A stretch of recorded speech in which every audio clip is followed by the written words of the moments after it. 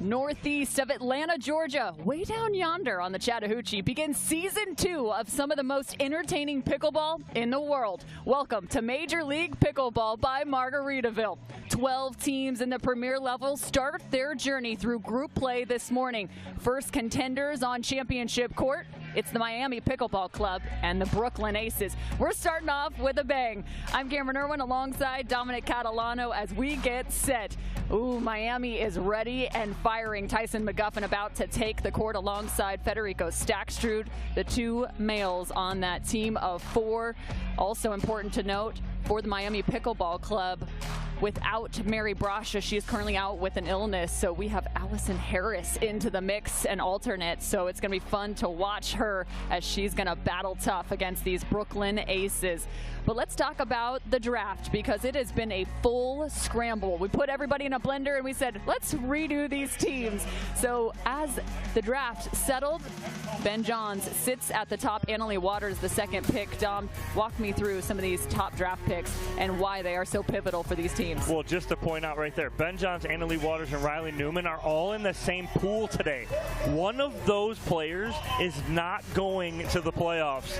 That's crazy to think right there. And then the other top 4 pick, Catherine Parenteau, we have her on court this morning. So going to be a fun one.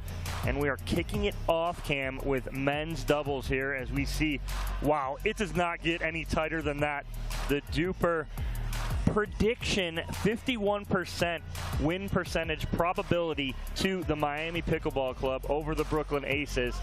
That's as tight as it can get. You know, it's funny, as we've been kind of circling the grounds throughout the last 2 days, there's been conversation. The group of death is what they're calling it. I looked at one of the coaches and I said, it's time to start saying it's the group of life, because you want to be coming out of that on top. So 51%, 49 to your point. And again, we are about to get set. It's fun. The coin toss happens. You have 4 different options in this team format. The Brooklyn Aces won the toss. They chose to react. That's what we've seen most teams do, which means they get to react to the mixed doubles lineup. We will start, of course, with men's doubles here, as that was the next choice by Miami. Then the Aces chose the side. Miami chose the receive. If you're new to Major League Pickleball, welcome to Pickleball in a team format. We will play men's doubles, a women's doubles, and 2 mixed doubles competitions, each worth 1 point in this match. We will go through each of those 4 in this group phase, as it is a round robin. If the score is 2-2, we will go to the infamous Toyota Dreambreaker. Rally scoring means Tyler Leung is on the board first alongside Hayden Patriquin. Wow, right at the body of Tyson McGuffin right off the bat from Tyler Leung.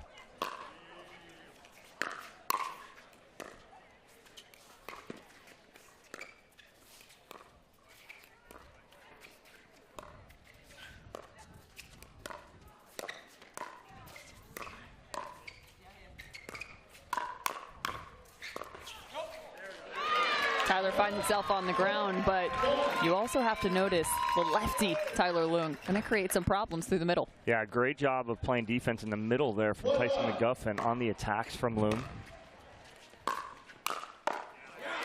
And there is we're going to still call him the birthday boy. Look at this, too. Crowd completely filled in. Just turned 18 years old, did Hayden Patriquin. Happy birthday to him.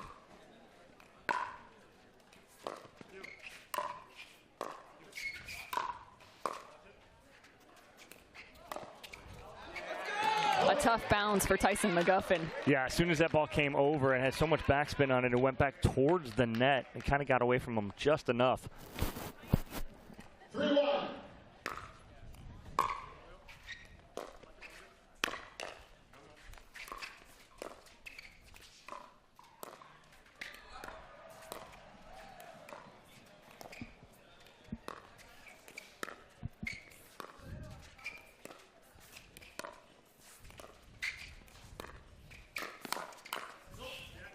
Hayden Patriquin first to strike, and I believe it was a good one, even though the counterattack didn't work out for Tyler. Yeah, Leung just got jammed up just enough right there. As I think if he leaves that ball go, it's going to go wide, too.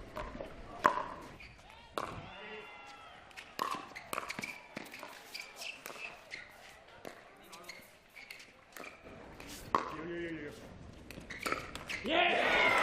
you see that? Like, that was just very smooth from McGuffin and Stackford. They ended up on the wrong sides, meaning the opposite sides that they are on, and then they smoothly transitioned back to their sides. Nice job from McGuffin and Stackford. And one of the liveliest arms in the game of pickleball, boom. Again, rally scoring, so players stay on their side, the right side and the left side. They have opportunities to switch. That timeout. That's a tough ball right there from Patrick. When he's in the transition area and that ball's at his feet, he's got to let that ball go and let Loom dig that out from the baseline. 4-4.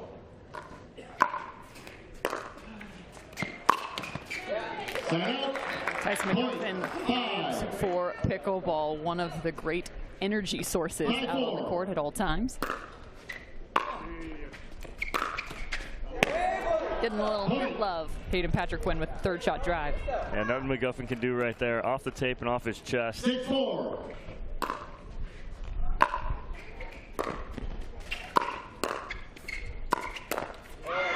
Continue to find the left shoulder of Loom. A little confusion in the middle. I'd like to see Stackford step over and take that with his forehand, but McGuffin does have a nice little backhand flick. And the wind coming into play right as that serve was about to happen. Goes just a little wide at the back of McGuffin and Stackford.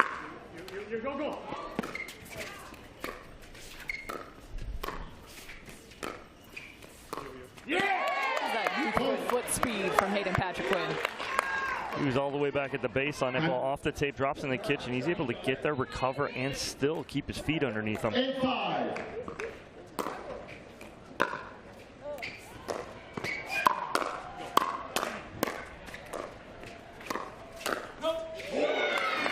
Good talk from Stackford right there to McGuffin. Last second, McGuffin pulls his paddle down because he was going for that ball here. 6-8. 6-8. We play to 21. Out. You see the adjustment there, almost a slide from Tyler. And what I'm liking right now is Loom is playing fast. Usually he's more of a reset, dink, grind it out. He's bringing the pace to Stackford right now. Stackstrud bringing some of his own pace. 7. Federico Stackstrud playing on that left side. It's interesting, you've oftentimes seen Fed, or excuse me, more so Tyson playing that left side, one of the great versatile players out on the court.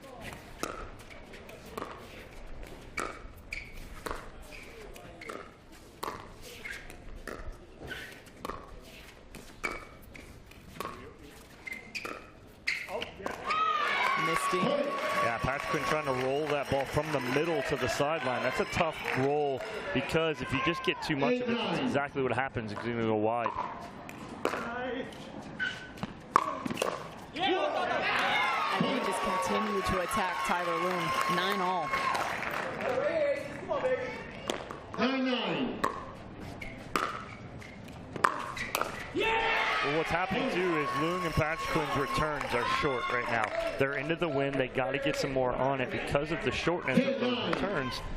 Stackford's just stepping in and wailing on these. Another one right there. Short return, Stackford drive, and a little shake and bake from Stackford and McGuffin. Third shot drive and a close from Tyson McGuffin. They say he's got Ferrari forehands, but right now he's getting up some poached eggs. Little sauce to get your morning started. Let's get this thing rolling. 11-9 means it's time for a change of end, and that's going to become important. This is compared to yesterday in terms of wind conditions. Definitely a bit more breezy here on Championship Court. Yeah, and it's kind of flipped because yesterday the wind was blowing from our right to left, which would be now from Stackstrud and McGuffin's side. And 54% advantage here for McGuffin and Stackstrud. I think it's playing out pretty much exactly how it has on paper right now, but again, you had a nice little run there. It was 9-7, a lead for Loom and Patrick Quinn. McGuffin and Stackstrud rattle off 4 straight to get the end change on their terms here. Now, let's see what they do. Wind in their face for McGuffin and Stackstrud. Well, and I mentioned Federico Stackstrud playing that left side. He's awfully comfortable over there, typically playing alongside Tejas, another right-sider.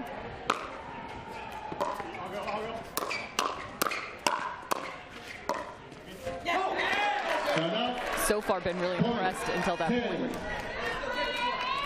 His ability, Tyson McGuffin's ability to really reset. He's had some really nice light touches early in this game.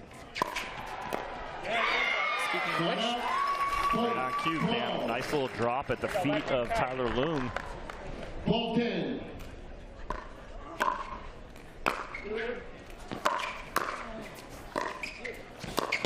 and the Ernie King coming out. Again, he's just so athletic. He reads these better than anyone. I mean, his left foot was almost on the center line when he decided to earn it here. 12.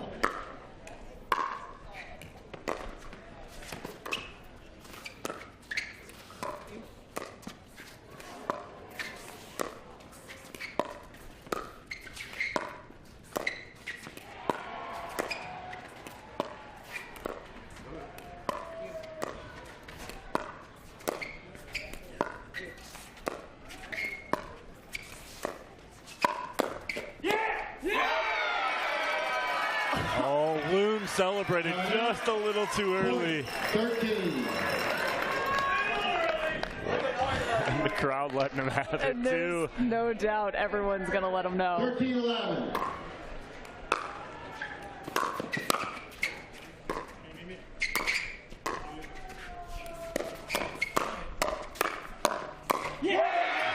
And again, it's going the direction, the hands battles right now of Stackstrud and McGuffin. Well, and here's the thing, is you're firing up McGuffin. Last thing you want is to get him involved and the crowd involved. And it's interesting, too. You watch that hands battle and the location McGuffin was. He was about 3 feet from the kitchen line. A little more time to react, but still was pinpoint accurate. Big forehand finish there from Tyler Loom, and the difference right here is McGuffin finding the backhand dink of Loom. It's more of a dead dink. He doesn't do much with it. That's where they're creating off of right now. Creating off that forehand of Stackstrud as well. Nice inside out put away right there. Has Patriquin pinched in the middle, goes to his left hip and away. 15-12.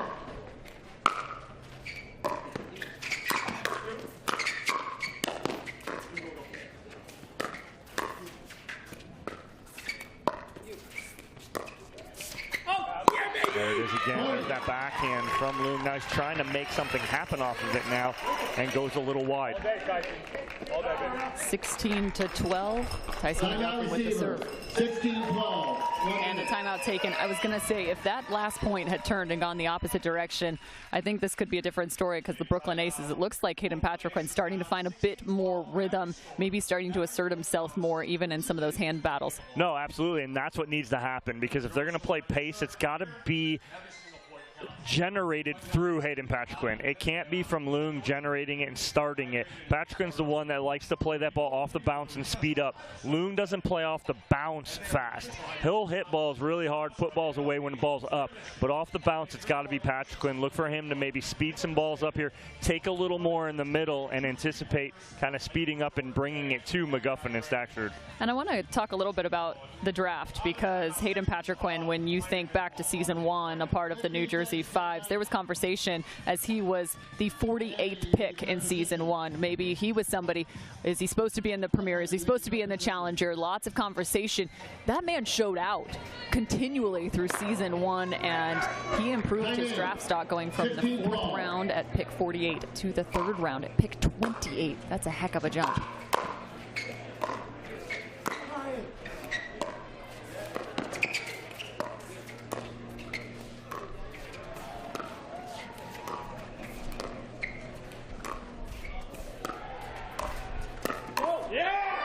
Patriquin speeding up. He's choosing his spot right there. There was a ball in the middle that Loom took. I would have liked to see Patriquin take that. He had maybe an opportunity, but waited a little longer. 13-16. The right opportunity. Looking for the shake and bake of their own, trying to change the tempo. 17.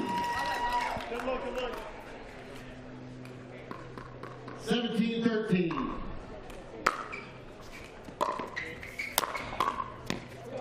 Yeah, that's easy created right there. And again, Loom's not going to miss that one very often, but got to get a couple here in a row together.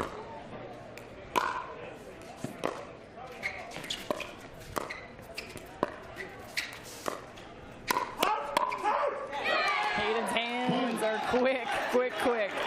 talk about jumps in terms of the draft. Federico Staksrud also somebody who jumped from number 34 to number 12.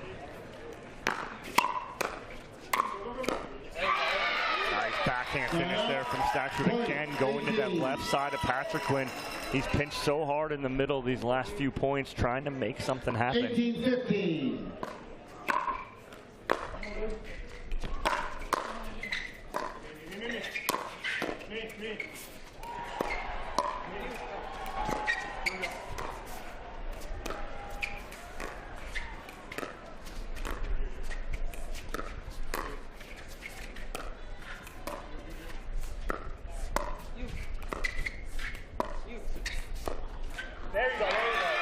I know they don't win that point, but it was much better construction from Loon and Patrick Quinn. Patrick Quinn took about 70% of the court right there.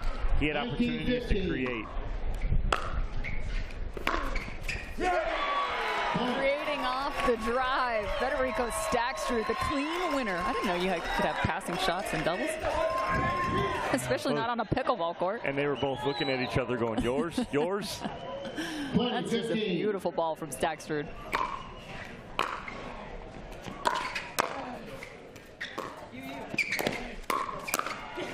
Great idea, closing in, but game goes to the Miami Pickleball Club. They are the first on the scoreboard, 21-15.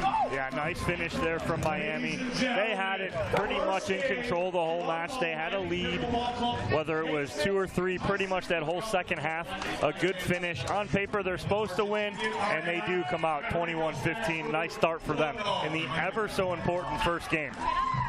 Well, as we wait, the third member of our crew, as she's getting set for an interview, let's talk about the other members of these teams. You have Hurricane Tyra Black now in the premier level. She is someone to watch out for. She is currently playing for the Miami Pickleball Club, as is Allison Harris. Not to mention on the other side, you're going to have Andrea Coop and Catherine Parento. But let's get to this men's interview. Cameron Blackwood, take it away. Thanks, Cam. Fed, you guys chose to put out men's doubles first. Why were you so confident in that decision, especially with the dangers that 2 forehands in the middle can present you on the other side? Yeah, we wanted to put the most electrifying man in the sports first, you know. We had to. So we just put him out, and he did his show. And after the changeover, it looks like you guys really came out with a game plan, strategically pressuring Tyler's backhand. What were you looking to create? Yeah, we were looking to drive from the baseline, make it a little messy, and kind of trust that my forehand dink could beat Tyler's backhand slice. And that's all she wrote, baby. Miami, what's up? I know you got to say hi to Atlanta right now, too. ATL, what the hell's going on here? The Prince of Miami and the King is here! Miami taking the first point. Don't go anywhere. We'll be right back with women's doubles.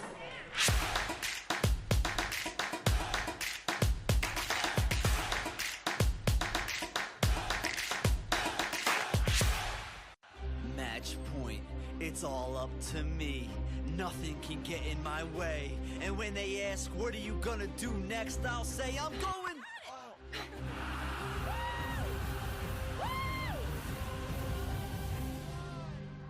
We're going to Margaritaville.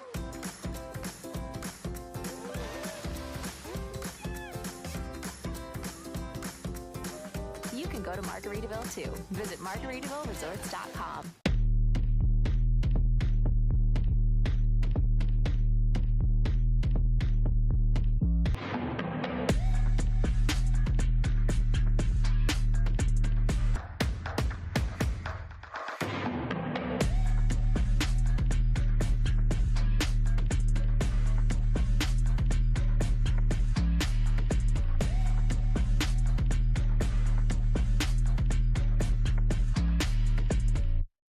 Introducing Skechers Pickleball, the official footwear of Major League Pickleball. They're ultra lightweight and responsive for incredible speed. They have Goodyear rubber outsoles with a specialized pickleball design for increased side-to-side stability and agility. Plus, they feature shock-absorbing foam and Skechers' famous relaxed fit design for incredible comfort game after game. Conquer the court in comfort. Skechers Pickleball, the official footwear of Major League Pickleball. I just didn't want to look like everybody else. It just didn't suit who I was. It didn't fit my persona. It didn't fit my image. I rep the stuff because I love it. I rep it because it's quality, and I like the fact that I look a little fly. It's been huge because it identifies me. I feel like I stand out. People reference me to the shirts all the time. They know me as the guy who wears the flashy shirts, and I'm cool with that.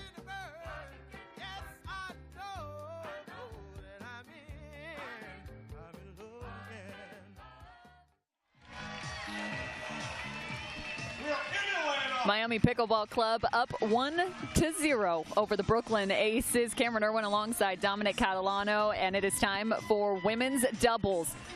Andrea Coop and Catherine Parento playing alongside one another. On the opposition, Hurricane Tyra Black and Allison Harris. For those who don't know, Mary Brasha, part of this Miami Pickleball Club, out with a sickness this weekend, so hope you're feeling better, Mary, more than anything else. We know she's watching right now. We know she's watching. We know she's watching. We miss you, Mary. We miss you, Mary, but give me some insight on Allison Harris as she will be playing alongside Hurricane Tyra Black. What do we know? Complete gamer, in the game less than a year, did a Simone Georgine camp in Nashville, Tennessee, and looked at Simone and goes, I'm looking to play a little pro. What do you think? And Simone's like, absolutely. Comes in and has been a, for lack of a better term, hurricane, who she's playing next to, as she entered,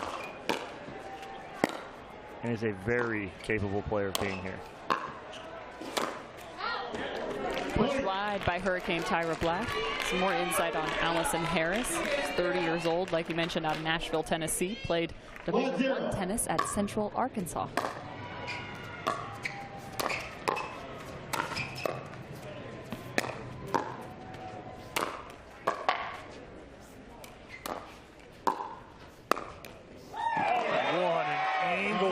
From Tyra Black. And again, I love seeing the progression of Hurricane Tyra Black and how good she is, or how much she has improved over the past year.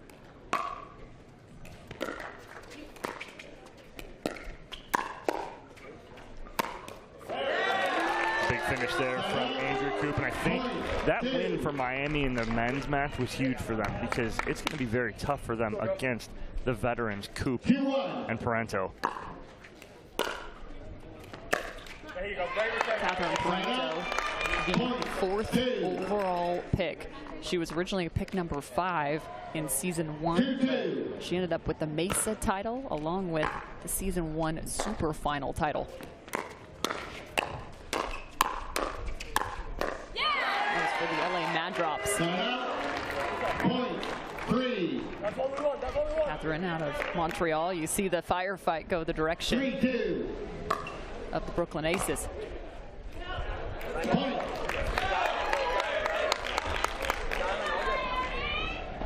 And I think it'd be safe to say this is probably where the greatest strength lies for the Brooklyn Aces.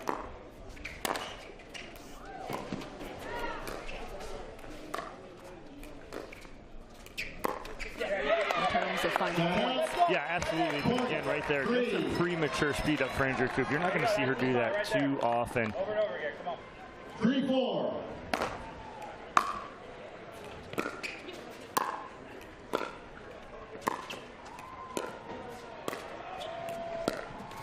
Well, that's Harris' strength right there. Her work through transition here. Plays great defense.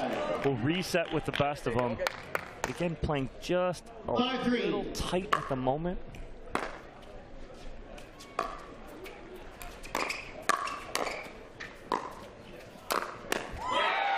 There's a big two-handed backhand from Hurricane. Well, Tyra does this so well. You watch her right there on that forehand.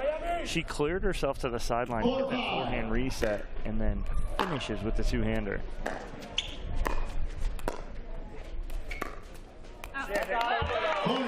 Pushed wide, and right now, Miami starting to sneak their way. 5-all. 5-5.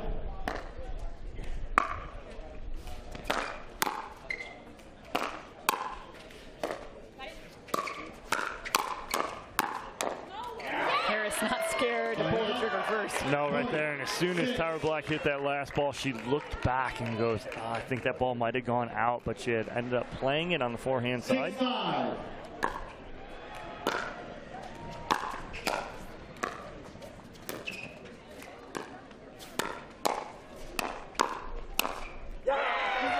There's got to be some nerves. for Allison Harris. I mean, how do you manage that? All of a sudden you go from an alternate to the premier level playing in the first match of the day. Well, you're exactly right, Cam. It's nerves and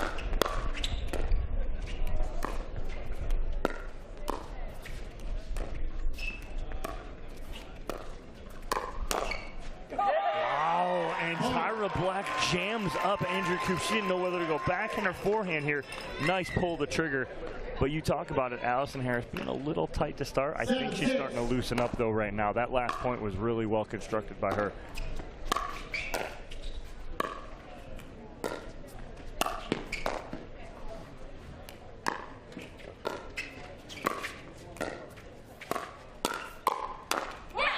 That's a good setup, and that's her specialty right there. That's what she's going to do for Tyra Black right there, is set that up so she can play freely in the middle. That's a ball Tyra Black wants back. It's not going to be easy. Catherine Parento, one of the best counter punchers in the game, also has plenty of offense to go along with it. And again, there are just angles, and then there's those angles. Hurricane Tyra Black finds another. I mean, she jumps to clear herself and give herself a little better angle. Just 22 years old is Hurricane Tyra Black.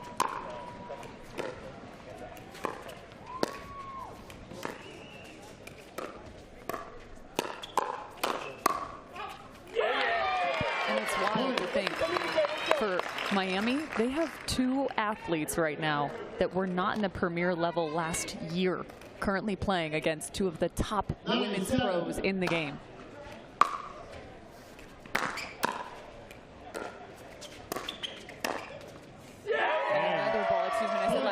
Season 1. And they have a lead and are playing extremely well and loose right now. But that's the thing of it too. If you're the underdog, play loose. You got nothing to lose. I mean, that is what, a 50% hybrid drive drop from 2 feet behind the baseline? Are you kidding me? On her back foot, the ball was almost behind her when she hit it too. That's incredible, but Cam, you hit on it. You have 2 players who, one was in the Challenger, one wasn't even here. Challenger or Premier, that being Allison Harris, and now they're up 11-7 on 2 players who have done nothing but play Premier since MLP started, and now they have a 4-point lead. But again, this is where the sport is going. You're getting these new faces, these new names, and give them a few months, they figure it out, and this is what happens. I mean, let's talk a little pedigree here, because it's on both sides of the net currently. Hurricane Tyra Black, former pro tennis player. She came over not long ago. Just a standout, resides now in Delray Beach, Florida, trains alongside so many greats that are down there currently. And then on the other side, you think about Andrea Coop. I mean, we're talking about the UCLA Bruin, the national champion tennis player, played tennis there from 2007 to 2011, winning that national championship her freshman season in 2008. Not to mention Catherine Parento. I mean, one of the beginning pickleball pros that started alongside Simone Jardim, who was her tennis coach. I mean, she was groomed to play the sport.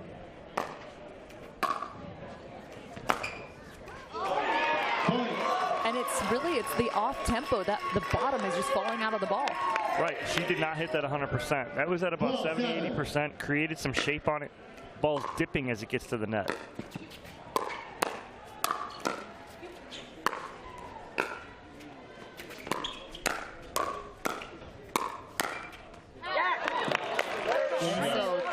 So it seems as if there's adjustment.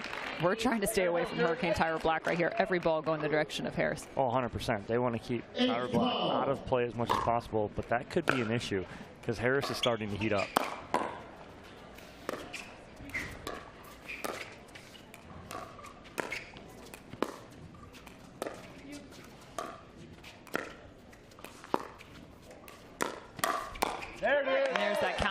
Talking about not easy to attack Catherine Parento. No, exactly. She's going to read that. She's going to sit fastball, adjust off speed, and she's sitting on that speed up from Harris. Parento played tennis at the University of Arkansas for 1 year before transferring to Michigan State. Wow, what Tyra Black can do with the ball below the net is absolutely incredible. Right there, that ball 6 inches off the ground. She rolls it to Andrea Coop, almost fooling her. Lots of tempo changes in this. Here we go. Okay, right here. Yeah, you playing the game, right? You're trying to get them off their rhythm right there. Coop taking a little extended time, going to the towel.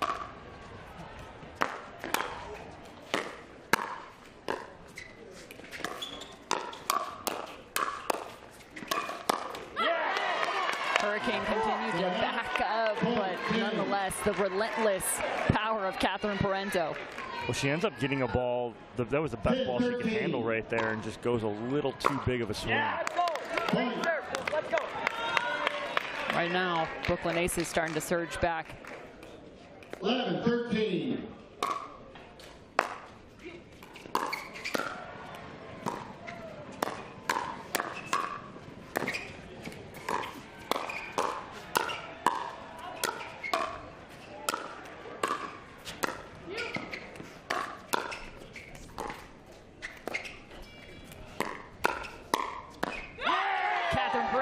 Just dial it up a notch. Wow, great job. I love the ball. This is in the middle of that point. Parento had a ball right in the middle, comes in, attacks it, and she started that whole pressure sequence for her and Coop.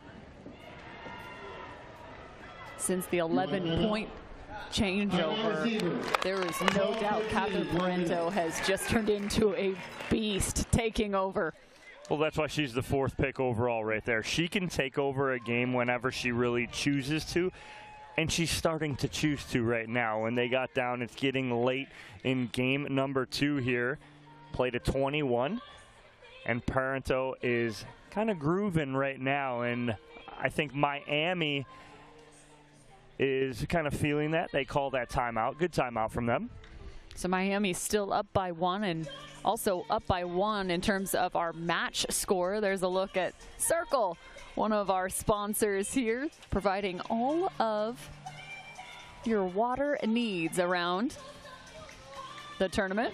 Cirkul, the official hydration partner of Major League Pickleball.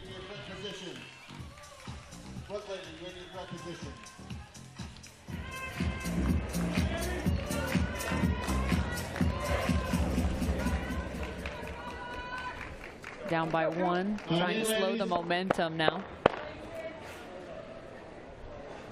12-13.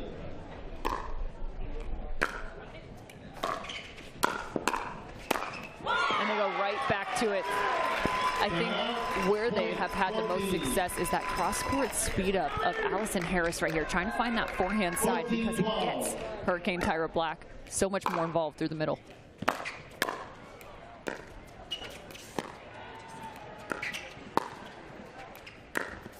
Oh, and instead she changes it up, slithers that right through the middle.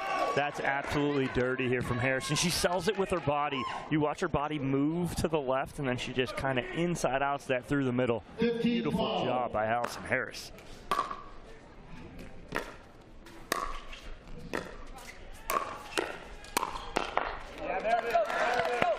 She was trying to get that off to the right side. Catherine Parento again nearly straddling the center line throughout that rally. 13-15.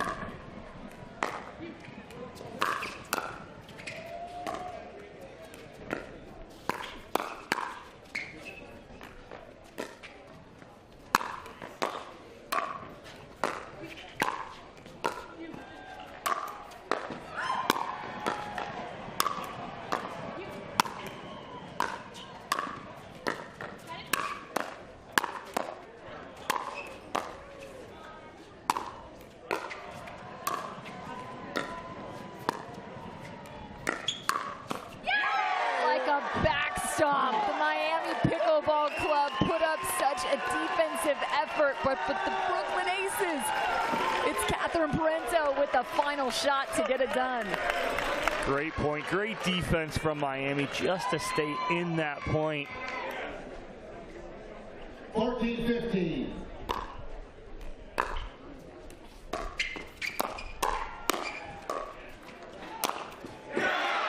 Finding the hole in the middle is Tyra Black, and they regain that 2-point lead. 16-14. 16-14. The Brooklyn Aces down by 1 in the match score. They need this. Allison Harris just changed her location. You want to talk about clutch timing? She's been speeding up cross court for the entirety of this game. She just went down the line. Perfect execution. 17-14.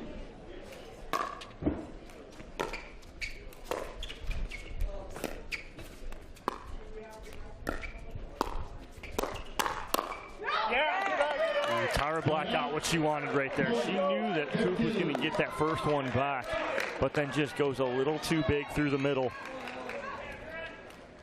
15-17. Not the error you want right now. No errors, to be honest with you. Every error is a point. And so again, now late in the game, last thing you need is to be tight here.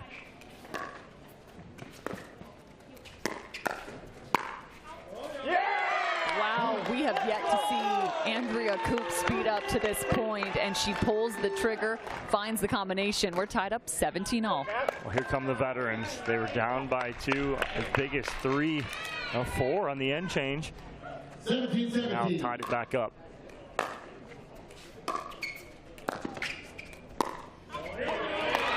Coop, little heat check right there. She sped the last one up and found the corner, but that time goes a little wide and long.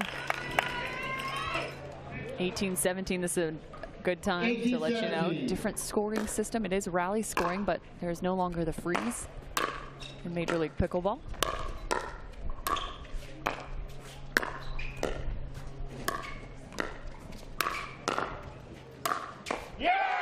So you must have the serve on game point to win the point. Good pressure right there from Catherine Parento as she goes inside out to Tyra Black's feet. All tied up at 18 now. 18-18.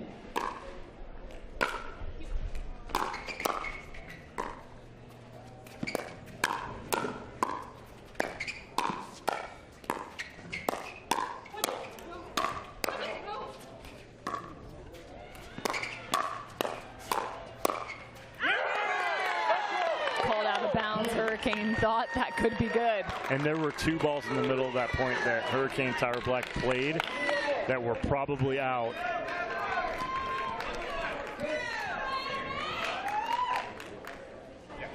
$19-18.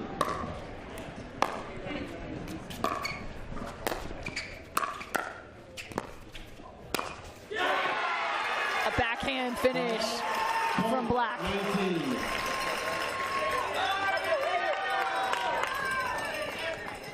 19-19.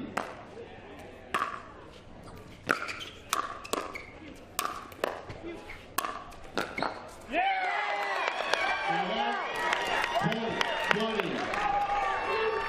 20-19. The Brooklyn Aces with a game point opportunity. Andrea Coop to serve. 20-19.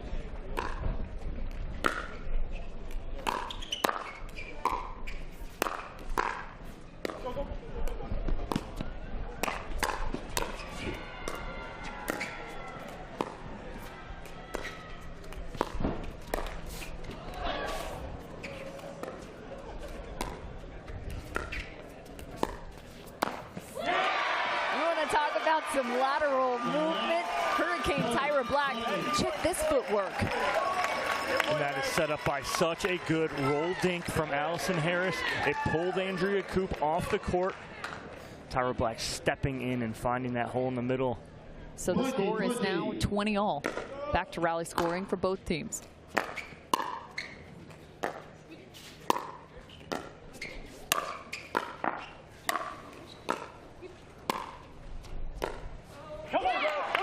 We haven't seen an arrow like that. No, that was right on her paddle. She's been resetting that perfectly all day. Comes up just a little short. Second game point opportunity for the Aces. And they're going to call a timeout. I believe. Is that on the side of the Brooklyn Aces? It's an offensive timeout here, knowing they have a game point here on their paddle in a, we hate saying it, Cam, a must-win situation, but it's really hard when you go down 2-0. Hurricane Tyra Black and Allison Harris down by 1 point. Where do they send this return? So right now, if I am Harris and Black, I'm going to Coop. I do not want Parento getting involved right away, especially, again, wind in their face. Or I'm sorry, it's at their back. You want a good return deep to Coop. Let Coop drive it. Do not let Parento create some shape off that paddle, because if she does, she's going to come in and shake and bake. I go to Coop. Coop will probably drop this one in and try and create a point where it's a 50-50 point up at the kitchen line and see what they can get. So I'm going to Coop with this return 100%. I'll be curious to see, too, if they go back to the pattern that was working earlier, which is Allison Harris attacking cross-court, Hurricane Tyra Black sliding middle to close. And then to pair that off, does Catherine Parento come back in and, again, find that middle? So watch for the pattern to take shape here. It is game point for the Aces again.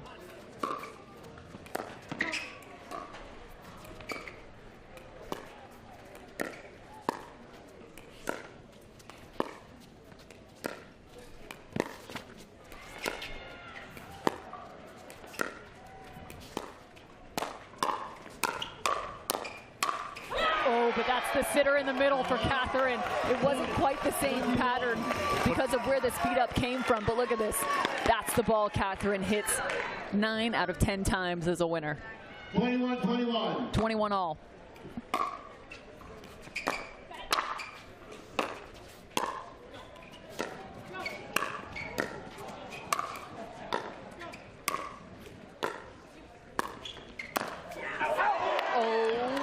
Wait a second. I think it clipped her. Point 22. It did. It did clip her. So even though this is out of bounds, Okay, sorry.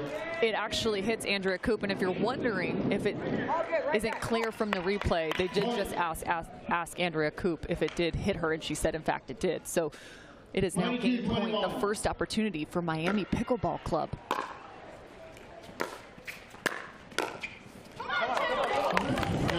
She just missed that inside out. The slider.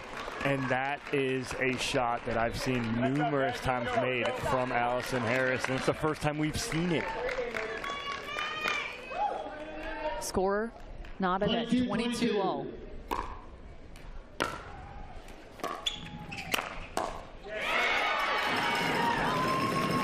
Catherine Parento is wanting a foot fault violation here on the kitchen line, but I think she's good. They just showed the replay. She actually was further away from the kitchen line than she thought. I'm thinking Parento thought that her paddle tapped after. That would be the only chance, I think. 23. So now the second opportunity for Miami to close out this game.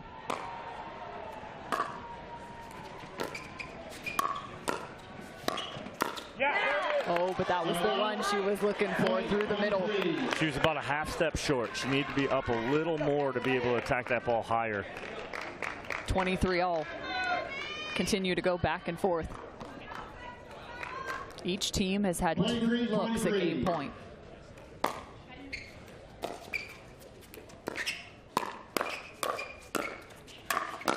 That spells trouble. Catherine Parento over the top of her head. Oh, I said it. You got to get the ball away from Parento right now. She's going to look to take over.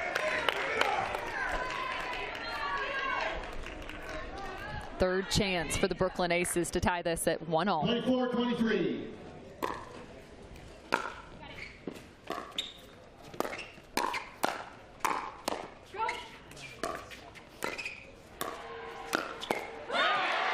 I love it. Allison Harris, fearless, sees the sitter and does not waver.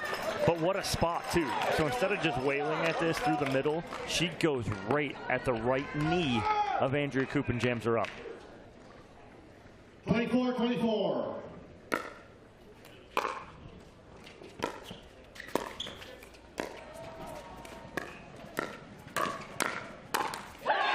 Catherine Catherine Parento took her shot, and Allison Harris had the answer.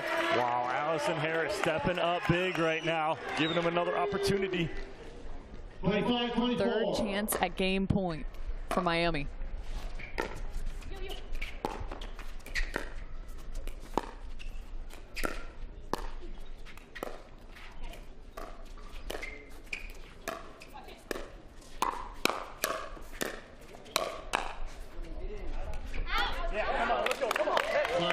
Just missing the line right there. It's a tough look for us here. We'll see if we see it on the replay, but no arguments. That ball bounced. That was a close call. 25 all. Must win by 2. 25-25. And we haven't seen the drive. Andrea Coop pulled one out. Yeah, and again, Allison Harris not expecting it. Kind of gets jammed up for no reason and into the net. Right here, guys, right here. They've had 3 different looks at it, this now being their 4th for the Aces. 26-25.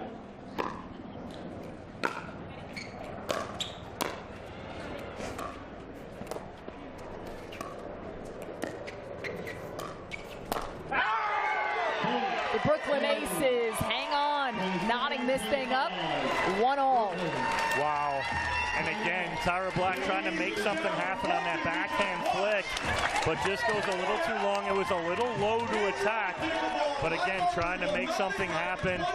But Brooklyn Aces pick up the victory. That's a huge win for them to knot this at 1 game apiece. I'm also going to say that even though it doesn't show up on the scoreboard for Miami, that is a confidence booster. That is a win in itself because they just challenged one of the best women's teams in the Premier level to a 25-27 attempt. I mean, that's pretty remarkable. You got to feel pretty good about yourself. Oh, 100%. Going into mixed doubles, I know that Brooklyn just won that match, but I'm still saying momentum on the side of Miami right now heading into mixed doubles.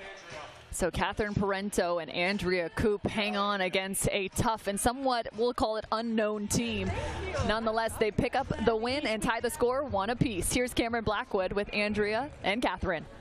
Thanks, Cam. The veterans prevail. It almost felt like a must win out there. To go down 0-2 in MLP is just, it's hard to fight back. But at 23-23, you said something, Catherine, and it was the right game plan. What were you looking to create in that moment to take this match?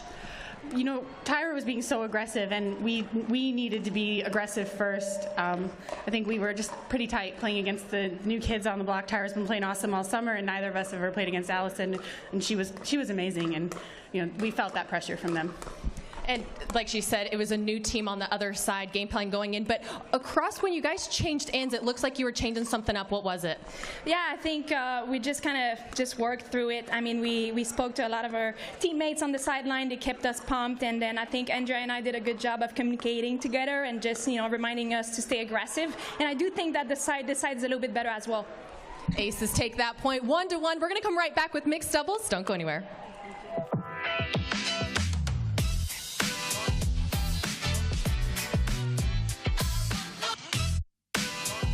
Innovation is our specialty. Winning is his. Zane Navratil has won more than 40 Pro Gold medals and back-to-back Major League Pickleball titles. One of pickleball's most iconic and decorated athletes teamed up with our world-class engineers with one goal in mind: build a paddle that can dominate.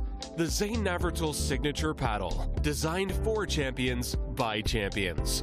Available now. ProXR Pickleball. Innovation you can handle.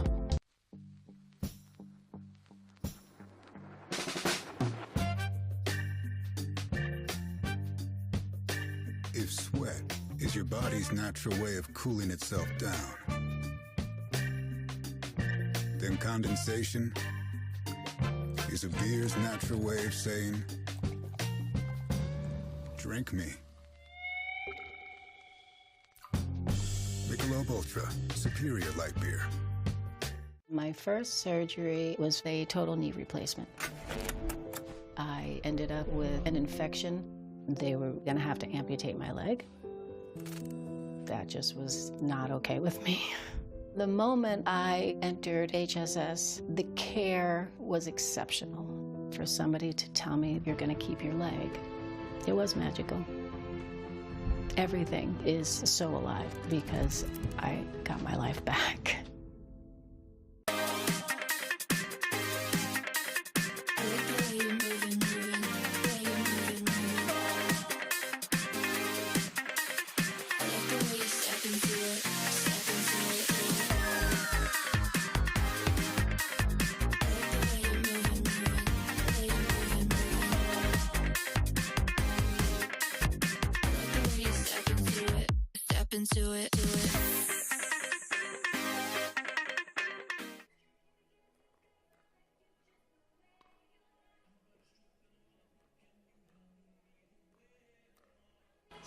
Score is knotted up at 1 apiece. The Miami Pickleball Club versus the Brooklyn Aces. Cameron Irwin alongside Dominic Catalano, and we get set now for mixed doubles. The Aces won the toss. They first chose to react, so they will be reacting to the mixed doubles lineup that is set by the Miami Pickleball Club. Again, 1-all as we are now ready. Ooh, do you think we're going Dream Breaker to start off the day? We did yesterday. We had 2 straight Dream Breakers on championship court to start yesterday for the challenger level. I think this one is dialing up for a Dream Breaker, which would be a very good Dream Breaker, if I must say so. Well, before we find out the lineups, we'll also give you a little glimpse into what's coming up today. This is our first match between Miami and Brooklyn. Now at the 12 o'clock local hour will be DC versus Utah. The 2 o'clock will be Atlanta versus Orlando. Then you'll get a chance to see the semifinals of the challenger level at 4 p.m. Closing out our final match here on championship court, we'll be back to the premier level of Chicago versus Utah. And I'm hearing right now in terms of the mixed doubles lineup, it will be Black and Stackstrud versus Coop and Patriquin, which would then leave Harris and McGuffin versus Parento and Long. There's a look at Hayden Patriquin. We need to update that age. He just turned 18, I believe, 2 days ago. But he is someone that people have talked a lot about in terms of his hand speed, that it rivals some of the best in the game. He is. He's got such good hands. Again, the youngster, he lives for MLP. You have some players who really kind of thrive in this atmosphere, and Big H is one of them. With the 5s last year alongside Annalie Waters, the two of them really wreaked some havoc on some teams, played really well together. And he just thrives off of this atmosphere, the crowd, the team format. It is what Patriquin was made for. And now this will be an interesting pairing with him and Andrea Coop. Coop, a very steady player, going to let him do his thing, I would imagine, and play that left side, play it very big and athletic, and Coop going to keep him in points. But now going against Stackstrud too. Stackstrud has a lot of power, a lot of deception. We'll see what happens here with Stackstrud and Black. I like this matchup too. So as we get set for the mixed doubles, here's a look. I just mentioned the match is coming up. There's the 10, 12, 2, 4 again is that semifinal at the challenger level. We were in action all day yesterday through group play, working through. It was the SoCal Hard 8s as well as the Las Vegas Night Owls, who both received byes coming out as the 1 and 2 seed. They were both 3-0 on the day, so watch out for those challenger level matchups. And of course then Seattle and New York, New Jersey and California are your matchups. New York and New Jersey, it was interesting too. They actually were in the same group. Traditionally that 3 would play the 6. However, because they're coming out of the same group, we have a 6 versus 4 and a 5 versus 3 for those challenger level matchups. Coop and Patriquin on the near side of your screen. Stackstrud and Hurricane, Tyra Black on the far. 0-0.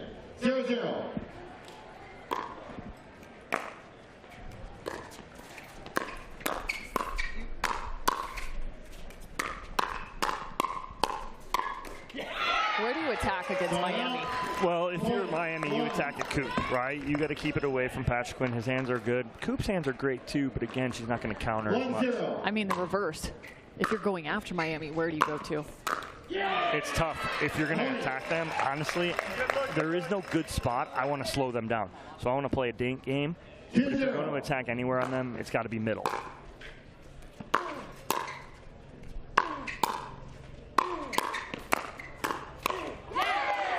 And the only reason I say middle is because possibly create some confusion, because Tyra Black is a very aggressive player. So she may step in front of Staxford's forehand time to time.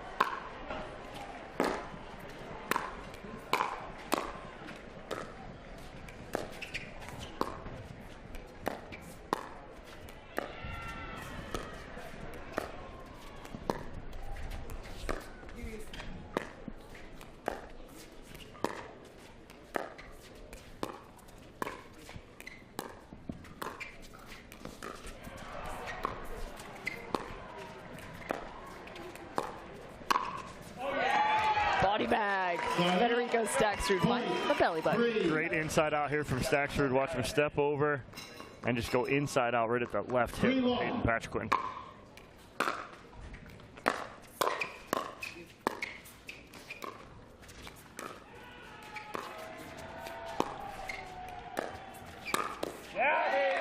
Well, that's what Patriquin's going to have to do. He's going to have to play big right there in the middle, and he's going to have to attack when Coop sets him up on a cross-court dink to Tyra Black. He's going to look for a mistake from Black and be able to attack. 2-3.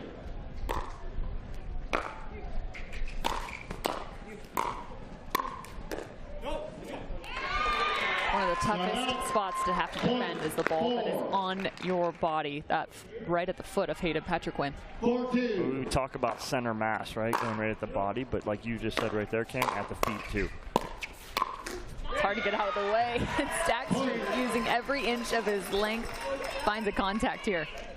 Tight roping that kitchen line, staying off it.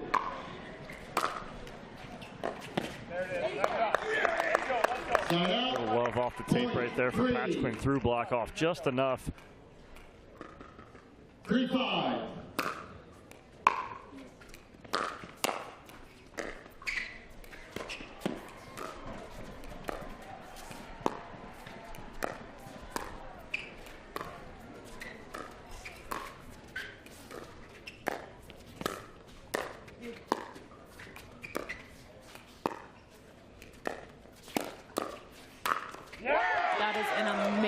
Combination right there.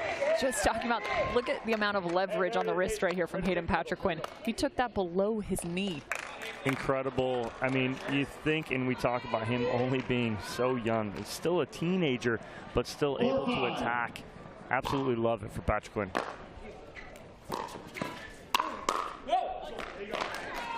Shut point 6.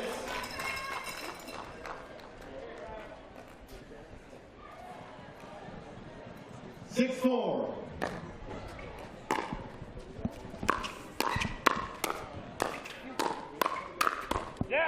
Hands battle going the direction of the Brooklyn Aces. 5-6.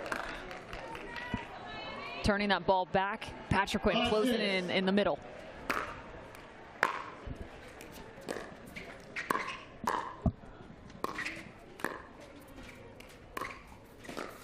Oh, nice pressure dink right there from Staxford cross court. So 7-5 right now. Miami Pickleball Club is still on top. Federico Staxford with the serve.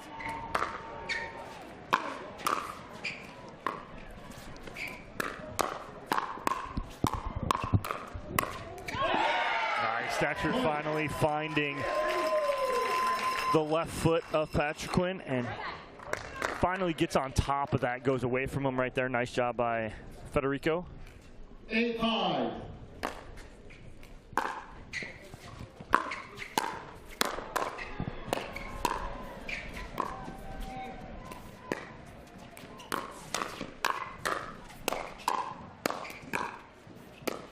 Oh, light touches. Hurricane Tyra Black chopping the wood here. Well, we saw her do that in women's right there, and now she does it in mixed. Beautiful drop shot cross court.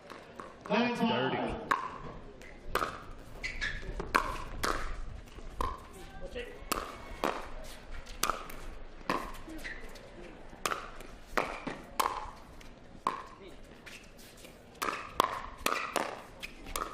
Yeah! 1, 2, 3 for Hayden Patriquin. Well, I mean, it's not one put away. There's several putaways defended by Staxford and Black, but finally Patriquin coming out on top. 6-9. trying to get back in this game. And Coop has had some success. You think back to the women's doubles matchup with that third shot drive. 7-9. I don't mind it though. Again, Patrick Quinn going for that serve, trying to put pressure on. I know everyone talks about you give up a point here in rally scoring, but again, it's 1 point, right? Go for it. That was too early. They're going to reserve this potentially, saying that Federico Staksrud was a little early with the serve. Oh, and actually it's a point.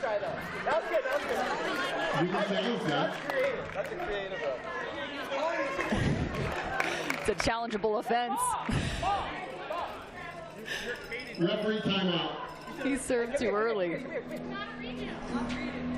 So it's Bob Swisshelm is our lead referee. Onisha Smith, the second referee, and I believe it's Ron Ponder is our video referee. But again, the question here from Miami was, is it a reserve or is it a point?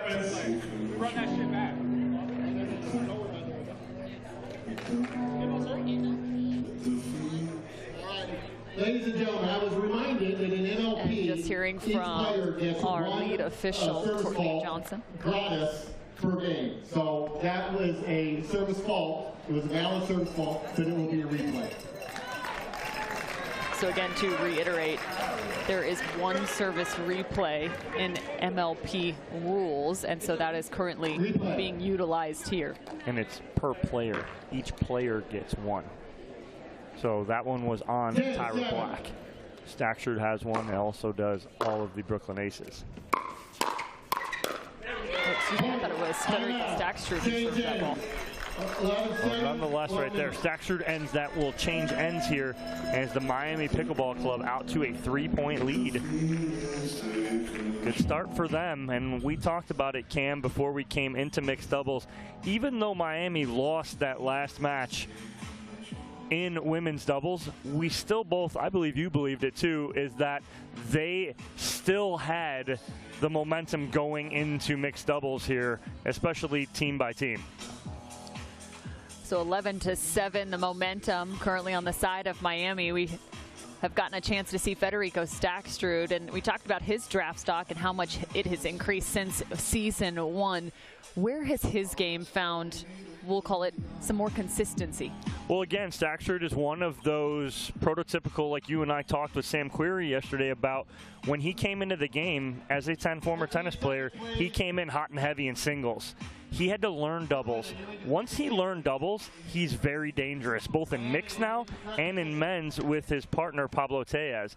They have really put together some great runs on the PPA Tour. Staksrud, originally out of Argentina, came and played his tennis at the University of New Orleans, as well as Tennessee Wesleyan.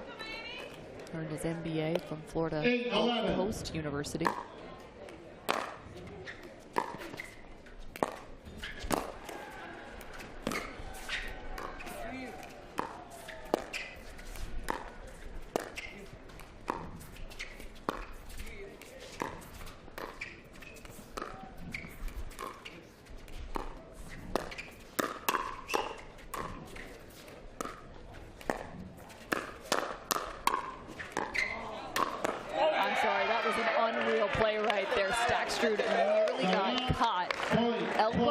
Right here, and look at this. I mean, Hurricane Tyra Black was all over it. He went straight up with the paddle, facing down, elbow straight up in the air. Staksrud also a smarty pants. Just about to receive his Master of Science in Management Information Systems from Florida Gulf Coast as well.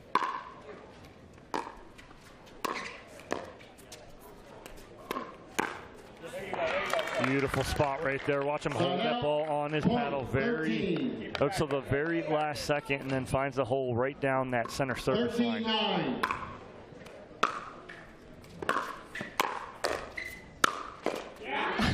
from the top floor. Hayden Patrickman's getting some hops. Getting up right there, getting on top of that ball right at the feet of Tyra Black. Can we just get a highlight reel called Hayden's hops? Put it together. Is that a few of those? Someone out there is watching it and do it. The firefight goes the way of Patrickman, and the reason being is because they go chest to chest here for a couple, and then Patrickman able to get on top and get it down at the knees of Staksrud. 11-13.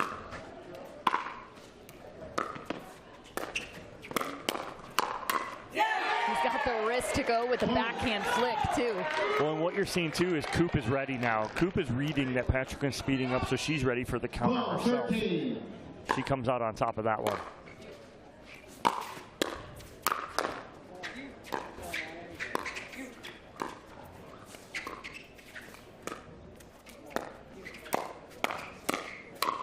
I'm sorry, that's just unreal right there from Black. Her ability to still counter this ball. Look at this.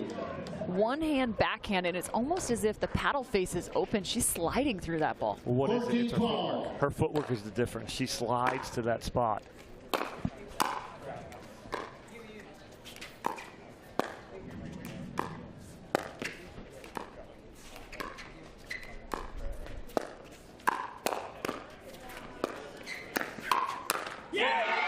Patrickman set himself up beautifully right there on the speed up from Black. He reads it nicely, resets, and then gets a ball that he should put away, but goes off the tape. 15-12 for Miami. I think it's also safe to say at this level of mixed doubles and where it has gone, the right-sider has to be able to create offense. The female has to be able to create some form of offense. Not all the time. But they have to get it started, right? And that's a great example. And so I'm sitting here watching Andrea Coop thinking she's got to start taking some shots, whether it's cross court or just trying to find some form of a combo to get Hayden Patrickman involved. 14-15.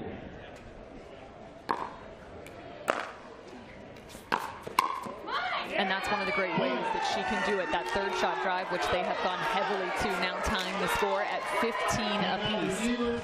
Well, and you hit on it, Cam, and you've been in this game for about 3 years now. And when you came in, that's that shift, right? That's that shift that started of the, just passive right side player and mixed doubles as the female. It's just defensive. Right, it's just defensive. That is not the case anymore. If you are just defensive, I'm sorry, you're going to lose. You have to have both sides. You got to be able to play good defense and set up your mail, but you also have to be able to create, like you pointed out. And Andrea Coop does it right there and gets them right back in this match. Yeah, you can't just be a bystander sending that ball back and forth. You have to create opportunities, get them involved, and it's definitely a difference maker. I think that's also one of the reasons why Hurricane Tyra Black is really climbed as of recent, is because she is so aggressive. You think of some of the women who have, we'll call it, ascended just within this past year.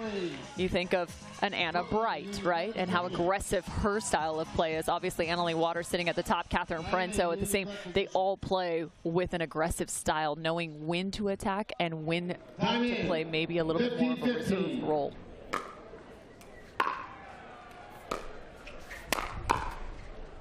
Well, you hit it right on the head, and too, it's the definition is a playmaker. You have to be a playmaker.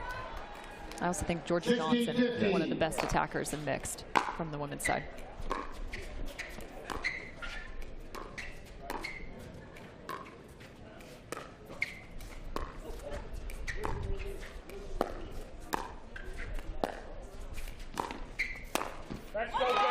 What a setup from Tyra Black. She pulled Andrea Coop basically off the court right there.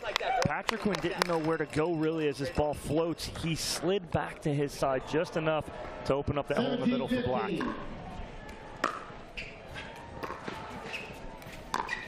There you go. Yeah, there you go. And I like it. She's trying to find something up the line. Just a little bit of a missed contact there. It's 18-15. Timeout receiver. 18-15. 1 minute. Another timeout called. And this is the question is, where do you find offense, right? How do you set up a point? Where can a pattern start to form? And for Andrea Coop right now, she pulled the trigger up the line. not a bad idea, but maybe she works the point just a hair longer, goes a little more cross-court. I mean, can she attack even cross-court, cross-body? I like the idea that she had right there, but like you said, too, maybe just one shot or two shots a little early, because, again, Staksrud is pinching hard in the middle. Because of the fact that Coop's going hard cross-court with Black, Staksrud's pinching middle a little harder to take that away. Coop, noticing that, tries to go line. I think it was there on that ball, but she just tried to be a little too perfect and a little too hard with it. It's there if Staksrud's pinching, but, again, set it up. Don't just go for it right off the bat. She was trying to do that from the transition area. Even if Staksrud's pinching, he's fast enough, too good of an athlete, he'll be able to recover that sideline. I'll also be curious to see if she goes a little bit more middle in terms of the ding, just because if you get Federica Staksrud involved, maybe Hayden Patrickman will get a shot at a counter. Oh, yeah! And that ball popped up. Yeah, that's not what Coop wanted right there. She knew she made a mistake. She was kind of in between what she wanted to do with that ball, either drive it or drop it, ends up popping it up. 19-15.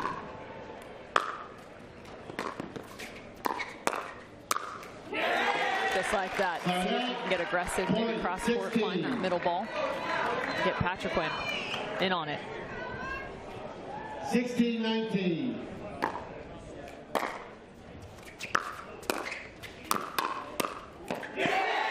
Big H coming in right there and finish it himself.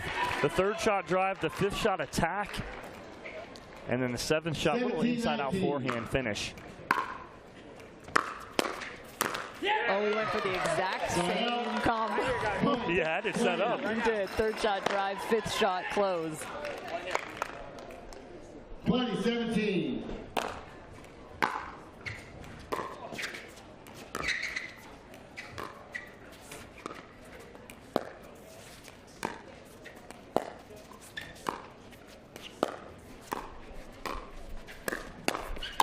That is a really pretty combo. Dink up the line, ball sent cross court. This is a gutsy pull on the backhand from Patrickman right there, knowing Coop, though, sitting that two-hander, finishes. 18-20. Fought off one game point. 18-20.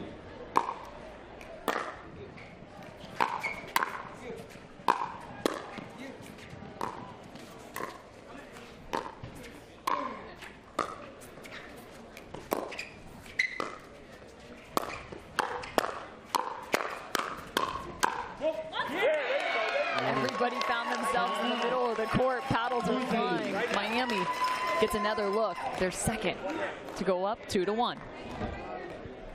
20-18.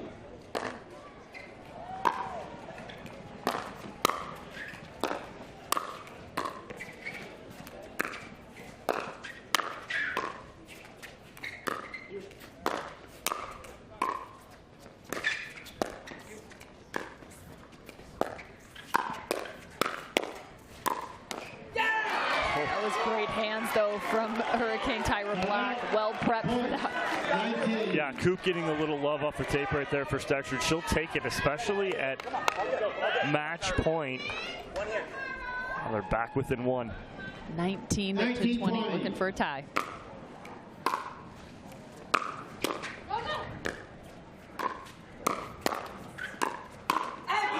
And the lead, 20-all. Hayden Patrickman and his backhand flick has done the damage in the last 5 or so points. All of a sudden, he's gotten really fast in his game. He's attacking every third and then just jumping on the fifth.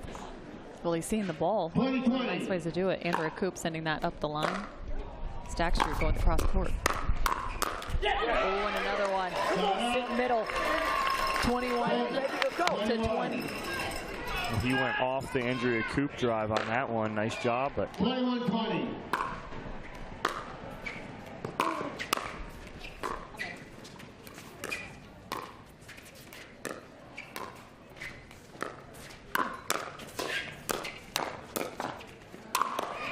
Head-to-head, Staksrud and Patrickman. Staksrud pounds his chest, walks off. Now up 2-1. nice finish there from Staksrud. And you saw the two guys sitting there playing about 25% of the court head-to-head right there as Coop basically took a sideline seat right there. But Staksrud coming out on top of that. Beautifully done by Miami to take that 2-1 lead. Pickleball Club. That was a fun one. Federico Stagstrud and Hurricane Tyra Black. We've had 2 phenomenal finishes in these 3 games going the distance. So the Miami Pickleball Club up 2-1. Cameron Blackwood now standing courtside with the winners. Thanks, Cam. A close one all the way up until the end. They started to creep back in, but we know you like to use a lot of angles in singles, but just how much more is it helpful on the mixed doubles court to put those in there? It's really important. I really like to open up the court to keep that space in the middle, and I think we took advantage of that today, and it was great. And we know when you are playing mixed, you like to have a nice setup partner, but how important is it and how crucial is it now to have someone that can set you up as well, get involved? No, it's super easy to play with Tara. I mean, her hands are probably one of the best in the women's side, probably in the men's side too. She's just unbelievable. So yeah, really easy to play with her, honestly. Miami take the first one. They're going to come right back with the next mixed doubles right after this.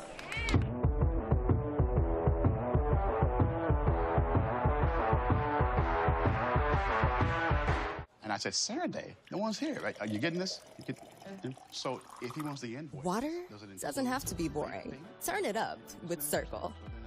With over 40 delicious flavors and a dial that controls your intensity, Cirkul starts a party for your taste buds. No sugar, no calories, and no artificial flavors. Just good times. Cirkul. It's your water, your way. Try Cirkul at drinkcirkul.com.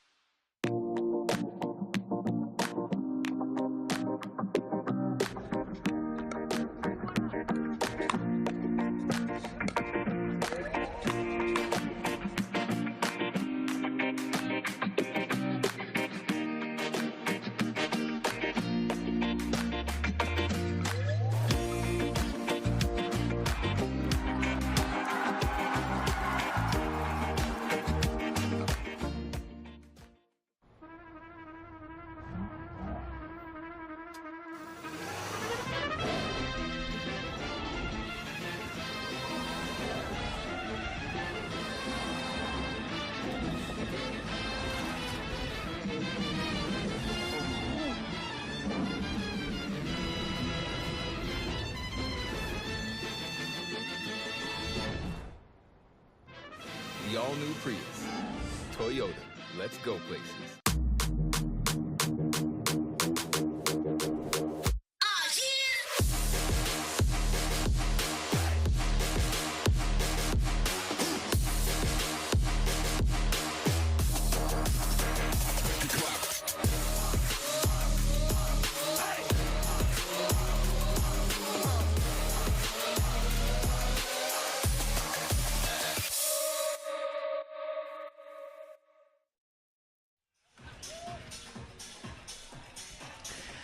Well, we were talking about a little manifesting in the break. Wow, I can't believe this. Well, maybe a dream breaker could be coming. I manifested an iced coffee to the booth, and all of a sudden it magically appeared. I'm manifesting a dream breaker here. That's all I'm saying. Just Yates Johnson just randomly had an extra iced coffee. This is the greatest day of my life right now. And Cam just walks right into it. Oh, this is epic. She will take it. Speaking of epic, the pickleball currently on championship court. Just the first match of the day here for the premier level. 48 of the world's top pickleball pros currently duking it out for a chance to pick up an MLP title. Could it be one of these two teams? Very likely. Miami Pickleball Club and the Brooklyn Aces have their rosters filled. Tyson McGuffin now taking the court alongside Allison Harris, the alternate filling in for Mary Brasha. So far, she has proven to be a tough competitor. Her game is here. Right now, she'll face off against Tyler Loom and Catherine Parento.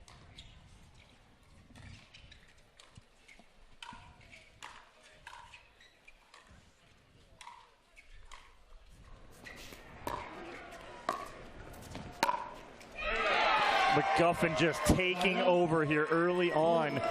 And again, the interesting matchup here is going to be Harris versus Parento straight on because of the Loom left hand on the right side. There's that left-handed Tyler Loom. 1-1.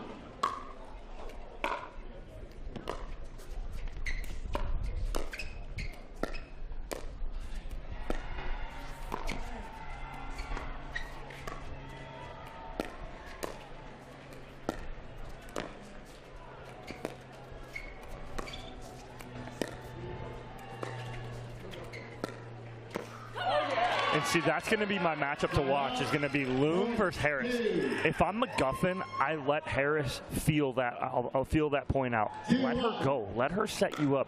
You may get a ball from Loom that just gets a little too high. Be ready in the middle.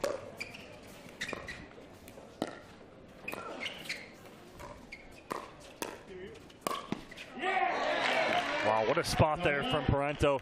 Harris was sitting forehand on that speed up, and she goes inside to the left hip. See, and I feel like this could actually be a tougher challenge for Allison Harris, just because you have to understand the nuances of your partner, what ball they're taking and what ball they're not. Mixed doubles is quite the relationship, and it's something that has to be communicated and experienced.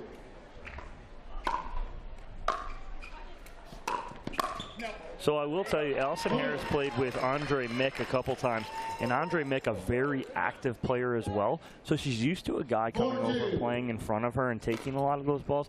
It's not that she's not used to it, but again, playing with McGuffin a little different too.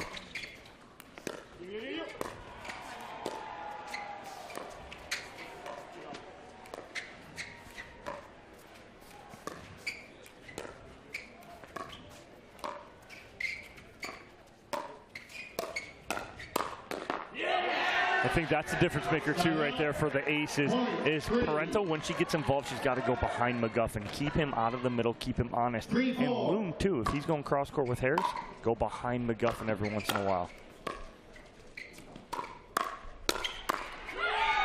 I mean, look where McGuffin's sitting. His right foot is over the center service line. He is pinched that hard in the middle. And it's not go hard behind him to that sideline, but go about 50–60% and get it down to the line.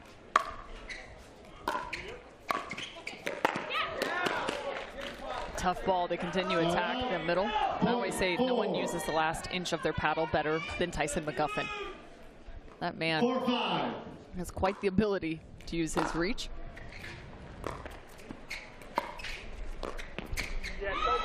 It's a nice roll from Tyson McGuffin.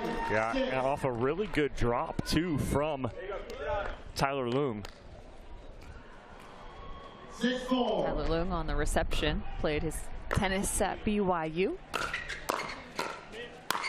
Also spent a good amount of time coaching, originally from Southern California, now residing in Utah. He's a part owner of the Pickler. 5-6.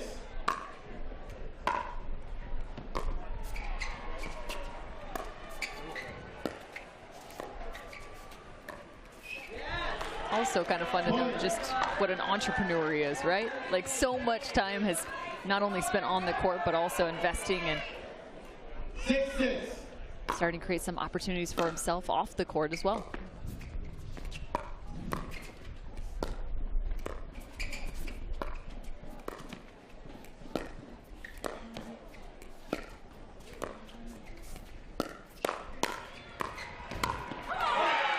What creation from Allison Harris. She got that whole point going here. Watch this initial speed up and then backdoor, McGuffin there to clean it up.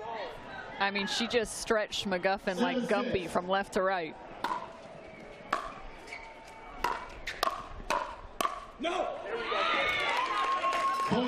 I love the leadership too of McGuffin, talking with Harris the whole time. He's someone very easy to play with. Well, she cannot be timid here, right? She's got to trust her game. Yeah, right there. The only problem is she's used to resetting to that middle where that would be a backhand. Right now, that's Loom's forehand. She's got to reset a little harder cross court if she's going to and get it down to that sideline, kitchen line tee.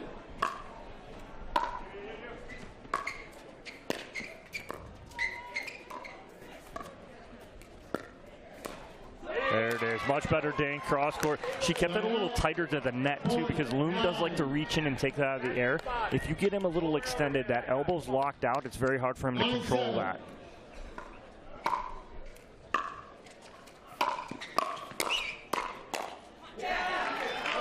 Firefight to the aces. Again, if they pick up this second mixed doubles competition, we'll be heading off to the Toyota Prius Dream Breaker. 8-9.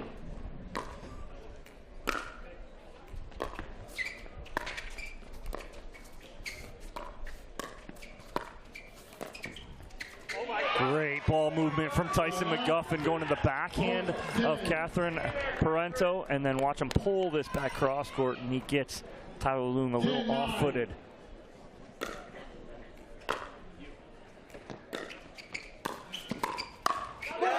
There's a solid read. Tyson McGuffin closing through the middle. Watch the timing here. He almost baits it. A couple quick steps, and then next thing you know, shuffles to the right. Well, and again, too, Cam, we keep talking about, these players and what do they do off the court. And McGuffin, one of the most prolific players that puts in the time off the court and footwork, and you pointed out right there, he almost baits him into it where he goes last second. But why is it successful for him? It's the off-court stuff. It's the quickness drills that he's doing off the court that get him that little bit of an edge right there where he can push off and explode last second and make that play happen. And I think you just saw the Pickler crew over in the corner showed on screen as well. Back to the Tyler Loong point, but to go talk a little more about Tyson McGuffin. In his 30s, stands at 5'10", out of Coeur d'Alene, Idaho. He grew up wrestling.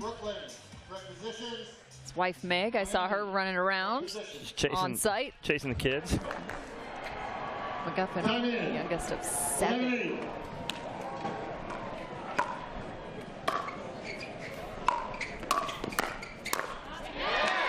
Yeah, Harris just leaving that ball a little too high. She's got to get that down. Watch her reset this right here, and she's a little flat through it. Let's go, Aces. I'd rather see her almost counter that and attack it rather than trying to reset that.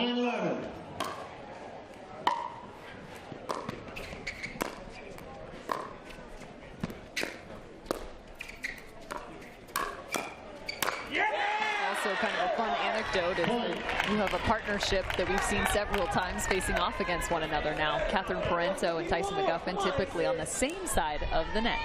And no tricks against each other right there. They know each other's game very well.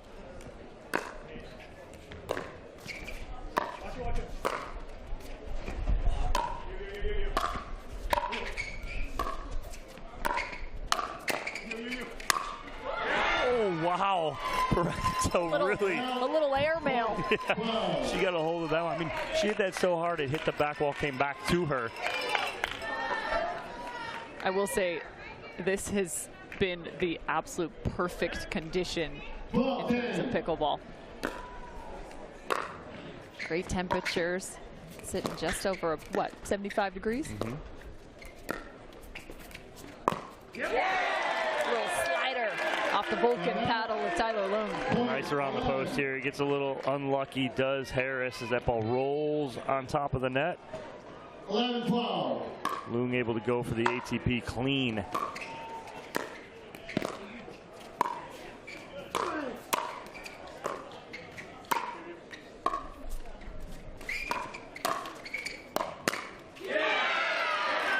That ball pops up off the tape for Parento. McGuffin able to make the adjustment and attack. 13-11.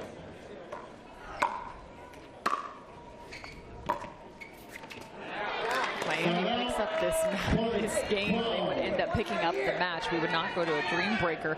Again, in this round robin format, to start the group play format, you play all 4.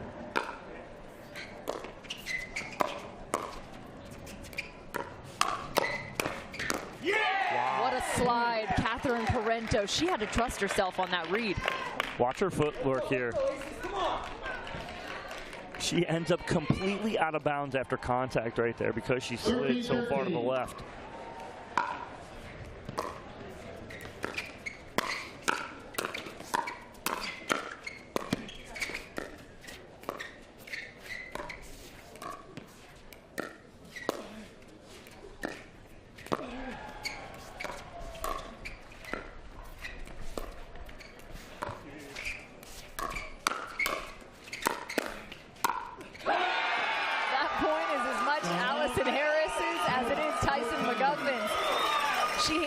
Speed up, look at this. Steps in, finds a forehand cross court. Nice finish there. McGuffin screams to the crowd and then immediately turns around and goes, "Where's my partner?" 14-13.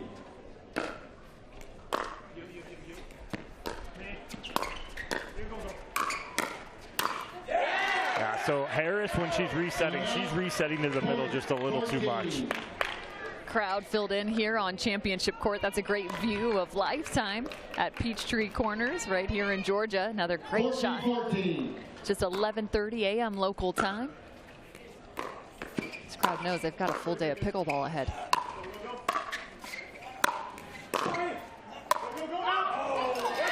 And McGuffin misses that sideline right there, and that's what two athletic players will do to you. You're forced to hit to that sideline almost perfect, and you go a little too fine. Trading the advantage now, the aces.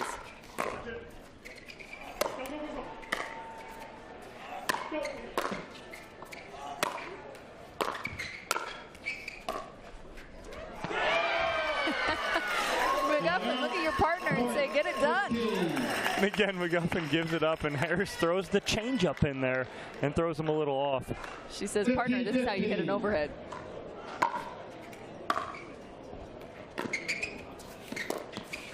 Oh, that ball skipped up on Tyler Loong right there as he backed up to play it off the bounce.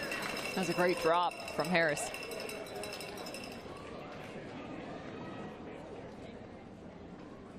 $16-15.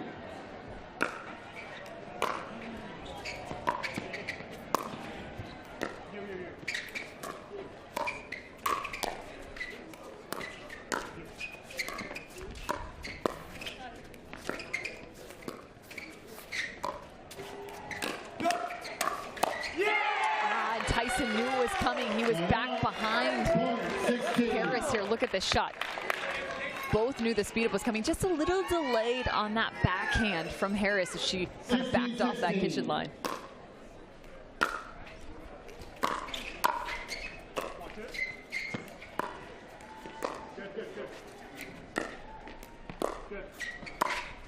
Wow, what a spot there from McGuffin. Pulling the trigger from below the net. He goes right at the feet of Tyler Loong. Watch, Tyler Loong tries to sneak up a little bit and gets caught in between. 17-16. Miami up 17-16.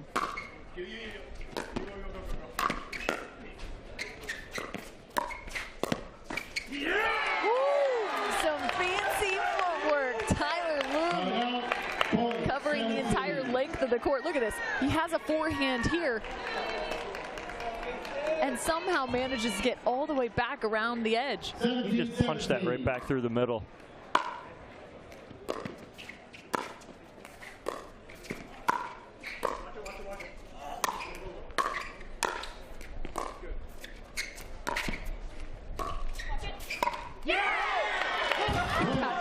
Goes up and over the head of her own partner to put that ball in play. 18-17, aces.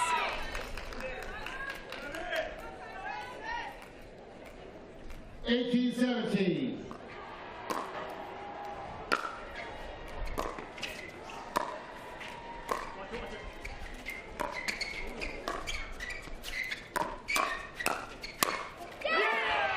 Oh, that ball's called out of bounds. Tyler Loong thought it was good. What's their call? What's your call? Call is out of bounds. We may see a video challenge here. 3 free challenges to each team. This is the first of our day. Am I correct? Yes. Yes, we almost had one earlier, but then we had the reserve. And like you said yesterday, Cam, you don't get to take them home with you, so might as well use it here, right? So 3 free challenges. This team at the hand right now of the Brooklyn Aces. They are challenging whether this ball was in fact out of bounds as they thought it was in. This gives us a chance to talk a little bit about the ownership groups for these two teams. Here's a look. Again, the ball does not compress like a tennis ball, so draw a line directly through the middle of this and decide whether that midway point in fact touches the line or is out of bounds. What'd you see? I think it was out. Ron Ponder, our video referee, going to meet with Onisha Smith and Bob Swisshelm. But Kevin Durant, the owner of the Brooklyn Aces, so some big-time names coming in, especially from the NBA. Also saw the Atlanta Bouncers have a new member to their ownership They group. do. Trey Young has come in, and from what I hear, he's possibly going to be here this weekend supporting those Atlanta Bouncers. On the other side, the Miami Pickleball Club, Nick Kyrgios, one of their owners. Naomi Osaka, not to mention Kygo. I mean, come on now. Really? We got a DJ in the house. Patrick Mahomes, also the quarterback for the Kansas City Chiefs. Out call does, in fact, stand. Brooklyn has lost 1 free challenge. They have 2 remaining. Miami still has 3 free challenges available. We will resume play with Miami. Rich Paul, also a part of the ownership group for Miami, to round it out. The founder of Clutch Sports Group. 18-18.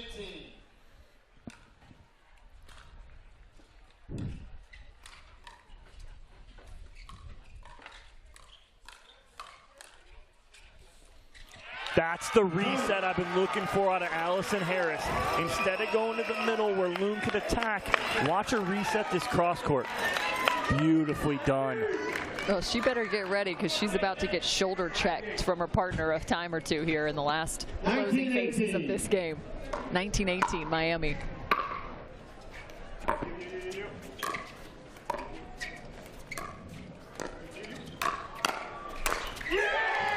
He just got nutmegged. That ball went through the legs of Tyson McGuffin. Big finish there from Tyler Loon, again putting that pressure on Allison Harris.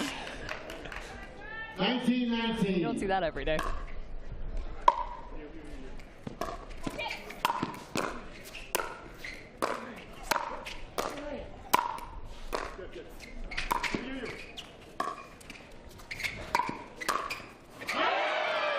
Parento had a wide open middle. Instead of being athletic and just letting this rip, watch her just baby this. She just gets a little too short. Not only is it game point, it is match point for the Miami Pickleball Club. Allison Harris has a chance to close this thing out. 20-19.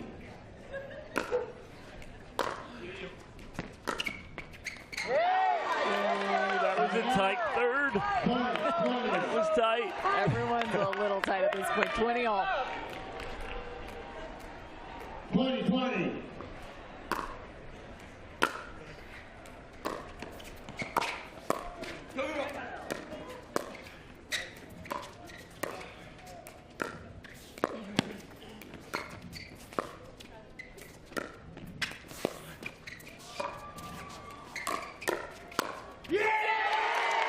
Somehow Tyler Loon was able to contort his arm right here and find this counterattack. Look at this.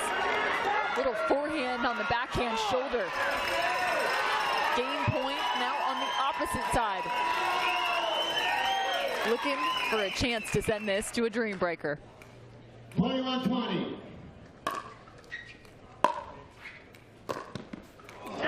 We saw a tight third on the other side on game point. Well, how about one more? This time it was the Brooklyn Aces. 21 all. Who wants it here? Come down to grit and determination. And execution. 21-21.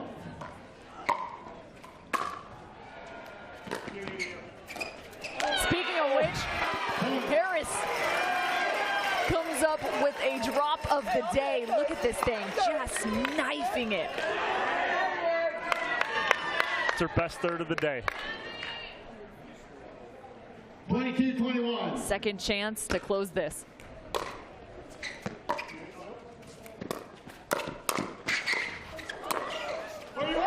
Tyson McGuffin quite literally became Bambi on ice. Couldn't get back into this point after the poach. Tried to end it. You're exactly right, though, Cam. Bambi on ice, just couldn't find his footing. 22-22.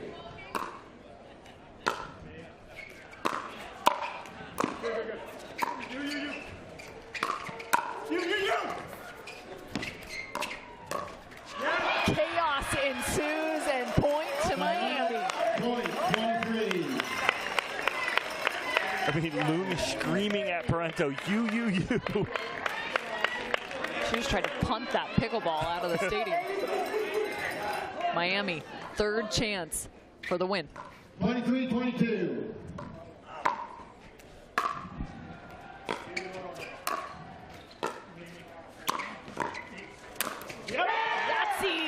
Tyler Loon. It's McGuffin trying to do just a little too much right there, right? Don't overdo it. A poach, yes, for a winner possibly. 23 all. Again, must win by 2.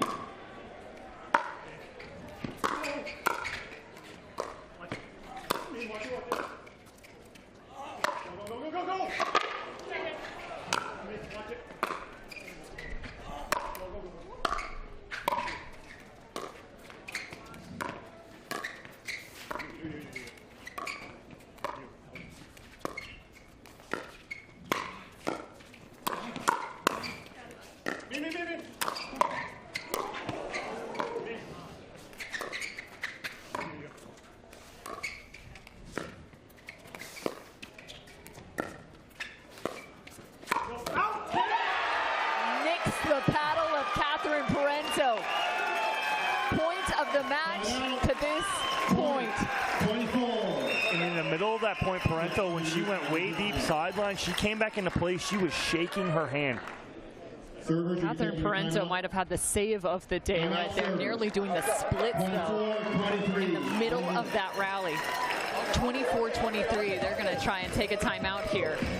Get reset. Another offensive timeout now on the side of Miami, trying to regroup. They have that game and match point on their paddle again.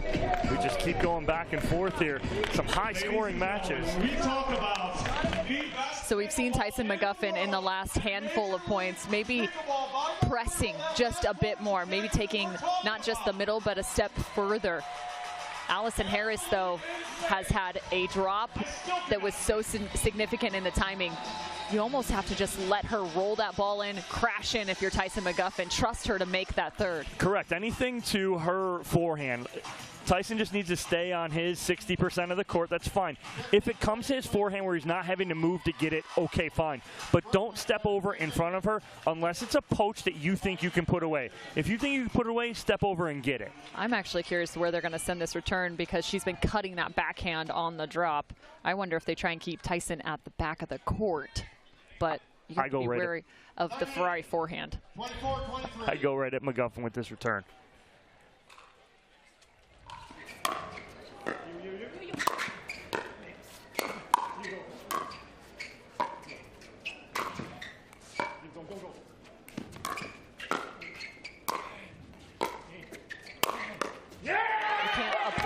Pressure if you return in the direction of Tyson McGuffin. You have to be wary of the third shot drive, but you don't have someone necessarily crashing down in to add the pressure up at the kitchen.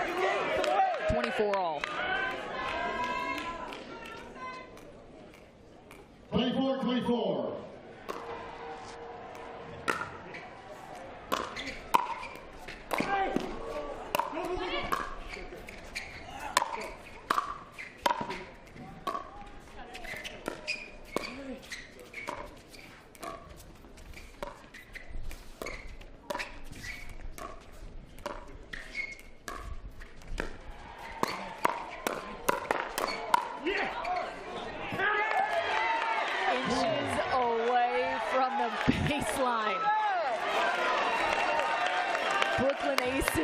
This is only the second time that they have had a chance to send this to a dream breaker.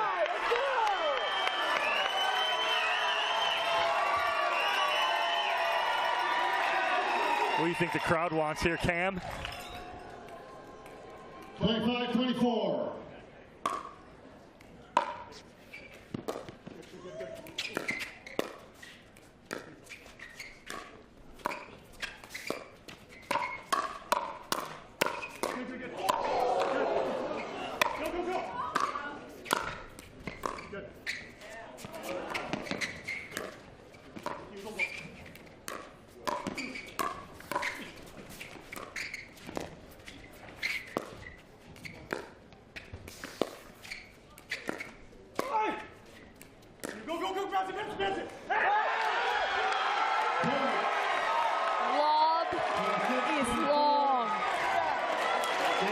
Allison Harris went for all the marbles and came up empty-handed on game point.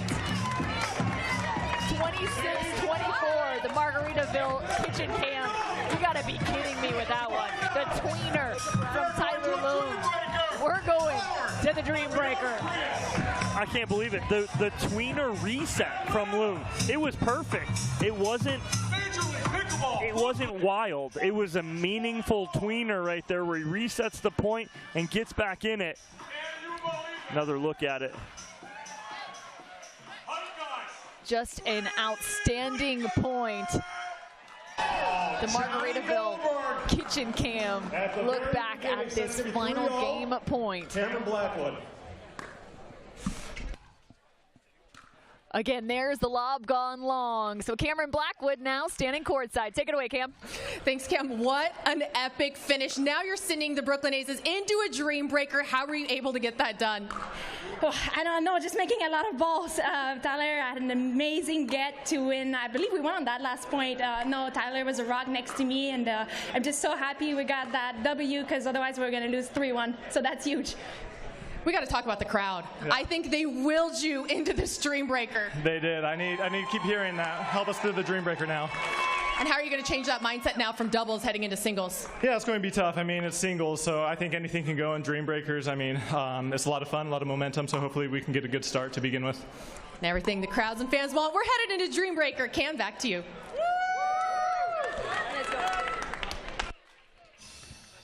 So let's get into the Dream Breaker. Guys, right now, Dream Breaker by Toyota Prius, and we have some stuff. So the Dream Breaker will give you some insight. If you're new to Major League Pickleball by Margaritaville, this is where the fun really begins. A team format, a doubles competition suddenly changes into a singles competition. You have to be well-rounded to play Major League Pickleball. If you can't play singles, well, your draft stock might just drop. How this functions, we play to 21 points. It's rally scoring. Teams set their lineups. You will play against a singular opponent through the rotation. 4 total plays will be played by each player as they work their way to 21 total points. The Aces chose to react to mixed doubles lineup, which means it has now switched. So Miami gets a chance to react to the lineup of the singles competition of the Dream Breaker. So Miami with a chance to react here, meaning they get to pick who plays with who. Yesterday we saw a Dream Breaker take place. We could see men playing against women. This is where things get really fun. And so now you're Brooklyn. You have to put your lineup out first. If I'm Brooklyn, you have to go with your best lineup first. You can't sit there and guess, well, what are they going to do? Counter, blah, blah, blah, snap. I'm going Parento first. She's got to go first. Then I'm going to go Patrick Quinn, Loom, Coop. That's my order. We'll see. Well, we will find out what the order is. Cameron Blackwood is currently on court, waiting to hear how this shapes up. And it's interesting, too. One team picks one player, and then the other team picks who they will play to. They don't completely set their lineup, all 4 out at the same time. Andrew Coop getting warmed up. On the grandstand, it was the AZ Drive out versus the Columbus Pickleball Club. That also went off to a Dream Breaker. It went in favor of the AZ Drive, 21-18. So there's action all over this place right now in Lifetime at Peachtree Corners.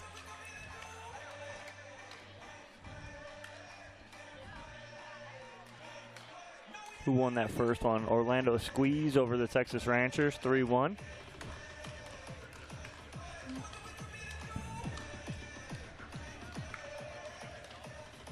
The Dream Breaker powered by Toyota Prius. Cameron Blackwood sending right now. There is our lineup. Our lineup. Let's walk you through this. Also, I want to talk a little bit about what we've seen so far. We have had 3 of the 4 games in this match won by 2 points and having gone past the 21-point marker. So to recap, Tyson McGuffin, Federico Stackstrud picked up the men's doubles competition 21-15. That was the only one with a significant margin. Then Hurricane Tyra Black and Allison Harris dropped the women's doubles, but it was 25-27 to Catherine Parento and Andrea Coop. Next up, the mixed doubles. Hurricane Tyra Black and Federico Staksrud picked up the win over Coop and Patrick Quinn 22-20. Then just closing it out was Catherine Parento and Tyler Lung 26-24 over Harris and McGuffin. So now we get set for the Dream Breaker. The Aces have put out Hayden first. Miami responded with Federico Staksrud. The Aces then put out Tyler Lung, who will face off against Tyson McGuffin. Next is Catherine Parento. Oh boy, here we go. Versus Hurricane Tyra Black. I mean, that could be a final anywhere for women's pro singles. It could be. Closing out the order is Andrea Coop versus Allison Harris. I mean, I like how you put Black and Parento could be a final anywhere on any given Sunday, on a championship Sunday. But that matchup with Harris and Coop at the end, that fourth round matchup is, for the most part, usually a deal breaker. Your fourth pick, okay, or your fourth person in the lineup for singles, if they can squeak out a 3-1 or possibly a 4-0, that's a steal. Those are stealing points in that fourth spot. And you can see a momentum shift from that fourth spot. So that Harris-Coop matchup, very interesting. But how do you not talk about the second round? McGuffin, Lung, with the history here over the past couple weeks of these two gentlemen. It's going to be heated, fun. Oh, how can we forget about that one right there? So that is a nice matchup, which we don't see Tyler Lung play much singles anymore. He used to play a ton of singles, doesn't play much anymore. But now it is going to be a heated matchup between those two. So again, the order, Hayden and will face off against Federico, Tyler versus Tyson, Catherine versus Hurricane Tyra, Coop versus Allison. And if I'm going advantage, Miami Pickleball Club has the advantage on the men's side. Brooklyn Aces have the advantage on the women's side. So I'm literally square, two apiece. I give the advantage to Parento over Black. I give the advantage to Coop over Harris. But I give the advantage to Fed over Patrick Quinn and McGuffin over Lung. So, and that's fair. I think the Coop and Allison matchup is very intriguing. Coop is a sleeper good singles player. She's national champion. First point to Hayden Patrick Quinn, the missed return. Federico Staksrud, I mean, one of the best men's singles players in the game. 1-0.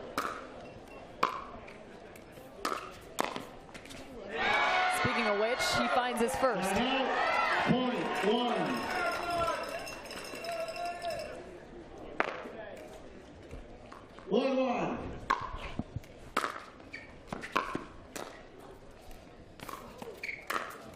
Oh, he goes right back at the body with the backhand flick. Go tight. Come on, baby. Come on. Hayden Patrick Quinn doesn't take any chances here.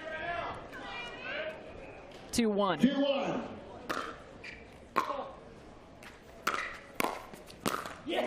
Nearly 3-1, but that was a great shot. Hayden, a little chippy, sends the ball right at Federico Staksrud, who bats it down. A little extracurriculars after the play. 2-all on the Hayden and Fed matchup. No, it's not saying, it's doing. Okay? You tagged him with the ball. Hayden's getting a talking to right now. and then both Patrick Quinn and Federico put hands up and smiled at each other. Yeah, so it was more good. out of love, Yes, I think, between those two than they're both smiling. They both love it. Oh, and we're going to get a discussion here between Onisha Smith, Ron Ponder, and Bob Swisshelm.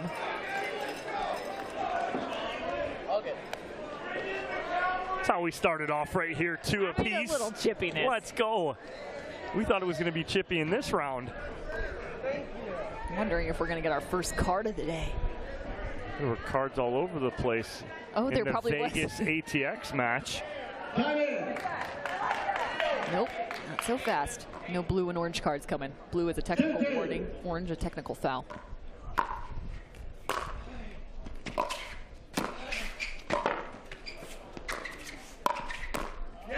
Tyson strikes first. McGuffin mean mugging his bench over there after that point. Good get from him. 3-2.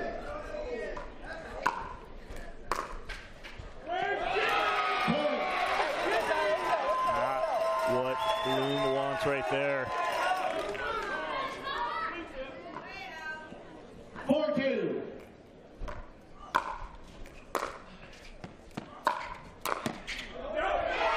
One more for Tyson McGuffin.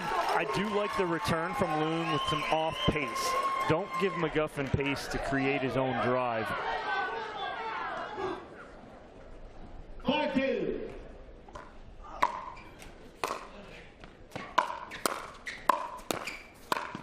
And that lands. 4 straight for McGuffin.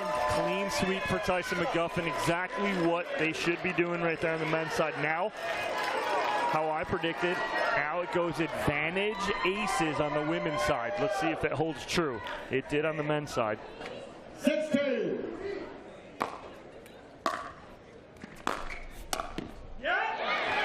Hurricane gets the first. 7-2. 7-2.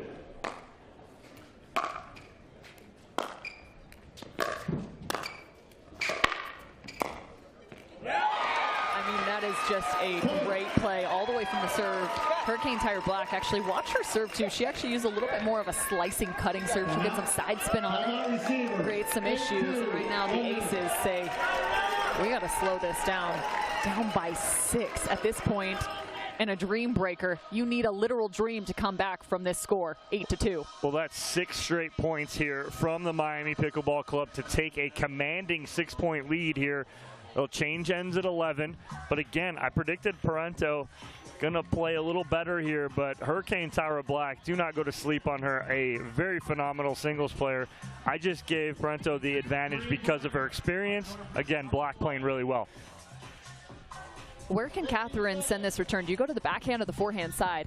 I believe you have to go to the forehand side because I think Black is going to be cheating to the backhand side a little bit.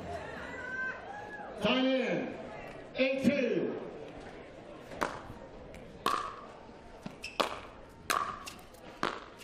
Oh, she mishits it. She uses the edge of the paddle for the winner. On the backhand side, Hurricane Tyra Black finds the 9th point. 9-2.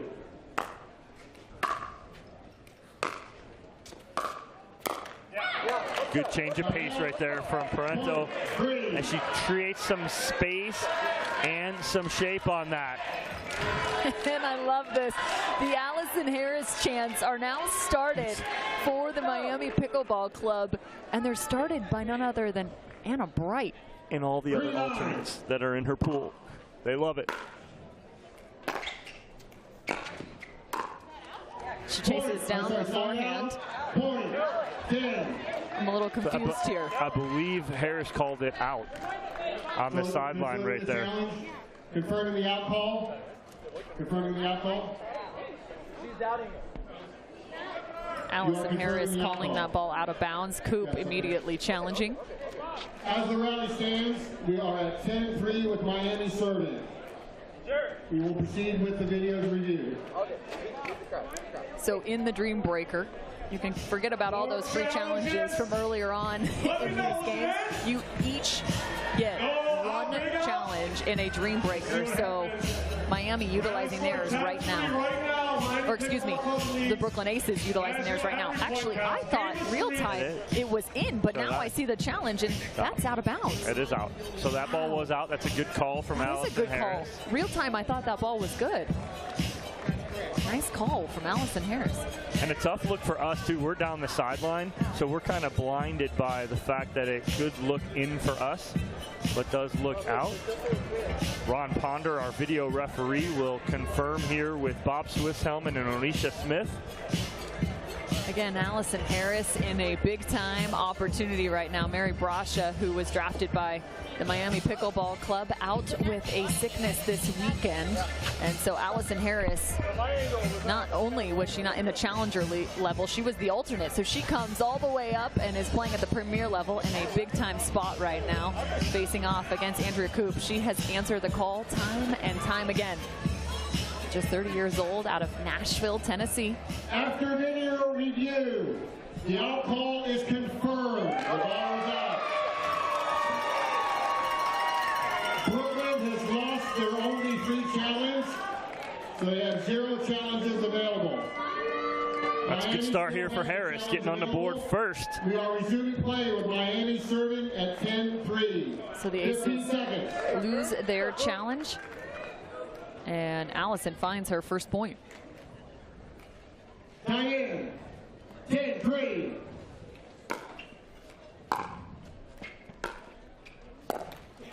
And another. Everything is working for Miami. Well, a little off-pace drop there from Allison Harris as she recognizes Andrea Koop coming into the kitchen line. She drops that in, forces the mistake, and now we'll change ends here. But you look at this team of Miami and you're going, yeah, 3 of your 4 are some of the best singles players.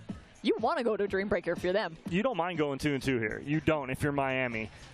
Sitting there with Stacksrud and McGuffin and Tyra Black, and then all of a sudden Allison Harris 2-0 as well. So she's living up to her end of the bargain. She's got as many as Fed right now. That is true. Hayden and Fed, the only one to really split, to go even. 11-3.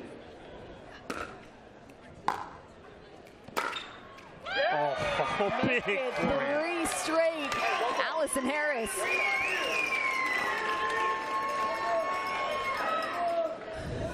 Anna Bright still leading the cheer in the stands.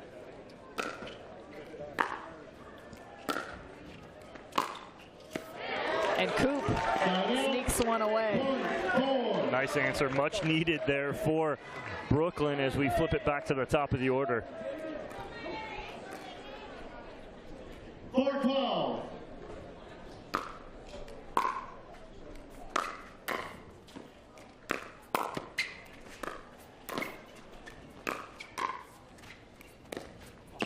Crafty. Hayden Patrick-Quinn, all but that last contact point played from the transition zone. Yeah, good point there from Big H as he did not get overly aggressive here. He stayed within, didn't try and do too much. 5-12.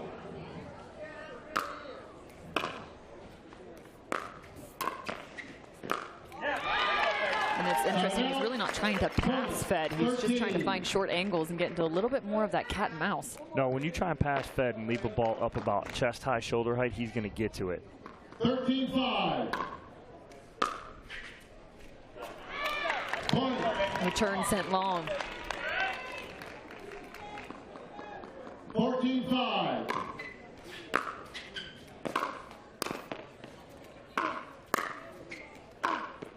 Just incredible shape. 3 straight forehands for Federico Stacksrud and earns 3 points through that round. Too good for Stacksrud right there. That's huge for them. Now McGuffin can play nice, free and easy here against Loong. 15-5. 15-5. You do not want to get in a Dream Breaker with Miami. Oh, just dotting that sideline right there. Tyson had 4 straight against Tyler 16-5. last round.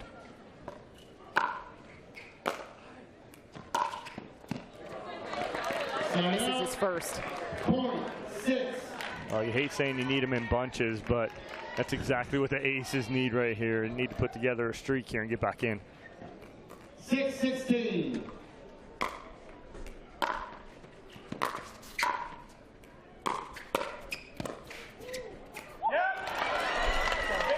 All of a sudden, Miami is just running away with this. 17-6.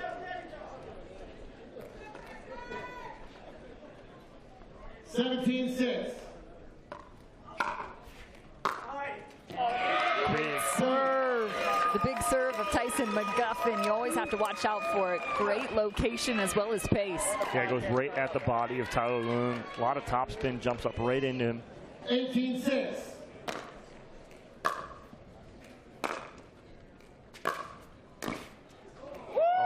Dirty.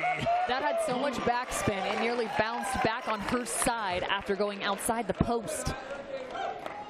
Watch this cut. 19-6.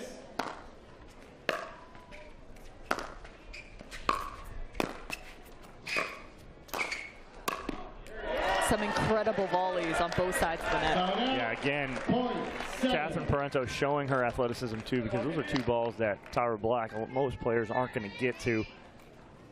7-19.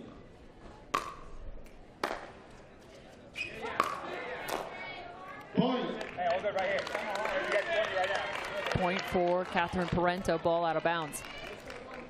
8-19. Last ball in this rotation. You kidding me? It's going to come down to Allison Harris here, possibly for the win, Cam. Allison Harris could win this. We can't bring this up any better, can we? No, we cannot. Allison Harris, the alternate, filling in, now has a match point for Miami. And she'll have a couple looks at it. Don't forget, you must have the serve to win the game. So she'll have to earn not only the side out, but also an additional point. 9-20.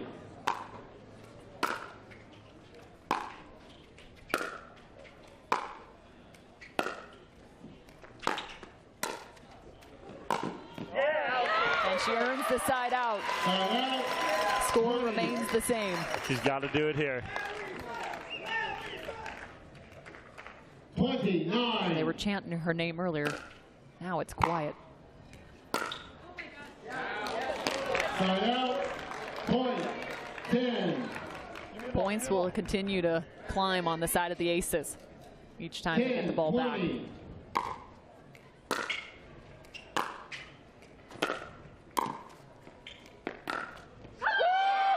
What a cross-court winner.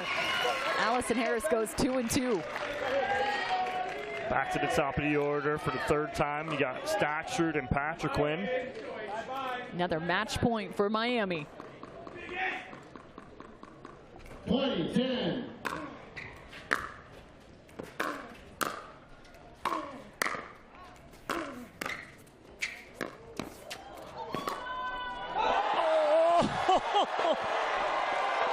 Hayden Patrick Quinn.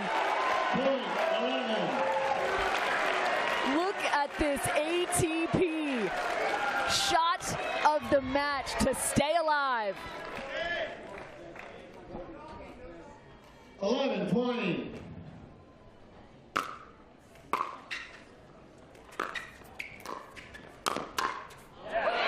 The deflection back from Sackstrud right on top of the ball through the middle.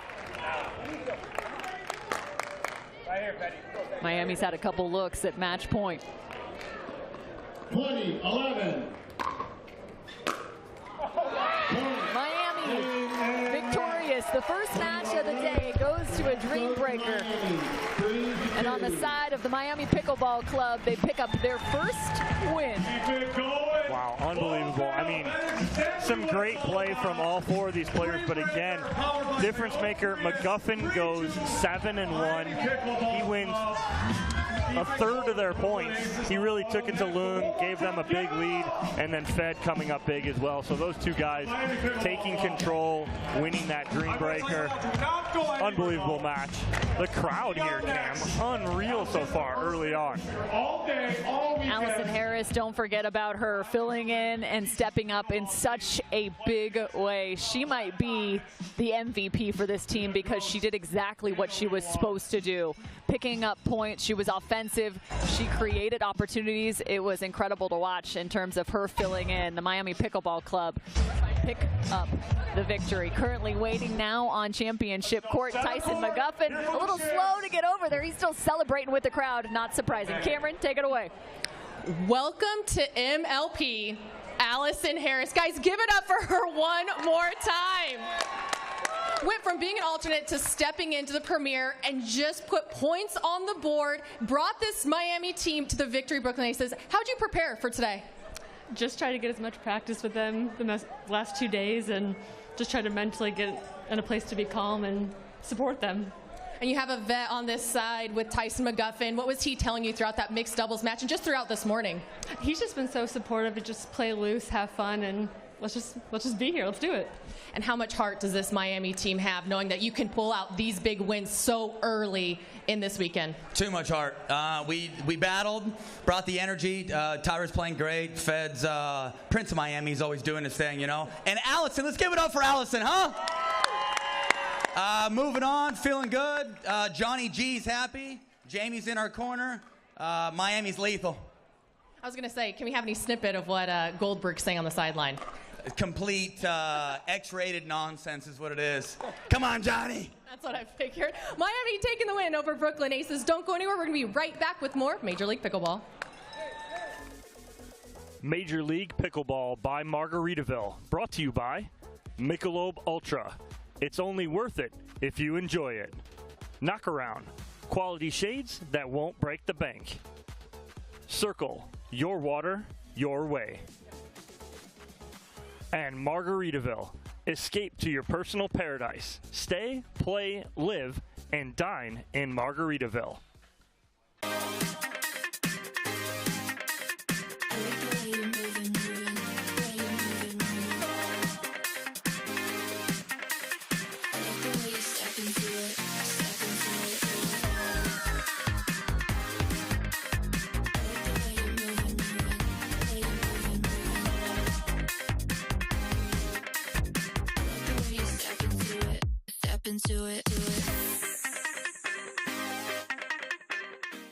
Introducing Skechers Pickleball, the official footwear of Major League Pickleball.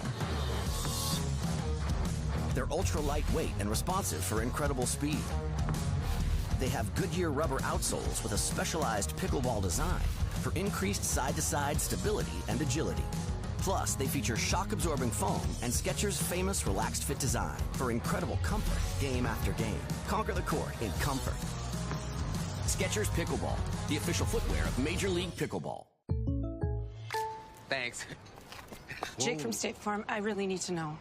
Go spicy or go home, right? What? No.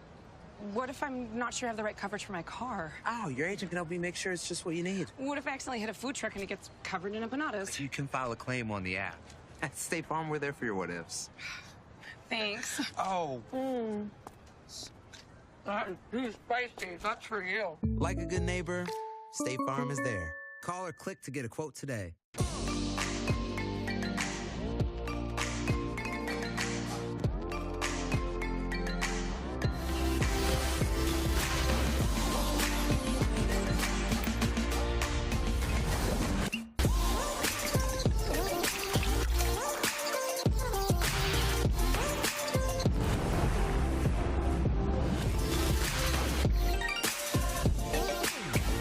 Dulce Vida. You are what you drink.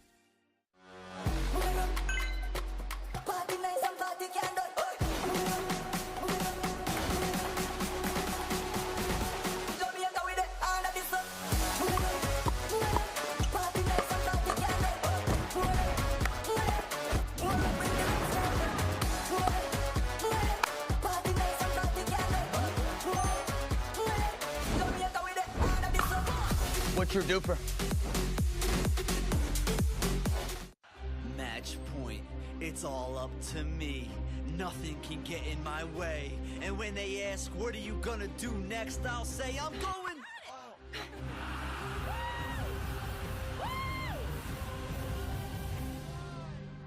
We're going to Margaritaville!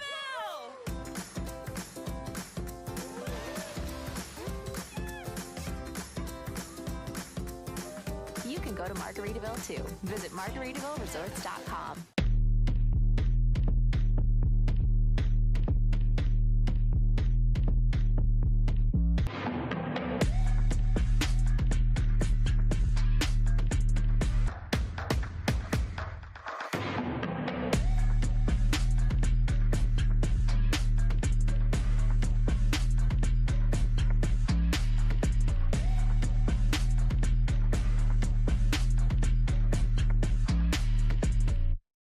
Introducing Skechers Pickleball, the official footwear of Major League Pickleball.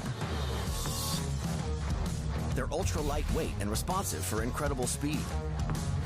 They have Goodyear rubber outsoles with a specialized pickleball design for increased side-to-side stability and agility. Plus, they feature shock-absorbing foam and Skechers' famous relaxed fit design for incredible comfort game after game. Conquer the court in comfort. Skechers Pickleball, the official footwear of Major League Pickleball. I just didn't want to look like everybody else. It just didn't suit who I was. It didn't fit my persona. It didn't fit my image. I rep the stuff because I love it. I rep it because it's quality, and I like the fact that I look a little fly. It's been huge because it identifies me. I feel like I stand out. People reference me to the shirts all the time. They know me as the guy who wears the flashy shirts, and I'm cool with that.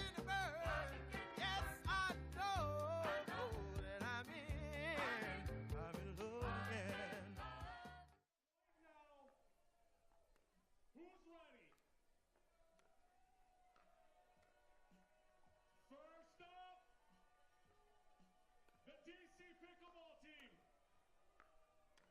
One of the 6 players to make the jump from Challenger to Premier Season 2.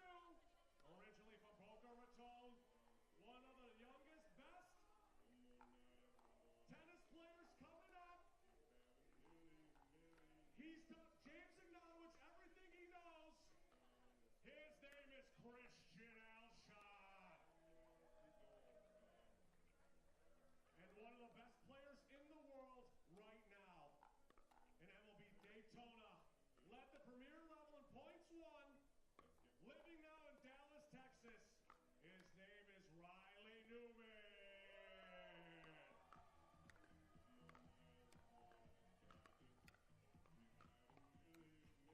Time to say hello, Kawamoto. Twins, Jane and Jackie, born in Maui, Hawaii, moved to Indianapolis in 2004. Living in Indianapolis right now, we got Jackie Kawamoto. I have the absolute privilege of being best friends with their father, Mr. Kawamoto. Give it up for Jade Kawamoto.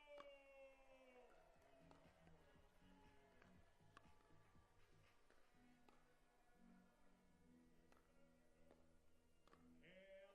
from the great state of Utah, give it up for Black Diamonds.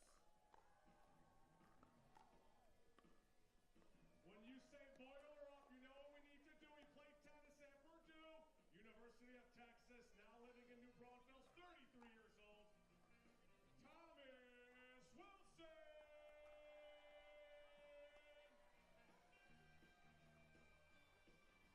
It has been beat to death, but this guy played hockey. Now he is playing pickleball. From St. Louis, Thomas Wilson's cousin. Now living in Austin, an absolute baller, AJ Kohler.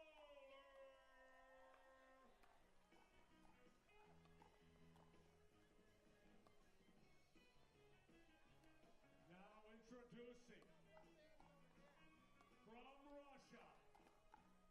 of the, if not the most decorated Major League Pickleball player to ever grace the game. MVP Sport Championships, Vida, the Teroshenko.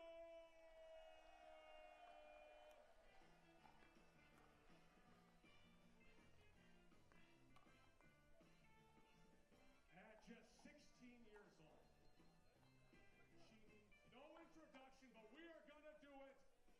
Forbes 30 under 30 last year, the Triple Crown Queen, living in Florida, Boynton Beach, Anna Lee Waters.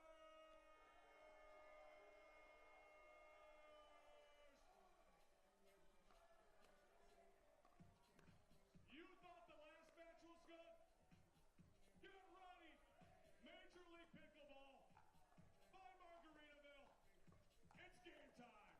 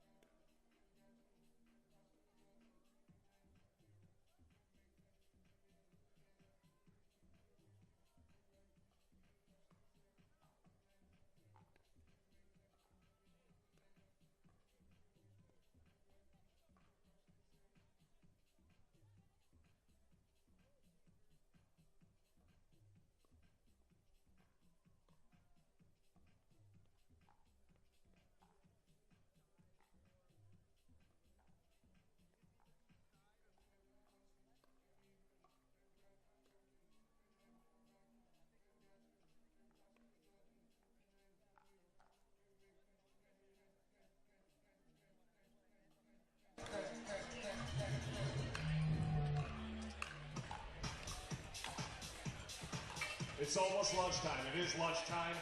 I'm getting hungry, but I'm getting thirsty.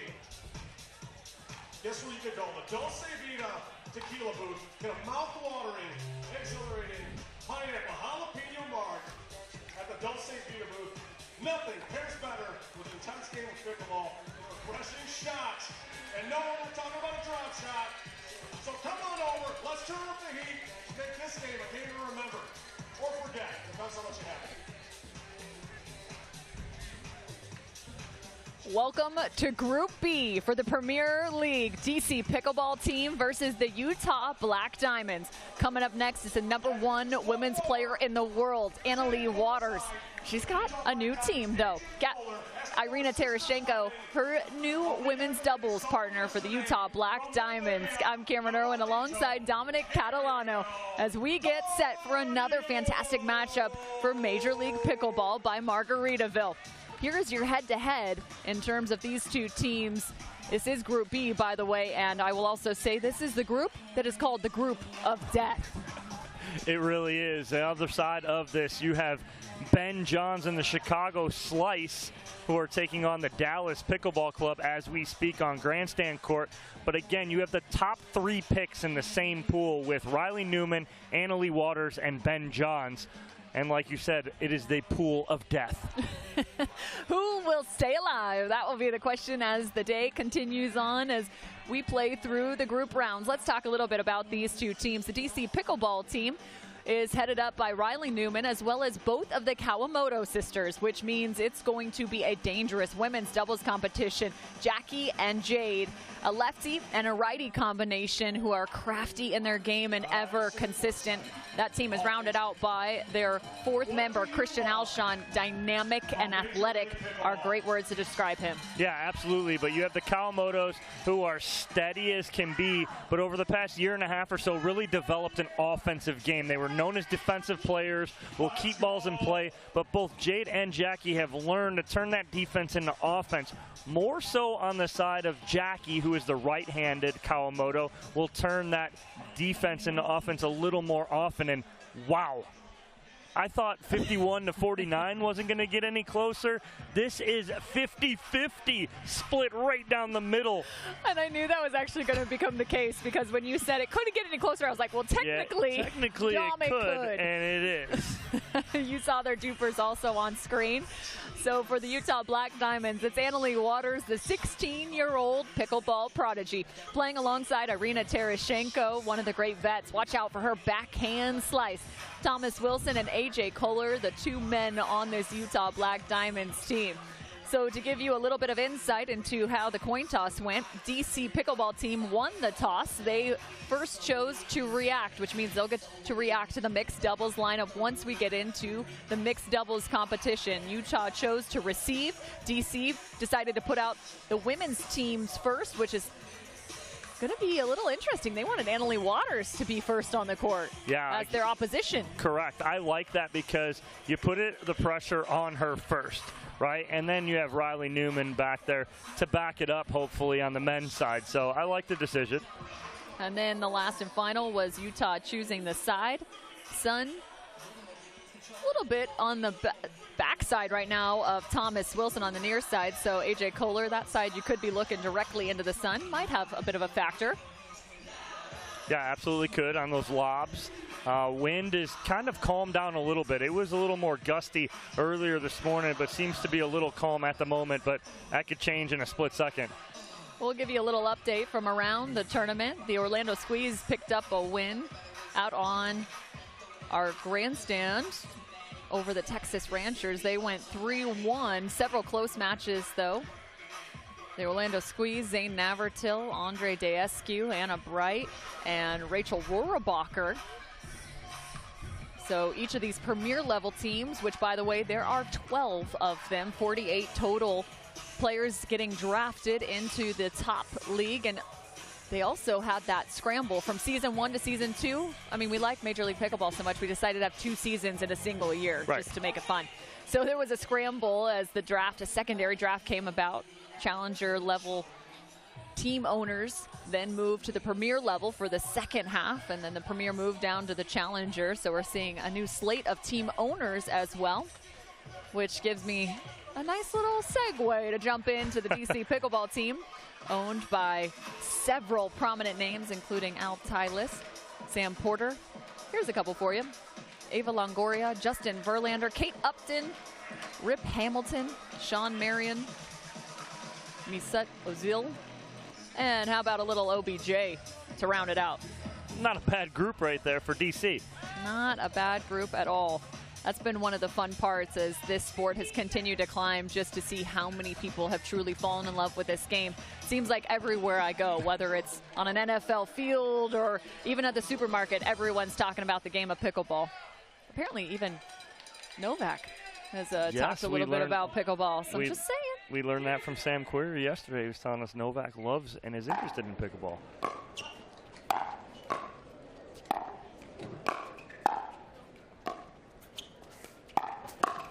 And the Utah Black Diamonds team, owned by the Pardo family, founders of the PPA Tour. 1-0.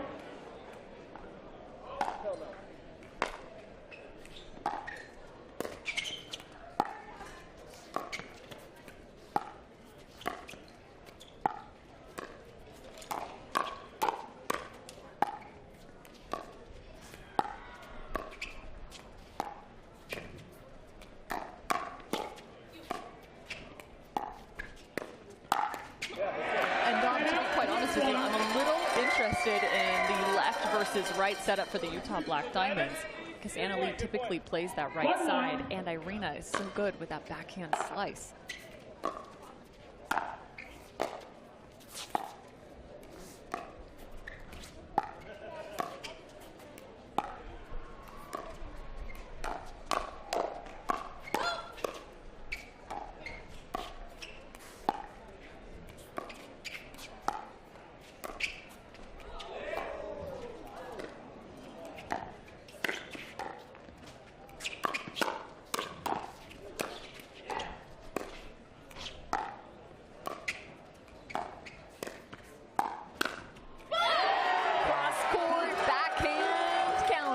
Well, again, to your point there, Cam, is I do like Anna Lee Waters here on the left side. It is going to open up that forehand a little more and let her be a little more aggressive. That's my game plan for both teams, is Kawamoto is going to play it a little safer, stay in some points, wait for their moment. Waters and Tereshchenko need to attack. Well, just like that, Anna Lee Waters off the bounce, attacking Jade Kawamoto on her backhand side down the line.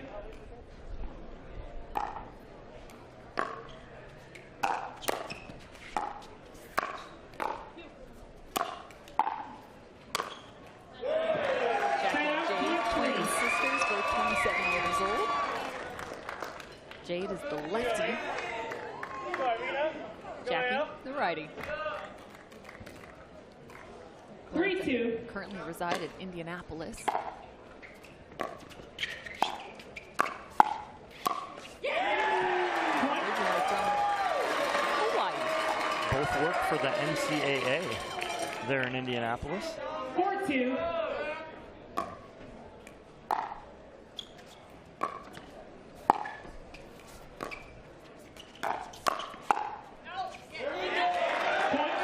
Better start here for the Kawamotos, playing very steady, not trying to attack too early, attacking when they need to, and they've caused some early mistakes from Waters and Tereshchenko.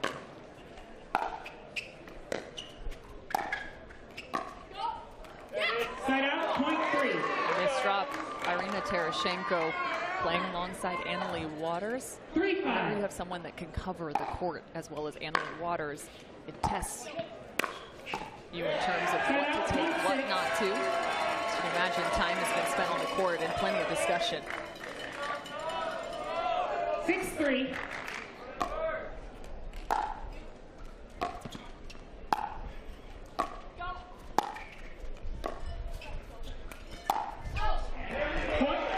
Tereshchenko taking a shot.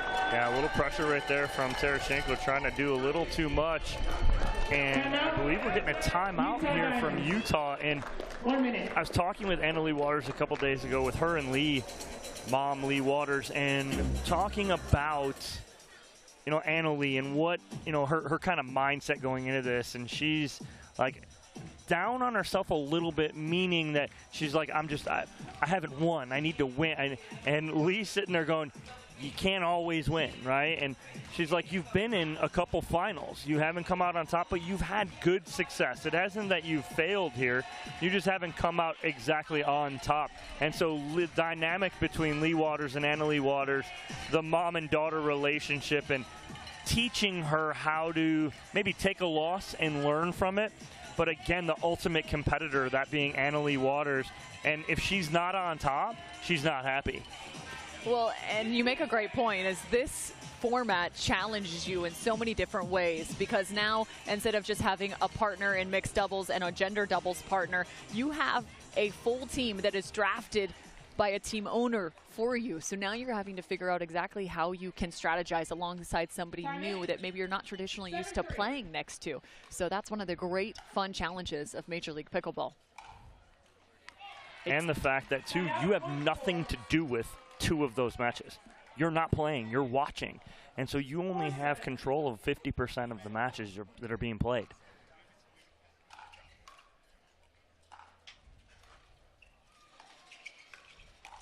Again, we're talking about the best women's player in the world, Anna Lee Waters, just 16 years old. What's like Forbes 30 under 30. She's won more medals than you can count. Set out point 5. And she's not just that, she's ranked #1 in all of her divisions, be it mixed doubles, gender doubles, or singles.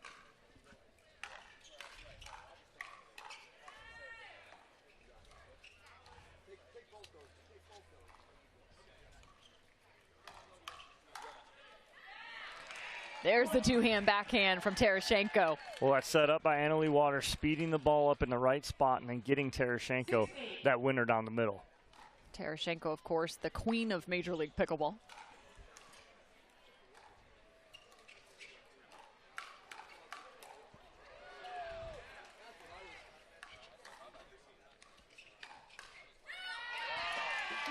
Why do you call her the queen? Well, because tell. She's won more Major League Pickleball titles than anyone, including the Season 1 Super Finals for the LA Mad Drops.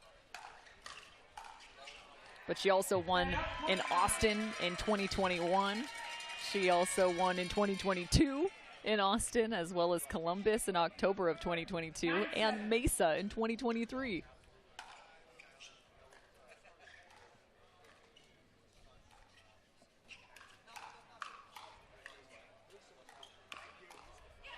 You're seeing that offensive attack there now from the opposite side. I said it was going to be Jackie a little earlier pulling the trigger. Now it's Jade pulling that trigger from the left side, meaning left hand.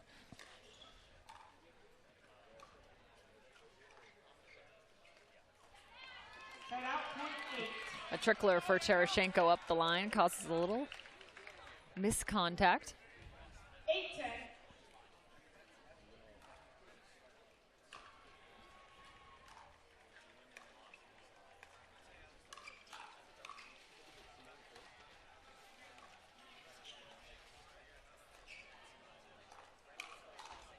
You have to have all the tools. Anna Lee Waters just pulling the trigger there on the forehand through the middle. And for the Kawamotos, they have to constantly be ready, not only to look for offensive opportunities, but prepped to be able to counter. Yeah, and if I'm going to look for Anna Lee Waters to speed that ball up, I'd rather her pull it back to the middle or back to where it'd be face on against Jade, straight up on her. Right now she's pulling the trigger and it's right in front of Tereshchenko, and Tereshchenko's getting a little bodied up a little bit as the crowd is getting into it here early, Cam. That's the DC Pickleball team's contingent, and right now they are quite loud. I'm also loving the Pickles in the stands. I mean, does it get better than that? Let's look at Kyle McKenzie, who's been working with the DC Pickleball team as well. A pro in his own right, one of the great minds in the game of pickleball. Get a chance to work with him in the booth frequently, and that man can break down the game of pickleball. Yes, he can. I've also got to work next to him. He's great, a great guy, great to talk to. And if you ever want to talk pickleball for hours, go right to Kyle. And that's exactly what I do with him. Yes, exactly. We sit on air and talk for hours about this great sport. There's a look at the Kawamotos, again, in conversation. Jade Kawamoto played for the ATX Pickleballers in Season 1, as did Jackie. Both played tennis at the University of Dayton.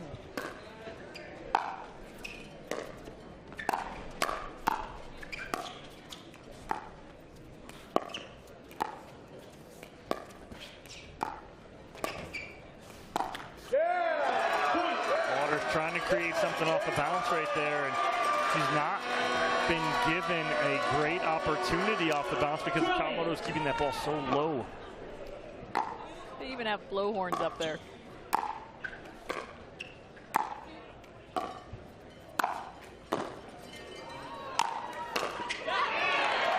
Lots of power from Tereshchenko. Tereshchenko, originally out of Moscow, Russia, played tennis at Texas Tech for the Raiders.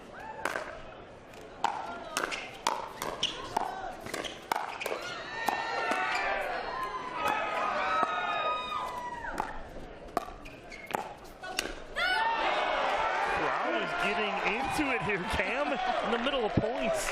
I like it. Let's just say pickleball is not tennis etiquette. Definitely not. And we love it.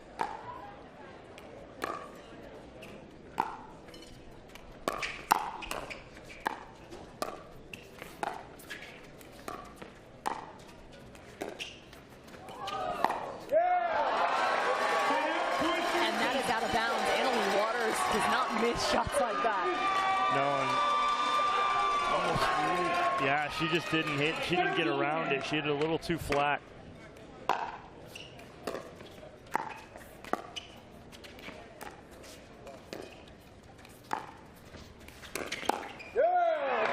was on it. She was sitting right on that forehand, but again, Kawamoto goes right at her right shoulder.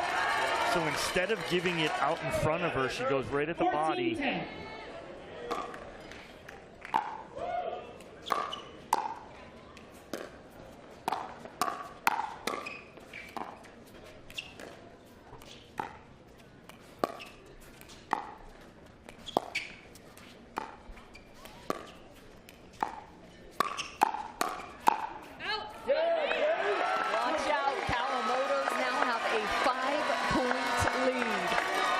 Communication from Jackie to Jade to let that ball go. And now you have Tereshchenko and Waters talking about what they want to do here, but they better figure it out soon. 15-10.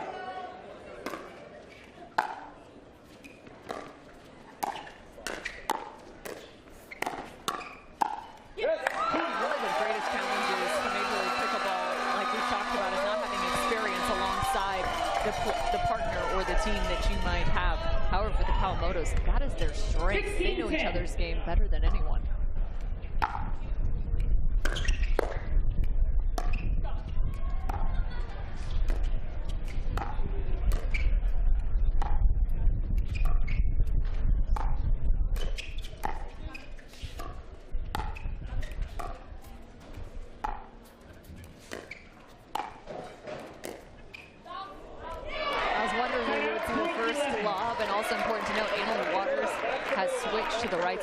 Yeah, so they're stacking right now. If they were to call a timeout, they could permanently switch, but right now they got to stack it up. Go ahead. A 3-1 right there off the paddle of Kawamoto. And again, I think it is comfortability, Cam. You were right in the beginning, putting Annalie Waters on that right side. Well, you can let her dictate turns like that with her backhand as she closes out on the forehand side. Let her just patrol the middle with that two-handed backhand. And let Irina Tereshchenko just be a steady force for you with that cut back and forth. Right time to change. Yeah, and again, now you forced a timeout from the DC Pickleball team right here. Good time, still with a commanding 3-point lead. Trying to get to 21 first here and take the ever so important first game out of 4 here. Again, let's chat a little bit about what's coming up. You see Kyle McKenzie currently on screen with the Kawamotos. Riley Newman, Christian Alshon just in the background. But you also have coming up next Atlanta versus Orlando. at the 2 p.m. hour. We're a little behind because we got lucky. We had a dream breaker to start off our coverage on the first day of the premier level. After Atlanta and Orlando will be that semifinal for the challenger level. We saw them play yesterday, and one of the things that I would love to note on is the fact that the challenger level, yesterday watching some of those teams and some of those athletes play, I'm impressed. It seems as if even the challenger level has climbed. Yeah, it has. And again, it's just the level of pickleball play, Cam. It's just rising not even like every 6 months, it's every month. You're finding a new player stepping in, making a mark. Allison Harris, one of those, playing Premier now. She skipped challengers, goes straight to Premier. Forget it. So back out, and they have officially switched sides. Annalie now on the right.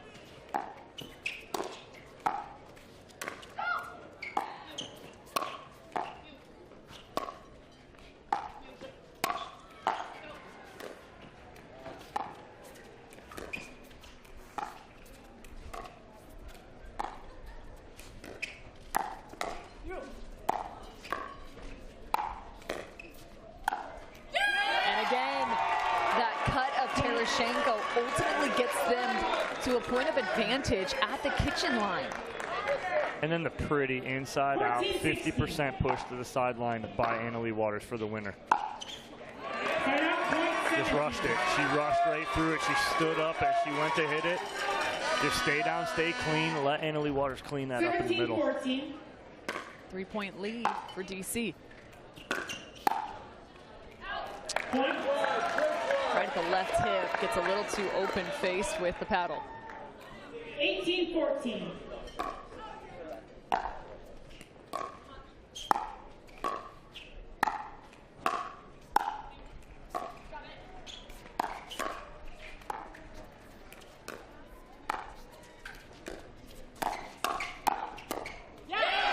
So you've got to let Annalie go to work. If I'm Tereshenko, I'm taking an extra step to the left and letting Annalie maybe take everything off my right foot. You watch that on that replay. She dropped that right foot, let Annalie Waters come in with the two-handed backhand and clean that up. I like it. That drive right there, Cam. That ball stayed about a half-inch over the net, and she just ripped it. Kawamoto trying to counter, can't control it. 16-18, a good serve from Annalie.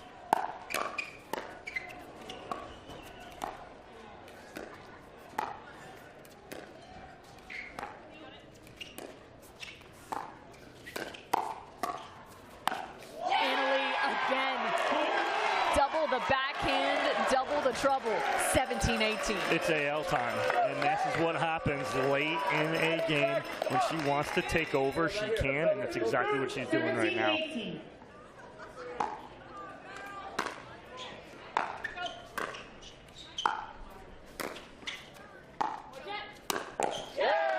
Question is, how do you counteract that? And I like it. Spread the ball to the left side and open up the right. Yeah, and then finally Jackie Kawamoto getting the ball up that she can actually punish down at the feet of Waters.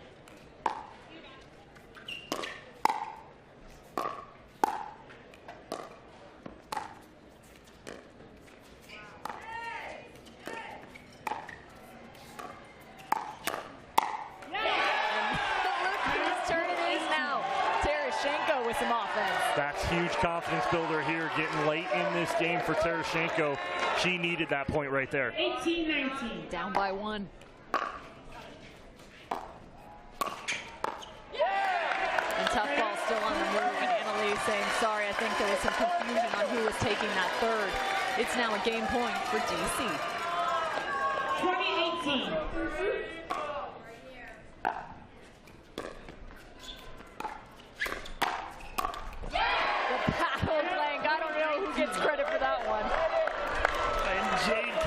Wants that one back. Annalie Waters trying to fire up her sideline right there because she knows they got away with one right there. 19-20. Looking for the tie.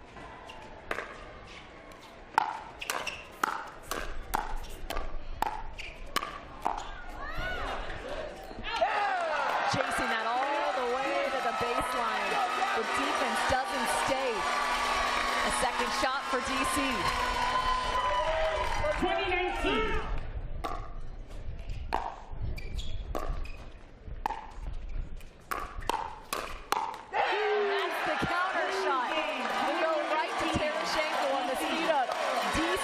Kawamoto's first on the board. DC decided to put the Kawamotos out first. It comes up huge for them. Now sitting pretty are Riley Newman and Christian Ulshan with a 1-0 lead. That's huge for DC. I cannot wait to see what Riley Newman looks like playing alongside Christian Ulshan. What will that dynamic be? We're soon to find out as they will face off against Thomas Wilson and AJ Kohler.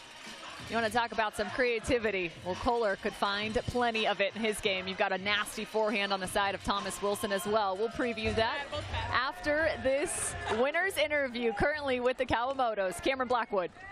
Thanks, Cam. You guys going up against the #1 player in the world, plus the GOAT of pickleball, Irina Tereshchenko. What did you guys discuss before heading into this match? We knew they had a lot of power going into this match, so I thought it was important that we hold our ground, stay up on the line, and just try and punch our volleys back down as good as we can and, you know, move the ball around and try to give them something unattackable. They started off with Annalie on the left. She then moved to the right, started to create a lot of problems. How did that change your strategy to make sure you took the game? Yeah, it definitely gave us a different look. We had to kind of change our game plan of where we were moving the ball, try and pick on spots that we wanted to originally. So I'm glad we've, you know, finished it out strong. DC, take this one. We're going to come right back with men's doubles. Don't go anywhere.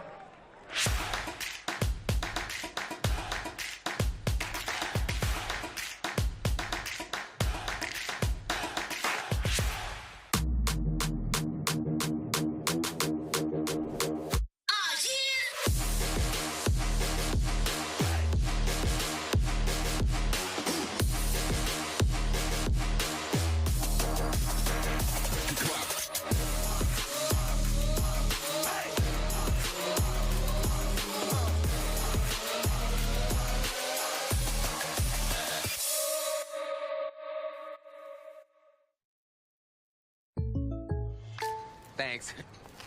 Jake from State Farm, I really need to know. Go spicy or go home, right? What? No. What if I'm not sure I have the right coverage for my car? Oh, your agent can help me make sure it's just what you need. What if I accidentally hit a food truck and it gets covered in empanadas? You can file a claim on the app. At State Farm, we're there for your what-ifs. Thanks. Oh. That is too spicy. That's for you. Like a good neighbor, State Farm is there. Call or click to get a quote today.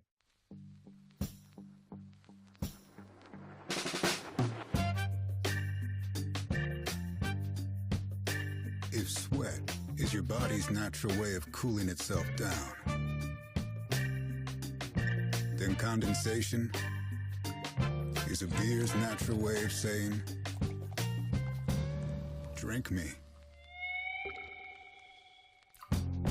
Michelob ULTRA, superior light beer. Match point, it's all up to me. Nothing can get in my way. And when they ask, what are you gonna do next? I'll say, I'm going.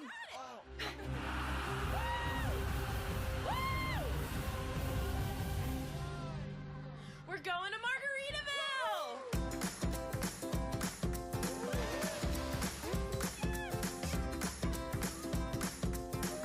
You can go to Margaritaville too. Visit MargaritavilleResorts.com. DC Pickleball team currently up 1-0 over the Utah Black Diamonds. Next up, Riley Newman, Christian Ulshan with what we'll say the most lopsided percentage in terms of win probability based off of their DUPR. Then Wilson on the other side, that's Thomas Wilson and AJ Kohler. So right now, two players forgot to get their paddles tested, AJ Kohler and Riley Newman, so we have no paddles for them to use that are legal. So right now, we are in a holding pattern. Well, and I will say this too: we don't know that they're illegal. No, they're not. They're not must illegal. Be they have to tested pass before they play. Yes, so yes. just want to reiterate the verbiage there. Yes. So they're going to check out those paddles. As you can see, our championship court.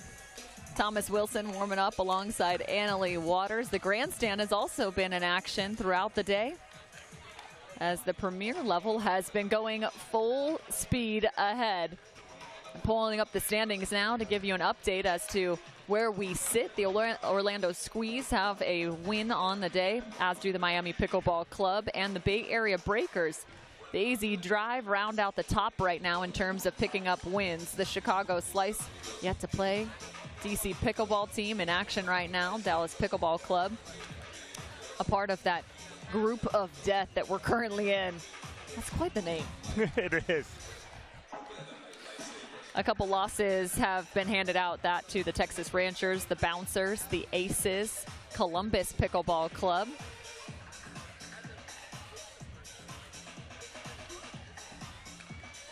And in terms of your groups, the Orlando Squeeze, the Bay Area Breakers, Atlanta Bouncers, and Texas Ranchers all in Group A. Group B is the one we've been spending so much time discussing. That's the Chicago Slice, DC Pickleball Team, Dallas Pickleball Club, and the Utah Black Diamonds. And Group C is the Miami Pickleball Club, the AZ Drive, Columbus Pickleball Club, and the Brooklyn Aces. We also have the challenger level quarterfinals going on right now. New Jersey Fives and the California Black Bears are all tied at 1 apiece. BLQK took men's doubles. Marshall Brown and Anderson Scarpa 21-19 over Stefan Auvergne and John Sincola. And then on the flip side, Shelby Bates and Allie Phillips over Tina Pisnick and Alex Trong, 21-19 all square there. And on the other quarterfinal, the Pioneers up 1-0 on the Hustlers, Patiga Maita and Fudge, 22-20 over Ansbury and Braverman. Again, so the 4 and 6 seeds facing off, like you just mentioned, the Hustlers and the Pioneers. The winner of that will face off against the number 1 seed coming out of the round robin play. That would be the SoCal Hard Eights. They've had quite the transition in terms of what they did in season 1 in the premier level to now being the number 1 seed in the first event of season number 2, the California Black Bears, New Jersey Fives. The winner of their quarterfinal will face off against the 2 seed, the Las Vegas Night Owls. We'll have a semifinal right here on Championship Court for the challenger level. And an update on that other quarterfinal, Cam. Pioneers go up 2-0. Pat Smith and Wes Burrows over Jaume Martinez-Vic and Kyle Yates, 21-16. So Seattle sitting in the driver's seat.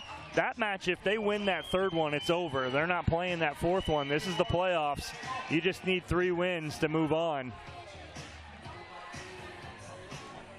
Well, Dom, this gives us a little time as those paddles are getting tested to talk about what we've seen throughout Major League Pickleball in 2023. 2 seasons coming together where we've got a chance to see the premier level have players move up, players move down, some big-time names coming in, players with an opportunity to create draft stock for themselves and make jumps. It's been so fun to watch so many of these athletes be not only challenged but face different forms of adversity throughout the season. What have been some of your favorite moments as we've already had 3 events to this date? Well, I mean, you're looking at Tyra Black and her jump. It's got to be one of the biggest. She came in, I remember seeing her in Daytona, a PPA event against Anna Lee Waters, and I believe she scored 1 point in singles against her. From that moment on, Tyra Black took it personal, and she really hit the court hard. She trained really hard, and she got to where she is now, where she beat Anna Lee Waters when we were out in California in singles, and she totally flipped it around. So she is one of mine that really has improved and just continues to improve. And again, you hit it, she's so young. 22 years old. She is just a phenomenal player, and she's only going to get better. And in terms of some of the favorite moments that you have to think back to San Clemente and what we saw in terms of the super finals, so fun to watch the big-time wins that came time and time again. The LA Mad Drops picking up the super final, but it was the Seattle Pioneers who had the title in San Clemente. Those events kind of going at the same time from a Sunday to a Monday. We started our season, though, in season 1 back in Mesa, and it was the LA Mad Drops also picking up the win there. Daytona was the Seattle Pioneers, so they went back-to-back in terms of events. That team, of course, led by none other than the #1 men's player in the world, Ben Johns. It also housed Megan Dazan, as well as Tyler Lung and Etta Wright. But she had a real coming out. You mentioned her name last. Etta Wright, too. So solid, loves this kind of format. Now she is with I believe she is with the Bay Area Breakers now, with Leah Jansen. That is correct. On that team. Connor Garnett and Rafa Hewitt Yep. for the Bay Area Breakers. I actually caught up with Leah Jansen just yesterday and asked her a little bit about her team, what she thought. And she goes, oh, we can be more than dangerous. And I loved that. I was like, get after it, Leah Jansen. So again, if you're just joining us for the first time today, welcome to Major League Pickleball, the start of the premier level where the top 48 players are on 12 different teams. 2 women, 2 men on each team. And right now we are in the midst of a slight delay as we had to get through a little bit of paddle testing before we got started with this men's doubles matchup. The Kawamotos were the first to pick up a win for the DC Pickleball team. They are up now 1-0 over the Utah Black Diamonds. So give me a little breakdown for Christian Alshon and Riley Newman. Where do you go against their opponents? Well, against Wilson and Kohler, 2 players very familiar with each other. For those of you guys at home don't know, they're cousins. They came into this game together, teaming up, then broke up, and not in a bad way, but just separated and now play with different partners. But them back together here is very dynamic. They're very tight as far as family goes. I like them together. Thomas Wilson playing that left side, big, fast, aggressive. Kohler, great resetter, will keep balls in play. I believe they're going to target Alshon heavy here on that right side.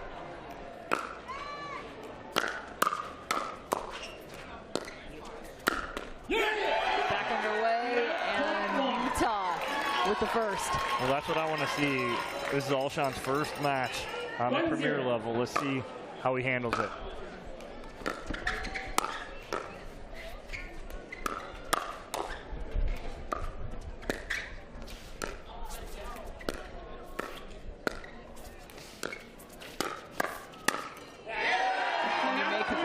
Christian Alshon was a part of the Bay Area Breakers at the challenger level in season number 1, and they picked up more than one title, let's just put it that way, from Mesa to Daytona.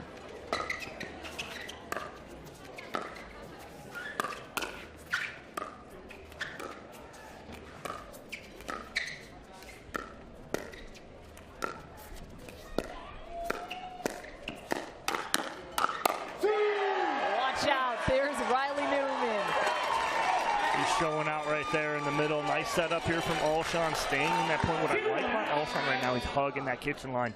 He's not allowing Kohler's cross-court dinks to bounce.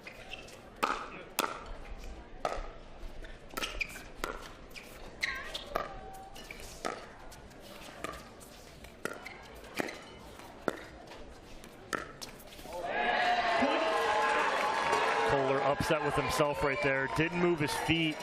Got to slide one step to the right and get over that ball. Go,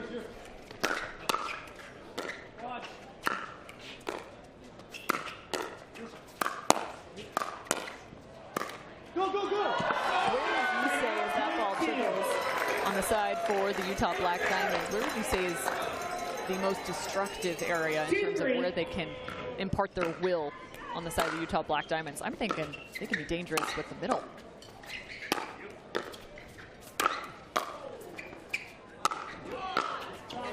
Yeah, I agree with you, Cam. The middle right there has got to be the spot because you're going to get Riley Newman, and what that's going to be is if you're going to go to the middle, it's going to be right to his feet because he's pinching so hard.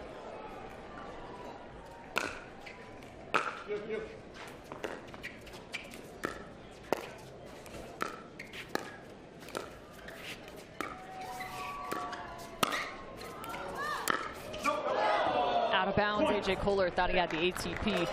But I'm thinking in terms of the offense, you've got the forehand of Thomas Wilson in the middle, as well as that great backhand flick that AJ Kohler has been known for. Yeah, that's their strength right there. 100% is in the middle right there. So if you're Newman and Alshon, like Alshon's doing cross-court hard to the forehand side of AJ Kohler, and then Newman, that backhand roll cross-court to the backhand of Thomas Wilson. That's going to be their spot.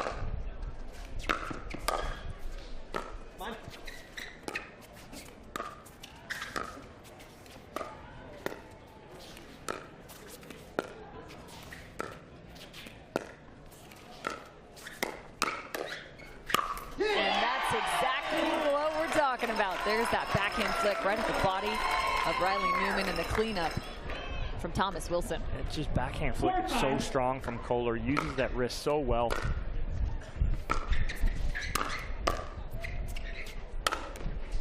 Yours.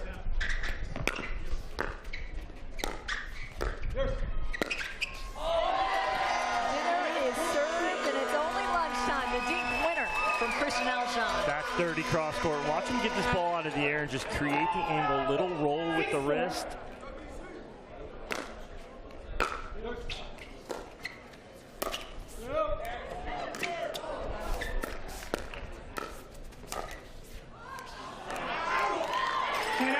I like all these boys. They're playing aggressive right now. No one's sitting on their heels being patient. They are being aggressive, attacking off the bounce. And to your point, rally scoring does kind of create, especially at this level of play, opportunities to play aggressive. Now, you can't necessarily sit back and wait.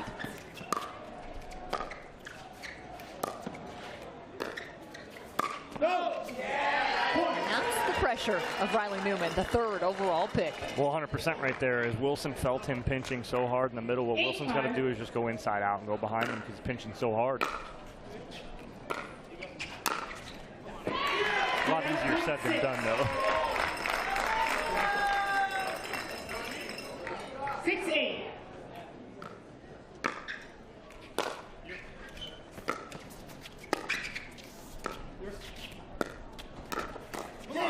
Oh, that is dirty. AJ Kohler redirects that ball back to the line, takes the pace off. That's unattackable for Newman.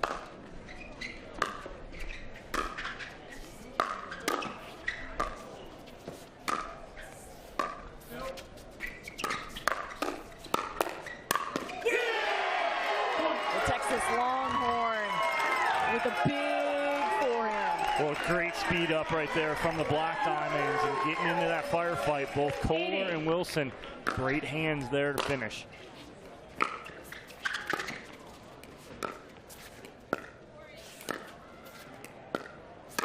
That's what I'm talking about. AJ Kohler short hopping each one of those on the forehand side, then closes in on the middle. AJ Kohler making sure that Christian Alshon knows that that's not the spot right there after that point.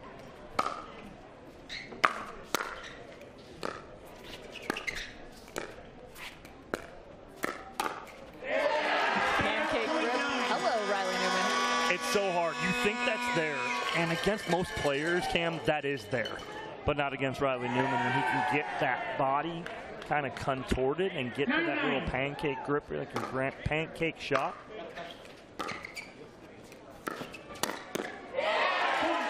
Alshon, I like that. Instead of celebration, he looks back to his partner, celebrates alongside him.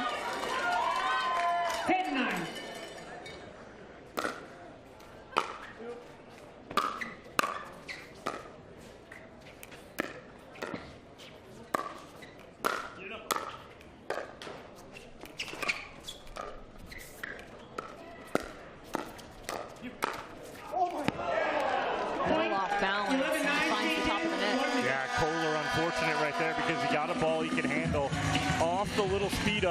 He's going to find the hole right there, but just clips the tape, goes wide, and it's a 2-point lead for DC. We mentioned Riley Newman as the third overall pick. In season 1 for the SoCal Hard Eights, he was the 6th pick. Comes from the beautiful Pacific Northwest in Seattle, Washington, now residing in Dallas, Texas. He played tennis at Seattle University. Also a big-time basketball fan. Had a different career going, and all of a sudden found the game of pickleball. His life has officially changed as he has become not only just a full-time pickleball player, but one of the best in the game. Well, I see what you did there. Officially changed, because he was a basketball official, referee. I see what you did there, Cam. I see it. Sometimes people don't necessarily catch all the references, so I appreciate you, Dom. Yeah, Newman before pickleball was a collegiate basketball referee. Wanted to become an NBA referee. Yeah, and from what I heard, he was very good too. Gave out a lot of cards. A lot of tees, a lot of technicals. kept things in check. They got it in check right here, an 11-9 lead on the end change. 11-9.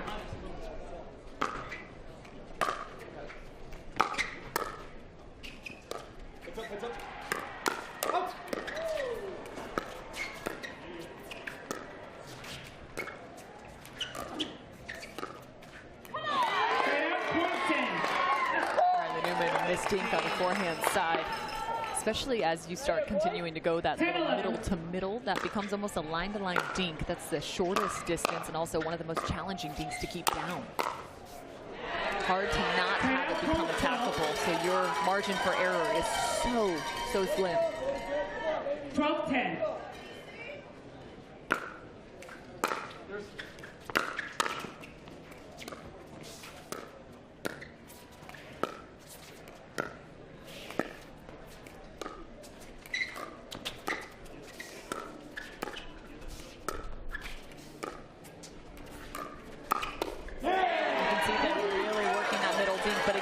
That is a dangerous area. You have to be so precise if you are Newman and Alshon. Yeah, and you watch Newman pitching so hard in the middle, and he pulls it back cross court to the right hip of Kohler for the winner.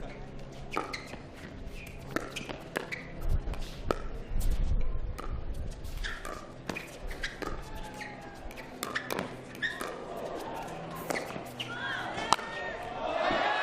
have never seen How is he not in the kitchen? Ernie like this.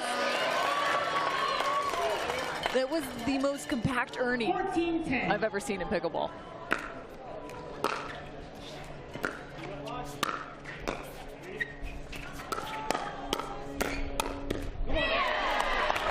Well, you said it right there. The most compact Ernie you've ever seen, but it's the athleticism of Christian Alshon is off the charts, and he's able to do that and make that adjustment. Alshon just 23 years old. Wilson to get out of the way. He did not reestablish, but Kohler couldn't get there. 15-11 now for the DC pickleball team. Oh, that ball stays in. Wilson thought he got more of that, and that dropped within about 6 inches of the baseline. Christian Alshon showing why he is now in the premier level. 16-11, from the third round at the challenger level at pick number 29 to the fourth round of the premier level at pick 44. There's the shot from Alshon, definitely within the blue. Great topspin as that one dropped out. Alshon played tennis at the University of Chicago. One of the top tennis players coming out of high school. And we talk about athleticism, that's definitely on his side.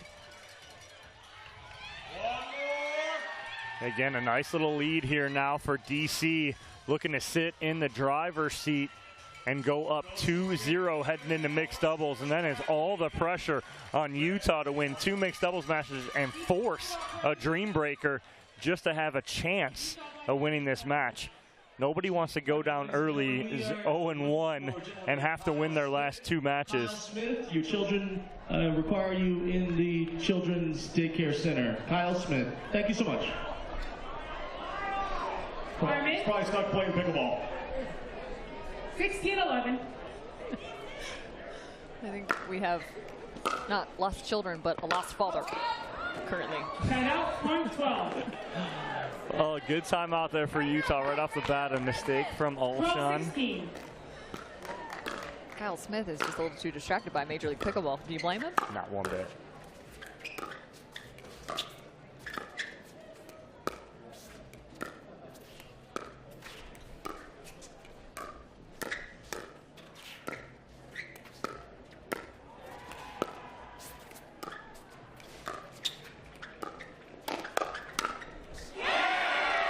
So interesting to watch this style of pickleball because at the highest level against different opponents, the game and strategy shifts so much. Sometimes it's about aggressive dinking. Sometimes it's about having a neutralized dink that they cannot attack. Speaking of attacks, the perfect ball for Riley Newman. Yeah, and Newman goes right over the top of Wilson again. Him trying to let that ball go out, but Newman doesn't get a lot on it.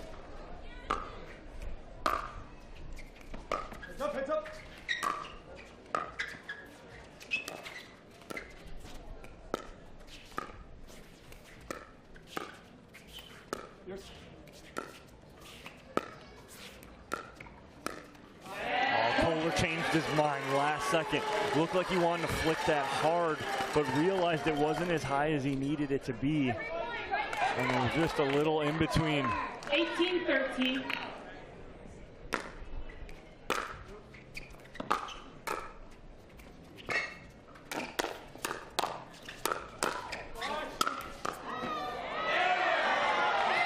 Riley nearly came away with that one. The Utah Black Diamonds need to start making moves here.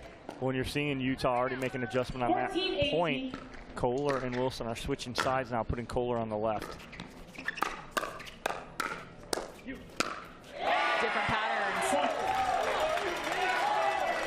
Yeah, and a nice little pattern right there as you're seeing Kohler now step in with the big forehand and take over. 15-18.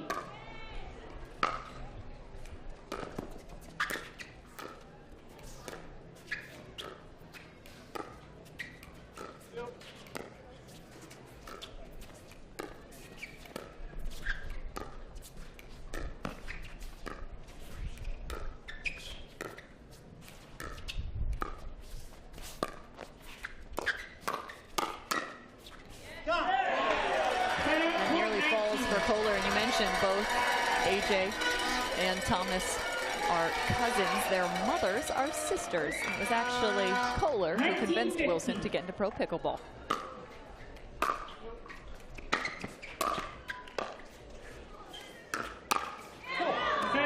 Getting away with one right there. That's sitting right up to the forehand of Riley Newman. He's not going to miss that one very often.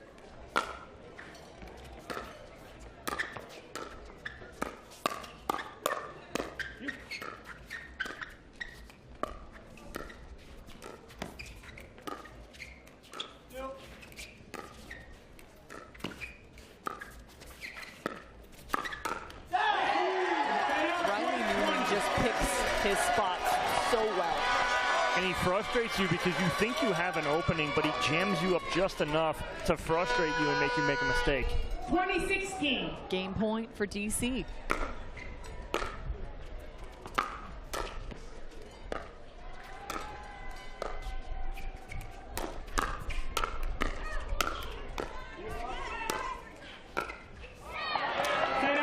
Alshon had about 3 good shots in a row, but changing the direction. Utah Black Diamonds have a chance here.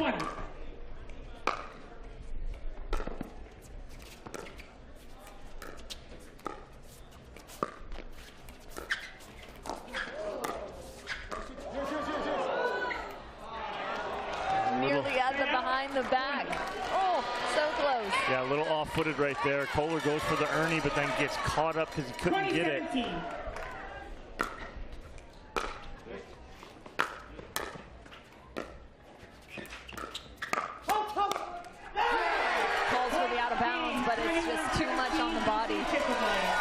Of Thomas Wilson, so DC strikes twice, up 2-0.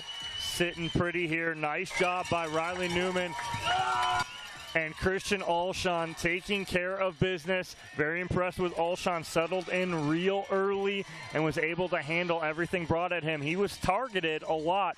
They really played about 10 feet by 10 feet right there, and Alshon handled it. Mixed doubles is coming up. Find out exactly who DC will put out, as well as for the Black Diamonds.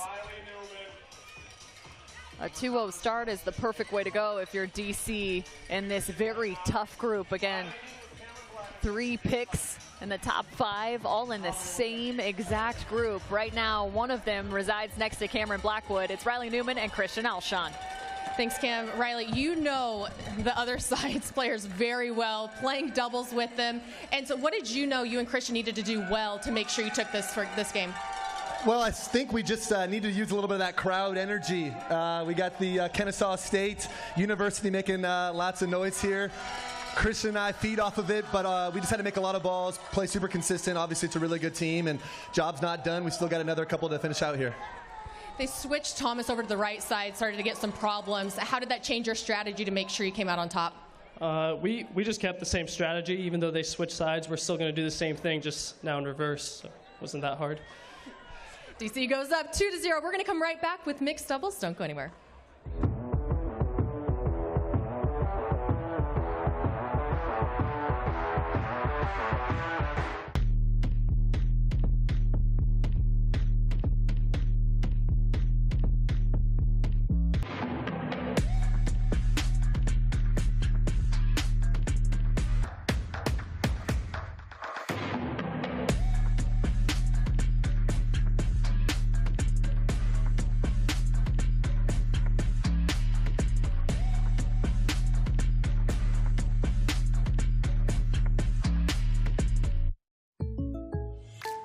Patrick, Jake from State Farm. Explain this bundling thing again. All right, Coach Reed. Let's say these fries are your car, right? And And this burger is your home. Okay. it can be more affordable if you bundle them together. Kind of like a combo meal. Kind of like a combo meal. Explain it again with those nuggies. Bundling, just another way to save with the personal price plan. Like a good neighbor, State Farm is there. Innovation is our specialty. Winning is his. Zane Navratil has won more than 40 Pro Gold medals and back-to-back Major League Pickleball titles. One of pickleball's most iconic and decorated athletes teamed up with our world-class engineers with one goal in mind: build a paddle that can dominate. The Zane Navratil Signature Paddle, designed for champions by champions. Available now. ProXR Pickleball. Innovation you can handle.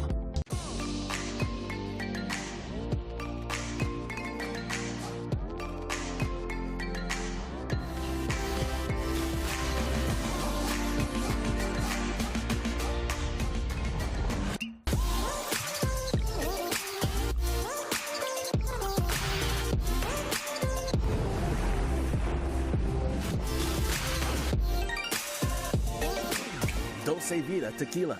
Tequila, pure and simple.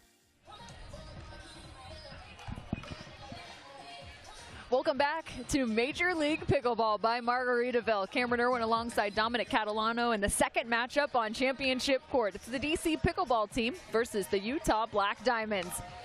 If you're new to pickleball, well, you've probably been living under a rock. The fastest growing sport in America, and for good reason. Great community, great competition, and especially at this level, you're going to see some wild offense, great defense, and the world's top players all on a single court, right here, championship court. We get set, and right now the Utah Black Diamonds have their backs against the wall. They need both of these mixed doubles matchups to get 2 points and send this then to a dream breaker. Otherwise, if the DC Pickleball team not only picks up this win, they will then play, of course, in this round-robin format to start that fourth game, which is the second mixed doubles. Looking to maybe go with a 4-0 win. I have a question for you. Who set their lineup here first for mixed doubles? Setting their lineup first would be the Utah Black Diamonds. The DC Pickleball team chose to react as they won the toss. So DC reacts to Annalie Waters and AJ Kohler with Christian Alshon and Jackie Kawamoto. Very interesting answer here, as they're going to save the big gun Riley Newman for the second match here and throw out Alshon and Jackie Kawamoto for the first one. Very, very interesting matchup here between these two. And again, as we see, we have a head-to-head. It's a 51-49 win probability to AJ Kohler and Annalie Waters out of the gate here. And it can get closer, Cam. I'm not going to say it again. Can it get closer? Yes, it could. You've learned your lesson. I've learned my lesson. It can get closer, 50-50, which we saw earlier. Oh, man. That's awesome. Well, more prize money than ever before has been flooding into the game of pickleball. Over $5 million in prize money here at Major League. It's definitely made the sport, we'll call it, explode.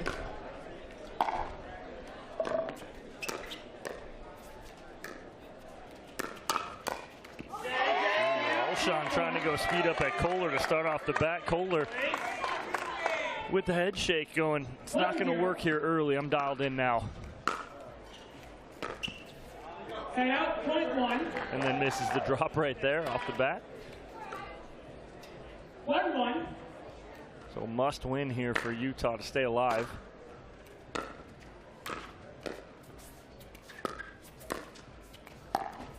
Head out, point two. Annalie Waters back on the right side. 2-1. Watch for her to create offense even as she uses that backhand on the forehand side. It's one of my favorite shots that you'll find from Annalie. You'll see someone typically work around their backhand. She works to her backhand. Yes.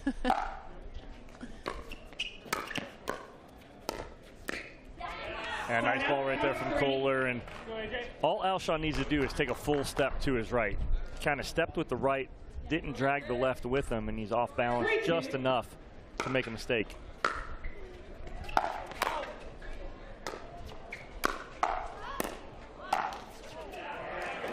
That's a ball she's not going to miss very often. She goes just a little too big. She can shape that down that line nicely. 3-3.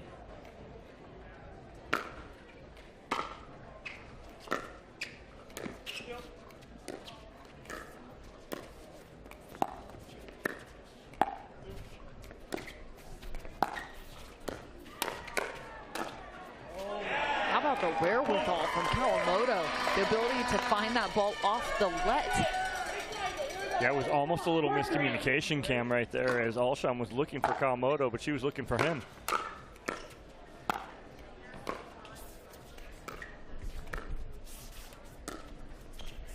No! Alshon pegs the leg of Annalie Waters. That ball would have maybe been out of bounds on the ATP, but instead finds the body. She tried to cut off the angle right away. 5-3.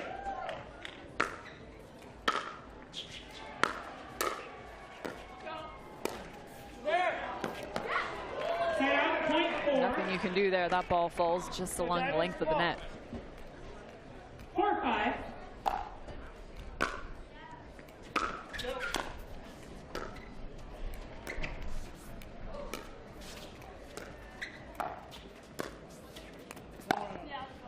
Points.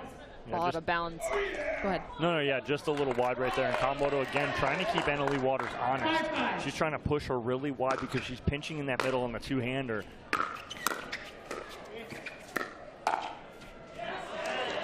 And I think that's just a little difference in the change of pace there. Annalie Waters wound up so well.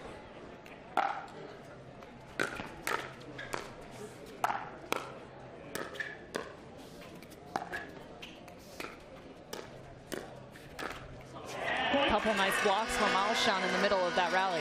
Yeah, again, he's handling himself really well all through transition area. Did it in men's, now doing it in mixed. I'm liking how he's playing right now.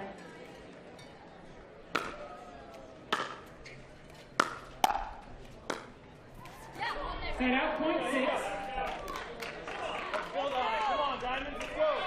A point for the Utah Black Diamonds, keeping it within 1. That's one of my favorite shots, just the ability to counter off a third shot drive. It takes so much time, and usually you don't want to swing big on a big swing, but that's one of the few times. If you can time it well, typically you're going to come away with the point.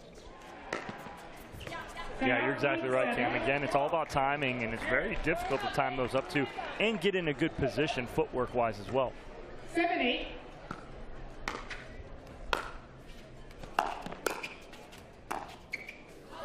And another good block from Christian Alshon.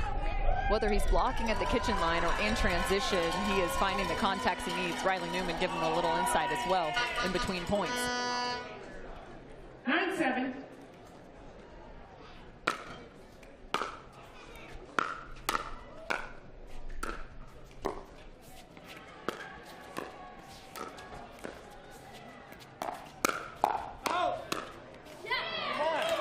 Much better job from Annalie Waters. She took something off that. She has not been dialed in the last two backhands. Right there she does, though. She dials this in, forces a block up. Kohler's able to get that cross court.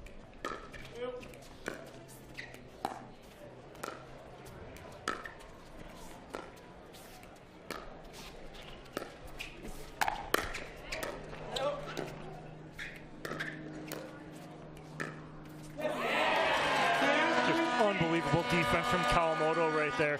Even on a ball, Alshon stepping in to play it, he does it and says, yours, last second. She resets it perfectly. Yeah, the fake out is always one of the toughest balls because you're not anticipating. But Kawamoto, it's happened twice for her, and she's come away with a solid shot.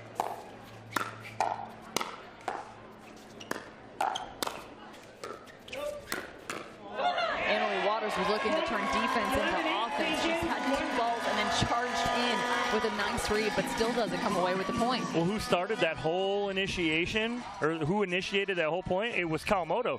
She was the first one to speed that up. Alshon comes in, gets 3 in a row, and then she gets the winner to end it. Beautifully done by Kawamoto. As you saw, Lee Waters.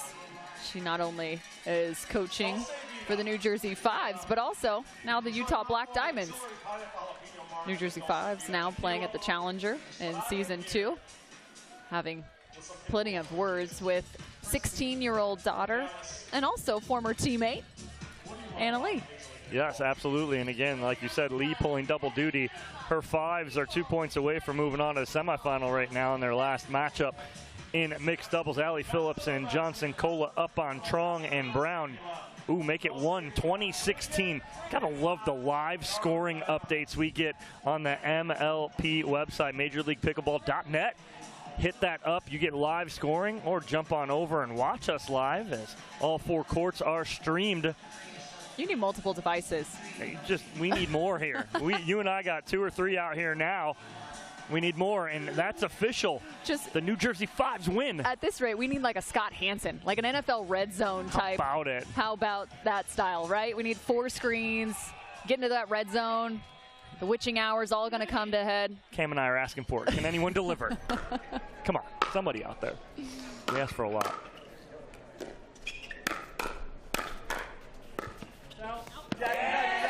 Just so good.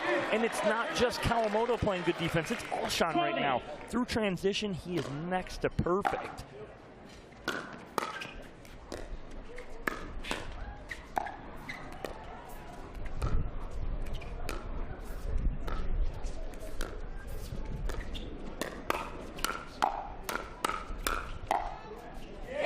I'm really impressed with what seems to be a different approach from Alshon. He's not hitting the ball as hard as he used to when he first got out on the pickleball court. He's super calculated in some of these hand battles right now. Great location and just kind of managing the compact swing. He's letting the point come to him a bit more. Well, you couldn't have said it better, Cam. It's his patience right now. Instead of just grip and rip everything when he first got into the game, everything is calculated now. No big swings. Paddle stays out in front. He's ready for everything.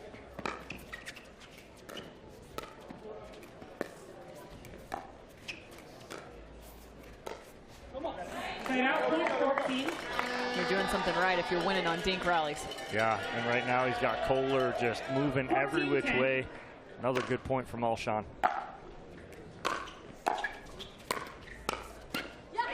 I'm not even sure what side of the paddle AJ Kohler just hit with the new Tequila paddle. When do we ever know? Kohler so interesting in his paddle angles. You might have hit it with the edge guard cleanly. And Lee Waters getting a little fired up, giving a little fist pump at Alshon right there as she gets the speed up winner.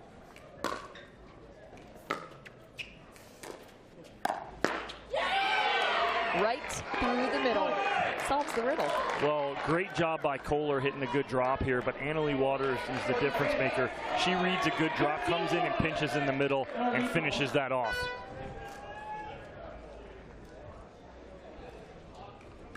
$13-14.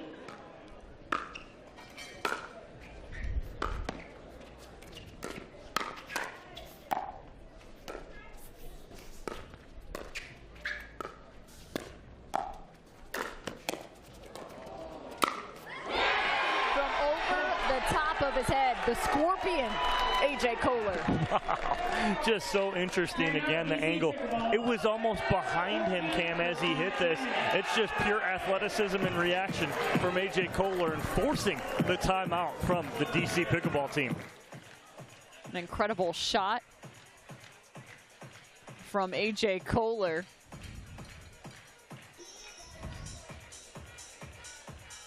So right now tied up 14 apiece, the timeout taken, and Riley Newman doing lots of talking in the midst of the Deep Sea Pickleball team. Connor Pardo on the other side getting his team hyped and ready to go. High fives given to AJ Kohler. Anna Lee Waters. I mean, why not rock your pickle baby to sleep? Hashtag rock your pickle baby. That's it right there.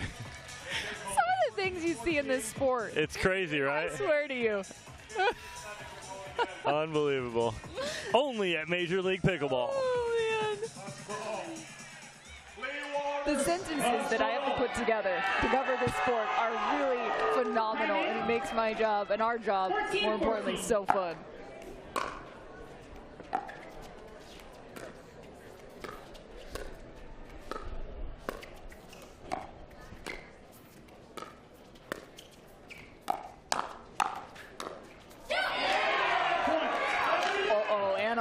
And Christian Alshon going head-to-head yet again. Annalie walks away with another, and more importantly, they have the lead. 15-14.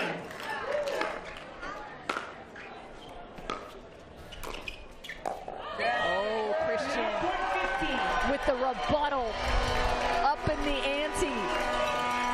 Great answer by Alshon. Little wrist flick backhand down the line on Waters.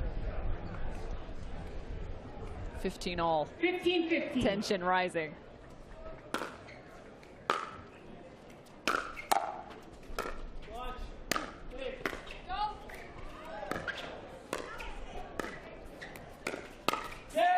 know what I love is Kawamoto's ability in transition. She actually flicked and rolled that forehand, created some topspin. That allowed the ball to get down. Oftentimes you'll see somebody kind of just block that ball back and almost sit up with no spin. That is a great contact by her.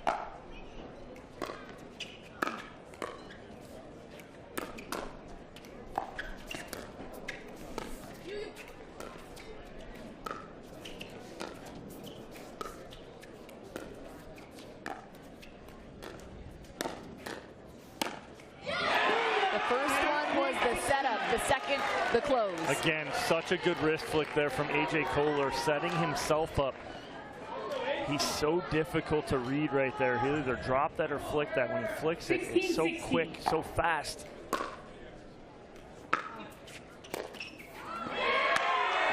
Watch out, the pressure of Annalie Waters coming across. That's exactly it. Alshon felt Waters pinching hard, forced him into trying to hit a perfect shot, and he goes short. Following that ball out beyond the baseline. Tied up yet again, 17. 17-17.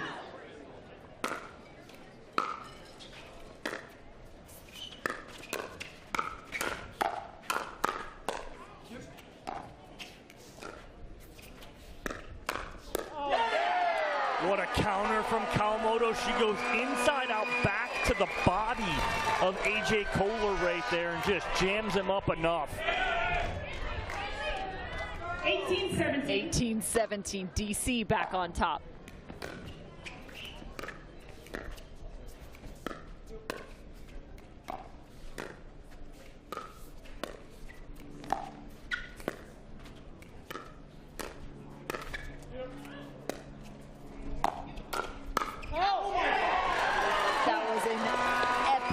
From Annalie. She set up AJ. Look at this. Chasing the lob, gets the ball back, and AJ gets a crack at it. Well, again, it's Kawamoto putting the pressure on Kohler to be perfect right there.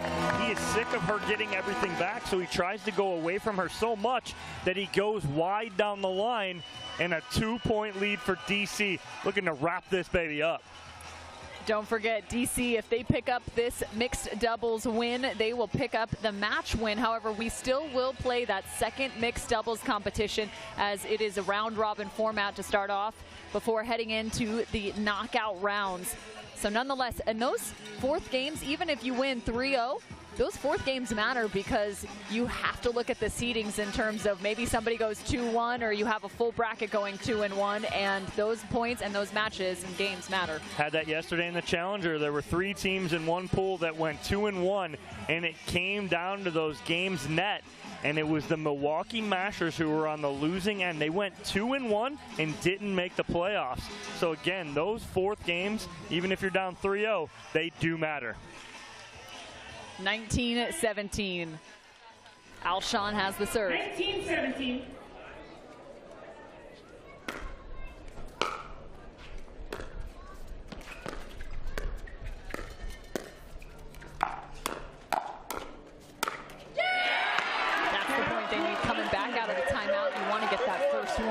Big setup here from Annalie Waters. She starts that setup, jams up Alshon twice, and then finally get the put away.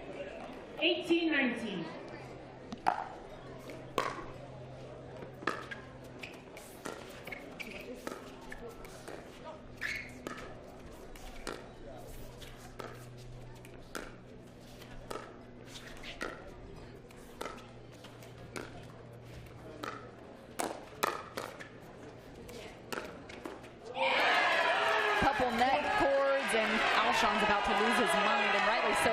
probably one of the most frustrating things that can happen. You feel like you've got yourself in a great position. Next thing you know, the ball is 2 feet the opposite direction.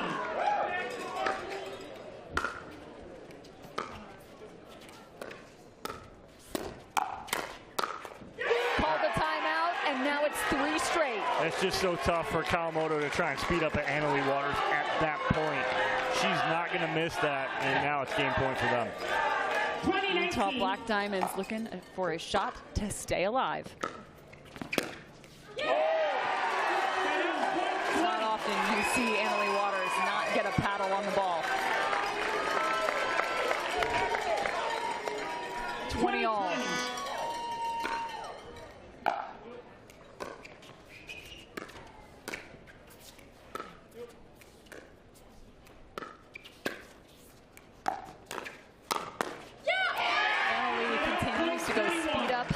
Extension on Alshon on the backhand side with Kohler cleaning up through the middle. Yeah, she's got him the last 2 out of 3 times to make a mistake. Annalie goes for the 3rd shot drive. She can't believe she missed. 21 all. That is gutsy right there from Alshon, letting that ball go.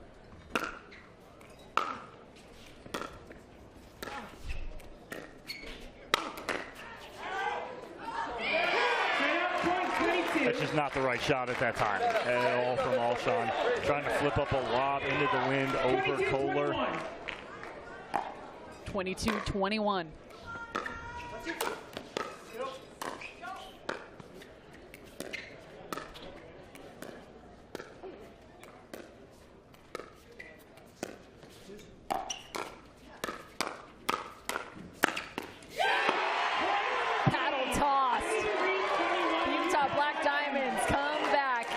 The win, 23-21. Kawamoto tried to protect her partner right there. She did 3 times up the line so that Annalie Waters couldn't speed up to the backhand side of Alshon.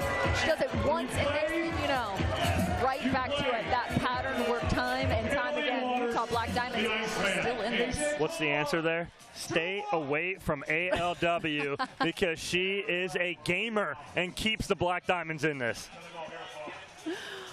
Annalie Waters and AJ Kohler. I loved it. At times they kind of went their own way at different crossroads, we'll call it, in terms of the timeouts and the directions they went. But nonetheless, they pick up the win and come together now alongside Cameron Blackwood. Thanks, Cam. It was almost a head-to-head battle between you and Alshon, him and Jackie up there, but what specific spots were you looking at to make sure you were getting those pop-up balls to finish it? Yeah, I mean, it's super windy, as you can see, so I think we were just trying to play it safe, go down the line. I think Jackie wanted to be down the line with AJ, and I think I wanted to be down the line with Christian, so it just kind of worked out that way. Not your typical mixed doubles, but in the end, I just tried to be aggressive. AJ was crashing, hit some amazing thirds. And a must win for you guys. I know there's a lot of energy on the crowd for them, but how much energy do you guys have for the Diamonds? We got a ton. I mean, we got a better fan group, honestly. We got the whole left side of the stands and making a bunch of noise. And I love it. Let's keep it going. We need one more, and I want to play that breaker. Diamonds looking to tie it up. We're going to come right back with our next mixed doubles right after this.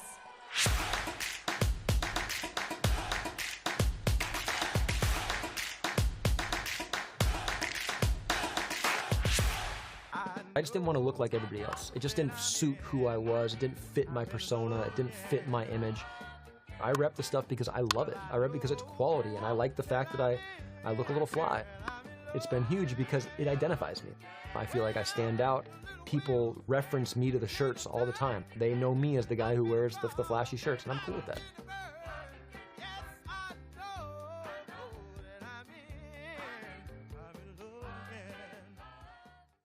My first surgery was a total knee replacement.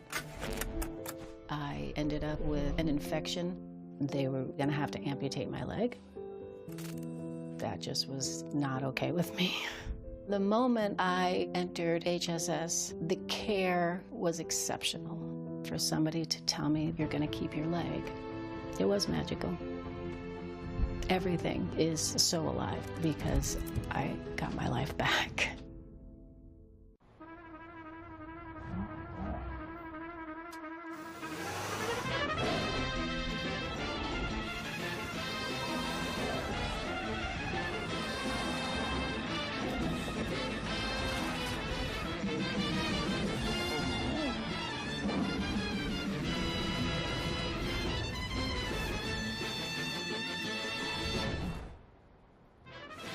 all-new Prius. Toyota, let's go places. And I said, Saturday? No one's here. Right? Are you getting this? So if he wants the invoice... Water doesn't have to be boring. Turn it up with Cirkul. With over 40 delicious flavors and a dial that controls your intensity, Cirkul starts a party for your taste buds. No sugar, no calories, and no artificial flavors. Just good times. Cirkul. It's your water, your way. Try Cirkul at drinkcirkul.com. The Utah Black Diamonds just turned this into a match, picking up a win in the first mixed doubles. They need a second win to push this to a dream breaker. We just saw Christian Alshon on the court. Right now it's going to be a different matchup. It's Riley Newman and Kawamoto playing alongside one another. This time it's Jade, the lefty. Major League Pickleball. Irina Tereshchenko will play alongside Thomas Wilson in this matchup. I'm Cameron Owen alongside Dominic Catalano. You've got Riley Newman playing alongside a lefty. Why do you like that combo? Well, again, it allows Riley Newman to play freely because of the fact that Jade Kawamoto is there to protect him. He can move a little more freely where he's got protection in the middle. So even when he goes wide, he feels safe. And you're going to get Riley Newman to go, and he's going to look to possibly Ernie on that left side. I like this combo. And again, they reacted to this, so they wanted Riley Newman to be sitting here in this position, possibly up 2-1, looking to finish this at 3-1, not go to a dream breaker. Yeah, and you make a great point. This is exactly what the DC Pickleball team wanted, as they chose to react after the coin toss.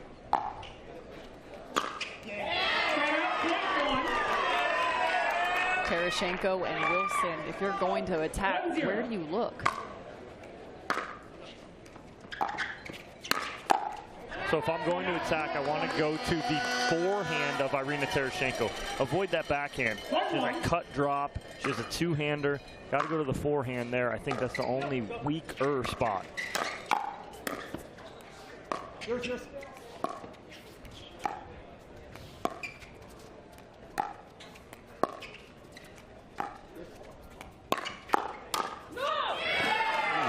was an opportunity there. Newman kind of may have missed one here on a high ball right there from Tereshchenko.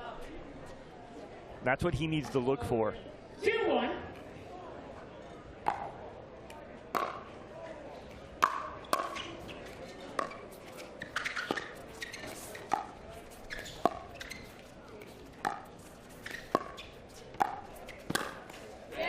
Riley Newman, again, his ability to read and react, finding this speed up so quickly. He waits, lunges, and then puts that ball right in the chest of Thomas Wilson. Watch it.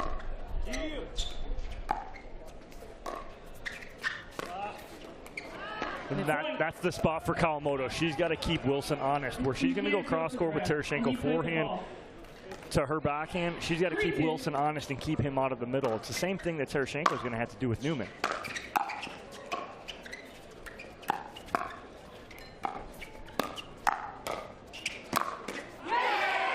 That Tereshchenko went to step in and then sees Wilson flying, gets out of the way right here and allows for the big forehand, a little extra pace coming off that paddle. 3-3.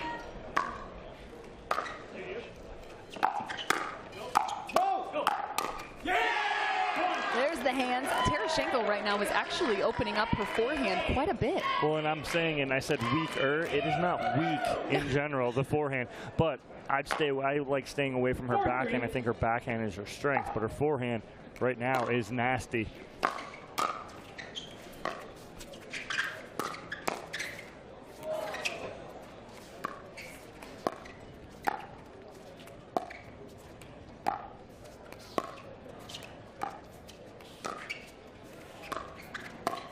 Watch it.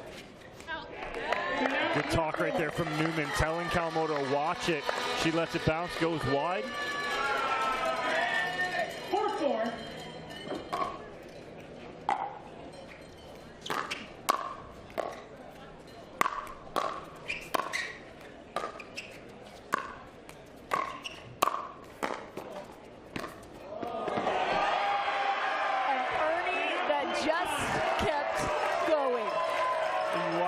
Thomas Wilson here. Watch him back off this line. He's skipping back to the baseline going, oh, did you see that? Did you see that? How about a forehand that just keeps going? The bounce in his step right now from Thomas Wilson is showing me that they are prepping for a dream breaker here. 6-4.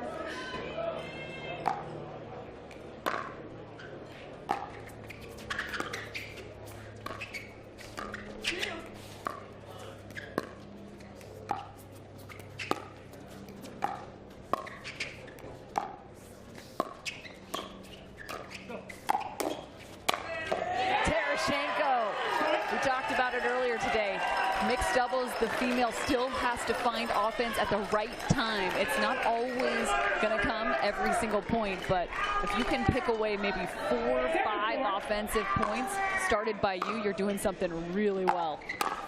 Yeah, Tereshchenko's finding it right now. Wilson, a little heat check right there, but pulls it just wide.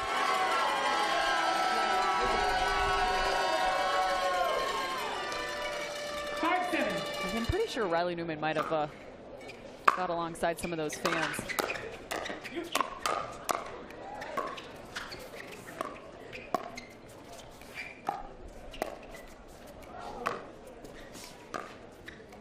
That's it. I see signs that read Newman Nation. Wonder who came up with that. I'm going out on a limb. Way out on a limb. 6-7.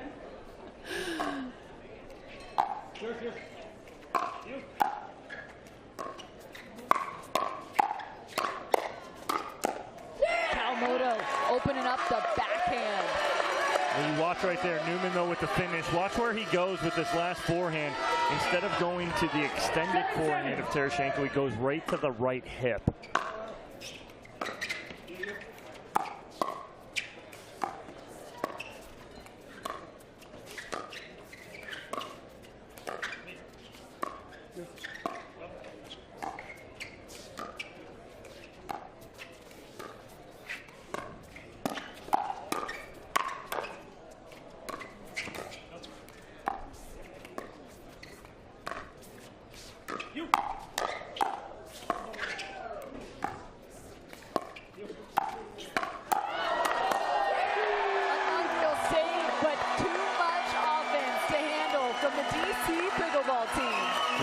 Adjustment from Jade Kawamoto in the middle of all that to keep her partner in this.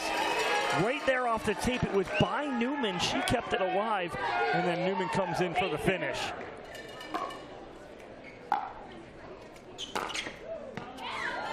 Riley Newman looking for the winner on the backhand side of Thomas Wilson. I will say right now, Irina Tereshchenko is going head-to-head with Riley Newman. She's managing her counter punches, actually taking some pace off, and it's allowing her almost more time to react.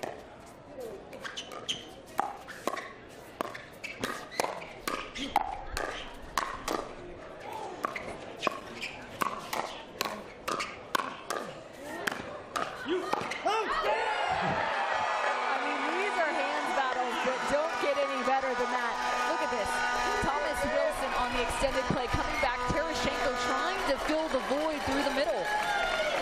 And just Riley Newman sitting big in the middle, just keeping balls in play. 9-8 for DC.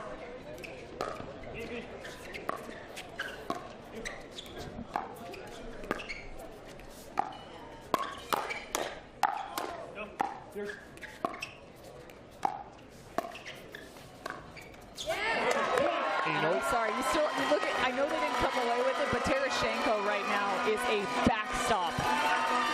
You know what Newman playing so well, resetting everything, it's allowing Jade Kawamoto to be active.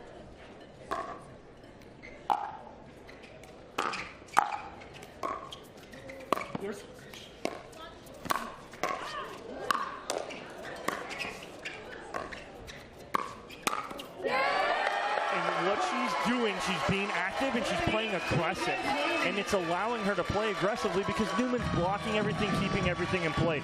Great job here from both Newman and Kawamoto. We knew it was going to be a battle, but wow, this one is shaping up to be a good one. The Utah Black Diamonds, who trailed 0-2, picked up the first mixed doubles competition, and now they are still within the distance that is manageable. Down by 3 at the change of end. And Annalie Waters said it earlier, it's actually pretty breezy down here on Championship Court, so managing conditions well is the DC Pickleball team as they look to close out this match with a win 3-1. Yeah, I mean, it's a great run here from the DC Pickleball team. They were down a little early, looked a little out of sorts, but it found their rhythm here. And the rhythm between Kawamoto and Newman is looking really good right now.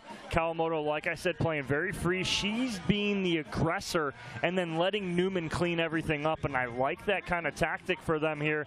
And it's given them a 3-point lead here on the end change in the 4th game. Also, this gives me just a second to congratulate the Wilson family. That's Thomas Wilson and wife Brittany, who I believe is currently sitting on the bench for the Utah Black Diamonds. They just had a chance to welcome a baby girl into the world. They adopted her, so congratulations to those two, now parents.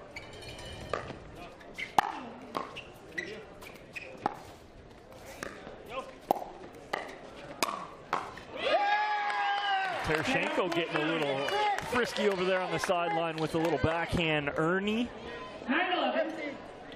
Setting up Thomas Wilson. Watch it, watch it. Trying to drop again to that backhand side. Something we haven't talked about for Kawamoto is her ability to control with her backhand and really still move and control the ball in terms of its location. That's a great example even from the baseline with the drop. Well, again, too, what does that do, or what happens there is Wilson's trying to be perfect and hit an absolute missile for a winner because Kawamoto and Newman are getting everything back, playing great defense and turning that into offense.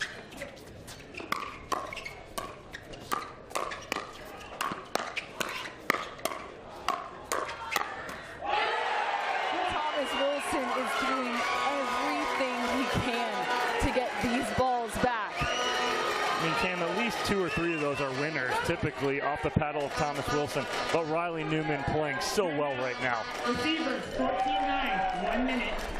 Utah forced into yet another timeout, trailing 9-14. Ladies and gentlemen, this is what it's all about. Major League Pickleball has just been on a path through 2023. Season 1 concluded. We had the LA Mad Drops picking up the win in the super final. Irina Tereshenko, a part of that crew, as she has been one of the top dogs in Major League Pickleball. And right now, she's got to find more magic to stay alive for the Utah Black Diamonds. Yeah, because again, first match for both of these teams here. Last thing you want to do is go down 0-1 and have to win your next 2 to try and stay alive and move on to the playoffs. As an update from this group, the Chicago Slice picked up the win over the Dallas Pickleball Club. 3-1. Got a team with Ben Johns, Eric Lang, Lacey Schneeman, Jesse Irvin.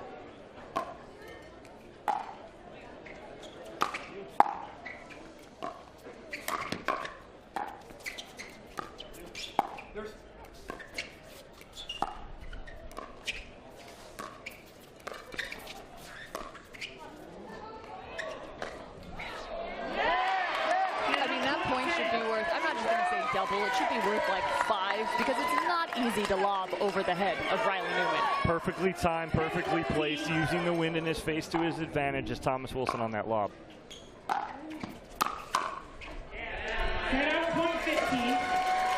it's Riley Newman finding the foot of Thomas Wilson. 15-10.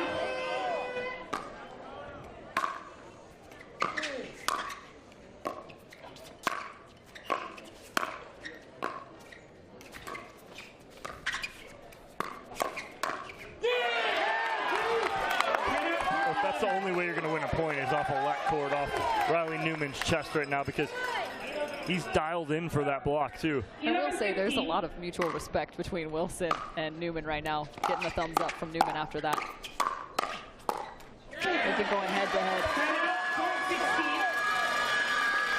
It's just amazing, the hands quickness of Riley Newman, how everything just continues to come back as you see Anna Lee and Lee Waters on the sideline.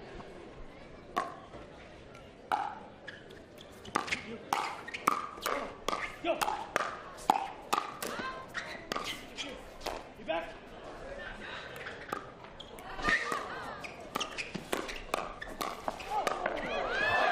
A diving save from Thomas Wilson.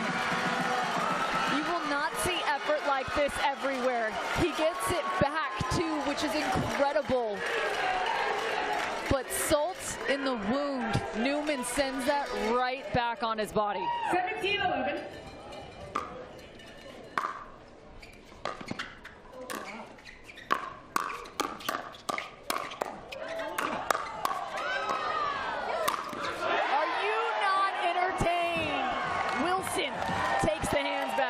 Wow, unbelievable point again. Newman just getting everything back. But Wilson finally able to get on top of one of those balls at Newman's feet.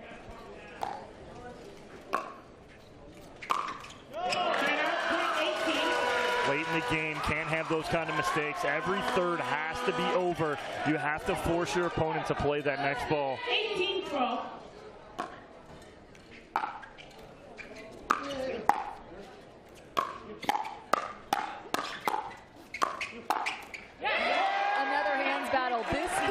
The tide for the Utah Black Diamonds. I'm just loving Jade Kawamoto playing as fast as Riley Newman too. She's just feeding off of his energy.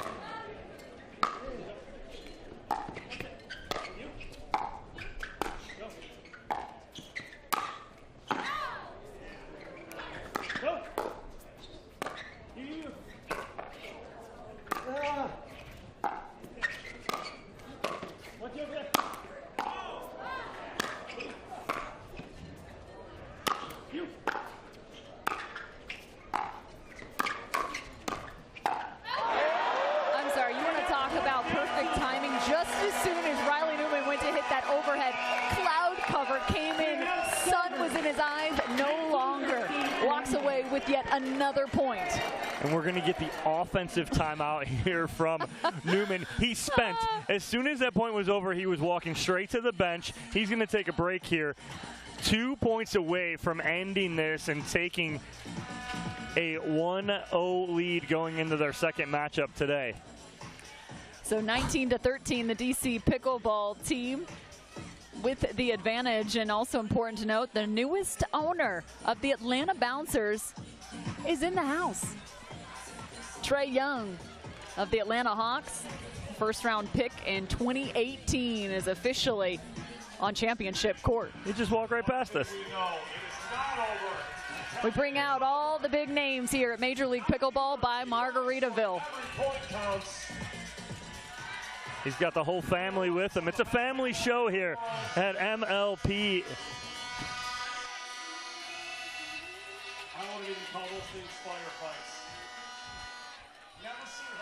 Come back from this timeout. The offensive timeout from Newman and Kawamoto here. Regrouping, catching their breath. 2 points away from ending this and moving on.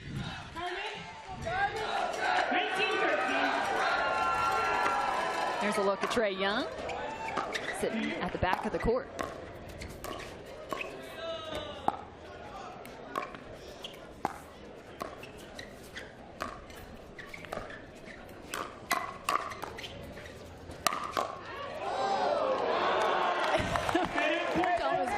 A little stunned right there, going, how in the world do you think you can get that ball back?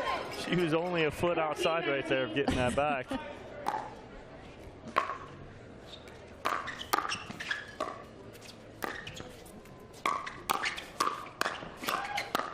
Riley Newman again showcasing quick hand speed on the forehand and the backhand side. 20-14, the DC Pickleball team look to walk away with a win. 14. A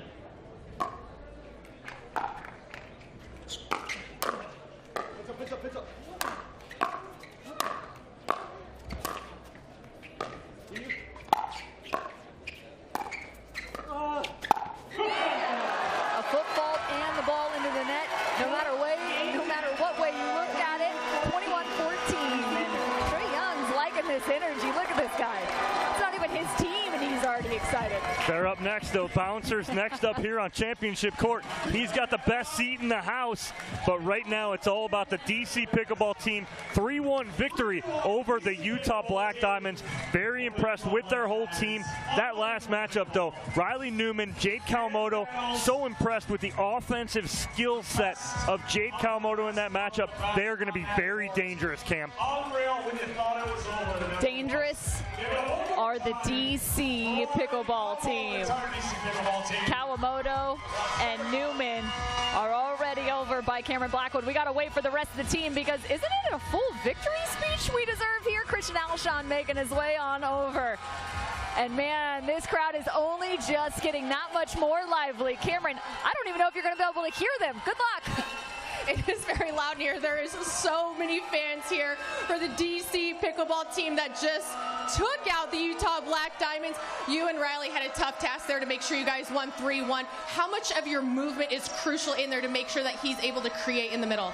Yeah, he's a great mover. I'm trying to get out of the way. Thanks, fans, for cheering for us, and thanks, Tim Parks, for lighting that fire in Riley. That really helps. We got to talk about Newman Nation. You guys, you got to give something back to this crowd that was cheering you on this entire time. Yeah, I'm not sure what it is about Atlanta, whether it's PPA, MLP. I come to find my good stuff. We got awesome teammates. The fans are going crazy. I love competing out here, and Tim Parks, that was for you. And how much heart does this team have pulling out a win like this? Got a ton of heart. We're going to take this thing home. DC wanting to take it home. We're going to come right back with more Major League Pickleball right after this. Major League Pickleball by Margaritaville. Brought to you by State Farm. Like a good neighbor, State Farm is there. Toyota Prius. It's ace now. Nobilo, New Zealand's finest Sauvignon Blanc. And Margaritaville. Escape to your personal paradise. Stay, play, live, and dine in Margaritaville.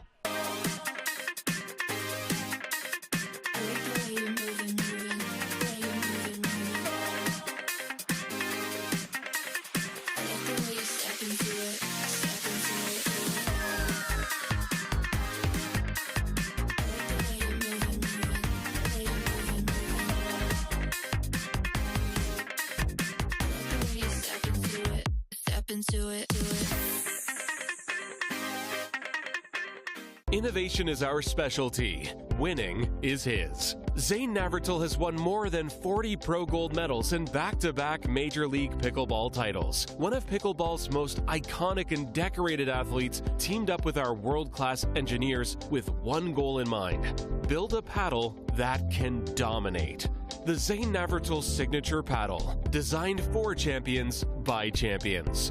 Available now. ProXR Pickleball. Innovation you can handle. Introducing Skechers Pickleball, the official footwear of Major League Pickleball. They're ultra lightweight and responsive for incredible speed.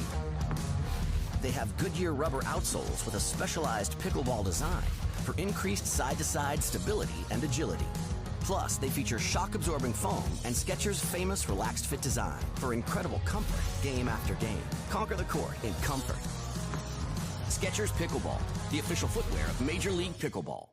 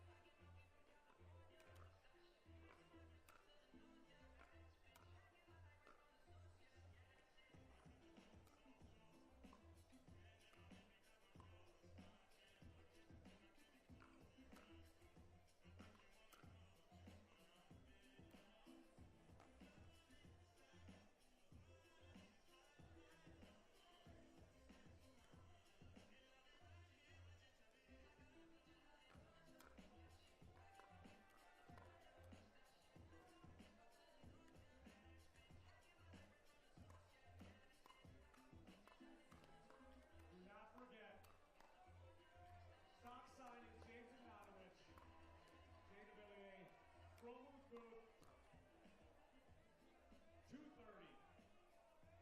But first, we got something very special about to happen.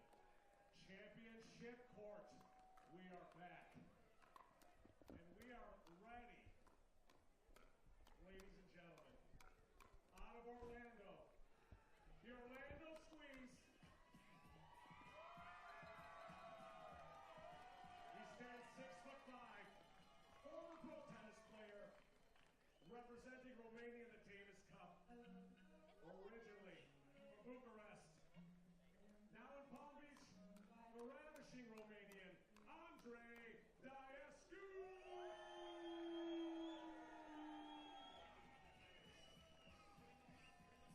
This man right here, from the Midwest, he is the best two-time Major League Pickleball champion. From Austin, Texas, playing with the ProXR Pickleball.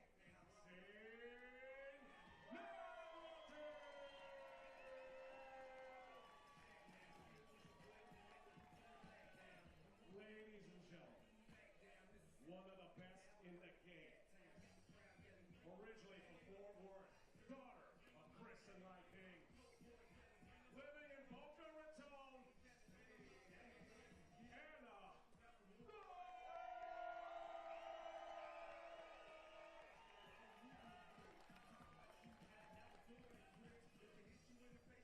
Originally from Tampa, playing tennis at the University of South Carolina, now living in Indiana, Rachel Rohrbacher.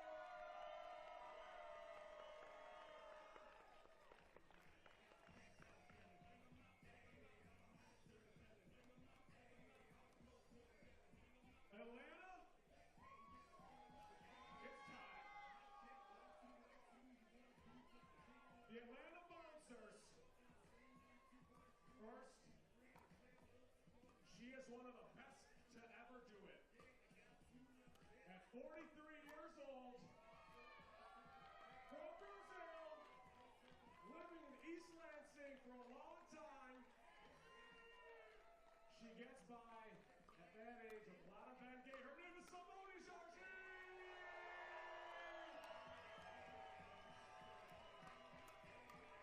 It isn't so, but she's back. Originally from California, over 43 medals, triple crowns, living in Florida. Her name is Paris.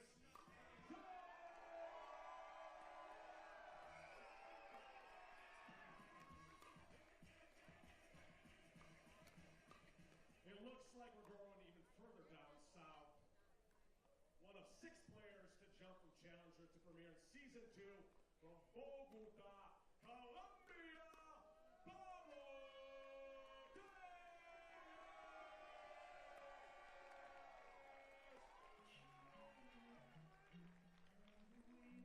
Another one of the 6 players to make the jump from Challenger to Premier. It looks like you've seen 2 of them, probably because you have. He has a twin. But we got right here, right now, living in New Braunfels, Texas, Hunter Dulce.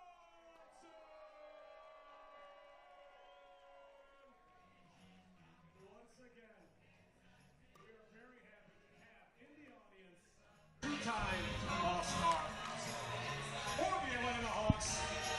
Very proud to have his co-owner, Season 2 of Major League Pickleball is living up to the hype, and the 48 best players in the world have put their heroics on full display here in Atlanta. Michelle McMahon alongside Cameron Irwin. Dominic Catalano will be joining us from the sideline. You are watching the premier level pool play matchup between the Atlanta Bouncers and Orlando Squeeze. Atlanta comes into this matchup 0-1 so far in pool play. Orlando 1-0. Opposite records. This is Group A. Knockout rounds begin tomorrow. A lot at stake for these players, and we will have men's doubles coming out here first. So when it comes to the complexity of both teams, 57% win percentage on the side of the Orlando Squeeze. Let's talk men's doubles first, Cameron.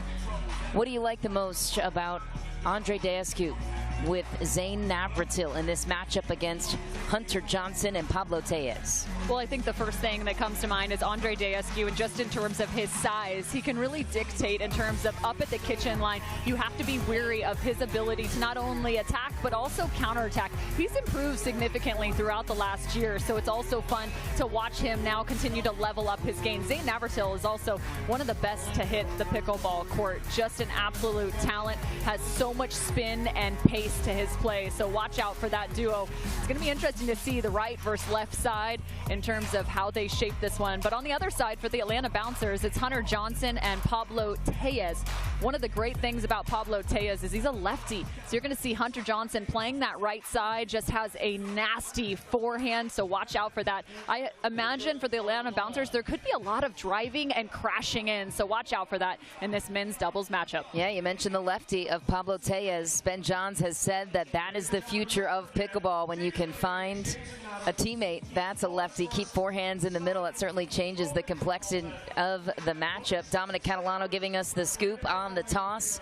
Orlando won the toss. They chose to react, and so Atlanta opted to put their women's team out first. So we jumped the gun a little bit. It is not men's doubles going on first. I apologize. That was an assumption from them warming up, but we will go to the women's. Why not? Let's just profile all the players. We will be seeing all of them at some point on championship court. So, Anna Bright and Rachel Rohrabacher. Rohrabacher was the talk of the town in Major League Pickleball. She's in the top left side of your screen here. Warming up with Anna Bright there, we have the win percentage, a perfect 50-50 split, as one would have it. Paris Todd, a two-time MLP champ, and Simone Jardim will take the stage front and center. So let's talk Rachel Rohrabacher first. We know the known entities of Anna Bright, Paris Todd, and of course the GOAT, Simone Jardim. Rachel Rohrabacher snuck into the Premier as an unknown entity. And Anna Bright says she has a bright future ahead, pun intended. Fourth round selection. What do you like about Orlando? Well, Rachel Rohrabacher out of the University of South Carolina comes from a great tennis background. They were SEC champs, and so she comes with not only experience on the pickleball court now, but experience with a paddle or racket in her hand. One of the things I've loved from watching her is just the amount of pace that she can play with. She shows great composure, and she's also got a great partner that she's going to look to set up. That's Anna Bright, who's going to be very aggressive. Watch for her court movement, and really Rohrabacher's job here is to be the setup. How many assists can she really come up with for Anna Bright is the question. But on the other side of the net is the Atlanta Bouncers. Simone Jardim, which you've mentioned, is an absolute GOAT. But you also have to deal with Paris Todd. These two have spent a significant amount of time playing alongside one another, so that's definitely going to help. Simone Jardim has completely shaped the game of pickleball. She was one of the all-time greats in terms of coming up with unique and creative ideas of how to approach this, and she's also the epitome of consistency. And on the other side, for Anna Bright, we talked about her athleticism. Paris Todd is the counterpart to that. She is freakishly athletic, utilizes so much spin in her game, whether it's slicing a ball or finding backs or top spin on the backhand side. Just a wicked amount of pace can come off of her paddle. And it's interesting on the side of the Orlando Squeeze, chatted with Rachel Rohrabacher just briefly heading into this first MLP, and I asked her, how does she manage the nerves? We've all been out there, maybe not in this situation, but it is so nerve-wracking when you're playing for a team. All the pressure on you, all the eyeballs on you. You're the fourth round selection that is supposed to make or break your team. She said, I love being in those moments, the pressure-filled moments. She said, when it came to mix, I wanted to be out there. I wanted them to hit every ball to me. So you love the competitive spirit, as you mentioned. Well, so definitely a make or break moment, right? We saw Allison Harris, who filled in for Mary Brasha earlier today for the Miami Pickleball Club. It was a make or break. She's an alternate. She wasn't even playing at the challenger level, and she steps in and was lights out for Miami on championship court. So this is when you truly get tested. Right now, Rohrabacher, the 39th overall pick, she's going to see her fair share of balls coming her way. Paris Todd will lead us off with the first serve to Rohrabacher.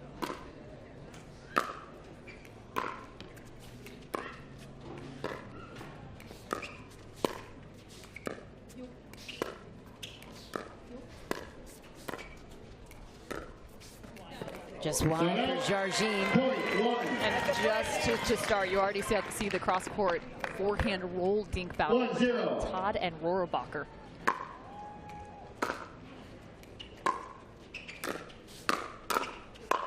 Rachel Rohrabacher initially staying in there toe-to-toe with Jargine.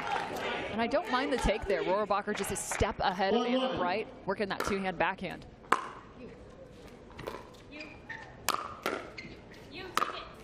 A high third from Paris Todd. Rachel Rohrabacher takes full advantage. Serve a point back to their side. Yeah, and I love the redirect. Back down the line, the quickest point, and Jargine on the backhand side.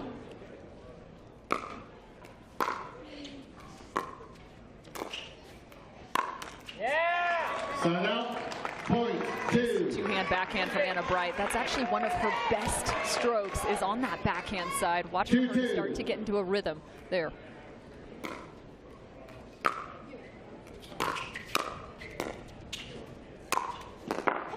That's a big put away from Anna Bright. A tough ball, actually, because on that side right now, you're staring directly into the sun. It's been absolutely perfect conditions to this point. It's definitely increased the temp about 10 degrees or so in the last hour. Sure has.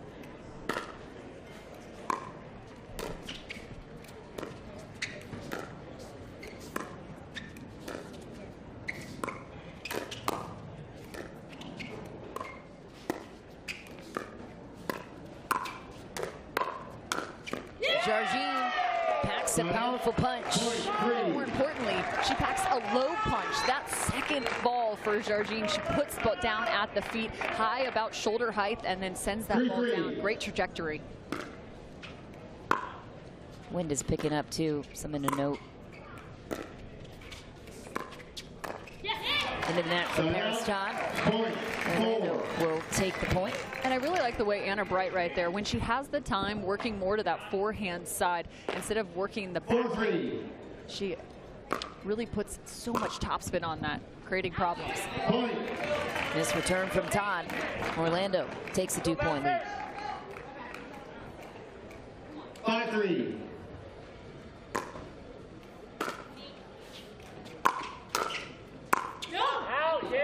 Back for Anna Bright. This one's gone back and forth. You can tell some nerves are still being worked out for some of these players.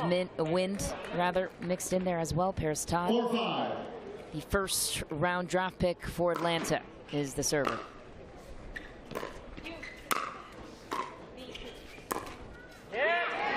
Denied. And Paris had a significant input in terms of putting this team together, and it's not surprising as you see Simone, her typical women's doubles partner, along with Holly Johnson, who she spends most of the time with on the mixed doubles court. So if this team has one thing, not only are they athletic and talented, but they also have a ton of experience with one another. And they opted to go girl in their draft order, whereas Orlando went girl, guy, girl. So different strategies across the board. Paris Todd told us this week it was 5 seconds left on the board before Leanne GM selected Jargine. She was getting a whole slew of opinions. Well, that's the hard part. You always kind of look to that first round pick that you have, and you say, how do you want to shape this team around him?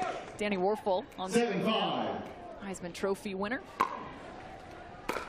University of Florida.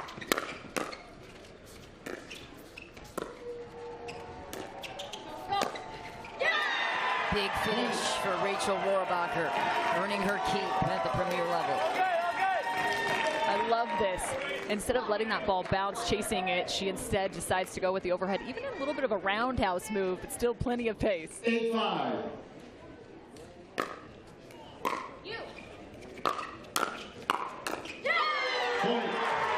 Anna Bright, that's the talk. That's what I'm talking about, just how dynamic she can be. I love the shake and bake for these two. Rohrabacher has the tennis background, the strokes from the baseline. Go to work and let Anna Bright put the pressure on.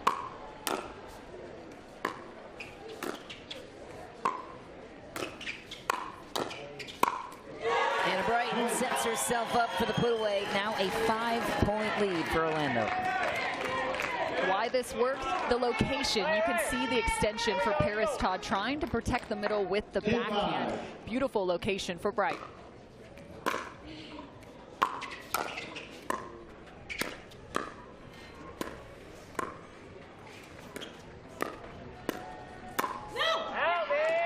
It's long for Bright. I don't mind it. You can see her kind of working that shadow swing after the contact, trying to find just enough topspin. When you're at the kitchen line, you really can't take a full swing on some of these speed ups. You've got to create topspin to get that ball to fall. It's really just about between a 40 to 60% actual attack.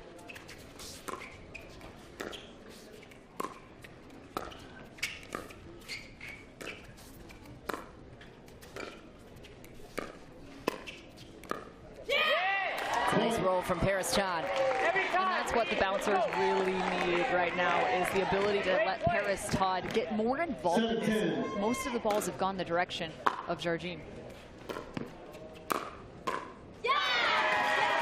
That middle's causing problems. It is, which is surprising because these two play together quite a bit, as you mentioned, Jardim and Todd. An 11-7 lead for Orlando means an end change for us in a quick timeout. Any patterns that are jumping out to you so far between both teams? I think one of the first things that kind of jumps off the page is the amount that Simone is receiving the ball. You see Trey Young currently on screen, one of the owners for the Atlanta Bouncers. That's right. In the house, newly acquired, on the Major League Pickleball circuit. We love having him here. We love being in Atlanta. The crowd has been fantastic. You can tell the premier level players are in the house. But to go back to your question about the patterns, to jump back to it, I think one of the things that could be interesting is if Simone maybe works a little bit more the line-to-line with Rohrabacher. I think that's a nice matchup in favor of actually Simone. What she can do in terms of having to kind of deal with some of the pace coming her direction, how much pressure can they add to Rohrabacher, and more importantly, how can they get Anna Bright less involved? And then in terms of patterns on the other side, I think for Anna Bright and Rohrabacher, what's working, obviously the shake and bake, but also utilizing Anna Bright when she gets the opportunity to really get up to the kitchen line, attack and through some of those middle balls. Right now, Rohrabacher's doing a nice job staying steady in that cross court with Paris Todd. Paris has got to either find something different. Maybe you go up the line to get yourself involved. Anna Bright going the opposite direction. But there's the enthusiasm on full display. There's a lot of neon in the stands, is there not? So fun. Can't miss us. Send a sky cam over.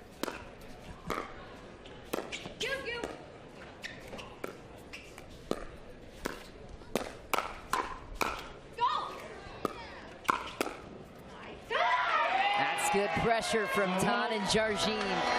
And that's exactly what they need. Paris Todd, she's got to start imparting her will more on this match, but in order for her to do that, she's got to see the ball. 8-11.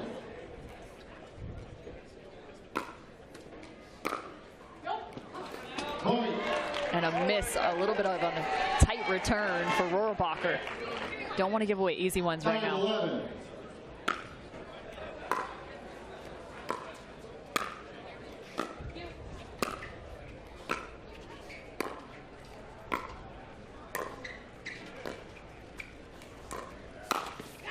Paris Todd went for the rip. She had an opening, just caught the top of the tape. Yeah, and it was a little interesting. We talked about being aggressive. Paris actually had a chance in transition. I thought that she might go after a ball about 2 balls before the one she did. Instead, stay a little more patient.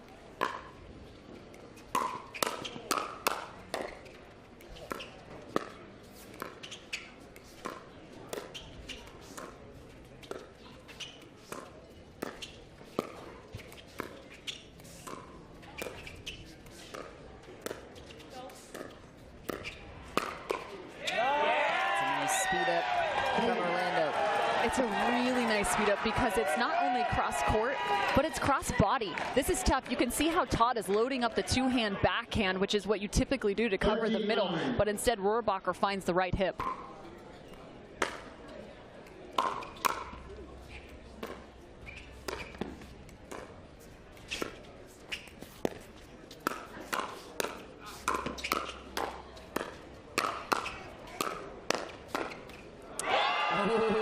Just barely missing was Bright.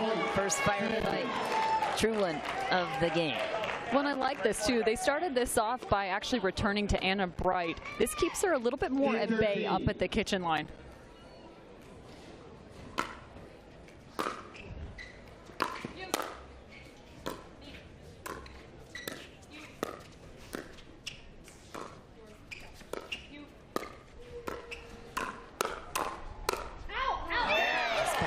Jargine and a 4-point lead for Squeeze. And what a shot from Anna Bright, finding the right shoulder of Simone. Not much you could do there. She had to get her paddle not only up to the right, but well up by her ear. Deep return attempt from Paris Todd, and you have to keep them deep, just inches long. Another timeout called for the Bouncers, who trail by 5, and the Orlando Squeeze fan base is a passionate one.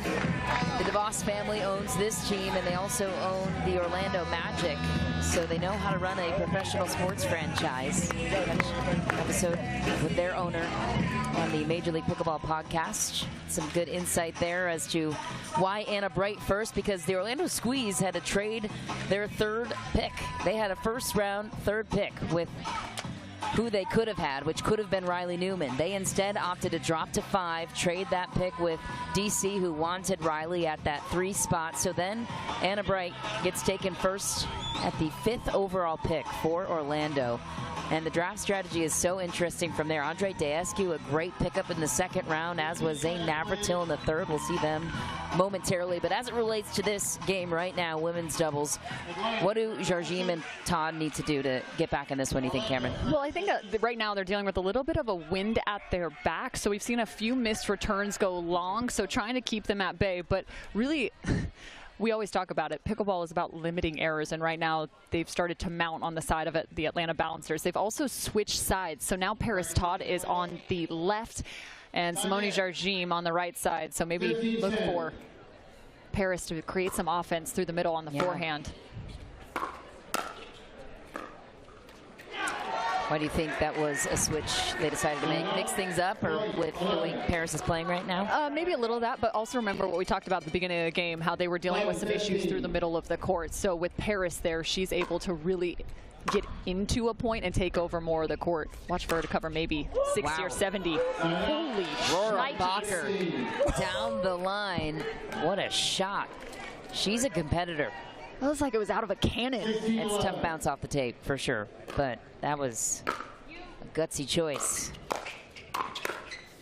Anna Bright applies the pressure and the biggest lead of the game so far for Orlando. But that's why you want to return to Anna Bright, because watch the difference. If it goes to Rohrabacher, she is just crashing, or she's driving that ball from the baseline. Anna Bright's closing in. Even there, just a little bit of a miss. But if Anna Bright takes that ball in terms of the 3rd, Rohrabacher's not as aggressive to get up to the kitchen. Ball 17.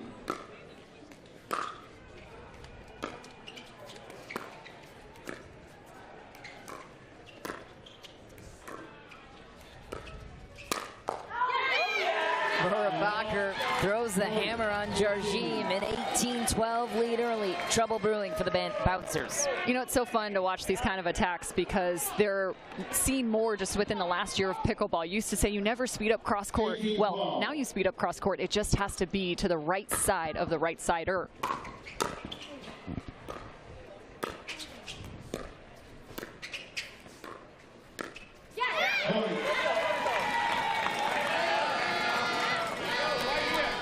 Orlando 2 points away from taking game 1. 19-12.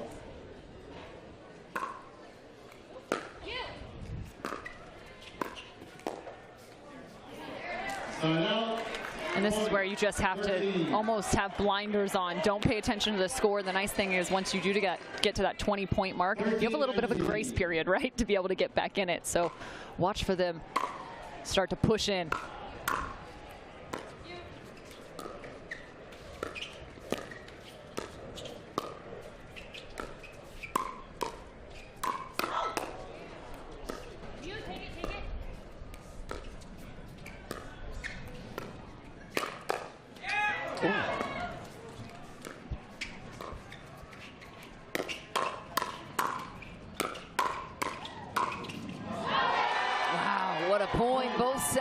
Atlanta steals that one.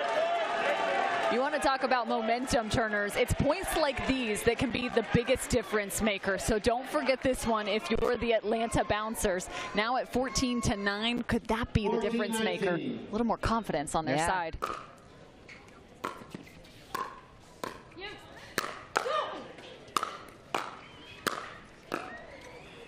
Oh, Jardim is down, couldn't recover in time.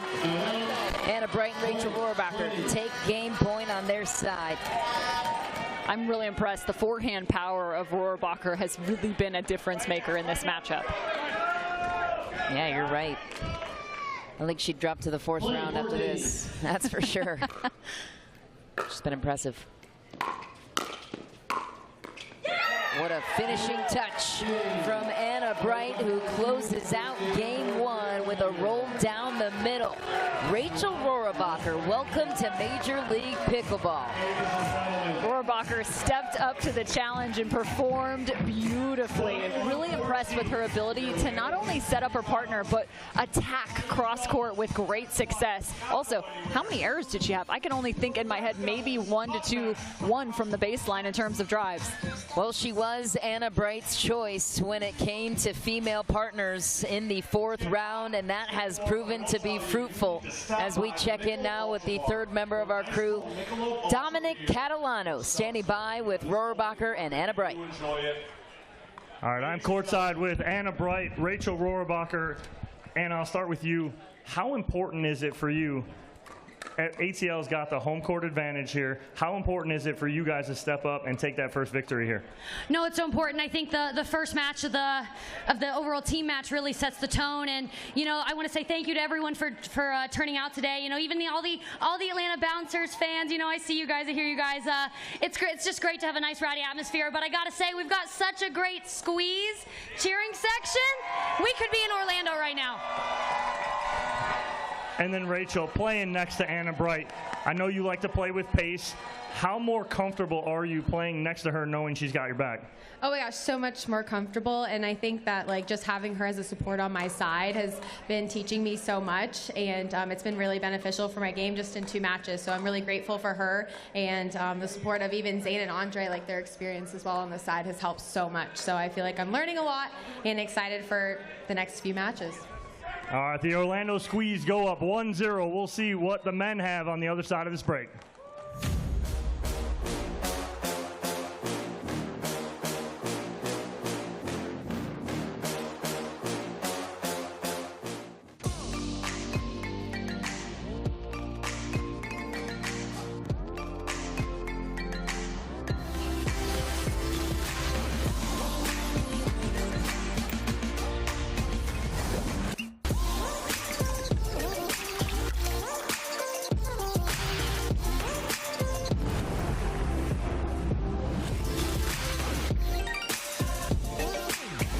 Dulce Vida, you are what you drink.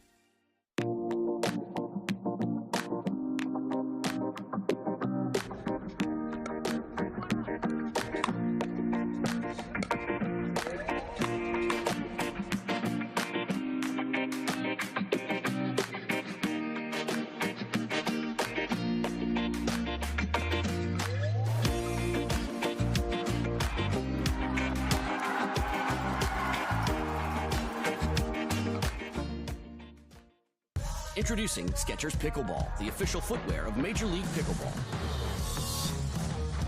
They're ultra lightweight and responsive for incredible speed. They have Goodyear rubber outsoles with a specialized pickleball design for increased side-to-side stability and agility. Plus, they feature shock-absorbing foam and Skechers' famous relaxed fit design for incredible comfort game after game. Conquer the court in comfort. Skechers Pickleball, the official footwear of Major League Pickleball. My first surgery was a total knee replacement. I ended up with an infection. They were going to have to amputate my leg. That just was not okay with me. The moment I entered HSS, the care was exceptional. For somebody to tell me you're going to keep your leg, it was magical. Everything is so alive because I got my life back.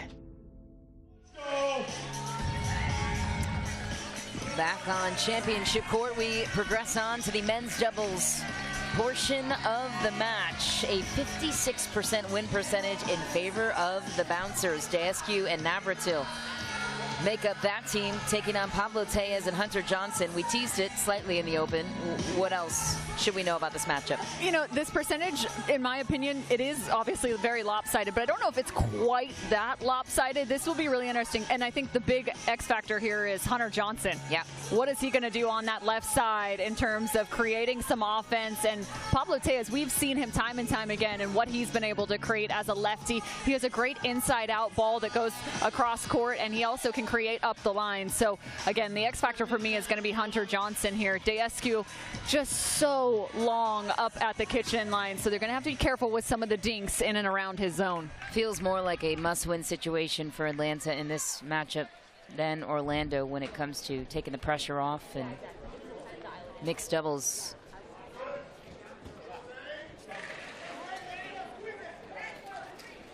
Net adjustment. All right, warming us up early. Pablo Tellez was in the challenger level last year, picked up in the 3rd round. That was a good pickup for Atlanta for him to still be available at that slot. Hunter Johnson, the 4th round draft pick, 46, as you mentioned. Spent some time at premier level with as a sub. Get to that in a moment. Big return early for Orlando. Man, they have a thick fan base here. They have crowd, fans everywhere. They look like they're all hunting.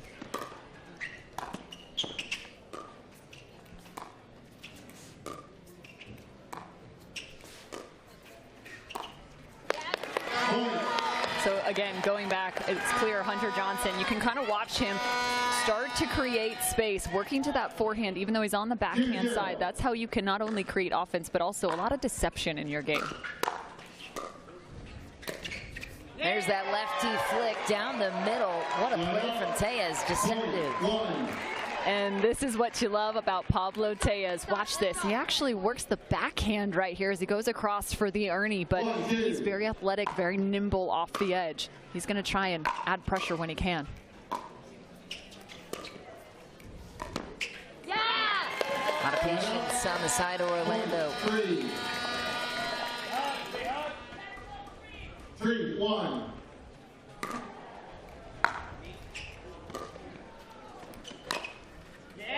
What a shot from Tellez down the line. Watch this footwork from Tellez. Same thing.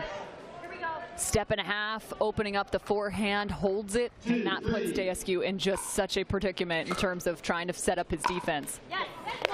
And a miss there.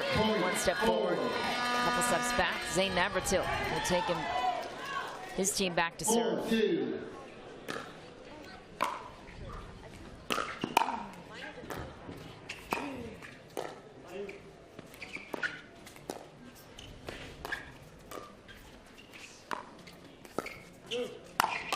Lob taken advantage of by Hunter Johnson. And it was a defensive lob. Zane Navratil put in somewhat of a box there, and it's because of the deception from Pablo Tellez. He holds that, and again, rolling that along the cross court. And there's the length of Deescu. You were wondering when you would start to see it. He goes a little bit full flamingo here and gets a nice shot. Former tennis pro, Deescu.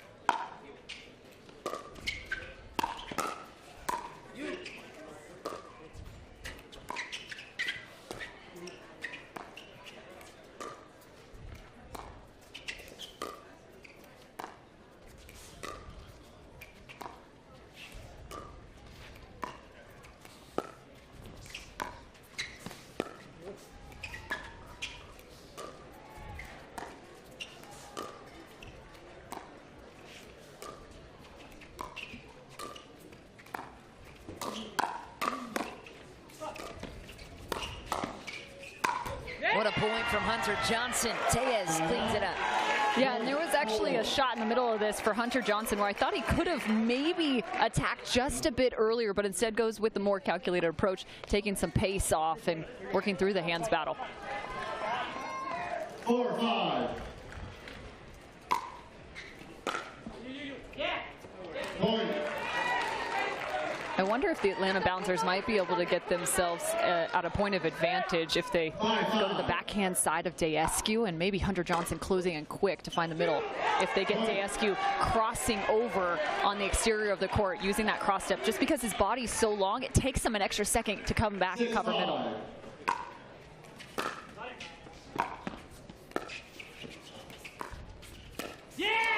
Nice roll opportunity from Navratil, and a nice little run here for Atlanta, recovering quite the lead.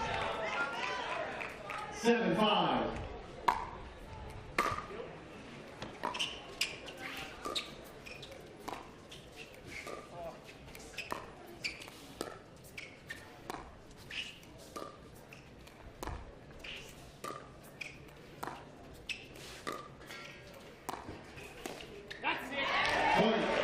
Been a lot of testing the middle. If you've watched it for the Orlando squeeze, most, I would say probably about between 50 to 70% of the dinks have come to that middle zone for them.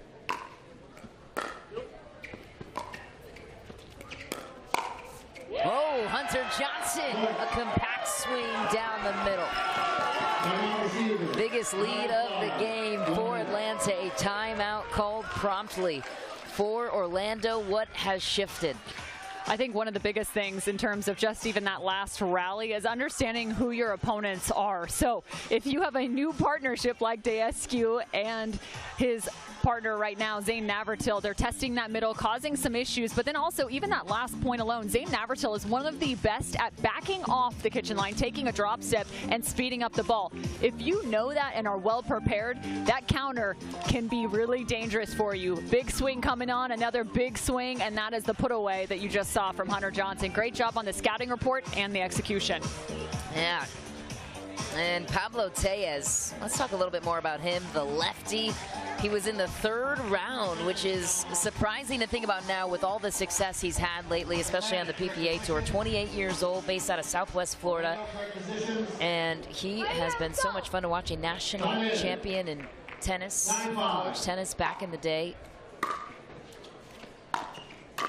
He was a steal in the third round, that's for sure. Well, it's wild. You think back to what he did in season one, winning back-to-back titles for the Breakers in both Mesa and Daytona. He was originally the 5th pick at the challenger level through season one, so he's made the jump that he deserves.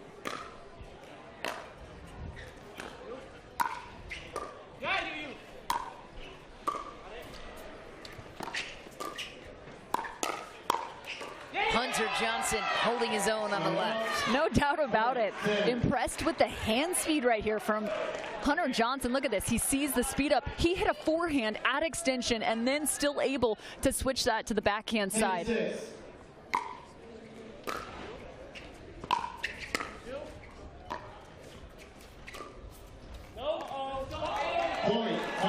Uh-oh, Pablo Tellez says to Andre Dayescu, trouble brewing now for Orlando. And Atlanta has more than found their stride. They are steamrolling through this matchup up 5. Well, and what's shocking a little bit here, Michelle, is the fact that we already had one timeout. Now, this is the end change, right? But the conversation about the middle should have already taken place. There was an issue, yet again, through the middle, the forehand side. So this will be interesting. Do they switch sides? Do they try to find something different? Will be the question for Navratil as well as Dayescu. If they don't, I would love to see Dayescu start to get a little bit more aggressive. Start taking that ball off the left foot of Zane Navratil so that there's no more questions, because right now the indecisiveness is what's killing them. Yeah, it's interesting. New partnerships come together across the board for all teams, and who seems to find their stride first are the teams that more often than not have success. Hunter Johnson deserves some credit here too. He was promoted to the premier level as well, played a little bit on the Premier League back in Daytona. He was playing double duty, subbed in for the LA Mad Drops. Helped them advance. And another missed return for Andre Dayescu, looking at the court like there's a problem over there. 12-6. Michelle, that was funny. That's exactly what it is.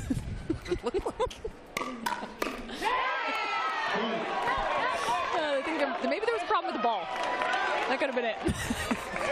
Look back like something happened. DVD on what that was, but we will. Usually, we look at the paddle, you know, whenever you make an error. Same thing.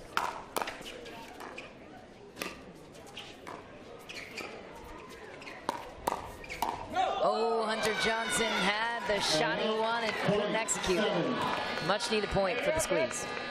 But again, look at this, both working around to find their forehands. This is why, to your point you talked about with Ben Johns, that righty-lefty is so dangerous.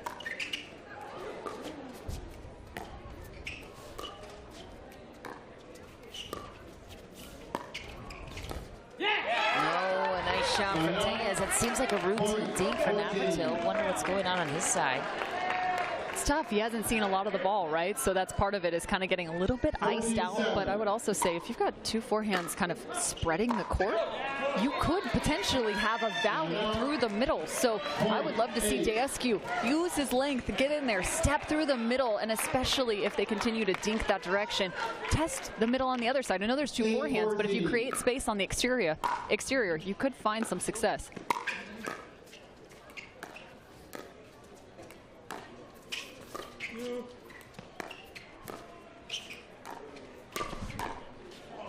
And that's the ball I'm talking about. That is exactly the ball. So push Hunter Johnson out wide. It caused him to have to take another step and a half to cover middle. Instead, they go body on him, but that's the difference. Deescu sliding and getting aggressive.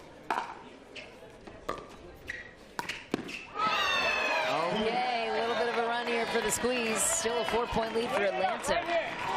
But you think one more goes the direction of Orlando, you start to feel like you're in trouble.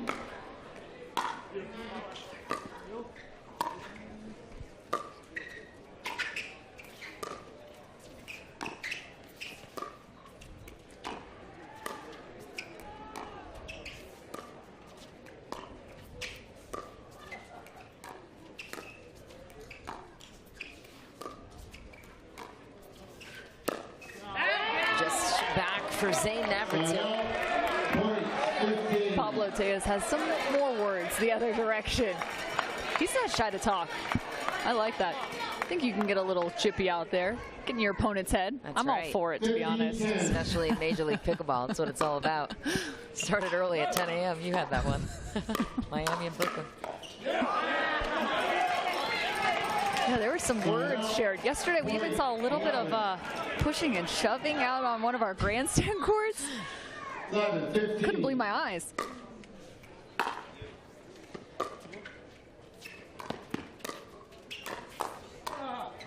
Oh, what an attack from Zane Navratil. There's a little chirp sesh.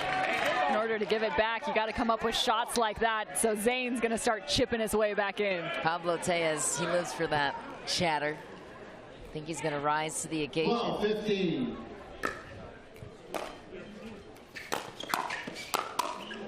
Oh, what once was a 14-7 lead for Atlanta now has a much drastically different looking scoreline.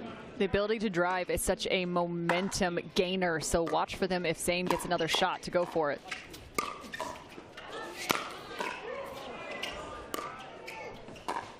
Uh-oh.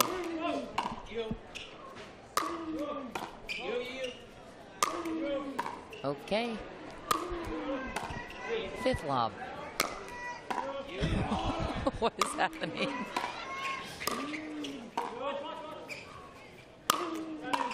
Oh, 7 overheads to get them to go away. Orlando finally finds a way to get the point. It looked like a warm-up drill, Michelle. Are you kidding me? It's like, all right, time to warm up your overheads in tennis. You know what I'm talking about? Send a couple up there. I think he's good and warm. Well, because you saw it exactly there. It's so hard to put the ball away in pickleball from an overhead standpoint, especially one that is high enough. You hit down, it's hard to create angles if it's deep enough in the court. But why keep lobbing when you can try and hit that reset for Atlanta? Well, I think I understand a couple in a row if you jammed, but, but there were a few in there I felt like a reset could have happened. And now we're tied up 15 apiece.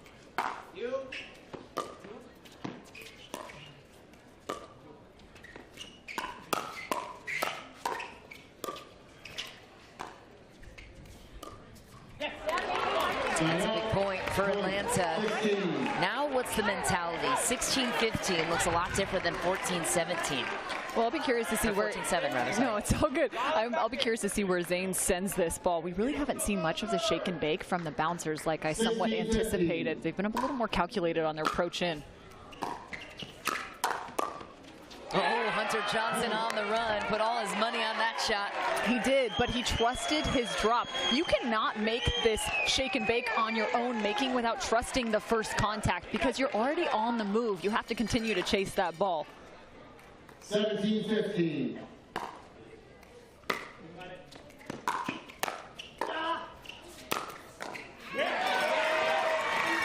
Zane Navratil really coming alive here in the late stages of this game, and it looks like whose toe is in the middle? It's both of theirs currently.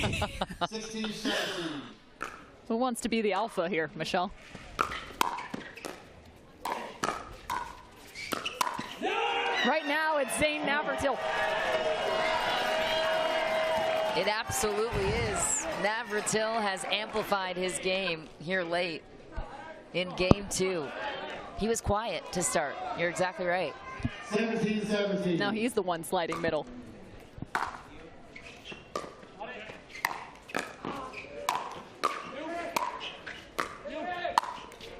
Pablo Tellez with a hefty angle, back on top by 1. Well, and that's the difference, right, in terms of those overheads. Instead of creating pace and trying to smash that ball into the interior of the court, you want to create angles and get that ball to the outside.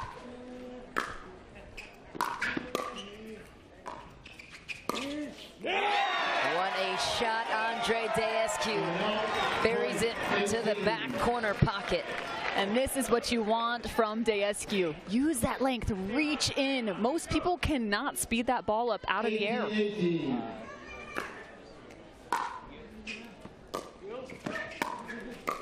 Oh. And doink. Have another look. Oh, Zane Navratil, are you okay? Hopefully no concussion there. We've seen some problems. No doubt Zane's got his head in the game. 19-18.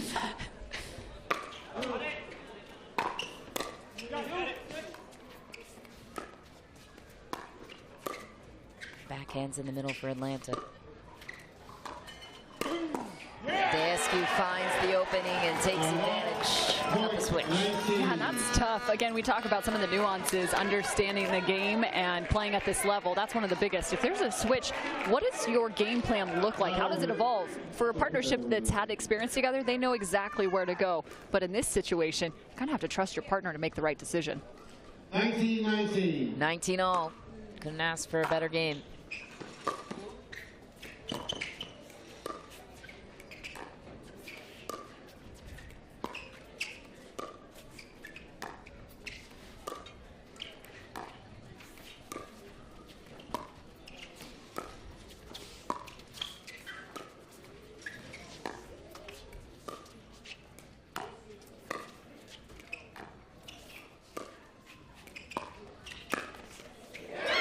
What a find, Zane Navratil down the middle. And again, look at this. This is where you create opportunities. Pablo still shifting back. That's exactly what I'm talking about. When they work to those forehands, nice job by Zane sliding and then finding the ball right through the middle. Game point for the Orlando Squeeze. Zane Navratil will look to finish it here. Win by 2, win on your serve. No freeze.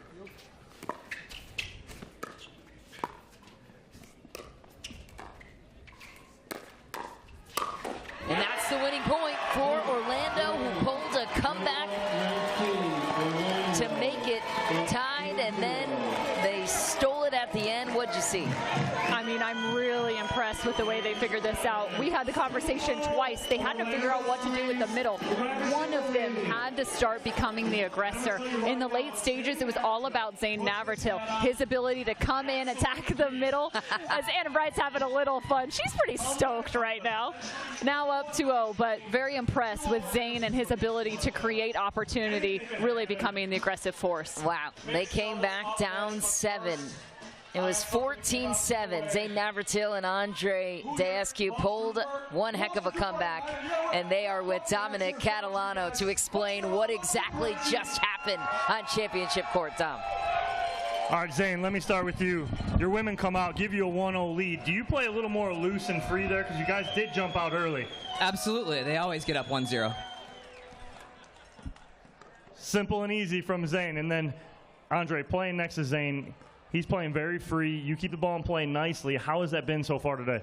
Oh, it's been great. You know, we went through a little slump there in the middle of the game, but we both just hung in there, went over the top of the hill there, started playing a lot better, started playing a lot looser, and just so happy to be competing alongside him and getting this W for the team. All right, Orlando Squeeze go up 2-0, looking for one more victory to go 2-0 on the day. We'll have our next mixed double match here on championship court at MLP Atlanta.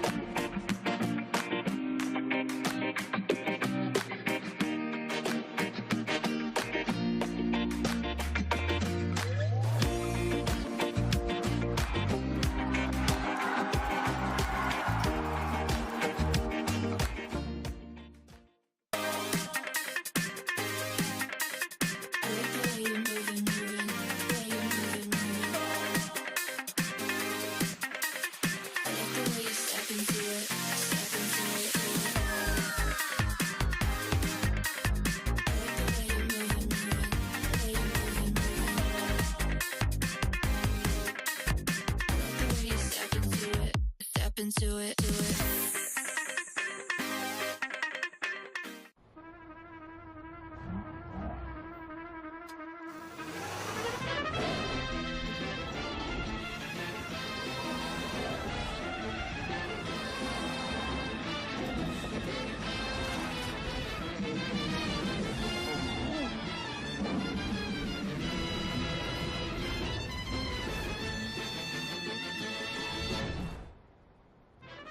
The all-new Prius.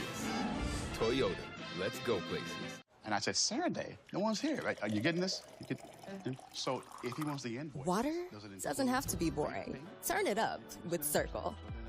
With over 40 delicious flavors and a dial that controls your intensity, Cirkul starts a party for your taste buds.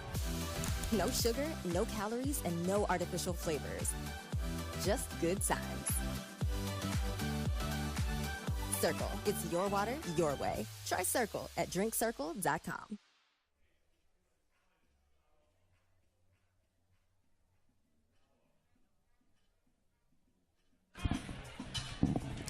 Back on championship court time now for our mixed doubles portion of the match. Atlanta is in a 2-game hole. So when it comes to the coin toss, Orlando won it. They chose to react in this situation when it came to mixed doubles. And so what do you do if you're Atlanta? You put out the duo you feel most confident in winning. Seems like they have a 1A and 1B, though, with Paris Todd and Hunter Johnson and Pablo Tejas and Simone Jargin. That's a fair assessment, no doubt. Paris and Hunter play on the APP Tour quite a bit together. They win gold a lot. Anna Bright and Andre Dascu coming together newly for Major League Pickleball. And a missed return from Anna Bright. You know, we always talk about some of the challenges with this format. One of the big challenges is taking a game off, not having a ton of warm-up time. So just a little loose error to get started. One.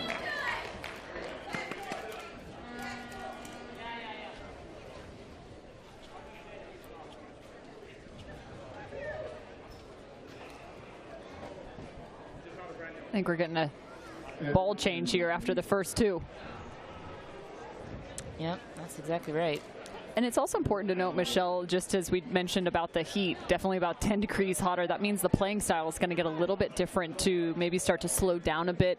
Drives are going to come off your paddle just a hair slower as that ball gets a little warmed up.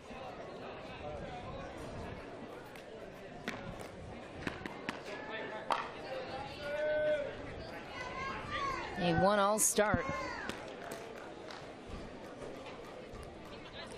Not in. 1-1.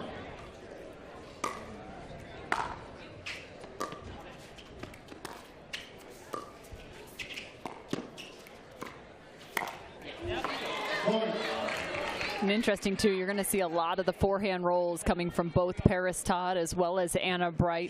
Paris Todd's got one of the best in the game, creates a lot of action.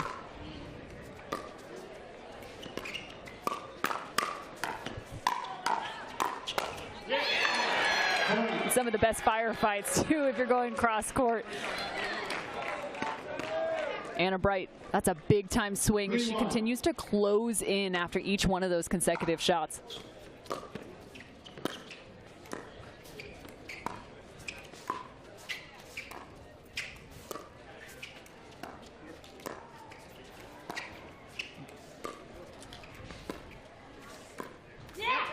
I feel like there was a missed opportunity there for DSQ. Just a little bit of a dink popped up. You see him kind of trail that right foot back as he drops steps. Again, to dink a ball. Even if he's not attacking, taking that ball out of the air and reducing the time is dangerous.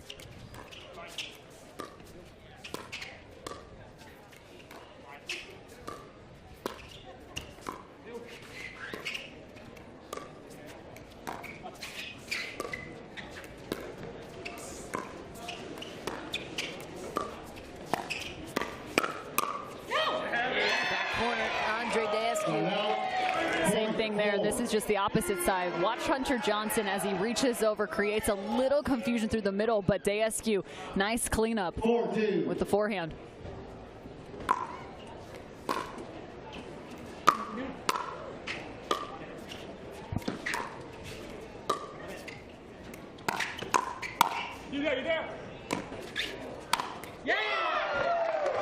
I think that ball is good for the Atlanta Bouncers. Check this out. Hunter Johnson from the top floor right here. I'm also impressed he didn't end up with a kitchen violation. Oftentimes when you're jumping back like that, foot will slip forward.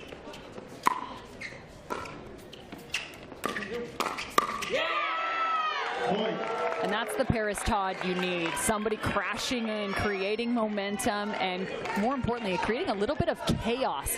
They need the energy right now on the side of the Bouncers.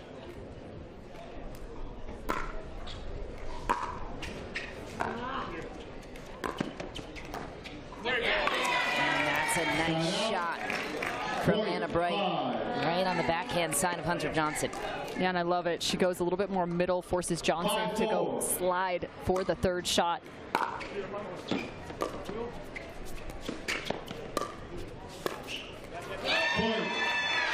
That's a close call from the serve just a moment ago. Right on the line. No margin of error. 6-4.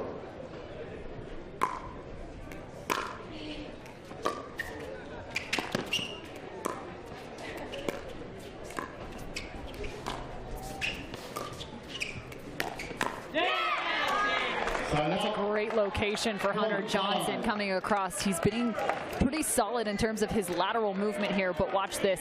Opens up the forehand and pulls that back to the forehand side. Anna Bright a little bit shaded towards the center.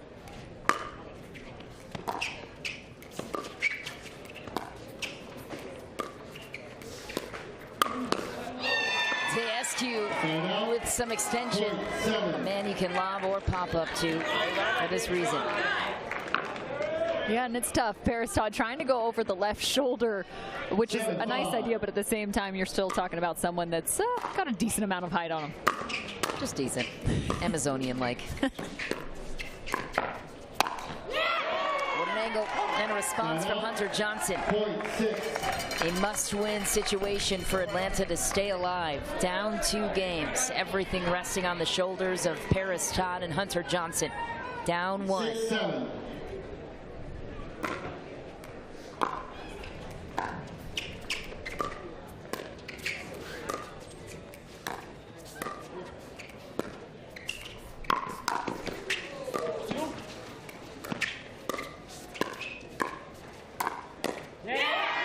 from Hunter Johnson. Tie game. Yeah, and again, a little bit calculated here. Impressed by Hunter Johnson, works this backhand roll. The biggest and most important aspect of that is not pace, but more so location. Getting that ball to drop down to the knees. It creates an additional pop-up the opposite direction. Paris Todd with a rip down the line on Daescu. And the ability for Johnson to come across is what's freeing up Paris Todd right now to really open up that two-hand backhand. Because she has such confidence in him in the middle to cover, she really is able to slide and create problems.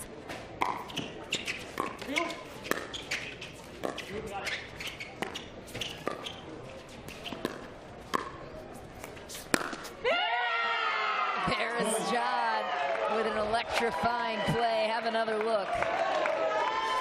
Oh man, this is the Paris Todd you know and you love. The ATP all the way into the corner.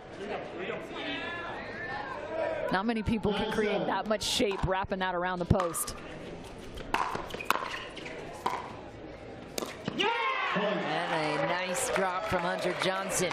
Makes it 10-7. Can they protect this lead? And I didn't want to jinx him here because Hunter Johnson has been lights out in terms of his third shot drop in this matchup.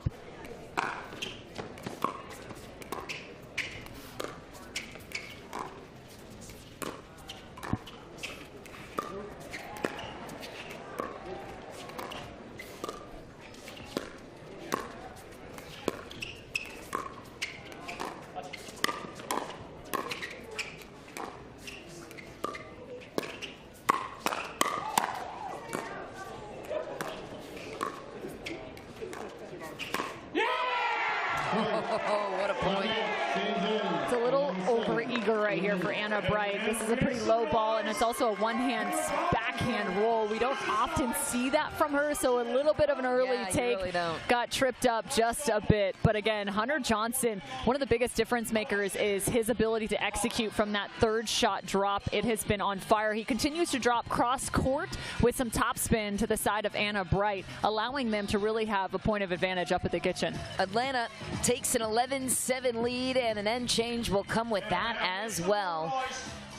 They were the first team to 11 with the men's doubles, and Orlando was still able to find a comeback. So how do they stay on top here and not let Orlando come back into this at all?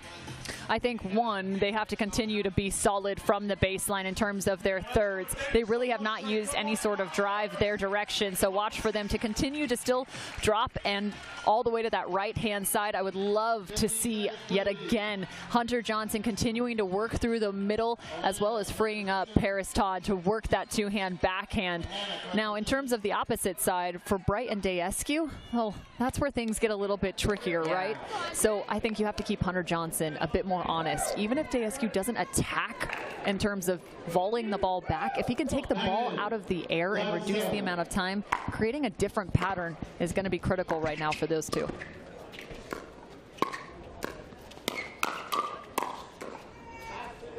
Paris Todd started the speed up. Hunter Johnson with a little bit of wind works. Working on his lung capacity, Michelle. What was that? It's a new form of training.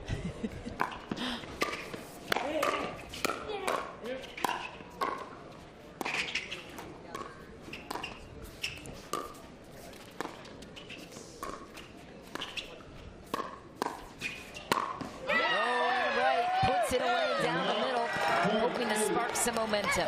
But yeah, where is this ball going though? See how Hunter Johnson, the pop-up is created from the ball that's rolled up his line. It backs him off the kitchen and finds an opportunity for the Orlando squeeze. 8-12.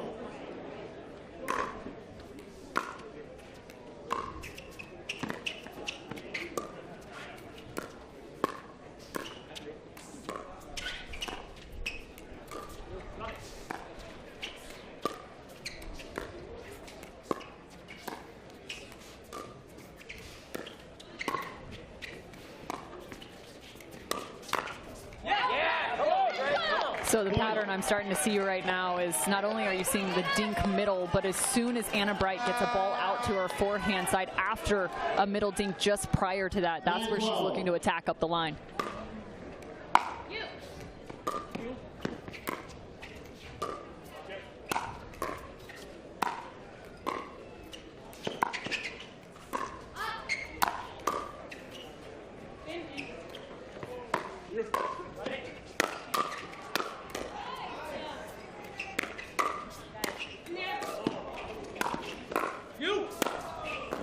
Oh.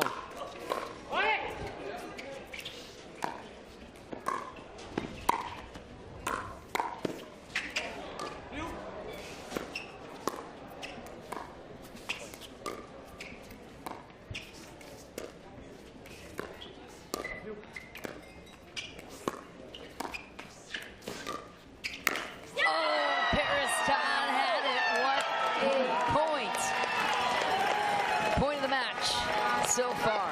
About 10 seconds through this, I couldn't believe we were still sitting on the same point. I like to say teamwork makes the dream work. Really impressed, even though they didn't walk away with the point, with the ability for Johnson and Todd to be able to fill the void when need be. There were multiple times they tried to create pressure, maybe off the edge, and next thing you know, both of them kind of filling in. A really solid point from all parties. The Orlando Squeeze, the comeback kids. Here we are once more. A 5-point gap disappeared. Now pull within 2. If you're talking things over on the side of the Atlanta Bouncers, what are you saying to just stay ahead here? Well, I think more than anything, in pickleball, points come in bunches. So, one, you have to kind of calm down in terms of the mentality, but I also think not necessarily in terms of adjustments for those two. They played a great rally that didn't go their direction. It could have gone either way. So, also something to keep in the back of your mind. For the Bouncers, I would love for them to go back to that same exact spot. Can they go to Anna Bright? They're going to have to protect against the speed up the line for Hunter Johnson and Paris Todd. This is where she's going to have to step in maybe a bit more through the middle and really work one of her best shots, which is that two-hand backhand. Anna Bright sparking some fire on her side as she does so well. Back to serve to Paris Todd. Come in. 10-12.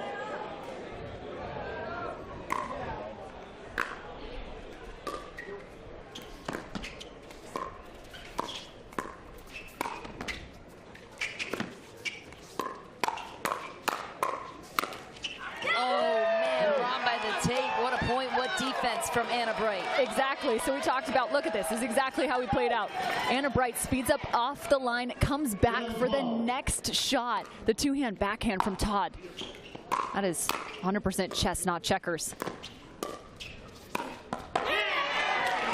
That's what's crazy is you used to have 1-2 combos, right? But now at this level, you've got to have about a 3, maybe 4-shot combo. And it may even include your partner. Man, this game has been close. 13-11. Fans are on the edge of their seats, as are we.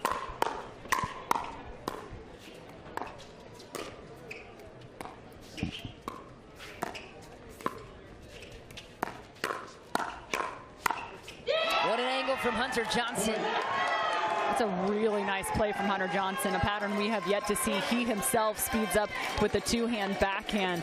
Love that shot from Johnson. 14-11.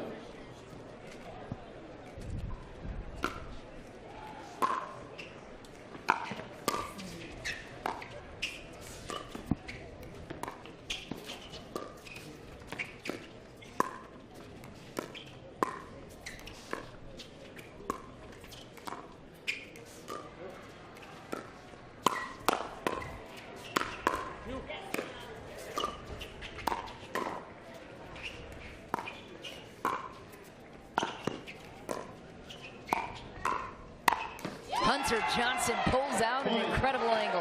What a point.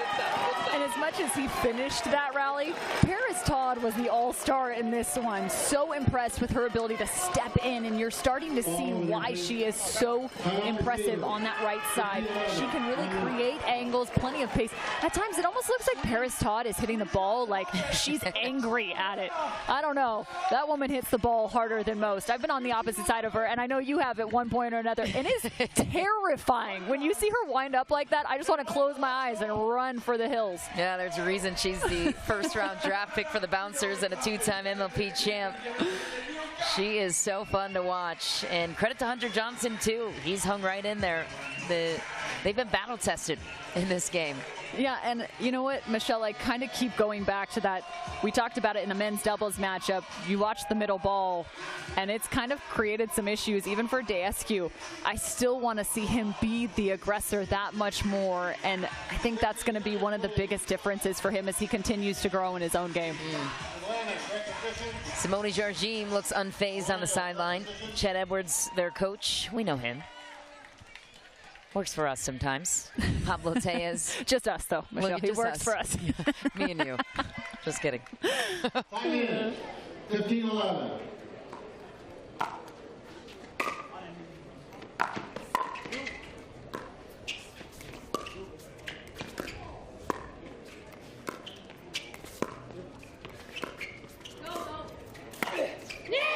But see, that's a great example right there. He started, in terms of his court position, that became more aggressive, but he's still got to find the contact. He's a little uncomfortable here, which is what creates the pop-up. For Descu. Yep. Paris Todd protecting a 5-point lead.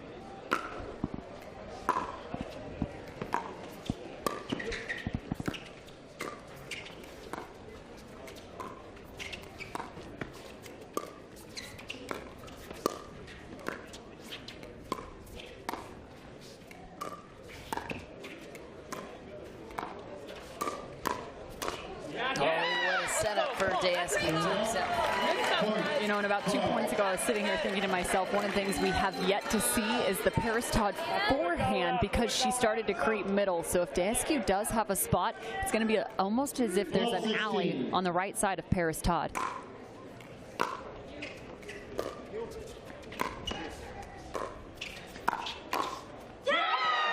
the line, and a beauty. Anna Bright goes inside out on the roll. How'd she do it?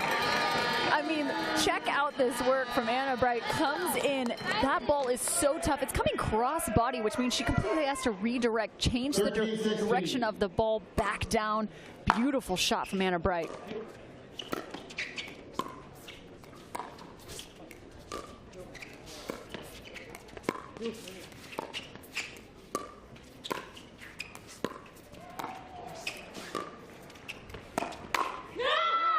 Just back. Paris Todd and Hunter Johnson confirming their call. Confirming the challenge, confirming the outcall. There will be a challenge. Anna Bright, her reaction pretty much dictated that immediately, so we'll see how this one unfolds. The call goes out. Anna Bright thinks it was in, and we will take a closer look.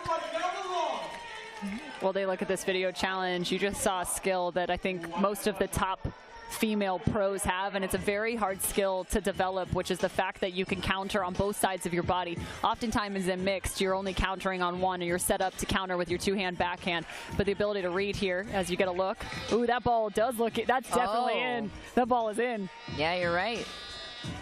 Good challenge by Anna Bright. But to continue the thought, the ability to be able to counter on both sides of your body, Annalie Waters does it beautifully. I also think of Etta Wright, somebody else that stays more neutral at times. That it really allows them to, instead of just block a ball back, it allows them to counter more often than not. And that was a great example right there from Anna Bright. They make it look easy, but it is so fast in the moment, and their ability to do it is impressive. And especially mixed, more often than not, you have a guy standing in front of you, so there's going to be plenty of speed coming your direction. So oftentimes you try and create opportunities. The call is overturned. The ball is in. Call is overturned. The ball is in. That's a crucial momentum swinging point for Orlando this late game. Yeah, instead of 17-13, it's 14-16. You're you're so spot on. All of a sudden, a 2-point game. Play with Orlando serving at 14-16. 15 seconds.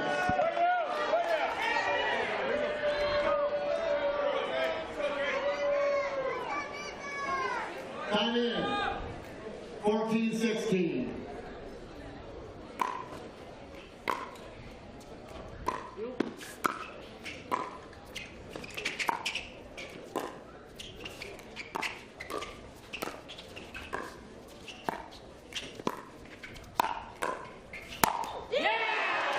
Johnson earns that one back. Yeah, this ball from Anna Bright. She tries to a little bit of short hop that ball defensively, sends it right back up in the middle. That's the no-go zone. You always have to be wary of the ball just about shoulder height. Hunter Johnson, a former tennis pro, saw it there.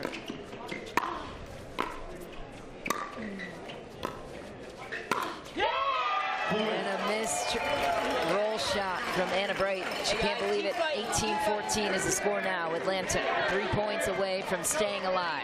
18-14.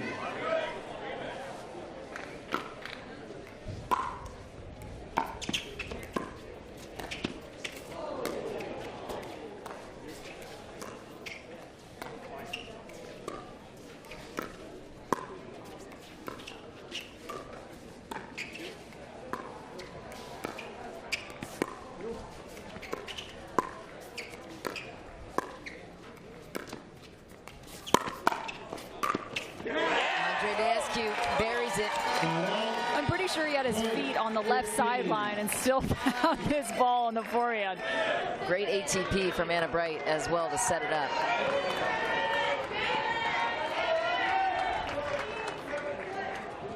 15-18. Points down. Daskew will look to climb back in.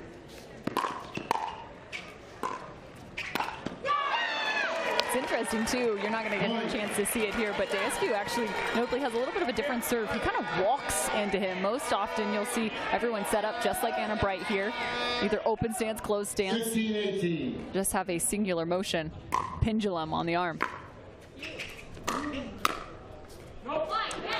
Wide for Todd, and just like that, momentum swinging back on the side of Orlando. Up 2 games, nothing to lose, down a point for Atlanta, everything on the line. 17-18.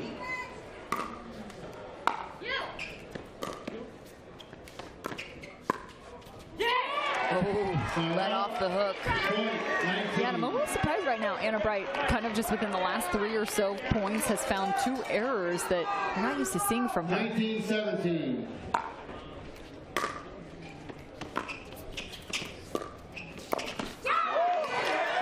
I don't mind that take from Hunter. That's actually a really nice move in there. And that's only, again, possible. The Atlanta Bouncers, their third shot has been really solid, not only from Johnson, but even there from Paris Todd. You have to make that one, though, right? Yeah, you do. At this point in the game. 18-19. Very fair. Could be 2017. And now it is 19-all Orlando. You needed Daskew to get big in the middle, and look at it. Right at the right time. Yeah, he called for it. 19-19. Just when you think Orlando's ready to go down. The comeback kids, we're back. Wow. Cold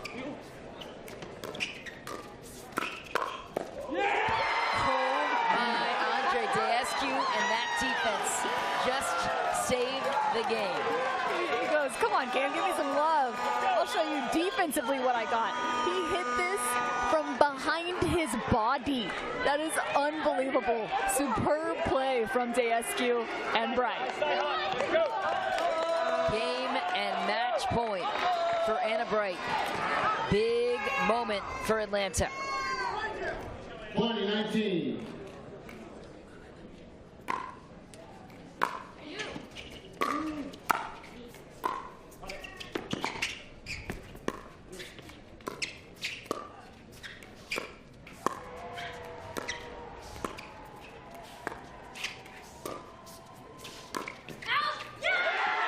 Ball is long, and the Orlando squeeze came back not once, but 3 times in each game. game to take the match on the bouncers. We still have one more to go, but what a performance from Anna Bright and Dayascu. The only way to do that is to have an unwavering belief and also a calmness about their game. There was never a point where you saw panic mode or bad decision making come up for the Orlando Squeeze. That was an outstanding performance from those two, coming all the way back in terms of the victory. From offense to defense and everything in between, Anna Bright and Andre Dayascu stood tall in that matchup as we send it to Dominic Catalano with the winners. Wow, the Cardiac Kids, you guys, coming back again, Andre. What's it mean to you to come back like that and finish it off? Oh, it means the world to me to be able to get a W for the team, make it 3-0 here. We had a pretty slow start. They're obviously a very, very strong team. They played really well. We had a lot of challenges throughout that match, but Anna and I just kept fighting. We kept encouraging each other through the tough moments, and we pulled it off. So super happy to give the team this opportunity, and super excited to be partnering up with Anna. And Anna, playing next to Andre, he played really big those last 3-4 points. You kept balls in play that were absolutely incredible. What's it like playing next to him? It's pretty disrespectful, Dom. Andre got big. You kept balls in play. It was decent. No, it was it was a lot of fun out there. I really felt like, even though we kind of came back, then they got a little more separation. But after coming back the first time, we felt like we just needed to stay in it, and we definitely got lucky. But these matches with this scoring format, it comes down to luck. It comes down to making balls in the big moments, and we did that. Thank you again to the cheering section. I was a little tired. I heard some Anna Brights over there. I love that. Let's go, and excited to watch Rachel and Zane, and hopefully they can make this a rout. All right, Squeeze up 3-0 going into the last and final mixed doubles matchup next here on Championship Court.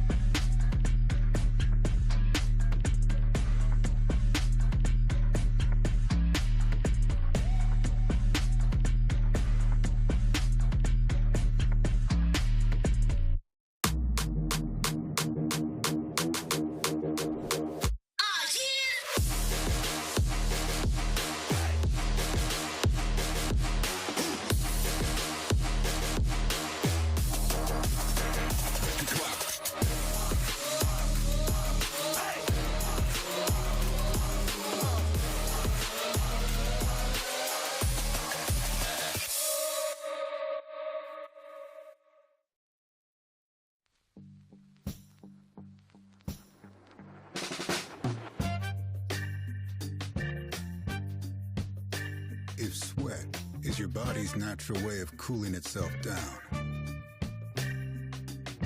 then condensation is a beer's natural way of saying, drink me.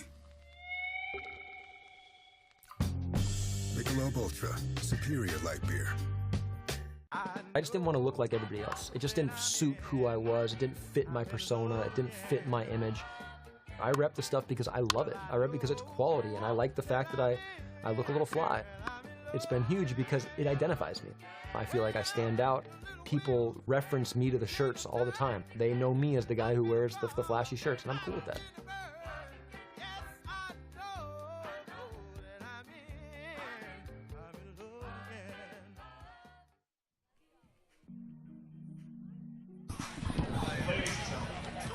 Well, the Orlando Squeeze already took this one in 3, but we will play a 4th because every game, every point matters when it comes to the knockout rounds and where teams land. And, of course, that bye that everybody vies for when it comes to having a chance punching your ticket straight through to the semis. Have we seen a team go 4-0 on the day? I don't remember if we did yesterday, even at the challenger level. I think so. Not that I can think of. Interesting. Yeah. Most teams have at least got a 3-1 win. Yep. Orlando did win their earlier match today against Texas, but they did drop a game there, 3-1 scoreline. The opposite scoreline for Atlanta. Dropped that one 3-1 to Bay Area Breakers. So we will see how this fourth one concludes. And if you're Atlanta at this point, down 0-2 in the tournament, putting your second mixed doubles team out there, makes you wonder what the mentality is at that point. But for Orlando, what does this mean? For Orlando, you're playing for seeding. That's the biggest element, right? You want to be able to get that first round bye, move on to the semifinals. So there is still something very at stake for the Orlando Squeeze. And for the bouncers, go out and ruin somebody's day. Don't give them that #1 seed. Put that on your shoulders and say it's not going to happen. 1-0.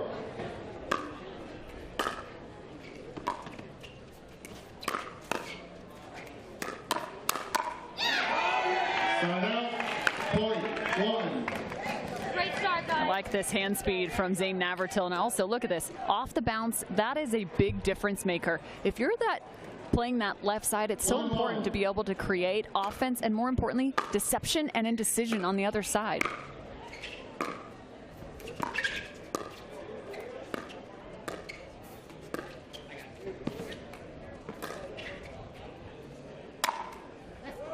Little I go, you go, we go. Clean put away from Pablo Tellez. We haven't seen the offensive lob very often. No, we Usually we see it a good amount. I think maybe the rally scoring has a little bit to do with it. Maybe it's a bit of a riskier shot, but I really like when it is utilized. I think it creates a lot of opportunities, especially if you've got somebody that's just so solid up at the kitchen. Not only do they have to work, but it creates, like we saw, the issue in terms of communication. 3-1.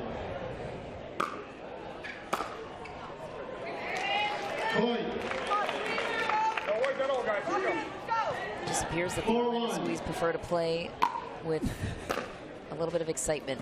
Play from behind. Dig a hole and dig yourself out.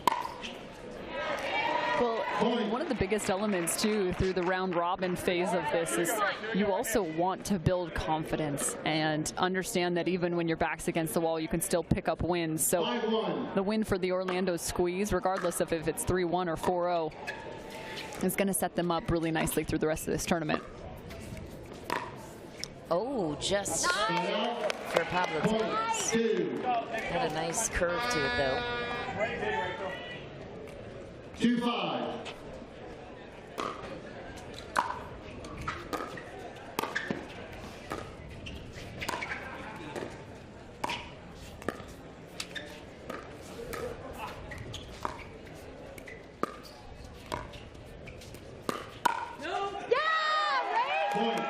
We've talked about it time and time again throughout the last 2 days of competition. To play at the highest level for mixed doubles, the female has to be able to create offense at the right times. Rohrabacher, her forehand is not only great from a power standpoint, but also right there, nice deception through the middle.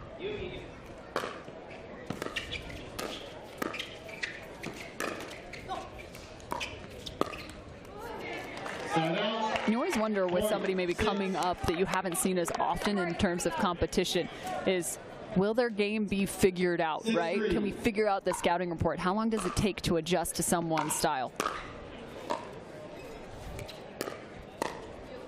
The great ones continue to evolve, and that's one right there for Rohrabacher. That's a great evolution. Not only can she attack cross court, but she's got the roll up the line. Yep. Great player. Competitive spirit.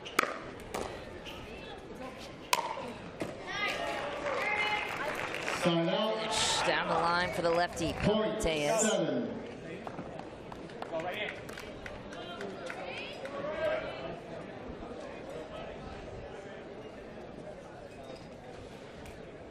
Seven, 4.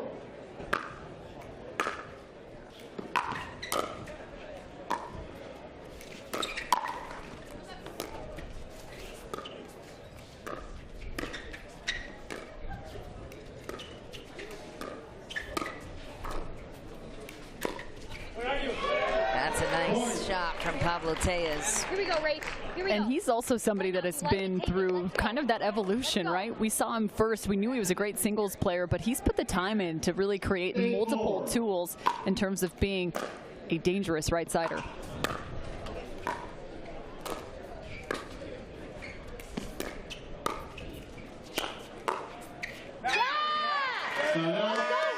funny. You often see Simone Jardim in a little bit of that posture and position. More often than not, she's getting the ball back from there. It's so true and so impressive.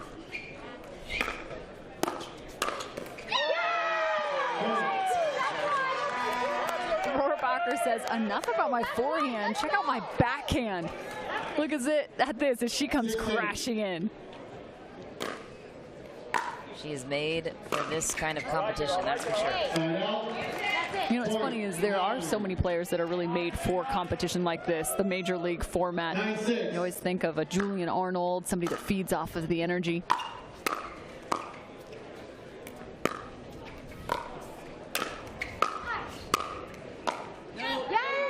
They're just those players that step up under the bright lights, or in their case, neon colors. They can still morph into a team situation. Let's go. It's easier said than done to come together with players you don't normally ever play with and wouldn't probably choose some of the time.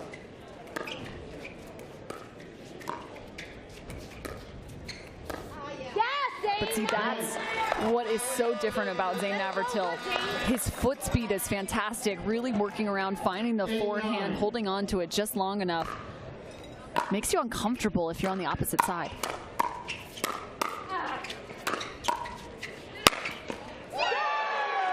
That's a souvenir for somebody in the stands. That ball's not coming back. Let's go! Heavy arm of Zane Navratil. I think they're trying to find this, but I'm not sure why. I think it's squashed. It's the lucky ball they want. Superstition.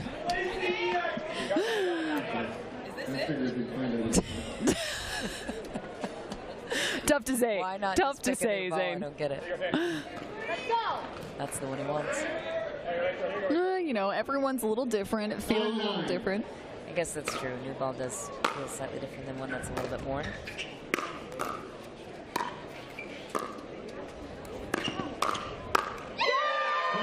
Rachel Rohrabacher down the line, and we start our fans out here with Major League Pickleball. Watch out, those young fans could very likely be on the professional tour in just a few short years. Round pickleball. Orlando, finally the first team to 11. But again, they were trailing. I mean, yeah, they were. I wouldn't say it's a great strategy to stick with, Michelle. Not sustainable. I don't know if it is sustainable at this point. I don't know. They may be just trying to prove us wrong. That's true. That's true. Once you get into the knockout rounds, though, would not 10 for 10 recommend that strategy. Anyways, what's going well on the side of Rohrabacher and Zane Navratil, because in a different matchup, they're going to have more on the line. So what are they building on for this repetition as a team? What are their strengths that you're seeing so I think the biggest thing for them is how offensive they are being, right? They're not on their heels. They're constantly being the enforcer, the attacker, whether it's not, and this is the nice thing, it's coming from both of them, whether it's Rohrabacher coming in and crashing in terms of the Zane Navratil third. Coming up next here on Championship Court, the semifinal challenger level between the SoCal Hard Eights and the Seattle Pioneers. Adam Stone's team, he'll be jumping into the booth instead of taking over his general manager duties. We appreciate that. He's going to be coaching from the booth. He's not going to be biased at all. No, not at all. Maybe, Adam, if you need to, you can just, share a few words with me. I'll run over to the sidelines and let him know. Big game of telephone. Just kidding. He's a professional. I wonder if that's the word he'd use to describe himself. Of course, he's sitting here right next to us, so it's more fun to give him a hard time now. This return for Rohrabacher and Atlanta climbing back in. Simone Jardim, one of the greatest legends of the game of pickleball. It's players like her that we all have to thank for bringing the sport to where it is. Often gets lost in the shuffle and the drama and the everything else. And the new faces. You're very, very right.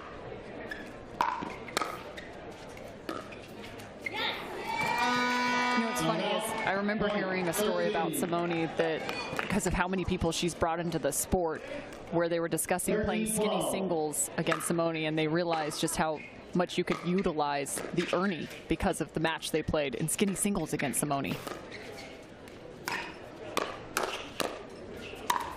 One of the great educators in the game, not just at the professional level amongst those of her peers, but also as a teaching instructor, one of the greats. Hey, nice and simple. Keep it simple. That's good. Let's go. 14-12.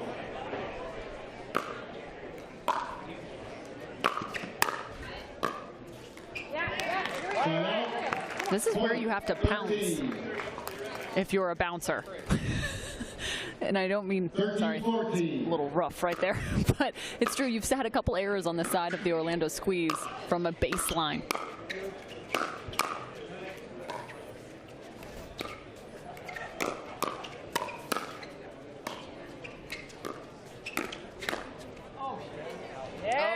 Just barely missed. Well, what a shot from Simone.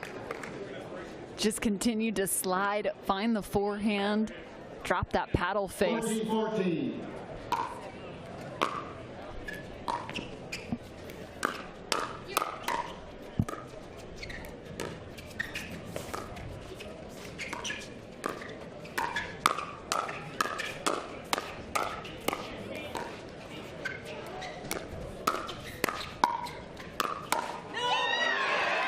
Unbelievable hands from both of these teams. Check out the defense. Simone Jardim showing you why she's one of the best. That transition zone, just ball after ball sent back. Just that slight miscontact gives the point to the squeeze.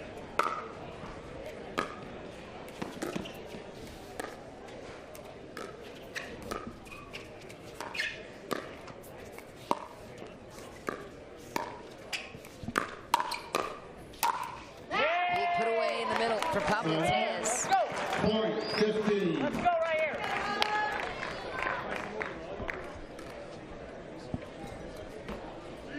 $15-15.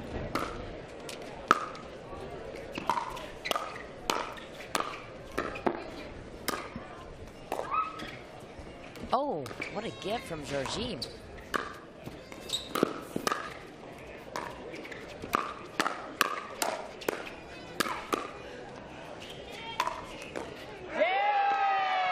That is an unimaginable point for Simone Jardim. She's out there running wind sprints from left to right. Looked like a conditioning drill. They even found themselves in, we'll call it an I formation. What a play. Have another look. I mean, this save from Simone, chasing that all the way, finds a whipping forehand. Amazing as she comes crashing back down.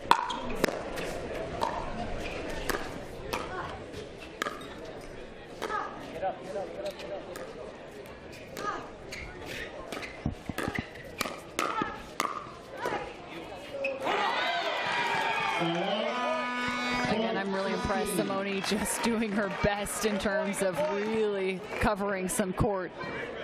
Zane Navratil's kind of throwing the book at her right now.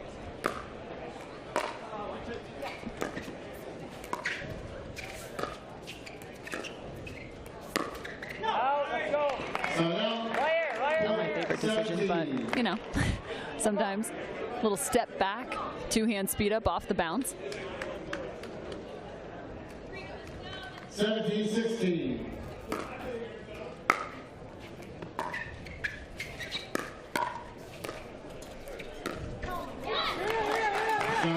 This is what's tough when you have the lefty, Simone playing the left side alongside the lefty. Ladies going head to head, and right now she's got to go cross court with Zane, who's winning that battle. 17-17. This return won't help.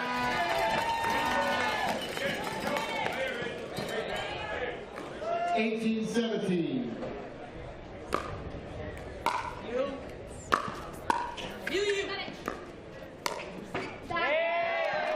Side out. Point 18. That's a beautiful flick right there from Pablo Tejas.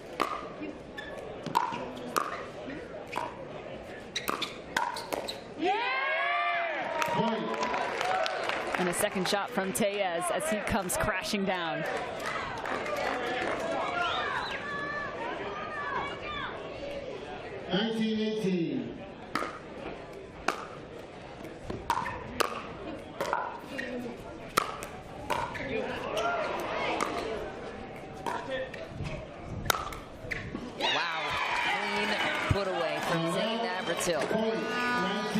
And honestly, you gotta go hats off for the effort from Pablo Tellez right there. I mean, another just full send save from those two.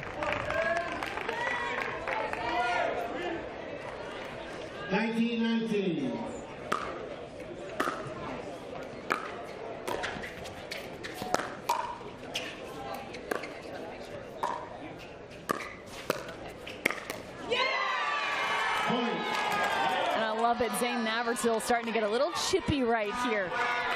Check out this shot from Zane as that comes popping up, leaves a little extra scream on the court. Orlando squeeze with game point. 20-19.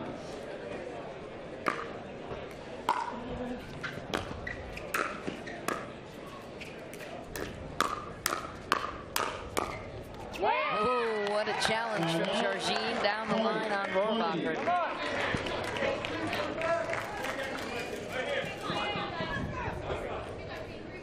20-20.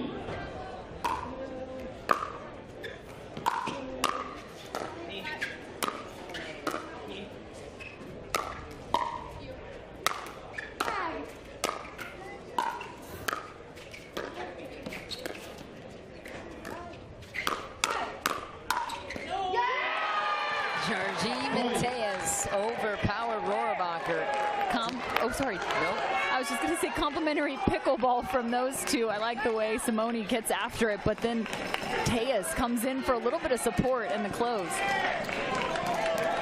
Game point for the Bouncers. 21-20.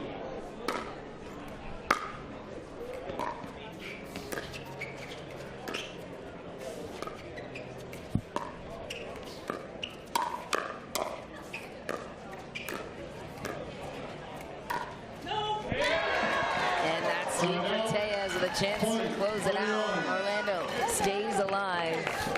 21 all.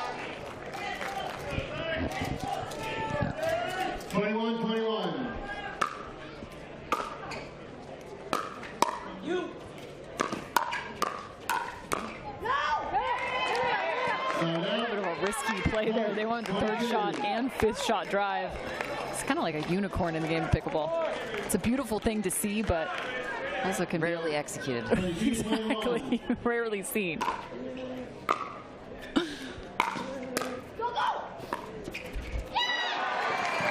Okay, Orlando squeeze. They save 2 game points.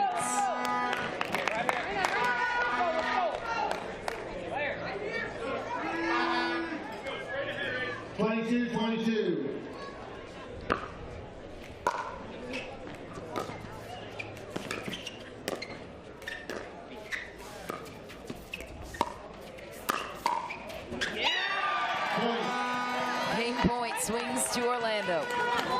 Zane Navratil, nice job changing the direction of that, attacking back down the line at Tellez. 23-22.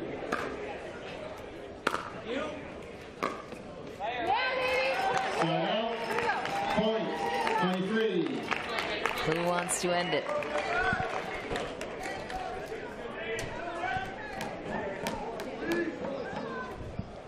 Twenty-three.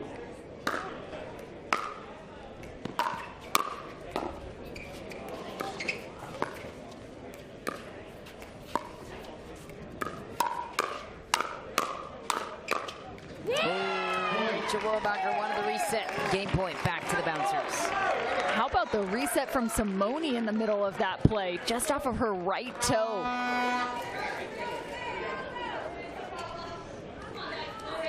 (24-23).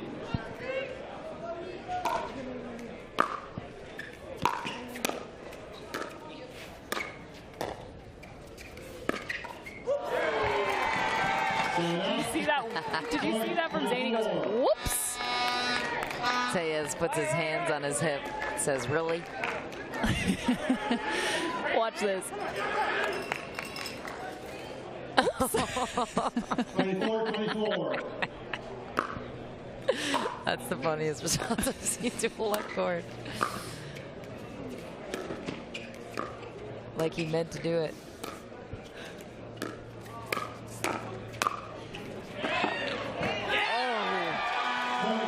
Jardim almost had it. What a shot from Rohrabacher to have the wherewithal to bring it back to the corner.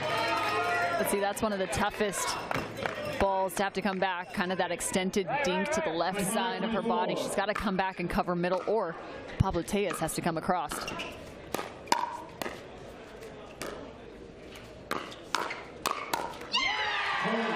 Rachel Rohrabacher ends the game, and the match was already sealed. Orlando takes this one, a perfect 4-0 sweep. I believe it's the first one we've had all tournament long. What a performance across the board. Comebacks, drama, we had everything in the mix. And also Rachel Rohrabacher showing up big time. I like this team. I do too. And I like the roar at the end. It was rather fitting. Yes. Group A is looking to be like Orlando will be a front runner. They will take on Bay Area tomorrow. To be determined on the exact schedule when that will be. Group B is the one that is fascinatingly interesting. We got all top 3 draft picks in the same group. But for now, we focus back on Group A. Orlando, a perfect 2-0 on the day. A 4-0 sweep on Atlanta. Dominic Catalano is with the winners. Anna Bright, I will start with you. How good does that feel? Clean sweep, 4-0 right there. It feels great. You know, out here, every match counts when it comes to tiebreakers. It's hard not to have a little bit of a let-up when you're up 3-0, but super happy, you know, Rachel and Zane were able to get it done, because this could very well matter for us if we put ourselves in a position to get a bye. So it's great. Let's go Squeeze. And then Rachel, again, the newbie to this team right now, coming in, how important is it for you guys to go 2-0 sitting pretty going into tomorrow? Oh, super important. I mean, I don't really know too much, so Anna's been helping me out a little bit, but I mean, I know I definitely want to buy, so yeah. All right, Orlando Squeeze go 4-0 in this match, 2-0 on the day. Congratulations to them. We'll have a challenger semifinal next here on Championship Court. Major League Pickleball by Margaritaville, brought to you by Michelob ULTRA. It's only worth it if you enjoy it. Fromuth Pickleball, where Major League Pickleball players and fans get their gear. Sunday Swagger, polos and personality, the official polo of Major League Pickleball. And Dulce Vida Tequila, tequila, pure and simple. My first surgery was a total knee replacement. I ended up with an infection. They were gonna have to amputate my leg. That just was not okay with me. The moment I entered HSS, the care was exceptional. For somebody to tell me you're gonna keep your leg, it was magical. Everything is so alive because I got my life back. Thanks. Jake from State Farm, I really need to know. Go spicy or go home, right? What? No. What if I'm not sure I have the right coverage for my car? Oh, your agent can help me make sure it's just what you need. What if I accidentally hit a food truck and it gets covered in empanadas? You can file a claim on the app. At State Farm, we're there for your what-ifs. Thanks. Oh. That is spicy. That's for you. Like a good neighbor, State Farm is there. Call or click to get a quote today. Introducing Skechers Pickleball, the official footwear of Major League Pickleball. They're ultra lightweight and responsive for incredible speed. They have Goodyear rubber outsoles with a specialized pickleball design for increased side-to-side stability and agility. Plus, they feature shock-absorbing foam and Skechers' famous relaxed fit design for incredible comfort game after game. Conquer the court in comfort. Skechers Pickleball, the official footwear of Major League Pickleball.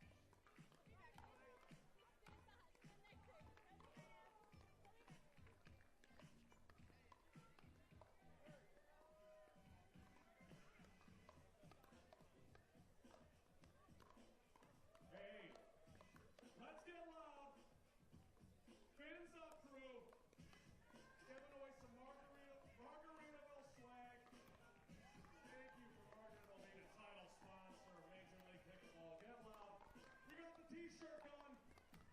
Pay attention. Let's go, make some noise.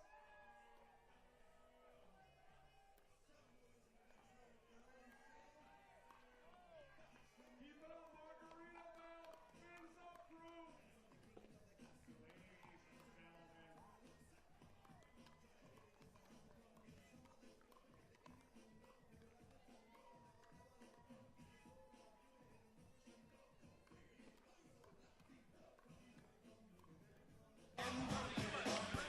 Does he talk?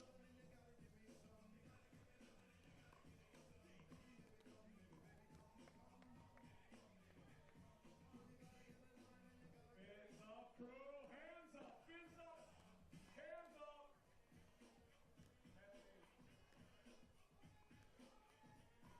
Make some noise. Thank you to the fins up crew, Margaritaville. Give it up for Angela, handling the sweat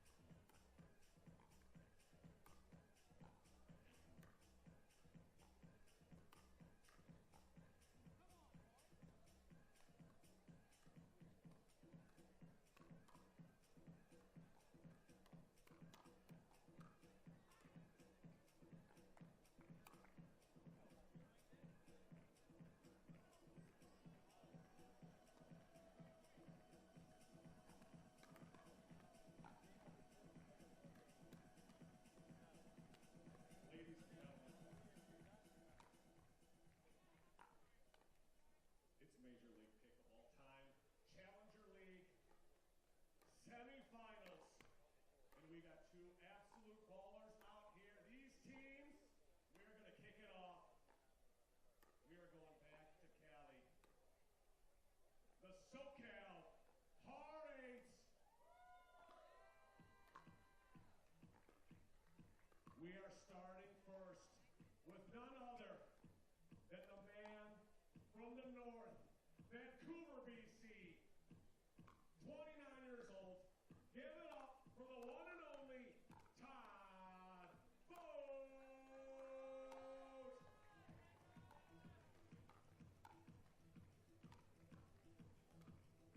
One more time. Back on center court. Championship court. This kid, absolute stud. From Columbus, Ohio. His name is CJ Klinger.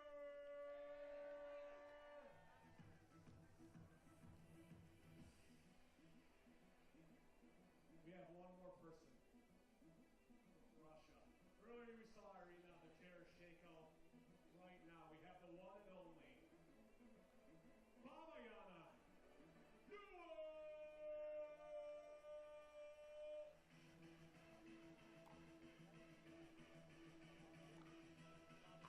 Last but not least, from Szczecin, Poland, her dad Jacek watching right now.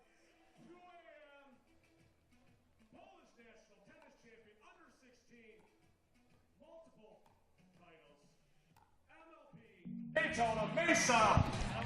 We have reached the semifinal round for the challenger level. This match coming your way next. The Seattle Pioneers taking on the SoCal Heartaches. Hello, everybody. Thrilled to have you back with us here on Championship Court. Michelle McMahon and Adam Stone in the booth. Cameron Blackwood will be joining us from the sideline, and we have a thrilling matchup here today for many reasons. How about the Heartaches GM right at our disposal to get the inside scoop of what has been going right for this team, the #1 seed, earning the bye all the way to the finals. The Seattle Pioneers, a little more battle-tested to this point. This match happened earlier in the tournament, to which the Heartaches won. Give us a scoop on the draw, Adam. Absolutely. This was a very highly contested match at 3-1 in pool play, and you get in this situation and you have the Heartaches, and it's just, hey, just do what you did yesterday. It's not quite that easy, Michelle. Yeah. This is a very good team, the Seattle Pioneers. They're going to make some adjustments, so we'll see if the Eights can adjust to those adjustments. It's going to be a very good one. Here's how. Look at that. Here's the win probability, 50-50 split. Okay, this is interesting. And the Seattle Pioneers, by the way, in my opinion, got a steal with Pat Smith going undrafted at the challenger level. One of the misses of all challenger misses for Pat Smith to go undrafted, but they were able to pick him up due to an injury on their team of Brandon French. Dave Fleming was on it. Pat Smith was on their roster as soon as he could claim it. Wes Burrows, the other man on their side. Lina Padiga-Meta, Megan Fudge, the ladies in blue. Left side of your screen to the right, it's Yana Newell. Man, she has been dominant. That was also a steal in the challenger level draft that you were a big part of. Eva Radzikowska, the two-time MVP for Major League Pickleball, CJ Klinger and Todd Fote. Let's start with the ladies. Adam, what is the strong point of the Heartaches? Well, it's a great balance. We have the pocket rocket Yana Newell. She is just a tiny little thing, but unbelievable power and movement from her. And then we have Eva Radzikowska, who is definitely a taller player, phenomenal two-handed backhand, and they have really been meshing throughout this weekend, and I expect them to play big in this first match. According to the coin toss, Seattle won the toss, chose to react as most teams do once we get to the mixed doubles portion. Then the Eights decided to receive. Seattle opted to put their women's team out first, and then the Eights chose their side. And let's start with the receiving choice. Why is that a good choice in rally scoring? Yes, received. I always choose receive, whether it's rally scoring or regular serving. The receiver has the advantage for sure in pickleball. They get the first chance to come up to the kitchen, which is very much a huge deal. And I really, we have both teams that their first and second round draft pick were the ladies, and then the third and fourth round draft pick were for the men. So I kind of think we're going to get what we get from these ladies. Which one of these third or fourth round selections from the fellas is going to step up is going to be a huge factor. And to touch on what you said, Michelle, an injured Pat Smith, reasonable not to be drafted. A healthy, fair point. That's a fair point. A healthy Pat Smith, it was a snub. The man has electric hand speed and power. He still felt it was a snub anyway, even though he was injured.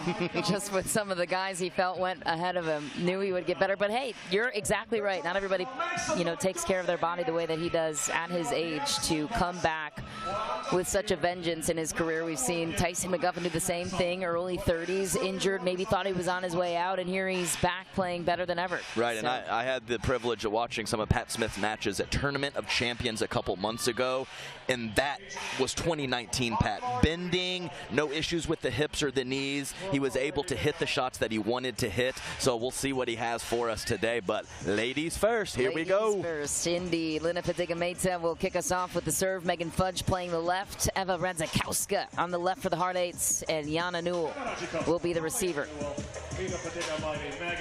Yeah, and the SoCal Hard Eights pretty smooth through 3-1, 3-1, 4-0. The one loss from the Pioneers was to the Hard Eights, as we mentioned, and they also had one Dream Breaker mixed in against the St. Louis Shock in pool play.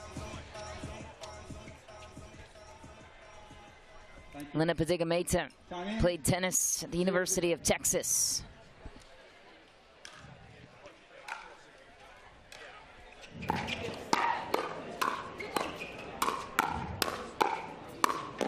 Megan Fudge came out early with a purpose. Yeah, this is women's pickleball right there. We're not going to ease our way forward, hit a couple of dinks. We're going to let it fly from all parts of the court. I love it. 1-0.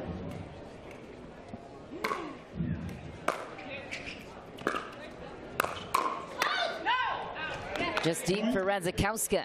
Yeah, it's a good look from her. Really nice with that set up with the two-handed backhand and then finish with the forehand. It's a great combination for her.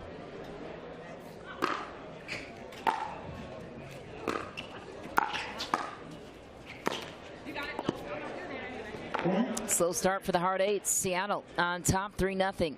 Yeah, nice drop there from Lina, forcing Newell to lose a little bit of balance on that forehand roll attempt. 3-0.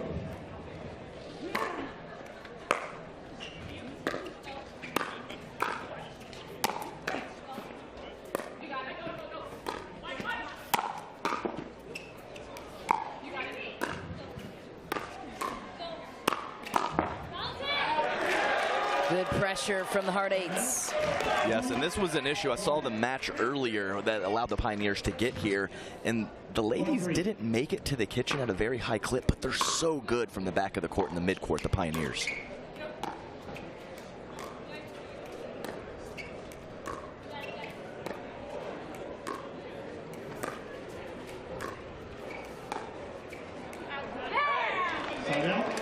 Wide for Jana Newell. Yeah, Megan Fudge fired up about that slow dink rally, and those are fewer and far between in the women's game, so it's nice to get one of those every now and then.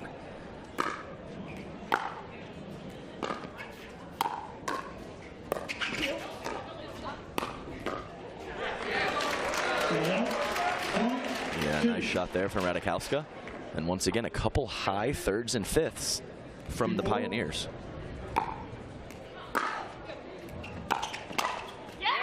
Shot down the line for Fatiga-Meza. Yes, she loves that two-handed backhand, and she's got a great wingspan and size. So when you were attacking, you want to try to target her forehand. It's just tough to get it there, Michelle.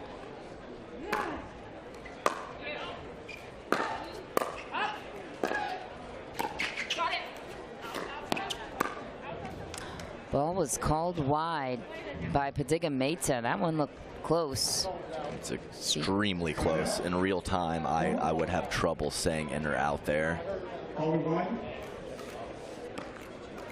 Yeah, no challenge. Okay. Ron Ponder, our lead referee.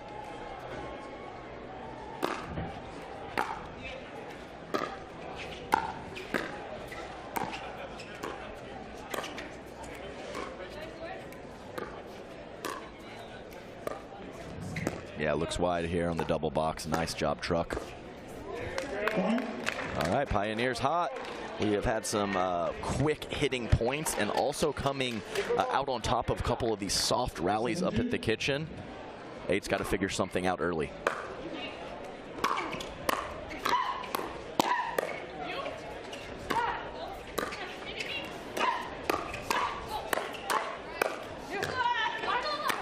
Oh, got the ball she wanted, cooks it long. Seattle. I mean, Pedega Maite, she's a 6-0 player, 7-0 with the grunts, man. She really lets it fly out there.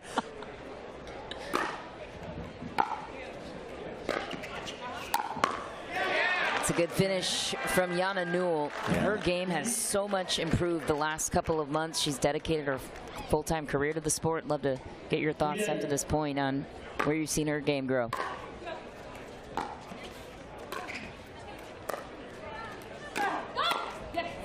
Yeah, we're gonna can't let Megan Fudge get away with that ambitious attack. Radikowska late breaking to the middle, but yes, Yana Newell just smoothing out her game. She always had the talent, she always had the firepower in the movement, but just a little cleaner with some of the in-between shots now that she is a full-on pro.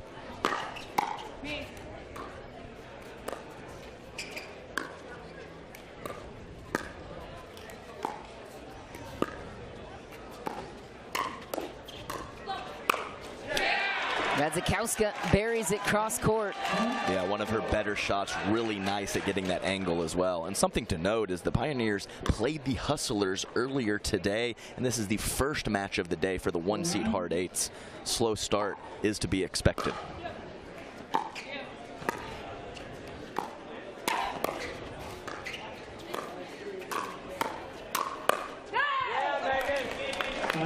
That's a nice combination from Megan Fudge.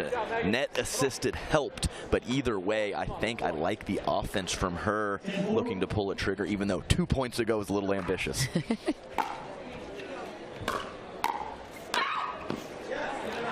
Just back for Pedega Maite. Yeah, they really fly around the Pioneers. Great movers, nice length, and they like to poach and take advantage of opportunities. I expect that to continue.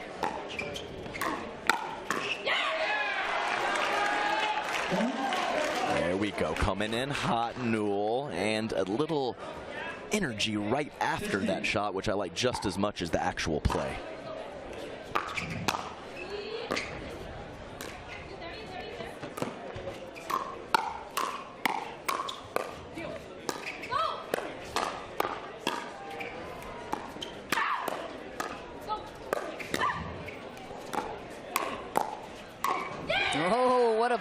The hard 8s come away with that one. It was a battle. That was an absolute battle. I think we had a random two-handed forehand from Lena Pedega Maite in the middle of that. Unbelievable. 17.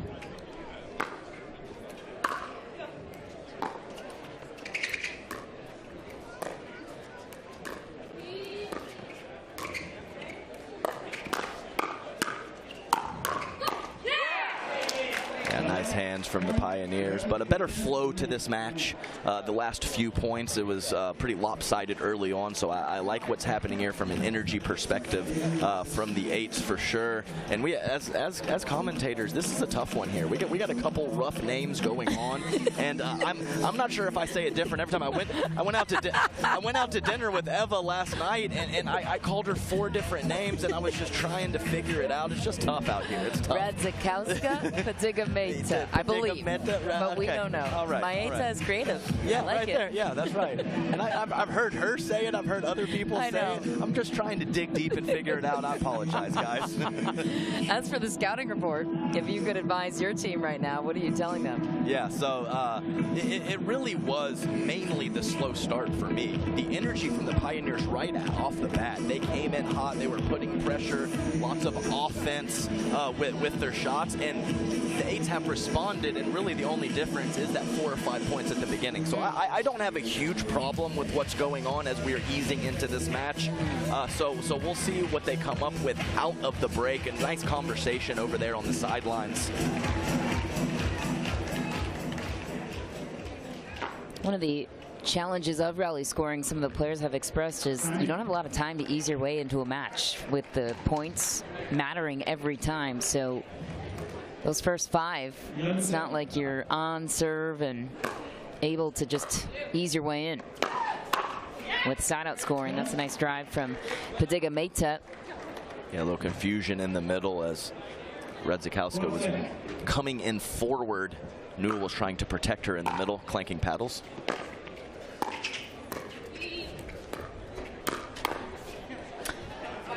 Just wide was the call on Radzikowska. That was very close in real time. It's tough to see. Potentially challengeable. I don't know. Let's have a closer look at that one if we can. Megan Fudge will continue on.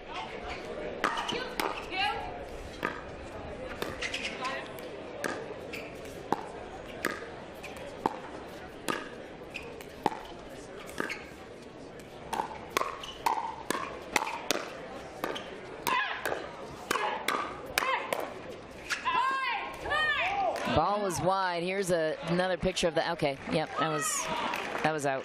Yeah, a moment ago. Yes, and the last point, Pioneers. I mean, that was some incredible offense from the Yates on a number of occasions, and the Pioneers are able to dig out of it. They are really firing on all cylinders in this women's match.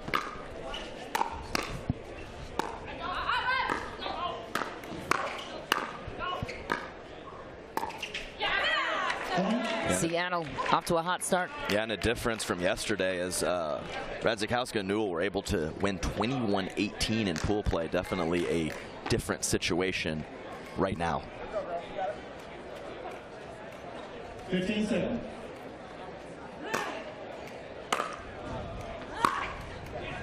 Megan Fudge, the former University of Illinois standout tennis player, reps it into the net. She's been solid, though, on her side. Yeah, she has, just pulling off of that two-handed backhand a little bit, causing the error.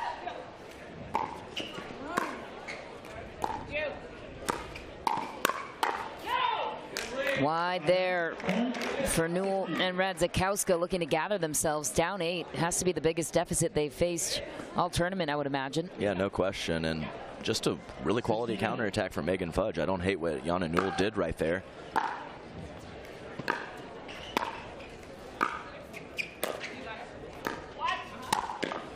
Big put away for Jana Newell. Yeah, she's got the easy power. I talked about that before the match started. Really good at putting away that pickleball after the high mid-court shot from Lena.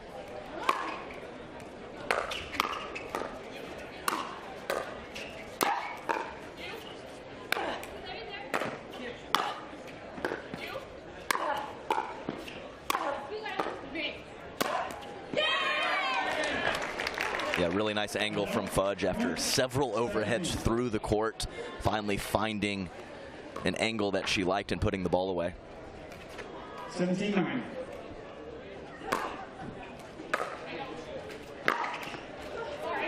Yeah, well, it rains, it pours. You're playing well, getting a couple breaks, and that's the situation right now with this lopsided score.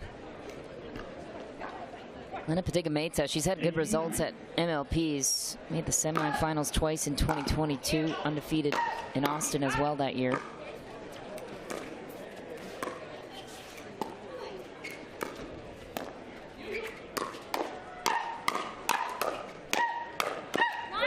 That's a good challenge from Radzikowska. That's right, nice firefight.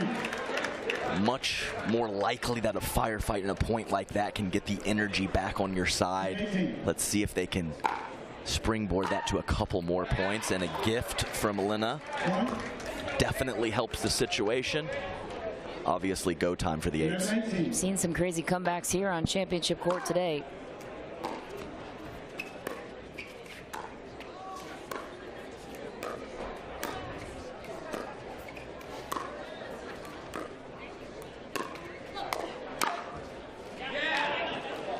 I mean, it's bad luck there. It's a mishit. Oh, okay, so it's called out. I actually, in real time, I actually saw that in. I didn't have a perfect view, though. Seattle's going to challenge if the call is out. Yeah, and sometimes it's tough because that was a clear mishit. So if Lena hits that cleanly, that is going to sail very, very long. And so I think that that's what caused the call from Jana Newell, as that ball was mishit, and it does, as we can see on the replay, landing just inside of the baseline. Yep, that is as in as it gets. This one shouldn't take long. Yeah. Hey guys, SoCal. Right now the score is 18-12. Now a good video review.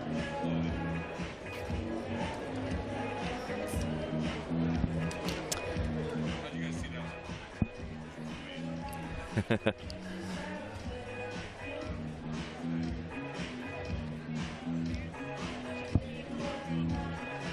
We got Onisha Smith and Ron Ponder up here figuring things out, and as we mentioned, it should be a quick replay, but you always have to double check and make sure we get it right. That is the most important thing. Seattle looking sharp here early in game one. Yeah, and the Eights finally get a nice attack over to the forehand side of Lena, and catch her a little slow getting over to the forehand side, and she drops it just in the baseline. That's kind of a microcosm of how this first match is going. Yeah. It's rare that you see these two in that situation. They've been so strong together, Jana Newell and Eva Radzikowska, rock solid, and as you would assume they would be. We got Ron Ponder out here to let us know what happened. After video review, the call is overturned. SoCal loses a video challenge. One challenge loss for the Hard Eights. Still have two more free ones to go. For the remainder of the match, Megan Fudge will take back the serve and a 19-11 scoreline.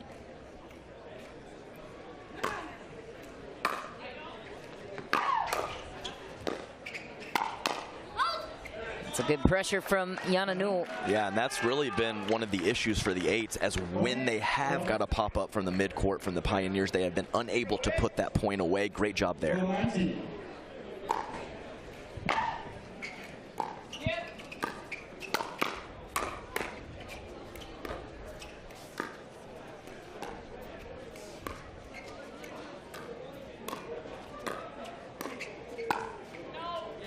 Wide for Newell. One step forward, two steps back. Yeah, and just two unleashing of shots at the beginning of that point, and the Pioneers dig out of it after a very high ball from Lena Pedega-Maite. So just have to find a way to bury that ball in the dirt or create an angle to end the point against these scrappy Pioneers. Game point for Seattle. What a finish from Radzikowska. Yeah, that's a nice job going behind. These ladies really love to either drop or drive their third, the Pioneers, and then crash to the middle. So putting that ball behind that player at the kitchen can be a great option. Side out for Seattle. This is rally scoring games to 21, but you must win on your serve. There is no freeze here in season 2. New rule change. 2013.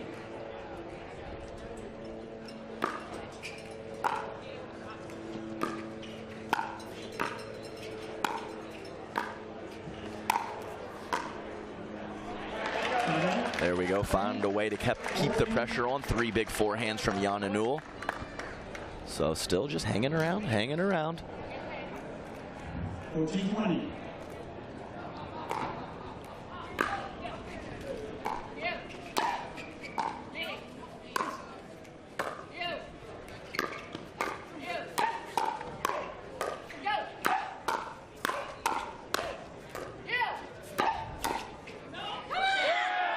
A good ball from Jana Newell, hanging in there at the kitchen. Yeah, a little role reversal for the teams, as the Eights were pinned back and the Pioneers could not put that ball away. Eights get back forward and earn the point. Oh, Newell.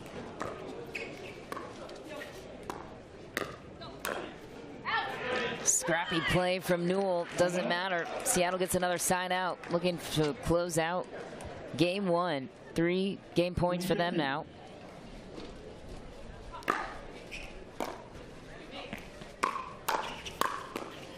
Megan Fudge will close it out down the line on Jana Newell.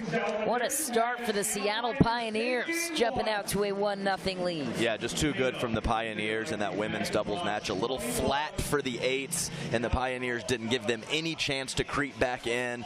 Just well played from them. Let's see if the fellas for the Eights can pick up the slack. So the gentleman will take the stage next. Wes Burrows and his partner Pat Smith. A late ad with the Pioneers. Dave Fleming a keen eye for talent. He has built many successful teams here in Major League Pickleball. Megan Fudge and Lina Padiga-Meta, they look dominant in game one as we check in now with Cameron Blackwood to discuss with the winners. Thanks, Mish. You guys had so much power coming from your side, but you chose women's first. How confident were you going up against a team like Jan and Eva that are just so consistent? I think, well, we played against them yesterday, and we had a totally different plan coming in today, and I trust Megan and her decisions, and we said we're just going to trust each other and just go after it. Dave Fleming pulled you guys aside just right before this interview. What was he telling you? No, he said just trust ourselves, you know. I mean, I think we have 4 phenomenal players on our team. Anybody can take the team on their back, and that's what we're doing right now and pulling each other together. So it was amazing teamwork. Pioneers take the first point here. We're going to come right back with men's doubles. Don't go anywhere.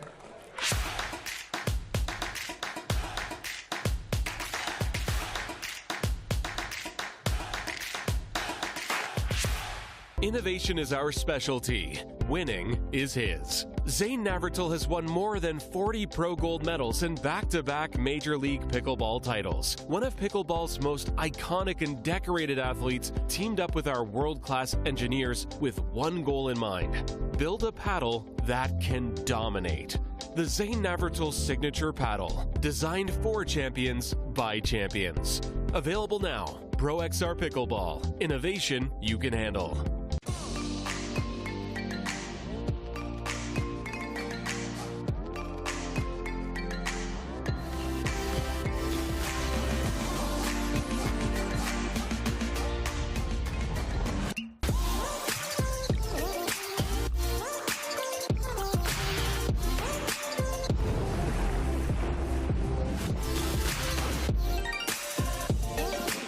Dulce Vida Tequila. Tequila, pure and simple.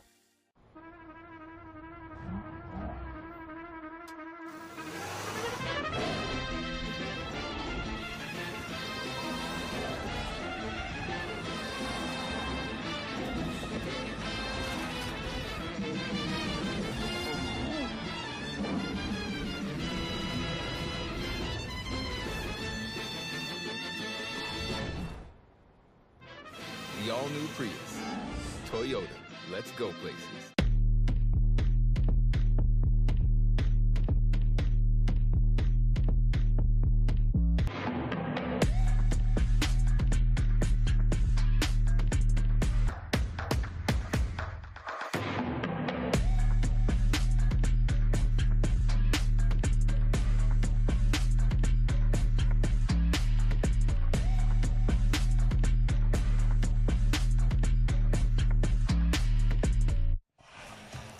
MLP Atlanta rolls on here in season 2, and we are spoiled with a guest in the booth right now alongside Adam Stone and former world number 11 and U.S. Open finalist Sam Querrey, joining us now to discuss one of his besties as the men's doubles portion of the match will take the stage. Wes Burrows in the mix for the Seattle Pioneers. Pat Smith on the other side of the Hard Eights. It'll be CJ Klinger and Todd Fote. Let's start with where you're most familiar with Seattle, then we'll let Adam take Hard Eights since he's the GM. What shall we know about Wes Burrows? And gosh, welcome to I could go on for 2 hours right now about Wes Burrows, but look, for a guy that had a baby like 6 weeks ago, he's had no sleep. It's been a just being a new dad. Yeah. He's come out the last 2 days, and he's statistically been like the best player in the Challenger League, and he kept it going this morning. Him and Pat are playing great. I know we just saw this pop up on the sign in the back. It had the win probability for Pat Smith and Wes at 51-49. I've got it at 70-30. Oh. These guys are confident. They're playing well, and so I think they've got this one. I'm gonna go 21-16. Okay, fair enough. I mean, I'm not gonna lie. They both look pretty good in powder blue. I'll admit that. Seattle's a great team. Alone.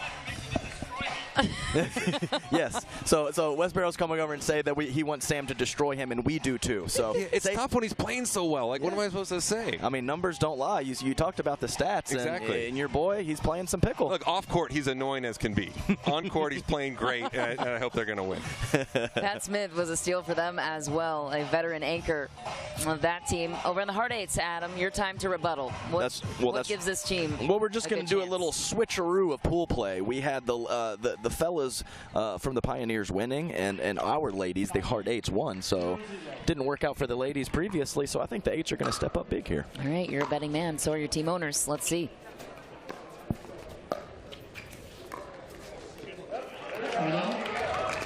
I'll tell you what, this kid, CJ Klinger, is really stepping up his game. He grows an inch every time I see him, and he has got a lot of skills, especially the soft stuff. He's a great player. I've played him a handful of times.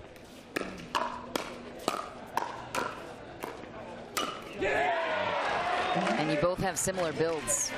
Yeah, and there's nothing better than a lefty in sports. And if you can find a good lefty in pickleball, you know, they're going to be a sought-after entity. You know, everyone wants those. Facts.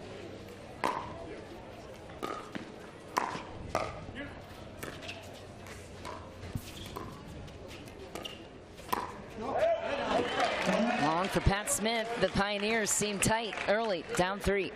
Yeah, this isn't the start that I was personally hoping for. I think you jinxed him, Sam. It's getting worse by the second. We might need an early timeout here from the Pioneers.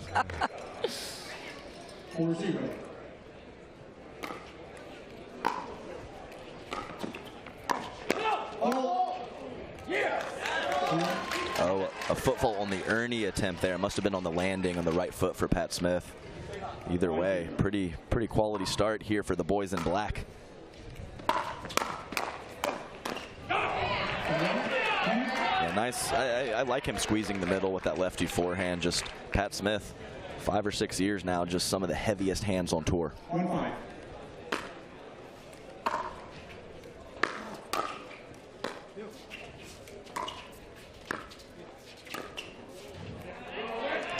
Sometimes it's tough. I always felt like in tennis, if I played a singles match in the morning and then later that day I went and played a doubles match, you'd play great.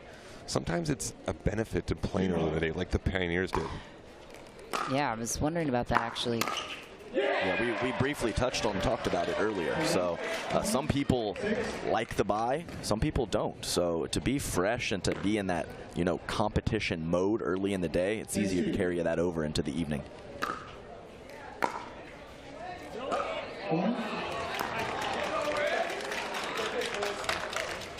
And the point for the hard 8s, and a timeout called promptly for Seattle. CJ Klinger and Todd Fote off to a hot start. What's working particularly well for them? Well, it's nothing has to do with them. They're just they're hitting the ball in a little bit, and then the Pioneers are making some errors. And they are a volatile team. They like to shake and bake. They like to drive. Their offense and their power is high end, but they have to find a way to get some form of rhythm right now because the soft stuff's loose, and a couple of the decision-making on the offensive side is struggling as well. So lots of game left, fortunately for them, and I like the early stoppage of play. Your boy Wes has got to wake up. I know. What would you tell him? I like the early stoppage. I'm a fan of getting rid of timeouts in this sport. I think we should have no timeouts, although I like that timeout. But look, they've got to lead. They won that women's doubles, so you know, even if they come out on the wrong end of this men's doubles, they're tied at 1. So they're playing with house money right now. They're going to relax and put some points on the board. And this return is not what the doctor ordered. Not what Dave Fleming told him to do in that timeout there.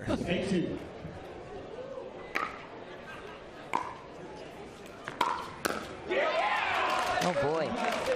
Sometimes in all sports, just momentum's hard to stop. Especially with rally scoring. And rally scoring is, yeah, exactly. There we go. Yeah, and it could be just a variety of things that could shift the tides. Who knows? A firefight, a couple errors from your opponents. Things can change very quickly. Todd Fote, the Canadian. Yeah, that's right. Actually, weird story here. His best friend growing up, I coached tennis in Texas. Really? Yeah, just a little fun fact. I didn't know they should. It'd be kind of cool if they had an all-Canadian team. They could kind of field one, right? Under a few. Like, oh, there's quite a few. Todd, Catherine Parenteau, Canadian. Steve Deacon. Yeah. Steve Deacon. I like this. Hannah Blatt, not playing right now, but another good Canadian player. Yeah, I played a tournament in Canada. They absolutely love their pickle up there, so it's good stuff. You're starting to see pickleball expand to other countries. You know, fast forward 3-4 years, I think you're going to see a lot more in Europe and the Middle East and China, and And who knows? Maybe there's 48 teams 5 years from now. We've got international pickleball. I mean, people in Asia love their racket and paddle sports, and so I don't see why we wouldn't expand completely. So, and you, Sam, you said since age 8 this has been your boy. That's quite a while ago. Yeah, we've moved to Thousand Oaks, which is kind of actually close to where we live now. At the age of 8, we started playing tennis together and been friends since then. But he's looking at me right now. He knows he's playing terrible. He knows that he's got a long way to go to come back and win this match. So hopefully he can turn it around. But yeah, we've been good buddies for a long time, and we actually now live about half a mile from each other and practice a lot, and both have little kids. So life is good. He's responsible for getting you involved in the sport. He's the first person I played with about 6 years ago. Just back on the return. It's tough, especially in rally scoring. If you get in any sort of funk, this game could end in a hurry, and you blink and it's done.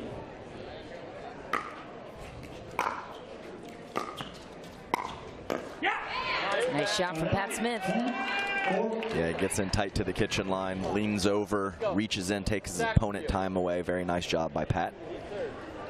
Stacked with Germans on the side of the Pioneers on the topic of international. Pat Smith. Megan Fudge. A really nice shot there from Todd Fote. Very similar to what Pat Smith did earlier, reaching into the kitchen, taking time away.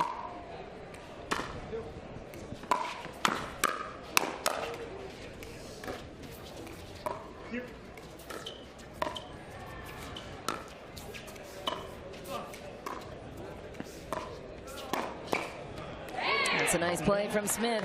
That was, and at this point, I think if you're Wes and Pat Smith, you're going to lose this match. Like, I think you're losing this match. But you try to take little tidbits here and there and take some momentum into the mixed doubles. Hey, what's not working well?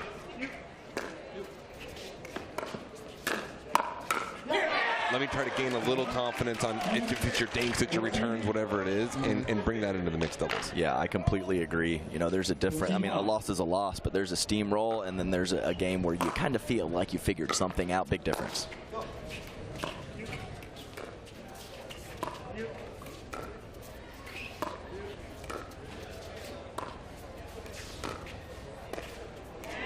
I still think a comeback is possible with rally scoring. We've seen some crazy comebacks happen here. Not possible. Not possible. The deficit is too large. All right. You heard it here first. I hope I'm wrong, though. Glass half full. And so does Wes. This is a 7-point deficit, rally scoring. You're only midway through. That's it's true. Not 19. Look, they're not getting the 15 points in this. Okay.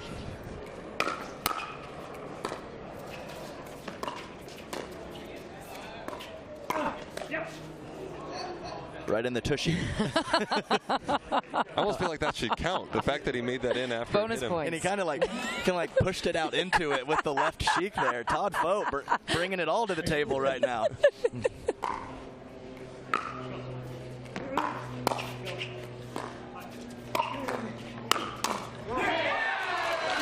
That's really nice combination with Todd Fote with the forehand Ernie. And then, as Sam said, that big lefty paw in the middle. It's so nice in sports to have that lefty. CJ Klinger was your third-round draft pick, Adam, and he seems to be a steal at that pick. What was the insight that you had on this guy at that point? And then after that, why didn't you draft me? Okay, first question, upside of the youngster. Great soft game. Second question, no comment. A lot of upside. Yes, upside everywhere. More reps with Wes Burrows. Exactly.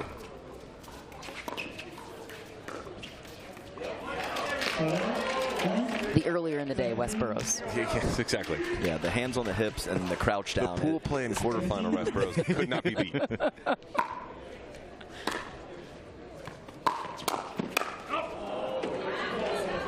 Just barely got out of the way of that one. Hey, maybe that was the wake-up call he needed. Right? Maybe it was it could have helped if that ball knocked him right in the forehead, you know?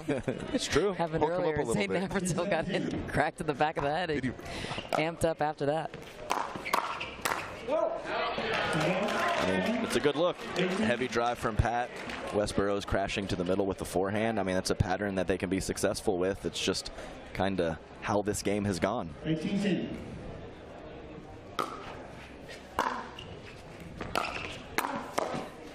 It's a nice play from Smith. Yeah, just ball just comes off his paddle with a lot of life. I know I brought it up a couple times, but I still have some nightmares about that. One of the few players to ever take down Ben Johns this season in men's doubles. Pat Smith was.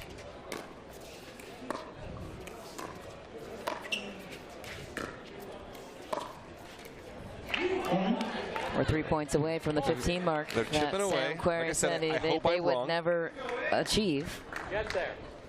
I hope I'm wrong, but I'm putting the over-under at 15.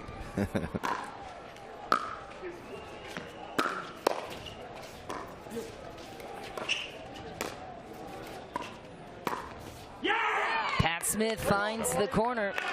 Yeah, he's caught Fote sitting heavy on the forehand side a couple times. Great manipulation of that wrist to push the ball up the line from Pat Smith.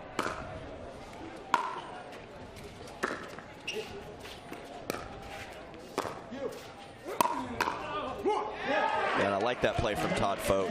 You generally want to keep the player back, but if one player's up, they're kind of a sitting duck, so you don't always have to go to that player back. Attack that player that's creeping into the transition zone. Come on. Point. 14. Run it now. Let's go. 14-19.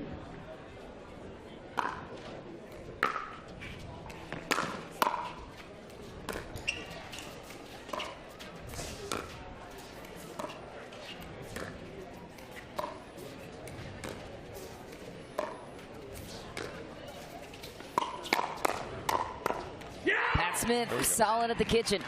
Yeah, that was a pretty quality firefight there because Todd Fote with the ambitious speed up, but his partner backed him up. Just too much Pat Smith. And keep in mind, Seattle won the toss, and they get to choose their mixed doubles matchup when they get to that point.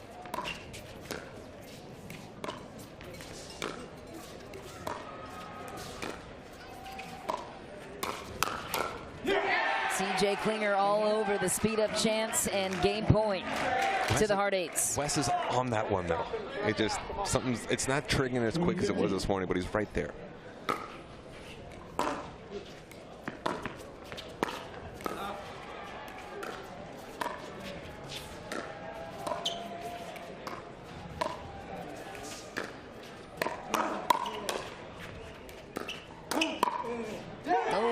Speed up answered by Todd Fote. The hard eights take this one 21-15.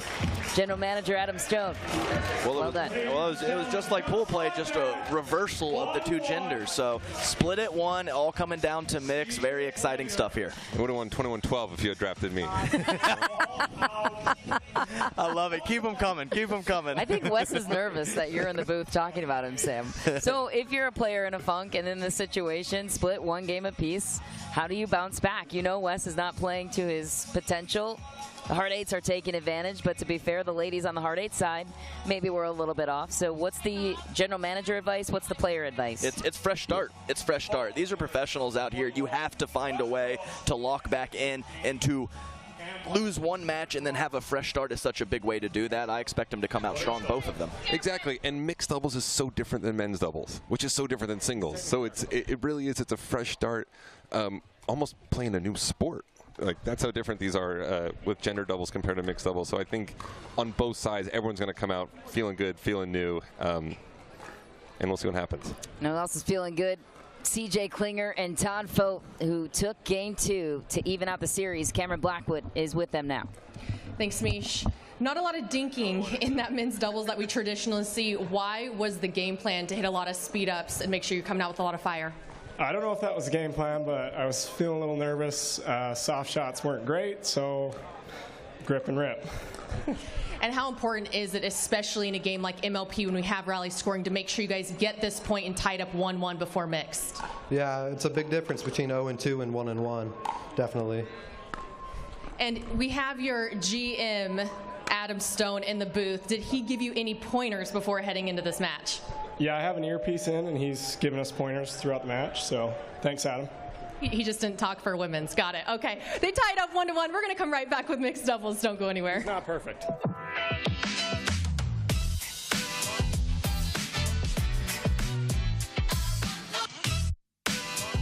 Innovation is our specialty. Winning is his. Zane Navratil has won more than 40 Pro Gold medals and back-to-back Major League Pickleball titles. One of pickleball's most iconic and decorated athletes teamed up with our world-class engineers with one goal in mind: build a paddle that can dominate.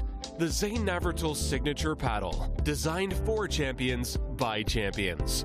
Available now. ProXR Pickleball. Innovation you can handle.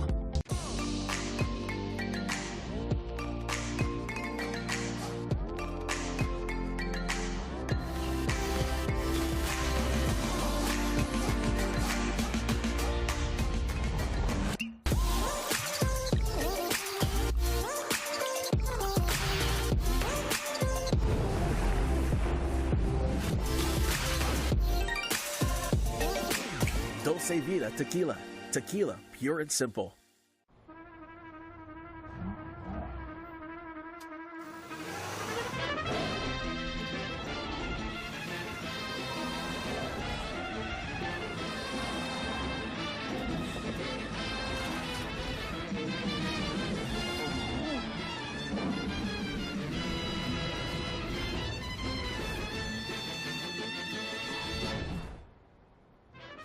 The all-new Prius.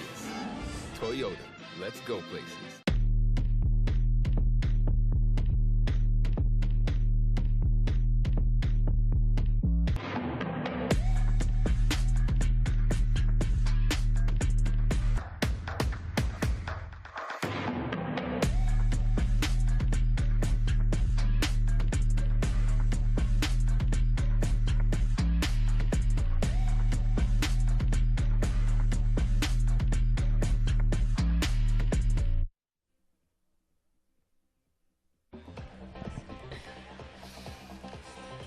All right, time now for the mixed doubles game. Michelle McMahon, Adam Stone back in the booth, Cameron Blackwood on the sideline, and the Seattle Pioneers won the toss, which is relevant here because they chose to react when it came to mixed doubles, which means the Hard Eights had to lay their hand first. They put out Jana Newell and Todd Fote.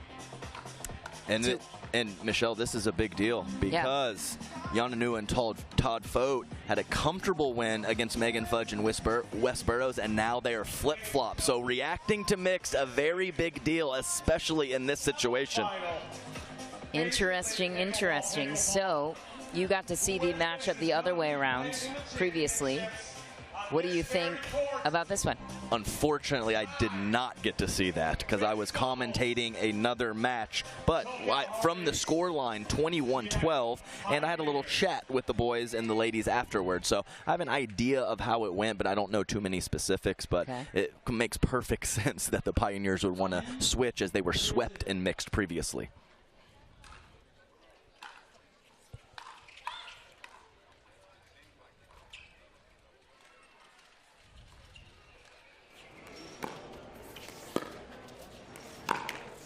Jana Newell went for the speed up. And I think she would have caught Pat in a bad spot there. We'll never know as it clips the tape. 1-0.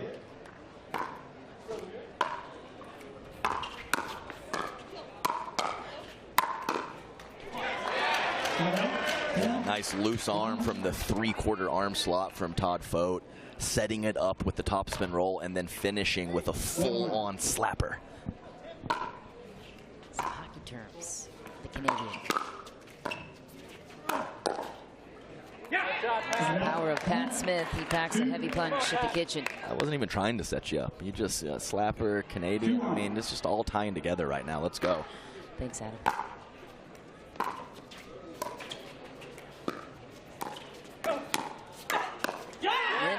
Padigameta, so big on that backhand as we saw so many times before. Yeah, great cleanup from her. And once again, a nice explosive move from Pat Smith over to his left. Not sure he could have made that about a year ago. I would expect the 8s to look to target Pat Smith on the return. Not drastically, but just a little bit. He will get in some funks with his third shot. But it's always tough because he has a heavy forehand drive, so you're kind of playing with fire. So I expect them to test that out, and if he's hot, then maybe move over to Lena on the returns.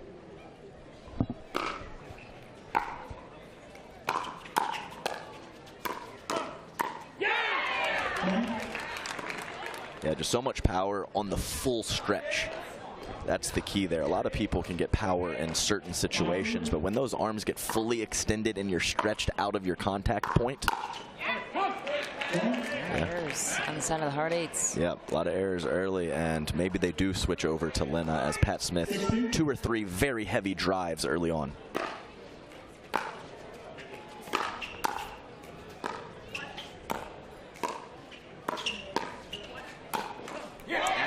Chance taken from Newell. Absolutely great job from Jana Newell to be able to get a lot of spin. Pat Smith stepped over to his right to hit a two-hander, but the spin of Newell dipping down caused the error.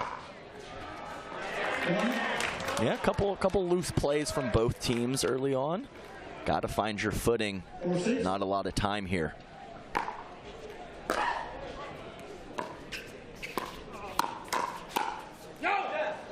I mean, how does he bail himself out of that? He's in just absolutely terrible position and somehow digs out of it. Pat Smith, you're talking. Yes, yes, absolutely.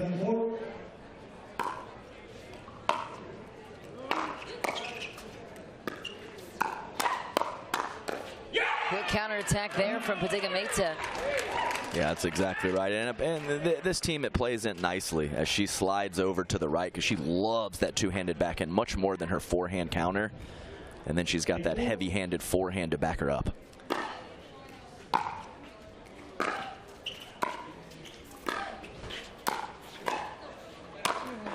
Couple of high resets, matter of time before the hard 8s would finish it off. Yeah, exactly right. Very nice rolls from each player in black, and then Todd Fote finishing over at the left foot of Pat Smith. Very nice.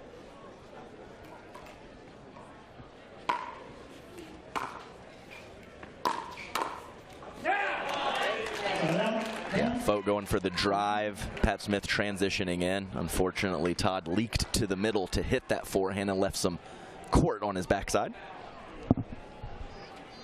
Should he have driven it line at Lena? I think that would have been a reasonable play as well.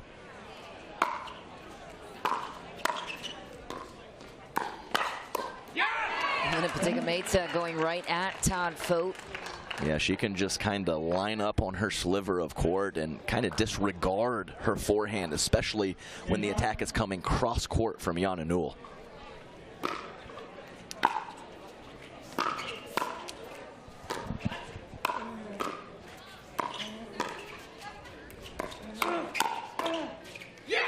Smith going full power. A lot of drives, a lot of speed ups from Seattle. Yeah, definitely. And some slight confusion there in the middle. And Pat Smith mishit that last ball, just floated right in between the 8s. And Seattle is the team to 11 first. Sorry, continue your thought on Oh, no. That was it. I mean, that's really what it's been. Is it's been a couple loose errors from the 8s, and then when they have found a decent spot to speed up, the counterattack ability of the Pioneers has been on it. So we have to possibly find a new pattern and possibly pick a couple different targets where to attack because the patterns are in favor of the Pioneers right now. Eva Radzikowska and CJ Klinger regrouping with these two. What would your advice be? Well, I mean, these players, I'll tell you right now, Todd Fote, Eva, and Jana Newell. CJ's a little bit quieter, but they are all very strategic players, and we've had some really, really good conversations. So what I touched on earlier is find a different pattern. We cannot have Jana attacking Lena cross court. If that two-handed backhand his counter is on point, find another way.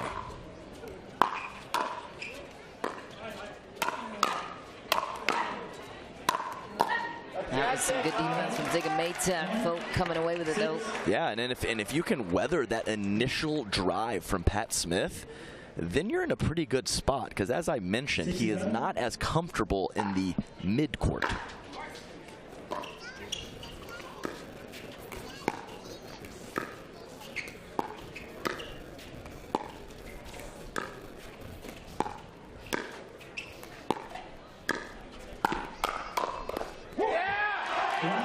and that was a pattern I'm scared of. It worked out that time as Lena brought her two-handed right to Todd Fote's two-hander, but I'm not sure if that is going to be a sustainable strategy with that cross-court attack, but worked that time.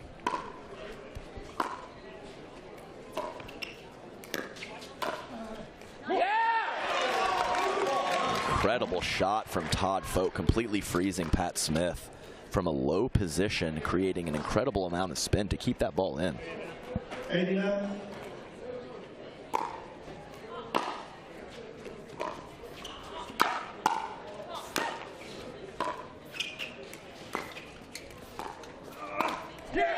Oh, Pat Smith went for the Ernie, and just like that, a 2-point game. I said it once yesterday, I'll say it again. You can't Ernie Downey soft, Michelle. 9-11. And a missed return from Pat Smith brings us to 11-10. Man, just wild swings, like just big gap. And I mean, 2 to me wasn't done yet. Yeah.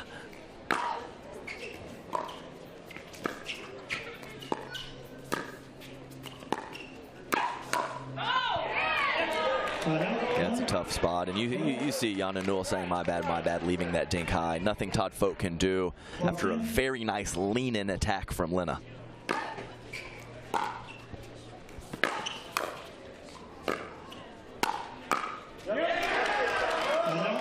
There we go, Jana Newell. Some nice offense at the feet of her opponents, and we are still at a 1-point game.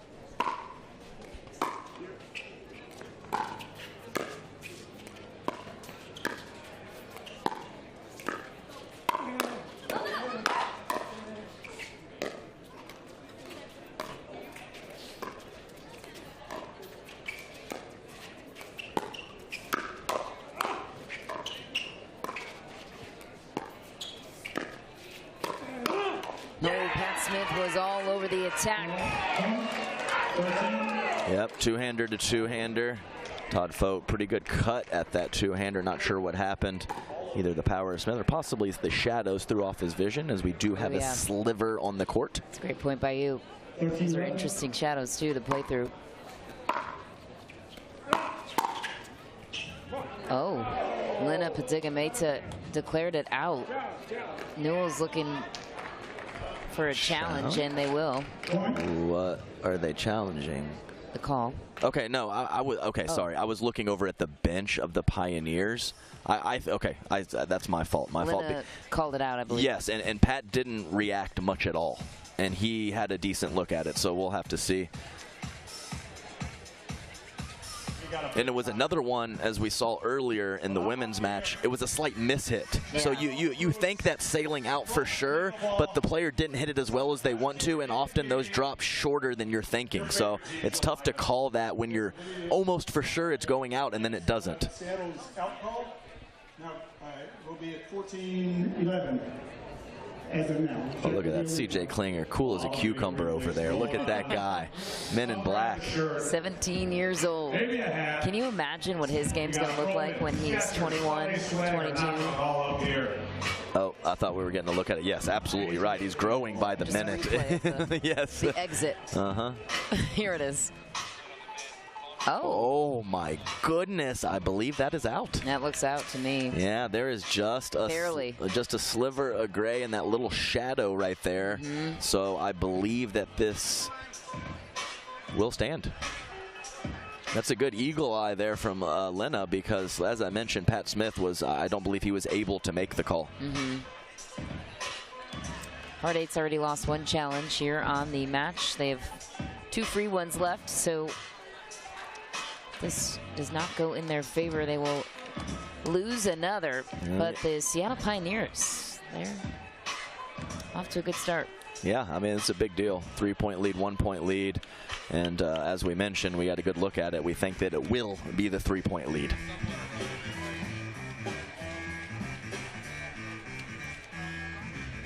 Pat Smith back to peak form, says he's feeling better than ever. And after he came back from that injury, you know, shined very brightly in Seattle and TOC.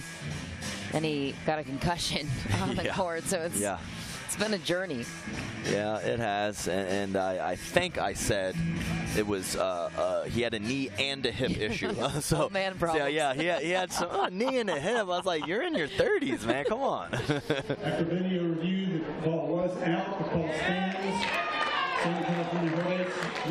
Good ball to challenge, though. I would if I were them. Yeah.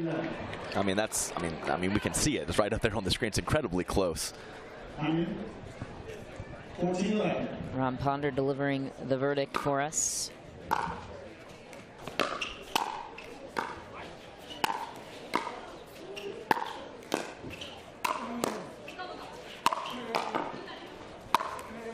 Wow, that's one way to get a point back. I mean, it's what it takes. Like I said, Lena leaving several thirds and fifths high, but her scramble ability and her length and athleticism is just so good. She was the first round draft pick for Seattle. Megan Fudge, the second round.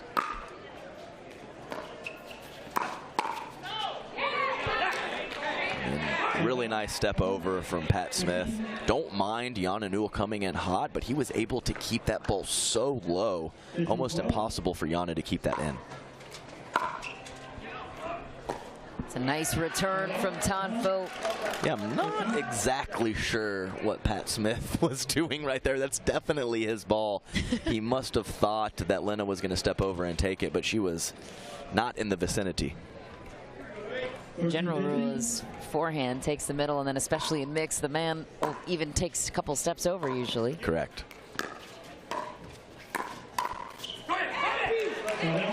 It's an odd position. You don't think he's going to speed that ball up, and it just caught enough of deception late on the backhand for Todd Fote.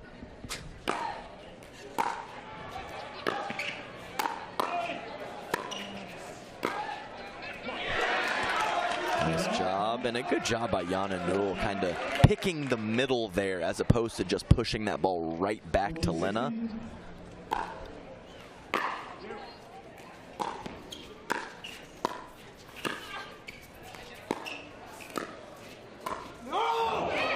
Wide for Tonfo. Yeah, and I think he might have had an opportunity earlier in that point, and maybe missing that made him go for a little bit more on that last one. 29 years old, based out of Utah. Todd Fote back to return this ball. Where do you go? Where would you tell him to target the return? To Pat? Yeah, I'd stay there. Okay. Don't return to Pat Smith is what I meant to say. But still agree with that. Yes, thought. but very early in the match, the drive was on point, and I think it's kind of quieted until that last point. So.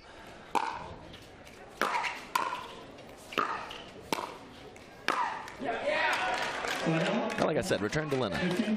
Yeah, return to Lena, Michelle. Yeah, that one. That's the recommendation I just heard you say. 15-19.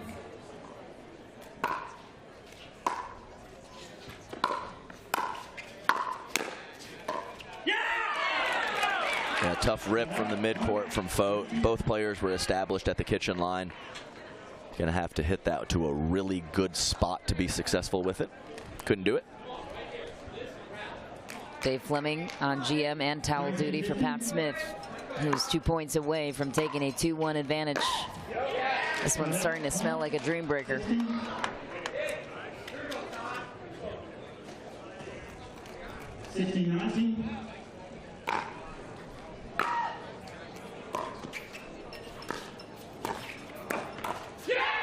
Pat Smith drops in for the Ernie. Game point for Seattle.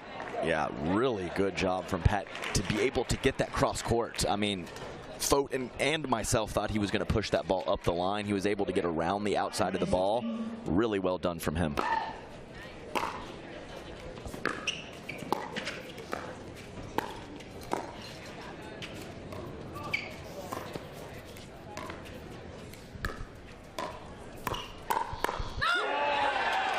Yana Newell not backing away from the pressure. Yeah, that's a great job by Yana Newell loading up with that two-hander, not allowing Pat Smith to hit his combination.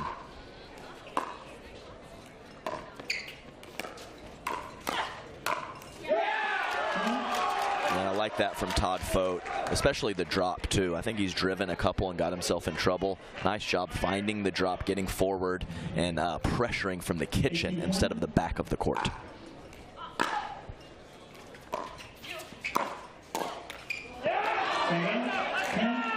It's always frustrating. And Pat was in a good spot to be offensive, but just nothing Yana can do once it clips the tape. Game point returns to Seattle. No more freeze, but you do still have to win on your serve in this rally scoring games to 21 format.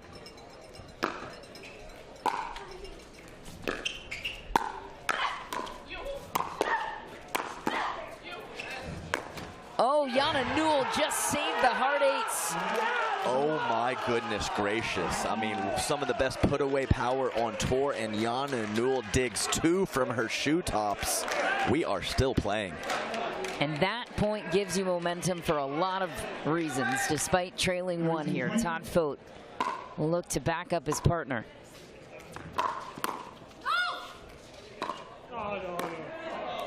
Ball is called long by Yana Newell.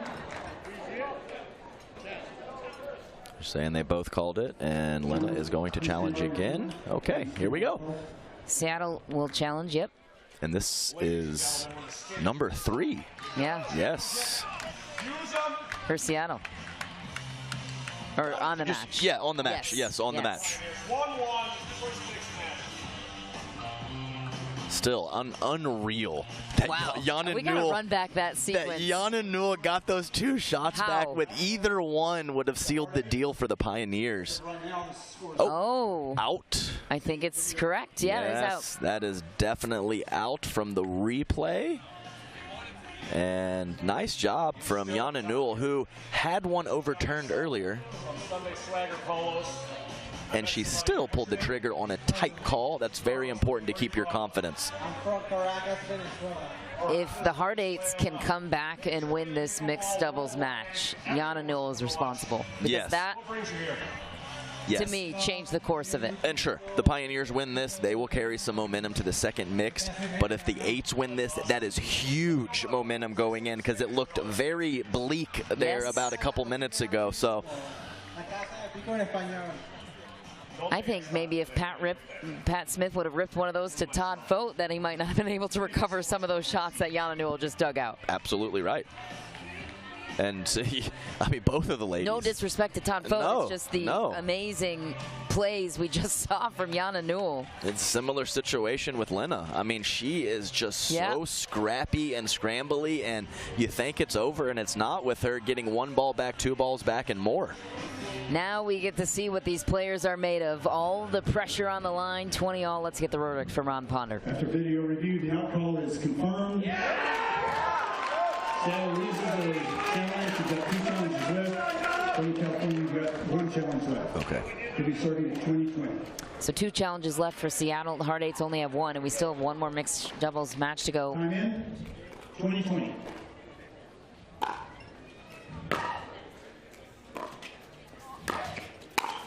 Oh, no. Yana Newell. Yeah, I mean, had it. We've all been there before. We've all been there. 100%. That was a rocket of a put away, too. Top of the tape. 21-20. So game point back to Seattle.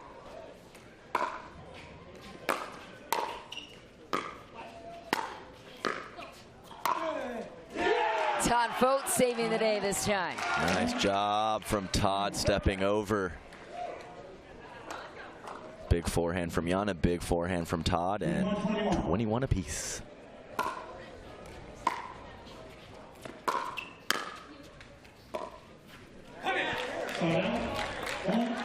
Went for the third drive, 5th drop, and had not an easy shot, but a pretty decent look. Got to come up with that one.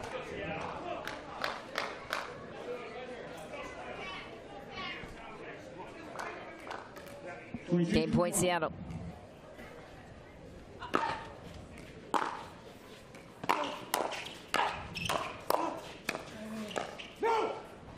Wide again, and we have a tie game once more. Who wants it, Michelle? Who's going to take it? How nervous are these players right now? Oh, definitely. Butterflies are flying around, that's for sure. 22-22.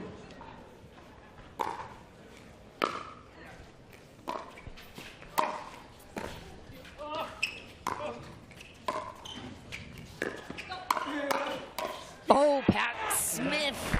That was a clutch grab. How did he get this back? I mean, it's a great shot and great point from Todd Fote. And Pat Smith once again 4 or 5 times in this match from the full stretch with the hands, able to counterattack. Absolutely saved the day for Seattle. Gets game point on their side. They haven't been able to capitalize. Seems like Linna's getting a little tight, maybe popping him up a little bit. Pat's trying to take up as much court as he can. You can only bail your partner out so many times. Yes, very true. And I think you're right. Possibly a little tightness from Linna. So maybe try to put a few balls, more balls on her. But at the same time, Pat is taking a lot of court, as we saw with that one drop that bounced over in the corner. He was right in single file with Linna. So this is crunch time. This is what it's all about. So are you still returning Pat Smith? Are you going Linna this time? Yeah, I think I'm going to go Linna. Yeah, definitely. I've switched over. As soon as I called that Pat Smith and he had like a 5-shot offensive combination to win the point, I'm done with him. And then their third, are they going to opt to drive it or drop it in this situation for Seattle? I think Linna will drive. 23-22.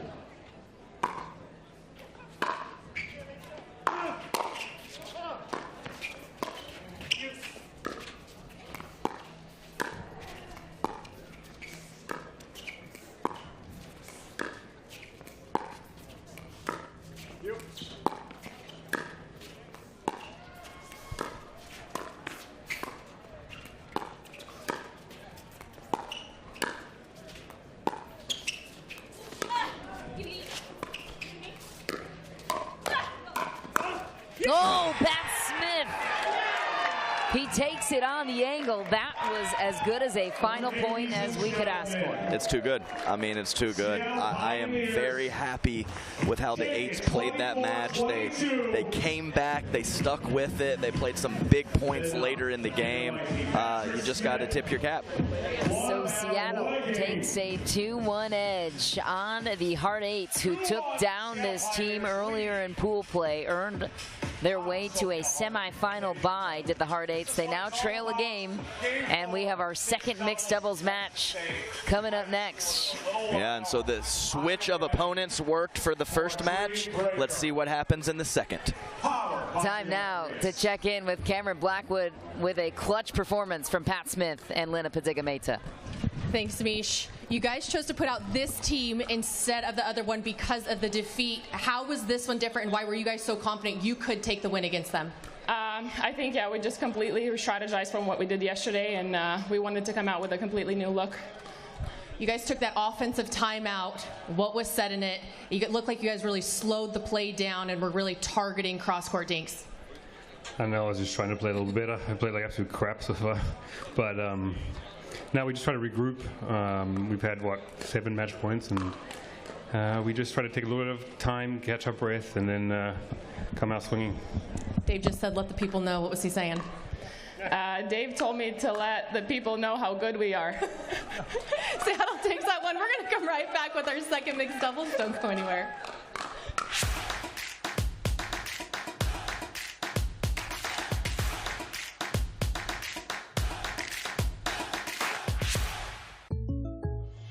Thanks. Jake from State Farm, I really need to know. Go spicy or go home, right? What? No. What if I'm not sure I have the right coverage for my car? Oh, your agent can help me make sure it's just what you need. What if I accidentally hit a food truck and it gets covered in empanadas? You can file a claim on the app. At State Farm, we're there for your what-ifs. Thanks. Oh. That is too spicy. That's for you. Like a good neighbor, State Farm is there. Call or click to get a quote today. Introducing Skechers Pickleball, the official footwear of Major League Pickleball. They're ultra lightweight and responsive for incredible speed.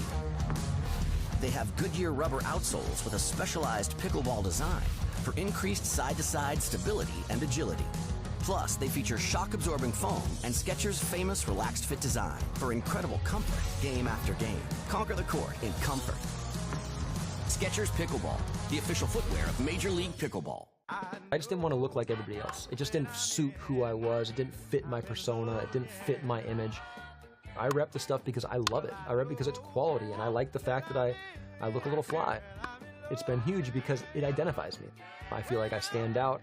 People reference me to the shirts all the time. They know me as the guy who wears the flashy shirts, and I'm cool with that.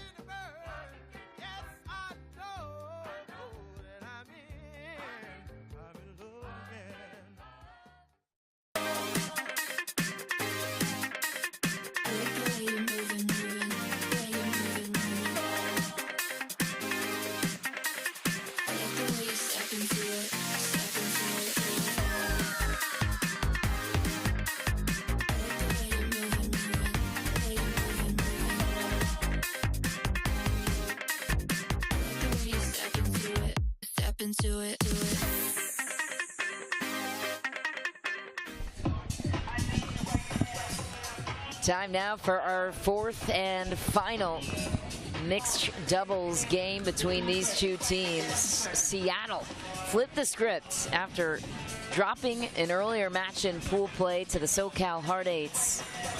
So they had the advantage here in mixed doubles in terms of picking their matchup. They chose Pat Smith and Lina Padiga-Meta against Yana Newell and Todd Fote. They got the outcome they were looking for. Now it's Megan Fudge and Wes Burrows against Eva Radzikowska and CJ Klinger. What do the Hard Eights need to do, Adam, to get back into this match with this combination? Or I guess what are the strengths of this mixed doubles? Well, I'll tell you right now, they need to win this match, because if they don't, they are gone. Yeah, and just another important note of how nice it is to react to mixed, because we had a 21-12 and a 21-15 for the Hard Eights in mixed doubles and pool play. They are able to pick new opponents. They have already won one of those matches and now have the matchup that they like right here with Wes Burrows and Megan Fudge. But I'll tell you right now, CJ Klinger and Eva Radzikowska are absolutely electric together.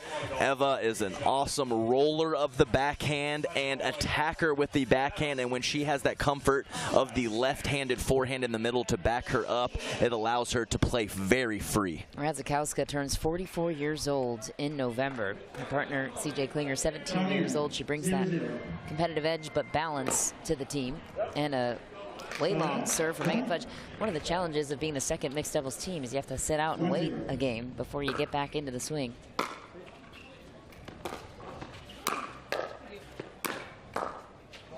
There's one person that is looking for rebuttal from his previous performance. It's Wes Burrows. Mm-hmm.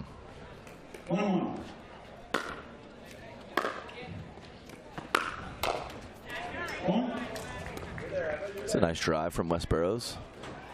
Big fan of that forehand drive. I expect it to continue.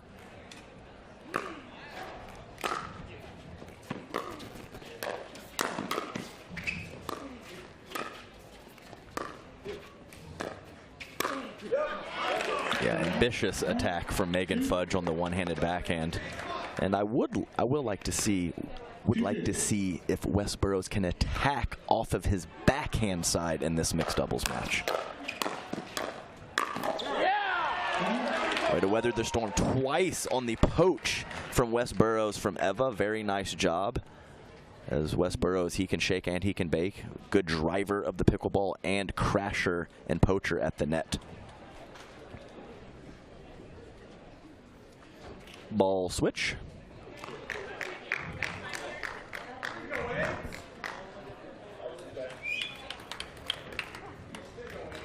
Shadow's almost gone, Michelle. 3-2.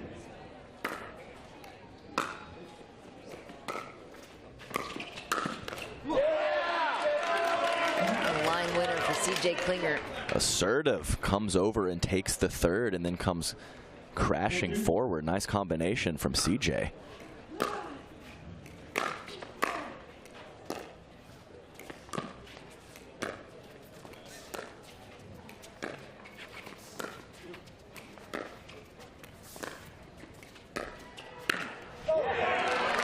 Talked about that offense from the backhand side. I wouldn't call that a sitter, but definitely a ball that Burrows has to do something with. Eva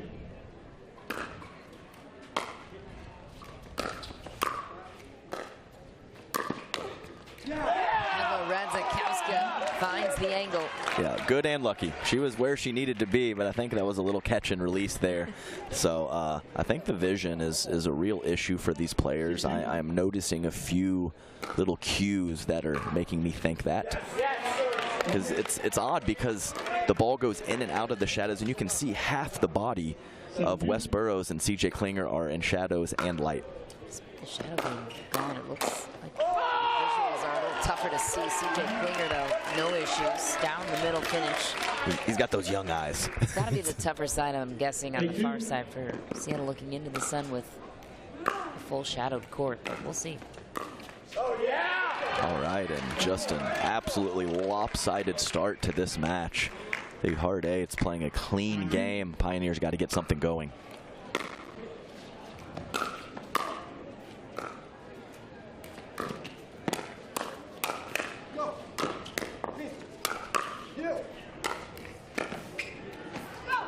Oh. Zakowska locked in on the backhand on the switch. That's right. They're winning the controlled points. They're winning the scramble points. Just unbelievable gets and a nice little switcheroo at the end of that point.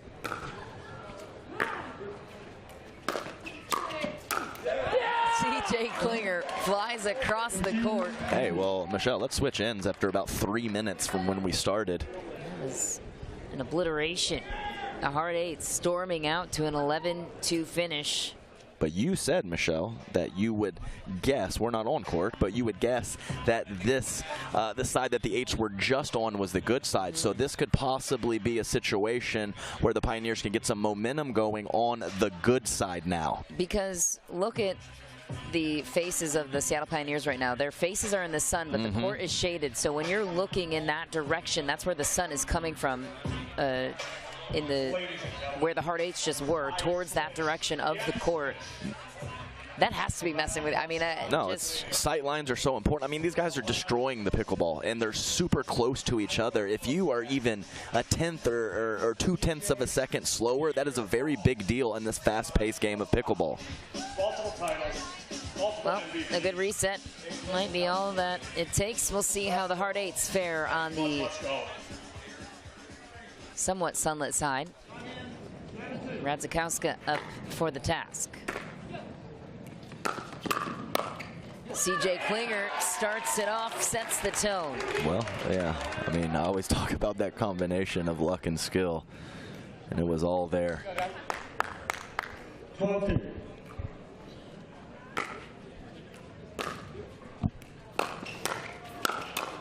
Oh, Wes Burrows with a nice little counter. Yep, he's going to need a couple more of those, as still the Eights foot on the gas. They are really going for those quick points, even though that one did not work out.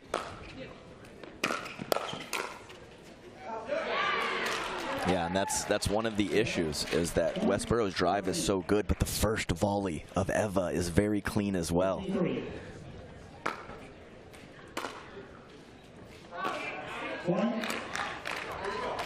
What is it about Eva's technique to make it such a clean finish? She's so good on the backhand side, and it's the same technique and the same swing almost every single time. She repeats her mechanics so well. She was ready to take the forehand on her side, and CJ Klinger jumps over. He's cagey. So athletic. And so young, 17 years old. Imagine where his game will be.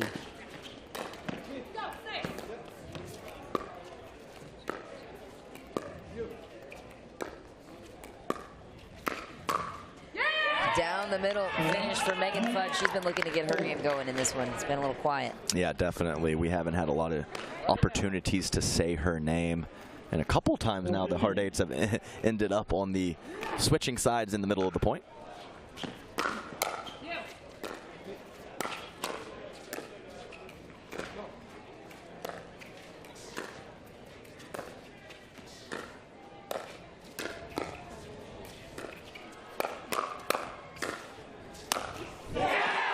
Nice play from the Eights, and it's it's completely okay for Eva to go cross-court with Wes because he has been unable to create offense on that side, and that's one of her favorite shots. So having CJ in front of Wes gives her that comfort to hit her dinks wherever she wants to.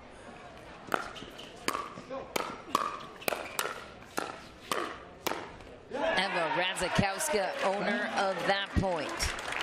Yeah, caught him on the shoe, and we got a timeout here from the Pioneers. And we have seen a lot of comebacks. We have a special format here, but I'm going to go ahead and be shocked and surprised if this doesn't go to a dream breaker, Michelle. I support you in that sentiment. This late in the game, yeah. And the way that Hard Eights are playing, yes. Yes, and I'll tell you one thing. I wish we still had Sam Query in here because I think he'd be lighting his boy up right now. They have a lot of fun banter back and forth and some light crap talk amongst the friends. Amongst the best friends since 8 years old. Hard Eights. Yeah, they get this one. But it's the classic timeout at 17-4. Hard Eights waiting, and there's a powwow over here, and the Pioneers trying to figure it out. The Eights just give me that ball. Let's go. I want to keep serving. Well, at this point, you're at least just wanting to get some momentum heading into the Dream Breaker, right? So I would think you want to zero in on your strokes and get dialed in for. It's going to be a bloodbath of a Dream Breaker, I would assume.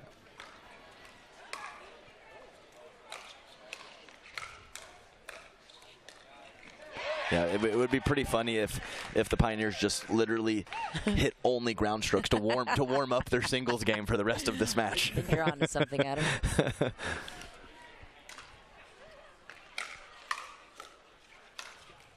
Wes Burrows gets a hold of that one. Hey, it starts with one, right? It does. Only 13 more to go.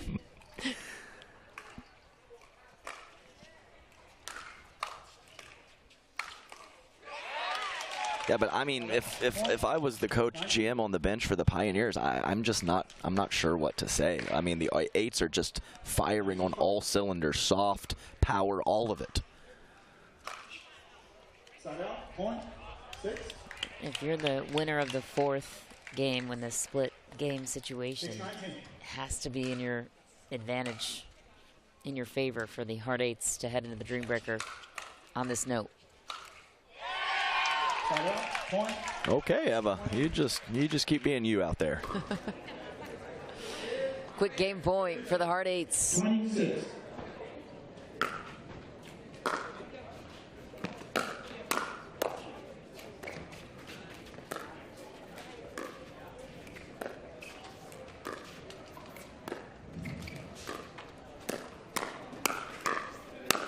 CJ Klinger once more. We are going the distance. A Dream Breaker is in our future. What a performance from Eva Radzikowska and CJ Klinger. My goodness, young man. And hey, you said it at the top of that match is that experience, calmness from Eva, and then you just have that young exuberance from CJ. It's a really nice pairing, and we saw it right there.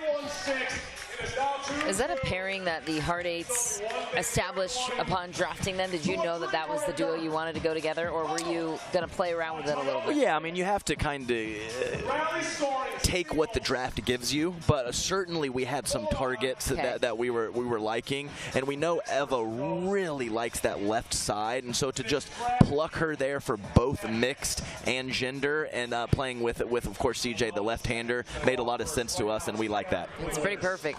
And let's check in now. Cameron Blackwood standing by with Radzikowska and CJ Klinger heading into the Dream Breaker.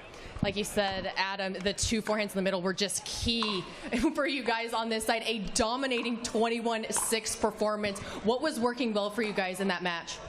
I mean, guys, look at CJ. I mean, he's an absolute beast. My job is to keep the ball in, and he does the damage. I mean, I had so much fun playing with him. You guys now heading into Dream Breaker, changing the mindset of doubles and now to singles. What's going to be the discussion with the team before you step out?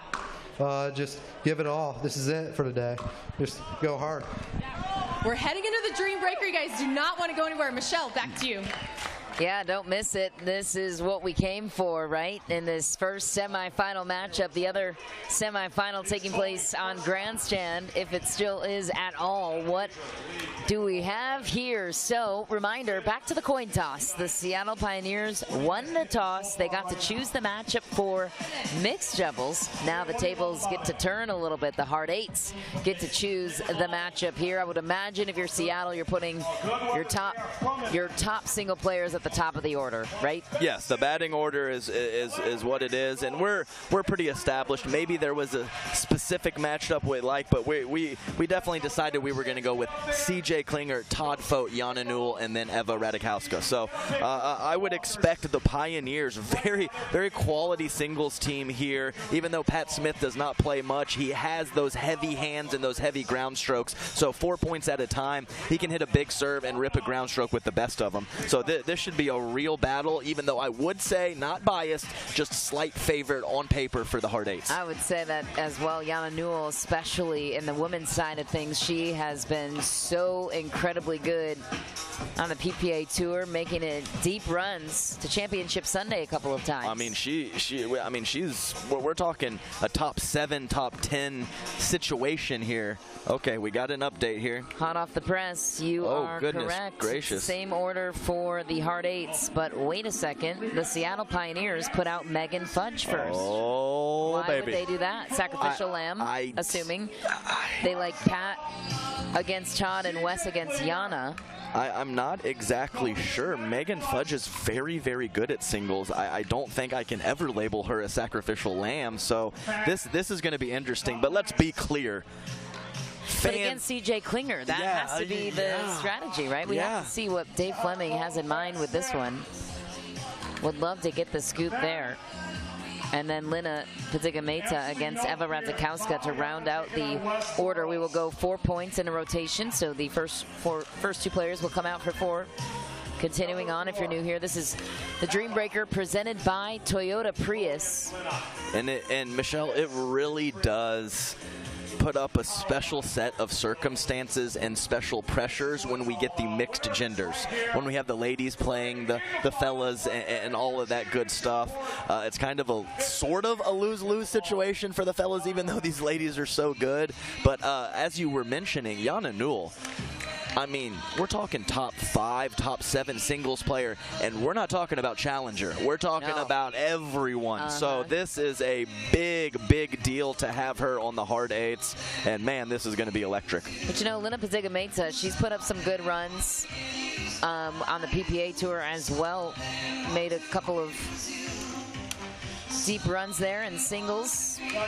Yeah, I would say that Lina absolutely has some great court coverage ability, which we saw in doubles. Maybe slightly less power on the ground strokes than some of the other competitors, which is kind of shocking, but I would say that she is a very quality singles player, and I expect her to play big.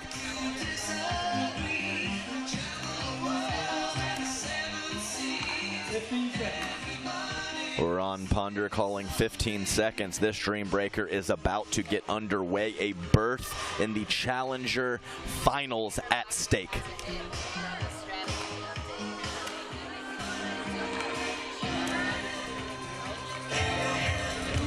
Well, we were wondering about the strategy of putting Megan Fudge out first against CJ Klinger. Cameron Blackwood has more on that. What'd you learn from Dave, Cam?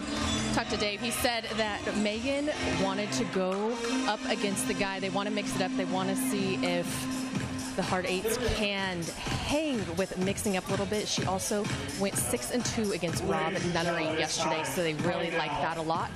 They want to see if hard eights can hang. What do you think about that, Adam? I think it's a little dicey, but I mean, I understand she went 6-2 against Rob Nunnery, but I mean that's a sliver in time, a small sample size. As I mentioned, I do think the eights have an advantage on paper, so possibly that is factoring into the decision. If we go with our standard chalk lineup, they have a slight edge. Let's mix it up and see if we can create some chaos and some awkward matchups. Okay. That's fair. And if it works, he'll look like a genius. Yeah, that's right. That's right. So. 0-0.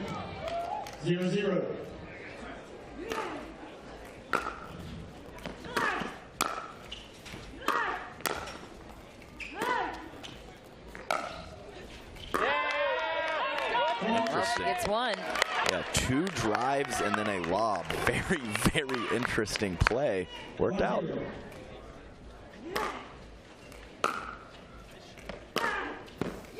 Megan Fudge with a clean winner on CJ Klinger.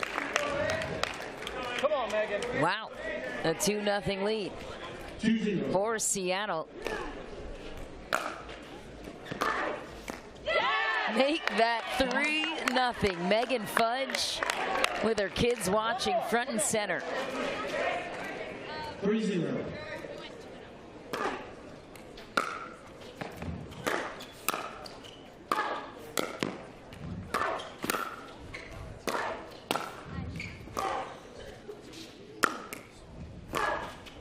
Wow. Couldn't get it a third time. CJ Klinger comes away with 1, but my goodness, Dave Fleming is looking to be like the strategist. He needed that one. He needed that one. So who? I mean, I don't know. The way Cam described it, it might have just been Megan Fudge wanting it so bad. You're right. Who knows? That's a good point. Sounds like it was, and that's a clean winner from Tom Fote. A little bit of finesse on the angle. And he does play some singles on tour. Very quality tennis background as well from both fellas. All 4 players, Division I college tennis backgrounds. It's a nice play from Pat Smith. I mean, that is just a disgusting cross-court volley with a lot of backspin and side spin moving away from his opponent. Well done from Pat Smith.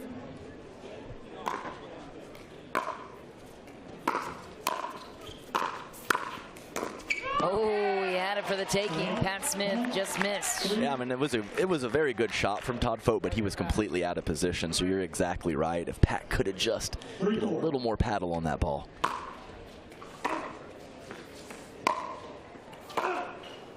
Oh, Pat Smith just lofts it in. Yeah, that was a little fortunate, but either way, a very nice ball from Pat Smith. He found that sliver in the back corner with the two-handed backhand. That two-handed backhand, singles and doubles, has been a weapon for him. Wes Burrows steps to the stage against Yana Newell, who sends the return wide. A 6-3 lead now for Seattle.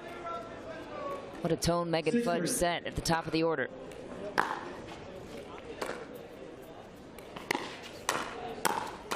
Yana Newell gets 1. And she went body with her first shot. I couldn't believe. I wasn't sure if she was going to push line or go angle. She just challenges the body of Wes Burrows. Let's go, Yana. Overcooks it wide. Is there more pressure when you're matching up against a guy as a lady to try to overpower him or hit your angles a little bit? Possibly, better? yeah. You could possibly go for more, and I would say maybe mentally more for the man, though, actually. Interesting.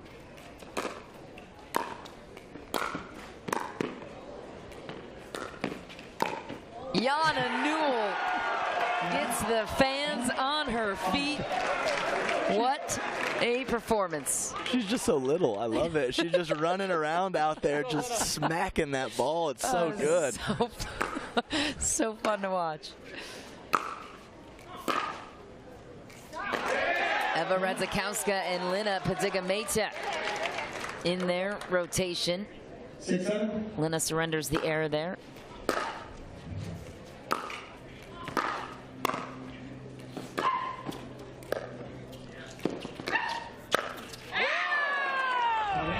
There's that athleticism and court coverage from Lina. She was on the string that whole point and was able to just get a couple more balls back and force the error from Eva.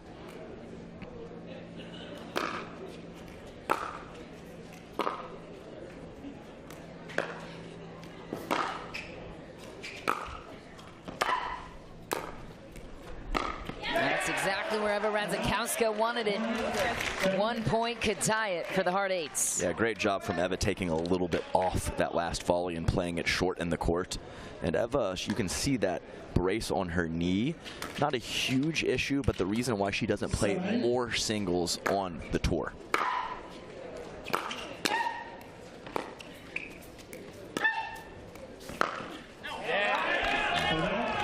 Split situation is what we had there all the way through. 2 through 4, all split 2 points each. Megan Fudge was the only one that got 3-1, and that is the difference. We'll see if she can do the same here.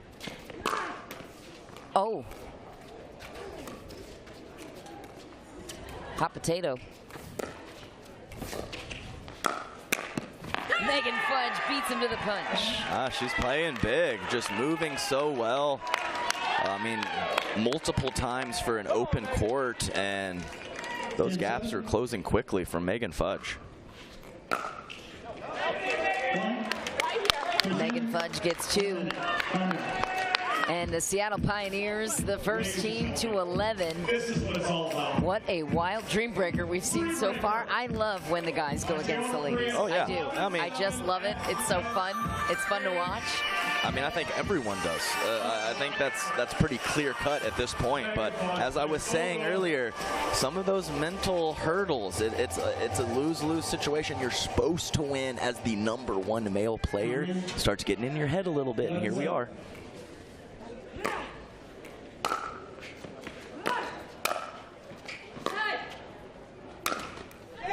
Takes a clip off the tape and a clean winner for CJ Klinger. Probably a little tighter than he wanted to on that let tape, but hey, he got the job done. It's a lot of pressure for a 17-year-old to carry.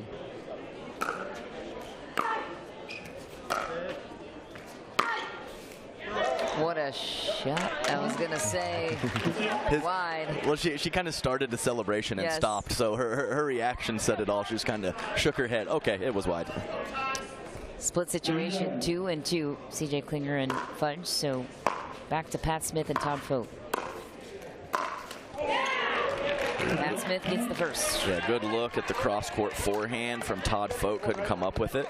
Pretty quality first volley a couple times in this dream breaker from Pat Smith.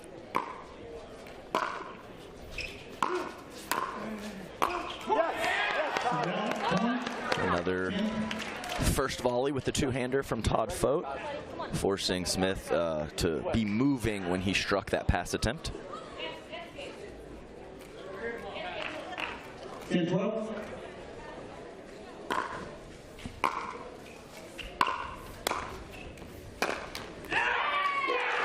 Got 2 tapes from Fote, one on the forehand side, one on the backhand side. Got to find a way to make Pat play a volley. 13-10. Pat Smith went big. Split situation, 2 points each. Yana Newell comes back to the stage. Westboro with more pressure on his side, you would say? I would say so. 11-13.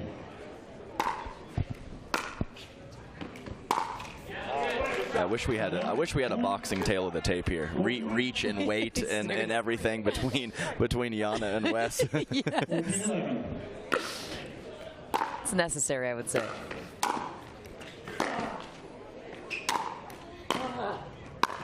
Yana Newell whips it cross court. She is so fun to watch. Such a big return to the forehand side as well. Wes loves his forehand, so of course he's going to take a step to his left to protect his backhand.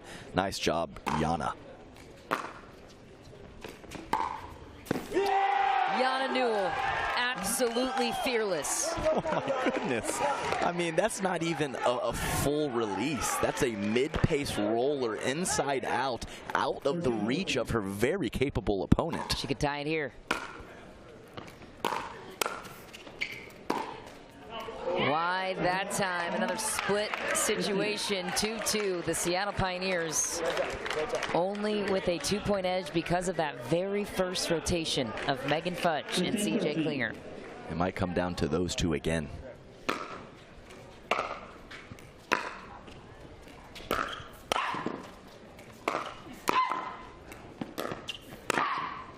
Eva Radzikowska hangs in the play. You hear the chant. Roll the dice. Let's go 8s. 14-15.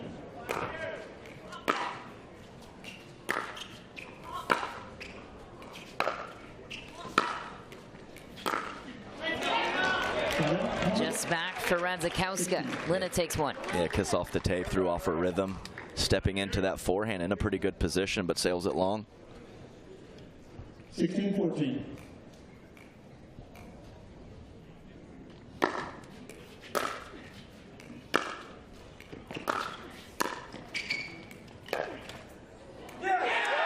Oh no, a bounce just barely catching the line.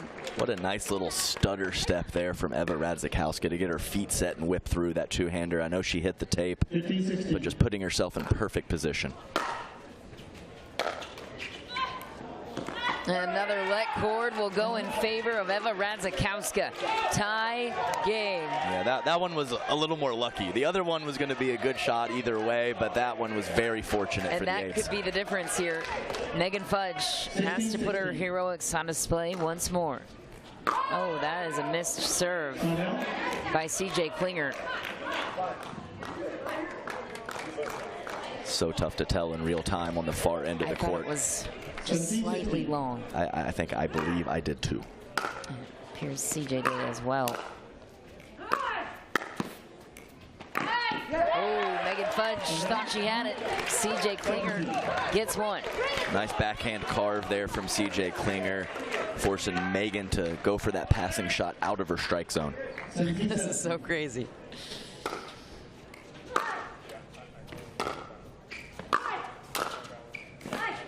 That's a good corner from CJ Klinger. Yeah, that's a great spot from CJ. 18-17.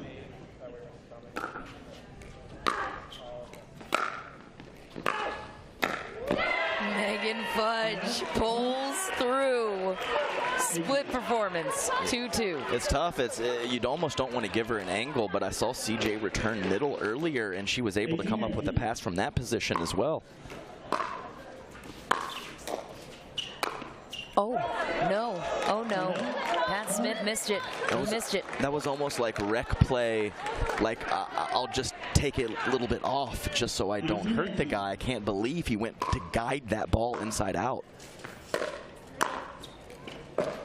Big response, though. Todd Fote almost got it back. I mean, these first volleys from Pat, it's maybe a couple airs sprinkled in, but when he makes them, they are amazing.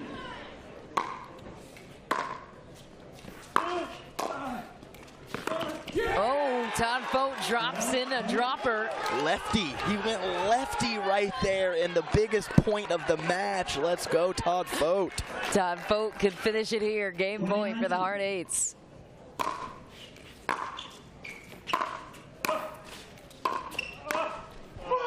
Match is sealed, and the Hard Eights are moving on to their first championship appearance in Major League Pickleball. All right, Eights. You're supposed to be unbiased. Yes, here, I am unbiased. Oh, that was crazy. I thought I called that match very unbiased, but I will admit I am excited that they won. It's okay. It's okay. I mean, wow. Both sides deserve a ton of credit in that Dream Breaker performance. It is worthy of hugs across the board. Every single player contributed. Every single player put their best out there.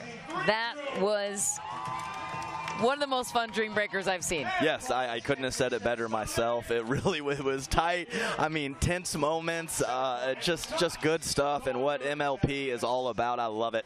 Some of the best players in the Oh, I want to know what their reaction was when they saw the top of the order was Megan Fudge, and that Megan Fudge went up 3-1 in that sequence. My goodness. What a wild ride it's been, and we still have one more match to go, and we also need to check in with the Hard Eights on their way to the finals. Cameron Blackwood is with them.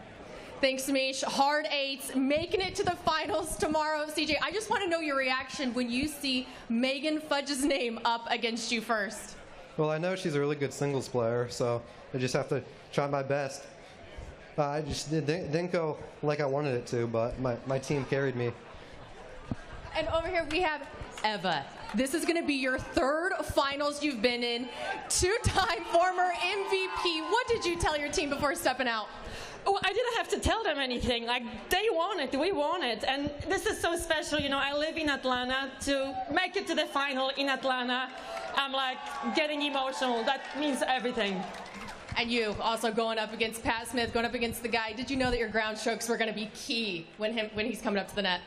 I was going actually against Wes, and I think it definitely helps the girl when she's playing against the guy because definitely there's no pressure, and I think the pressure's on the guy, and I think Wes felt it. At least I got the guy right. And just how special is this team, the Hard Eights, making it to their first final?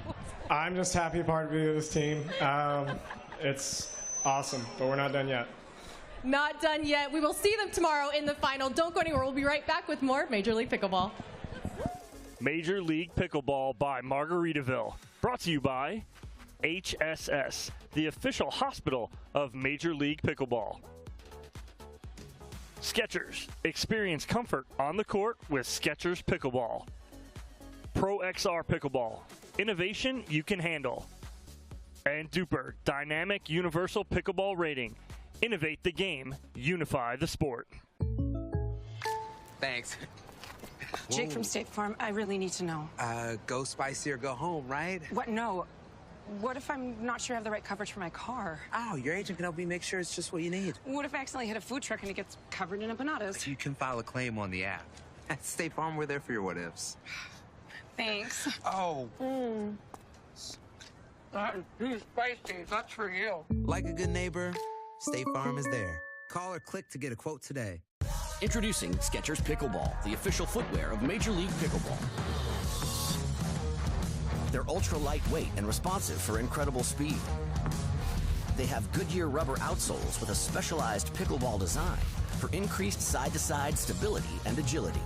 Plus, they feature shock-absorbing foam and Skechers' famous relaxed fit design for incredible comfort game after game. Conquer the court in comfort. Skechers Pickleball, the official footwear of Major League Pickleball. I just didn't want to look like everybody else. It just didn't suit who I was. It didn't fit my persona. It didn't fit my image. I rep the stuff because I love it. I rep because it's quality, and I like the fact that I look a little fly.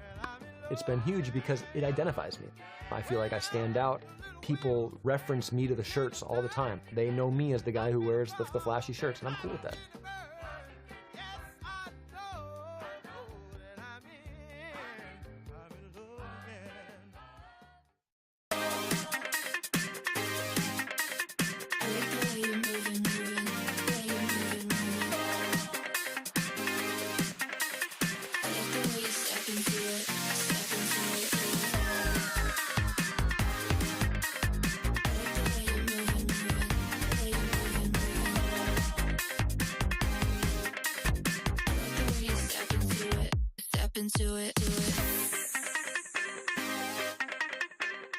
And I said, Saturday, no one's here. Right? Are you getting this?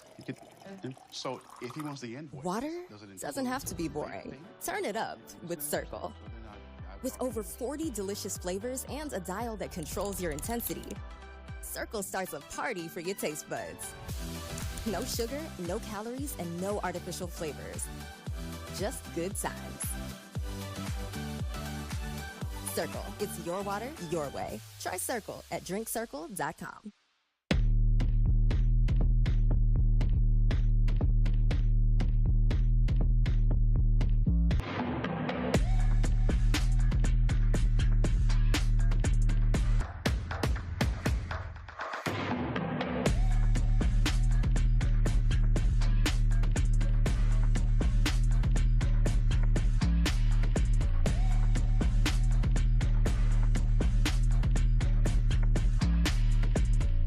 Innovation is our specialty. Winning is his. Zane Navratil has won more than 40 Pro Gold medals and back-to-back Major League Pickleball titles. One of pickleball's most iconic and decorated athletes teamed up with our world-class engineers with one goal in mind: build a paddle that can dominate. The Zane Navratil Signature Paddle, designed for champions by champions. Available now. ProXR Pickleball. Innovation you can handle.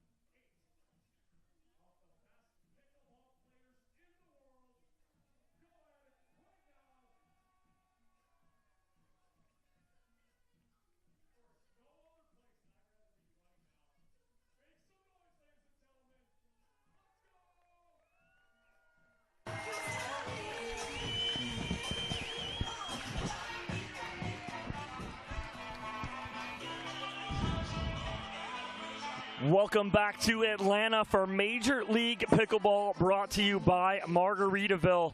Dominic Catalano here alongside my partner in crime, Chad Edwards.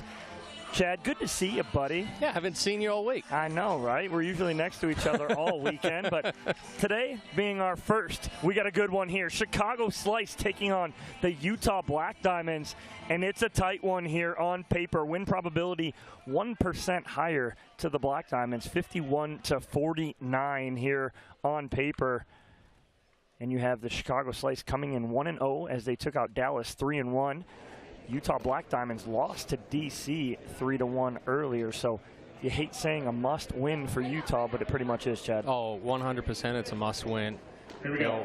You're almost guaranteed, well, you are guaranteed not to get through if you only get one win, so definitely need to win this one. Got the chance to call the Slice earlier today. Yeah, you were on the call for the Slice in Dallas. I was on the call for Utah and DC. What did you see, Chad? Yeah, for the Slice, I mean, Schneemann did really well when she got that ball extended and was able to use her flicks and speed those balls up. Irvin right there, just missing that big forehand. They actually pulled one out in women's doubles. They were down to Dallas and ended up coming back and winning that one.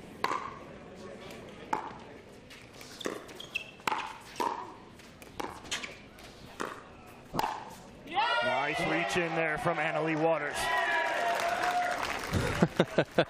Showing off the little backhand roll there from Waters. Split in the middle. 2-1.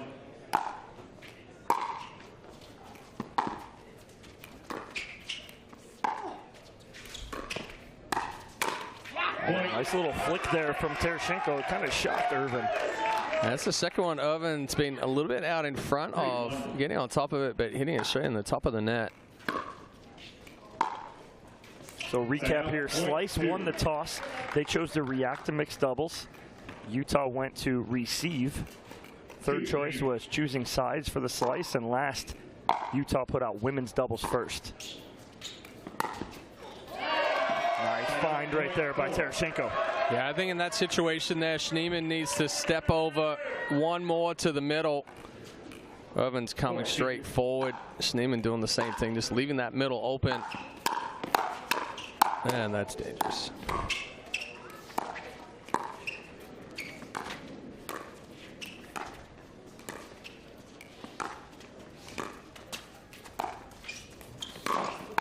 That's just dirty cross-court there from Annalie Waters. Schneemann almost brings this back, but yeah, I spoke in the middle of the point saying that's dangerous.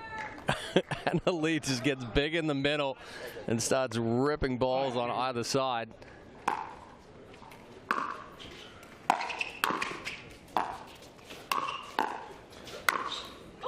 Nice ball there from Schneemann down the line.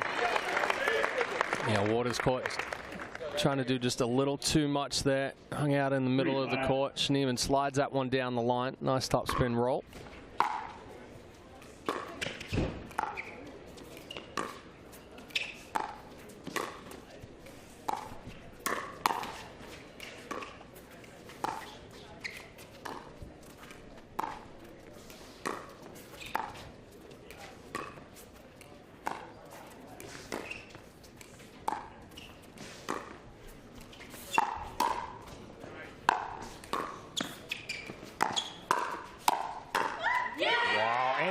Really trying to get involved here. They lost women's doubles earlier to DC, so she's really trying to make a statement, Chad. Yeah, you can see her step it up another gear, covering all parts of the court and just stepping up and ripping that forehand. Good ball there from Irvin. Little change of pace on the backhand side. Yeah, nicely done, making that adjustment instead of trying to go all power.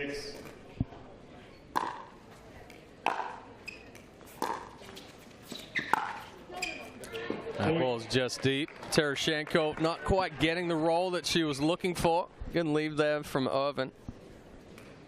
5-6.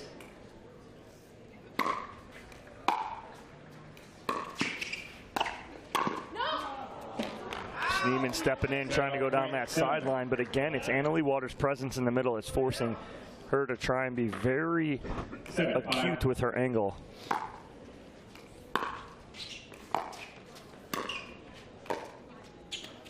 Well, we're going to see that on both sides of the court in this one. Here in women's doubles with Annalie taking up a whole lot of court there in the middle and forcing the slice to push that ball wider.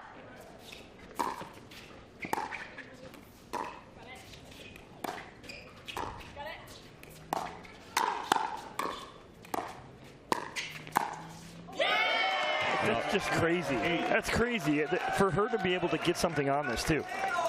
Wow, full extension here and a quick roll. But then again, we're going to see it on the men's side from Ben Johns for the slice. Going to take up majority of the court and put the pressure on without even really having to hit a ball.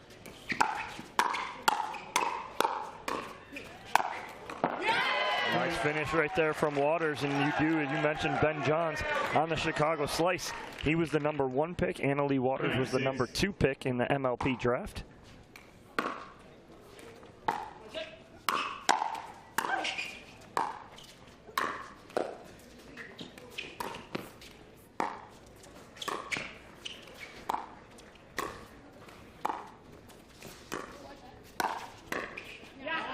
Good spot there from Waters. Yeah, it's actually a little bit of a change of pace there as well. She took something off it, added a little bit more top spin.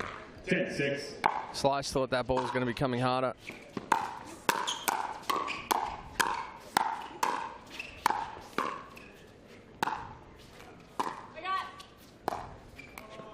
Oh, that's just dirty right there from Waters. Expecting pace is Irvin, and she goes sideline with this. Good early call there from Waters. As you see right there, there's Gaga and Neil. That is Annalie Waters' grandparents on Lee's side, Lee Waters' side of the family, enjoying this matchup here, hoping that she can come away with the victory and stay alive here, Chad.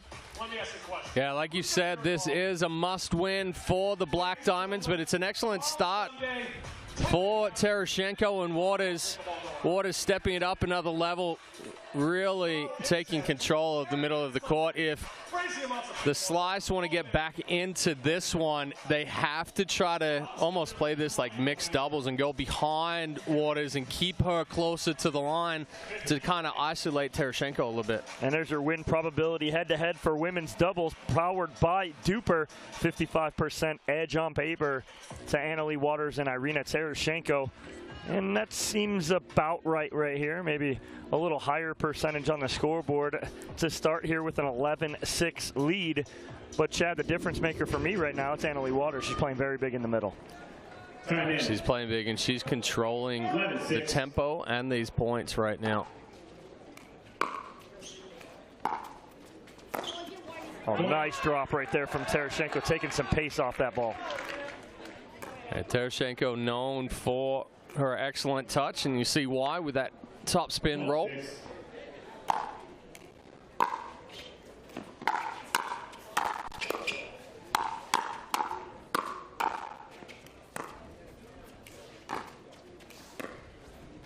Well, that's her specialty right there, carving out that backhand. And you know, Tereshchenko is just showing Annalie, hey, I'm not going to let you have all of the fun right here. I'm going to step up and be aggressive myself.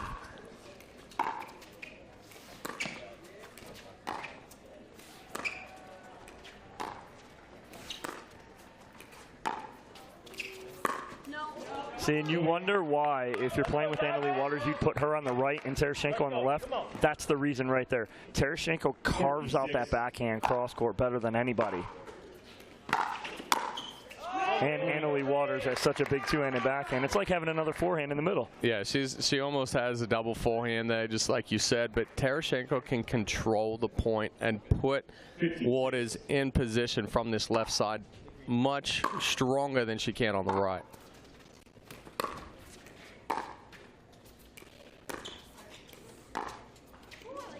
Set out .7. Cutting that one just a little too quickly. 7-15.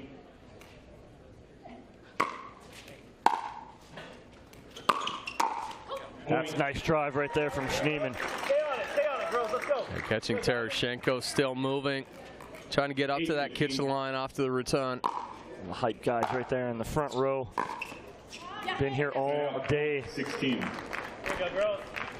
And this crowd's been electric here on Championship Court all morning and afternoon and into the evening now. Waters goes a little wide with that serve.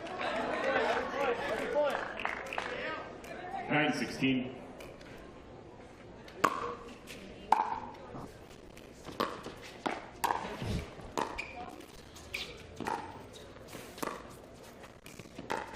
The Waters a little hip check there to Tereshenko to get out of the way. Tereshenko got a little caught up in that one. And cuts that. Black Diamonds, 10-16, 1 minute. The timeout here from the Utah Black Diamonds is they've had enough of Irvin and Schneemann coming back here, and they burn their time out at 16-10.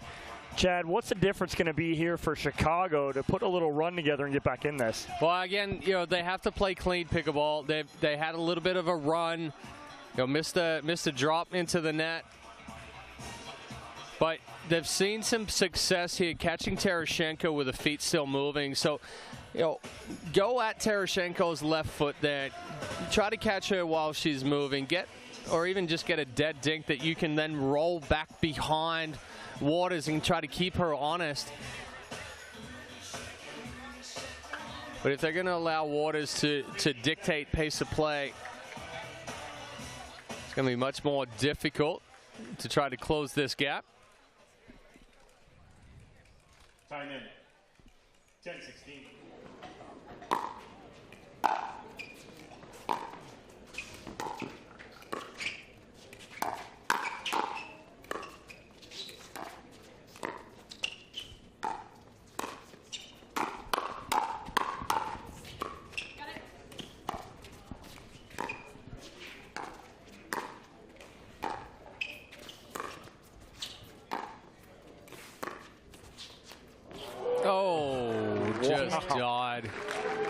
Nothing Tereshenko can do right there. She almost looked like she was like, as soon as this ball hit the net cord, she's like, please hit the ball, hit the bar.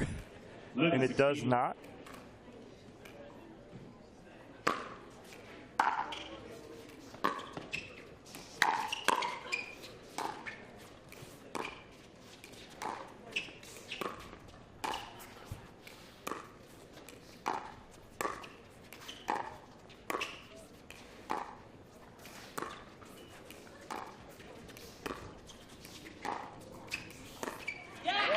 Confusion right there. I think Irvin thought Schneemann was going to take that ball in the middle, and she didn't. Yeah, good control of the point there from Tereshenko. 17-11. Getting a steady stream of balls coming her way.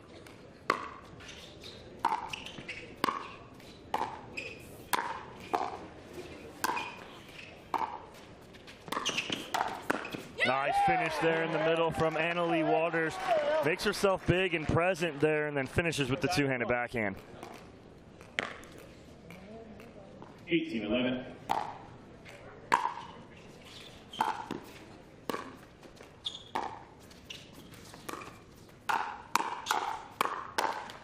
Oh, she almost picks it up. Not the best speed up there from Tereshenko. No. Not the right spot. Not the right spot. Not the right ball. 12-18. Kind of back on the heels. Gets that one elevated.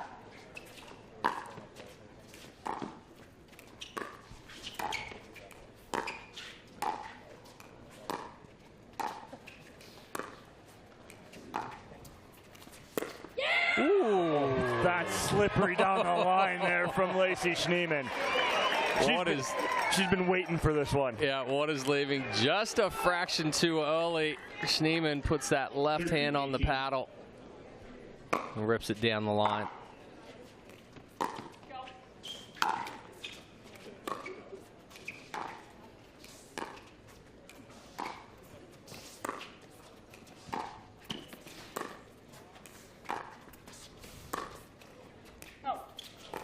Just a little wide off the tape there from Schneemann. And it is a 19-13 lead for Utah in the ever so important first game. Ooh, that one was close.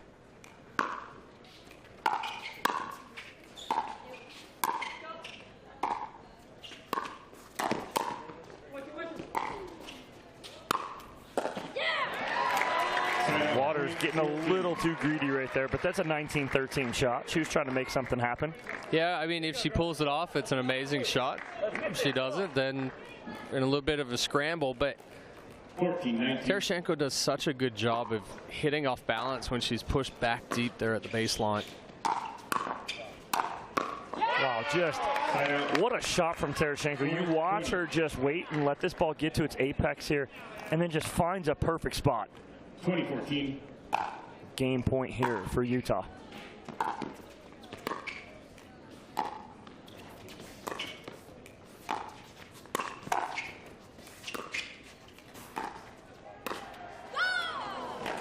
Oh man, Schneemann gets a little love off the tape right there.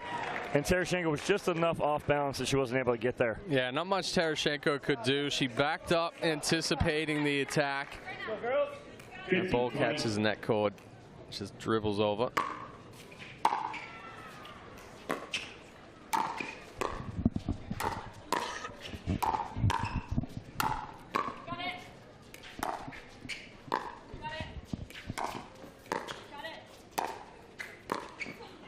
It's a steady stream of pressure there from Tereschenko and Waters, and give themselves a second opportunity here. 2015.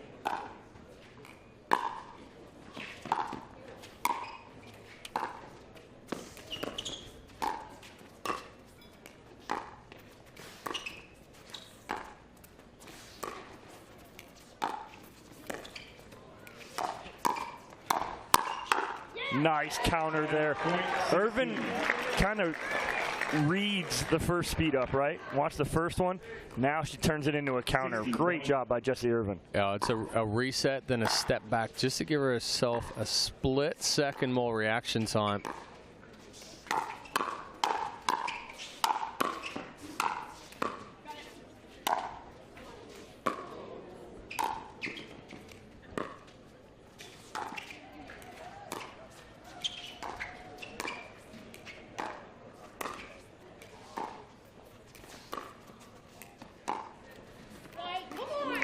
Just a little wide off the tape there from Tereschenko, and here comes Chicago Slice. Down by 3 now. Let's go, Diamonds, come on. Tereschenko and Waters have to win on their serve. 17-20.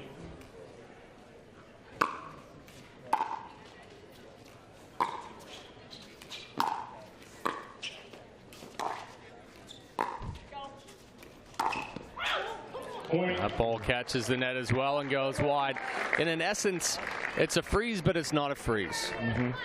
Because Utah is already at 20. They have to score match point or game point on their serve. The Slice are going to continue rolling. And that is exactly what they're doing, Chad. Rolling right here, now back within 1. And Utah's already burned their timeout, so 19-20. Nothing left to stop the momentum.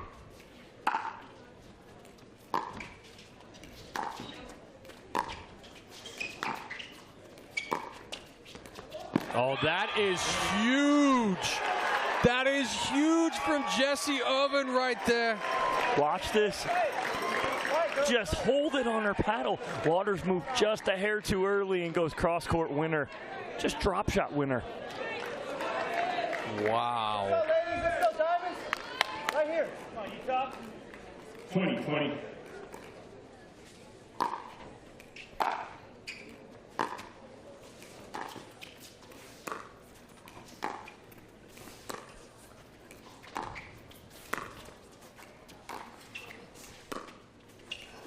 Oh, that ball just wide. She's trying to put so much pressure on Irvin right there. But I like the spot that Tereschenko went in the middle. She changed it up. And now it'll be game point number 3 21-20 for the Utah Black Diamonds.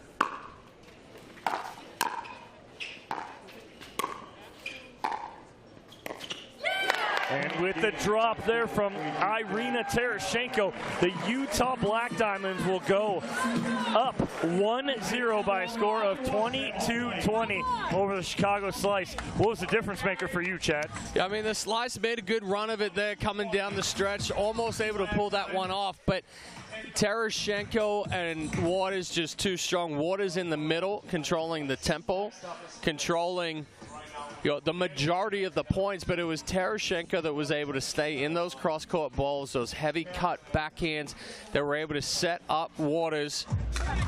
And courtside, we have the third member of our crew, Cameron Blackwood, with Irina and Annalie Waters. Thanks, Dom. Earlier this morning, you started off on the left. You guys made that switch early on. Continued to stay with it in this match. But what other adjustments did you make to make sure you won this women's? Yeah, I feel like, when you're playing with somebody you've never played with before, it's tough. I mean, the Kawamotos play together all year. They have their whole lives. So me and Irina were at a severe disadvantage starting that match. But I think we figured it out mid-match, maybe a little too late, what side we were comfortable on. And I don't know, man. We just came out here firing, but I do not like this no freeze at 18. It's so easy to win a point when you're receiving, so it's very disadvantaged, but it's okay because we pulled it out. You guys were in a tough cross-court battle there with aggressive slices with Lacey, but you decided to switch it up there at the very end, hitting a middle ball. What were you looking to create? I think it was part of the plan the whole time. I'm very comfortable in that pattern, but so is Lacey. So just moving the ball around occasionally and giving each other different looks, that's something to help us. But yeah, big shout out to Jesse and Lacey for battling out, making it interesting for the fans and everybody. And I'm glad AL and I pulled it out. Now, let's go, boys. Diamonds take the first point, 1-0. We're going to be right back with men's doubles. Don't go anywhere.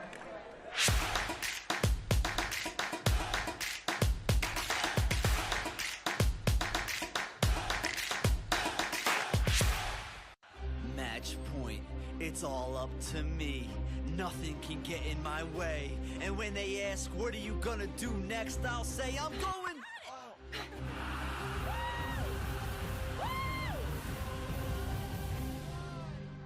We're going to Margaritaville!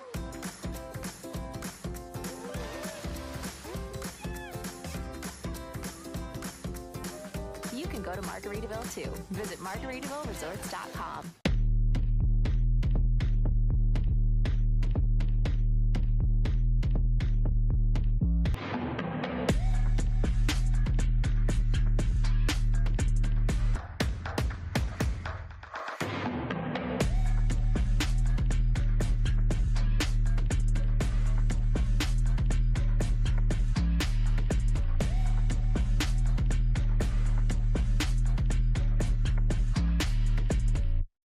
Introducing Skechers Pickleball, the official footwear of Major League Pickleball.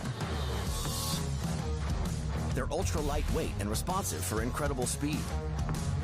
They have Goodyear rubber outsoles with a specialized pickleball design for increased side-to-side stability and agility. Plus, they feature shock-absorbing foam and Skechers' famous relaxed fit design for incredible comfort game after game. Conquer the court in comfort. Skechers Pickleball, the official footwear of Major League Pickleball. I just didn't want to look like everybody else. It just didn't suit who I was. It didn't fit my persona. It didn't fit my image. I rep the stuff because I love it. I rep because it's quality, and I like the fact that I look a little fly. It's been huge because it identifies me. I feel like I stand out. People reference me to the shirts all the time. They know me as the guy who wears the flashy shirts, and I'm cool with that.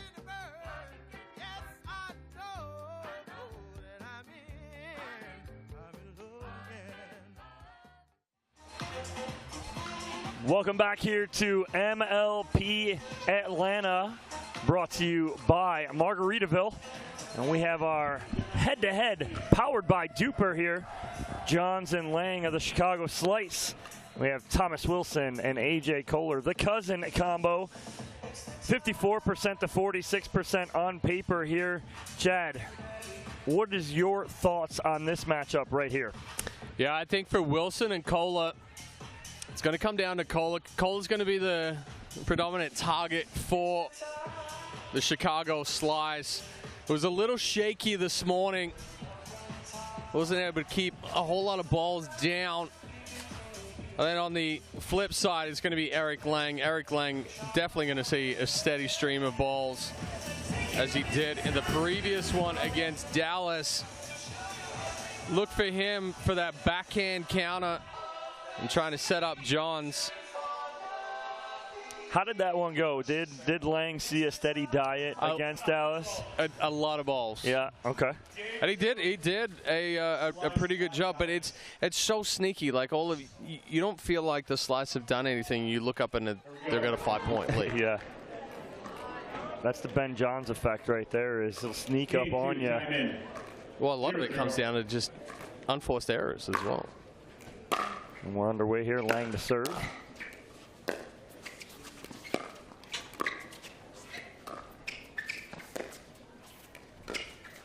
And nice cross-court dink there from Ben Johns to start. That ball floated a little bit. Kohler opting to just take one step and a reach.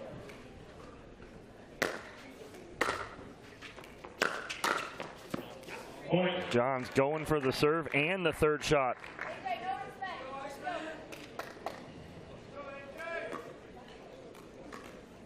Two, 0.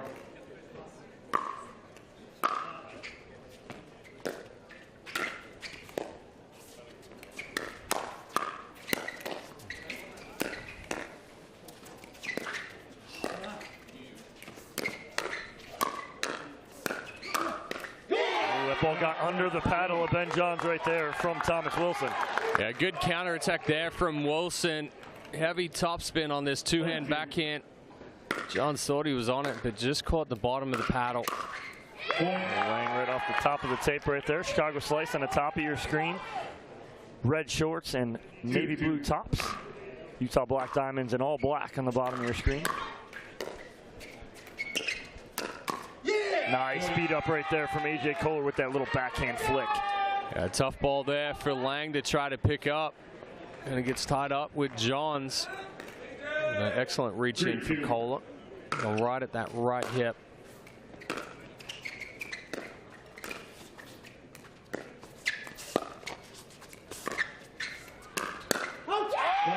Johns just not on that right there, able to get on top of the speed up from Thomas Wilson. Another good speed up there from Wilson. Johns, that ball got just a little tight to the body, tried to push out.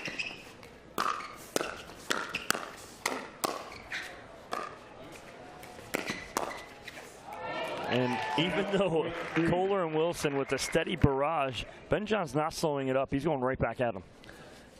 No, one thing with Johns is he never looks pressured. He remains calm, even with those firmer balls coming toward him.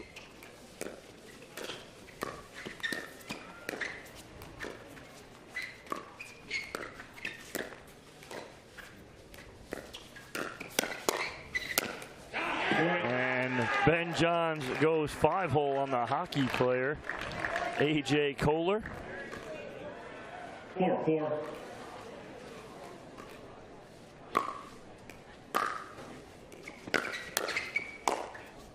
A little indecision on if that ball is going to go out or not.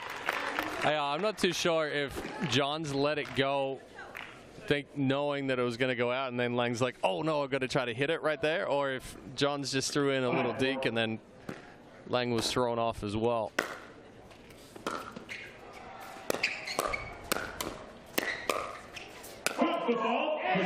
Foot fault there on Ben Johns as he goes for this overhead. Looks like a left foot push off. 6-4. Right there. Yeah, never comes back down.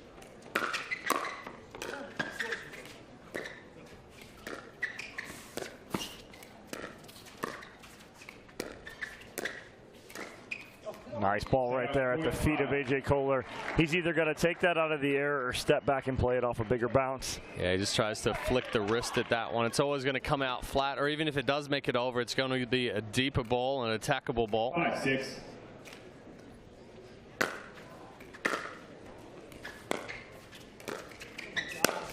Oh, that ball is not coming back off the paddle of Ben Johns.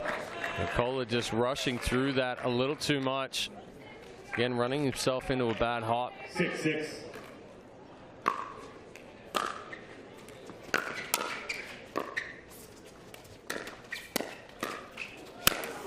Point. That ball ends up in the second row.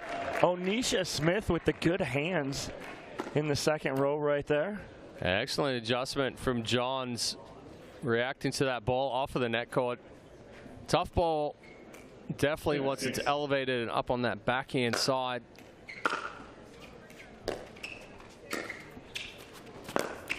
Oh, I think that one was just short. Well, it never really came up. It was very tough for Ben Johns to get this around the post. It stayed so low to the ground off the net. He tried to wait till the last second, but just wasn't there.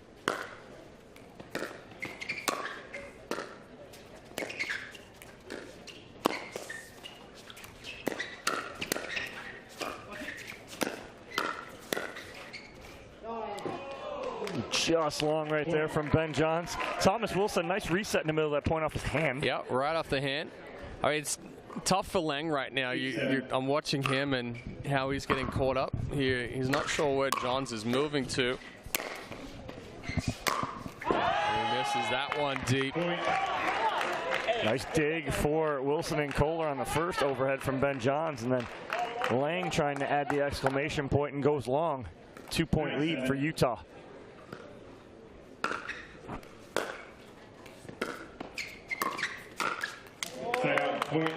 Kohler usually doesn't miss that. That's one of his favorite shots, coming in through that transition area, hitting that backhand flick off the front foot. 8-9.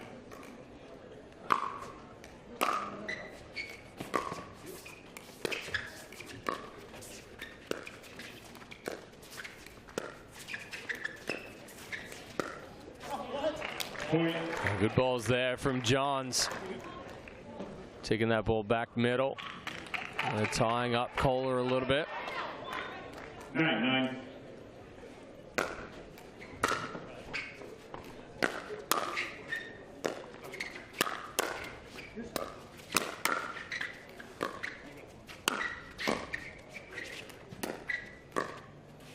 Lang just could never get up and through transition area. He got stuck at the baseline, and Kohler and Wilson made him pay. 10-9.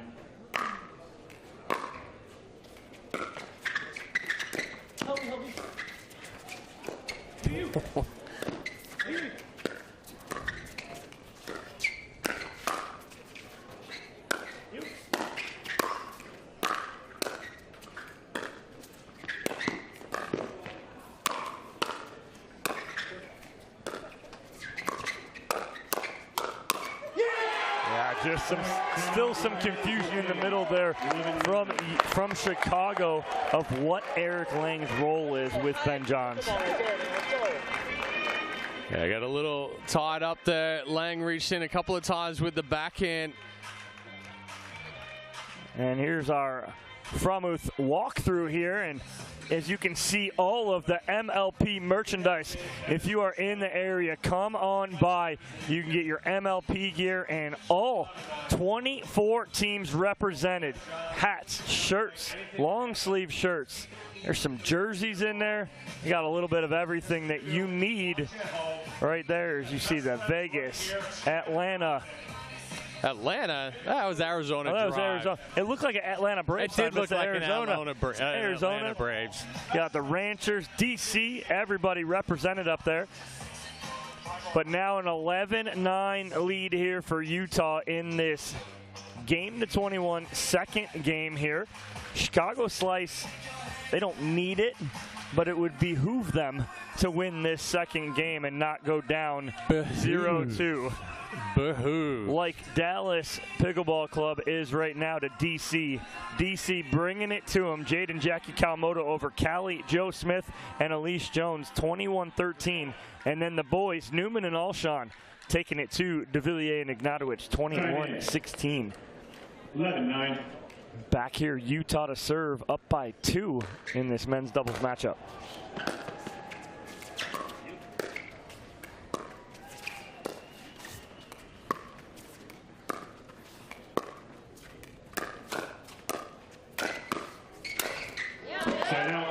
Johns reaching in, starting that speed up and finish it. I think there was a discussion in the end change there with Eric Lang as far as, hey, if you're not hitting the ball, take 2 steps back from the kitchen line.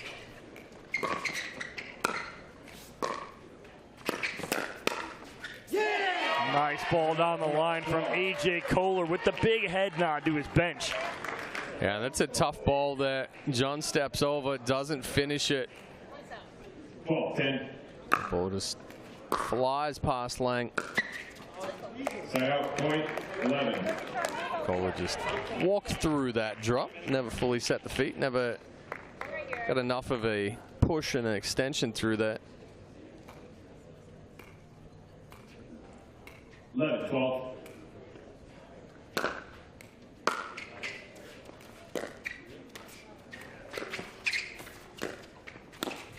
Oh, that one just a little too deep in the kitchen right there for Kohler to pull trigger on. He ends up off the edge guard.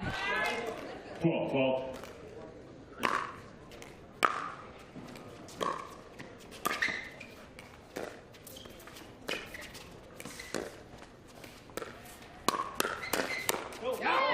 Kohler doesn't miss that hook shot very often.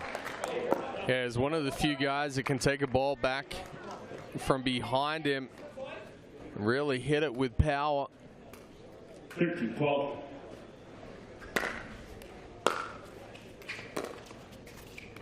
Side out, point 13. Rare miss on the little drop there from Ben Johns through the transition area. All tied up here at 13 apiece. 13-13.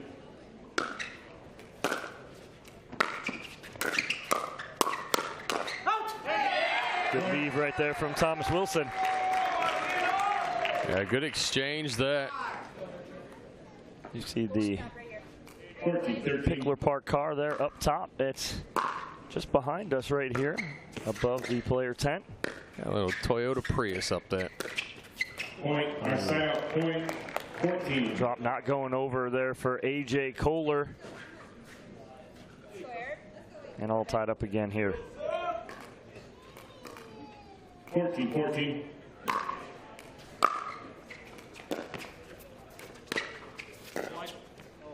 Point.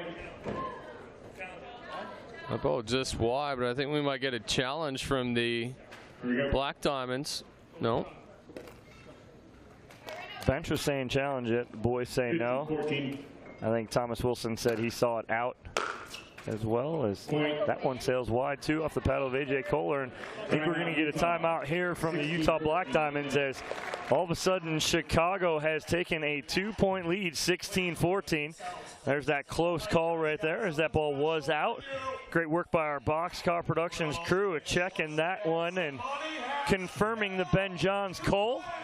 But what's been the difference here, Chad? It was an 11-9 lead for the Black Diamonds as we changed ends, and now all of a sudden it's a 7-3 run for the Slice. Well, I think Johns and Lang cleaned up a little bit of their communication in that end change, but also the Diamonds have tried to go for a little bit more. They've tried to really take Johns out of the middle of the court, and like we just saw in that replay there, they've pushed a couple of balls wide, tried to rush through some of those speed ups and those balls out of the air. It's a tough situation when you're trying to get rid of the ball and get your shot in before allowing Johns to get settled and get back into position, because his anticipation of where that next ball is going is so good. So the timeout from Utah, Ben Johns and Eric Lang set and ready to go with a 2-point lead and ball in hand. Here we go. Time in. 16-14.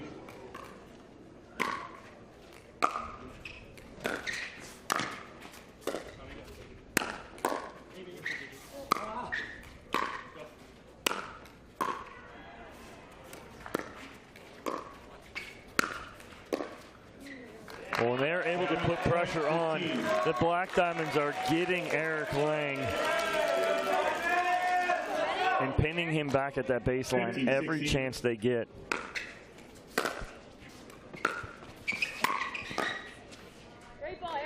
Eric with a big forehand right there. And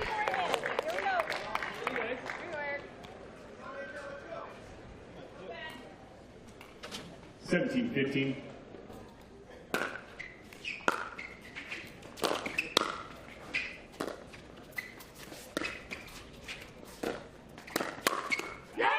nice counter from Eric Lang.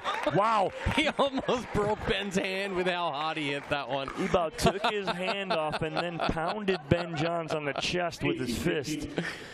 Excellent counter there from Lang, but he is pumped up for that one.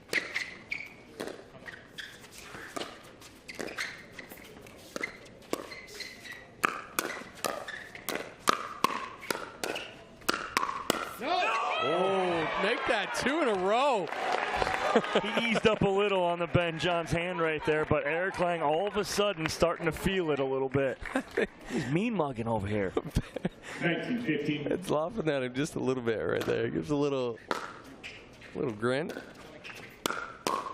Sign out, point 16. But see, that one right there is a change of pace. It's slower. Lang can't time it up. Well, that's a veteran move from Kohler. Instead of giving him all that pace, slowed it up a little bit.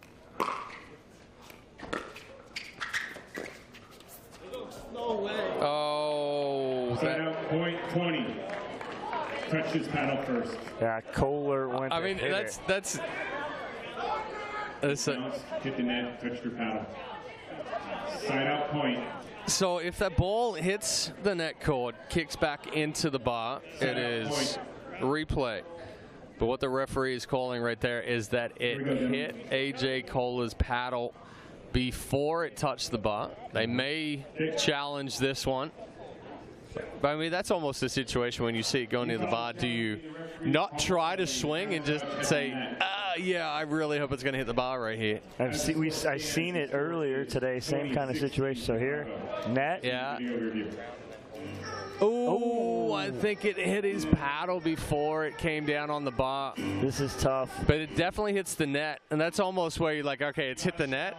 The only place for it to go is straight down. Right, let it go. Yeah. He's got to let it go instead of trying to pull it. So if it stays, it'll be 2016 Chicago Slice with a game point on their paddle. If it were to get reversed, it would be a replay. And we'd be back at 16-19. Doing a great job this weekend. So it is Onisha Smith over there with the replay.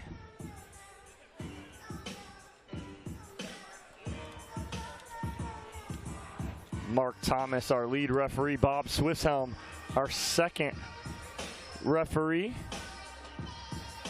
And we also have Michelle Baumgartner in the mix.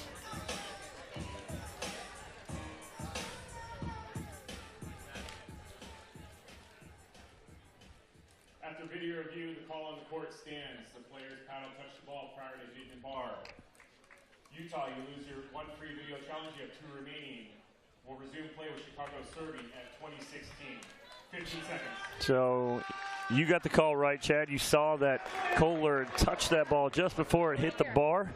So it is a point to Chicago and game point. 2016. That's a big finish there from Thomas Wilson. Thomas Wilson stepping in and ripping that forehand straight down to the feet of Lang. 17-20.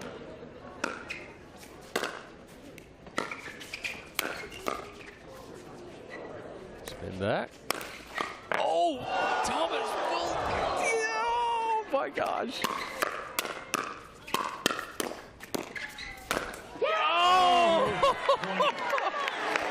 Wilson fully commits down the line right there. Reads the angle from Johns. Absolutely incredible hands by all 4 of these gentlemen with Thomas Wilson. Something special right there. Can we get a replay of that one? No? 2017. 2017 Chicago Slice, another opportunity.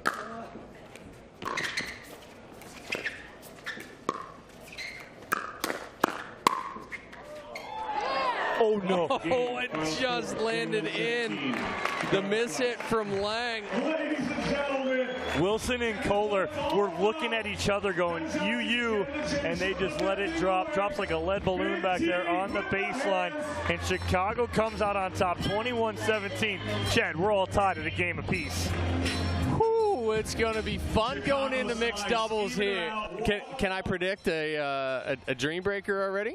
Oh, yeah.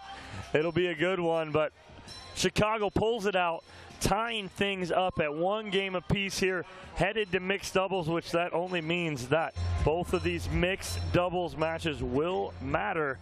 Cameron Blackwood is courtside with Ben Johns and Eric Lang. Thanks, Tom. I mean, we got to talk about that last play there, overhead. Thomas Wilson gets it back. I mean, they were relentless, but how were you and Eric able to finish this one? Yeah, definitely some good defense. That was not a point construction I've actually seen before. Usually people don't get those, but yeah, remarkable get from Thomas. Always entertained to see that. Yeah, I felt like we were applying pressure in the right spots, and you know, despite the defense, you gotta keep making plays and not push too hard. But yeah, Eric coming up clutch when we need him. And these men's doubles, or whoever comes up second, almost feels like must wins to not go down 0-2, especially how important is it in this MLP format? Yeah, I mean, every match is just super critical. The Dream Breaker is just a tough place. We want to take it in the double side. Playing next to Ben is such an honor. He's such an incredible player. Those two guys on the other side of the net, also incredible players. So just happy to be out here and having a great time. Slice tied up 1-1. We're going to come right back with mixed doubles. Don't go anywhere.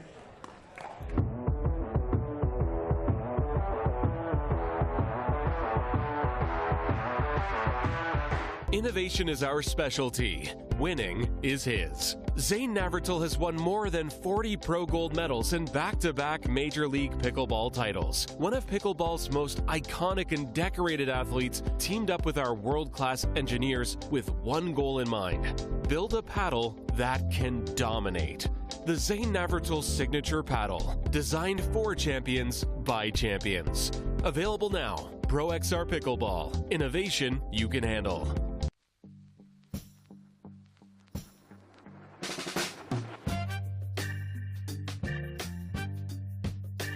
If sweat is your body's natural way of cooling itself down, then condensation is a beer's natural way of saying, drink me. Michelob ULTRA, superior light beer.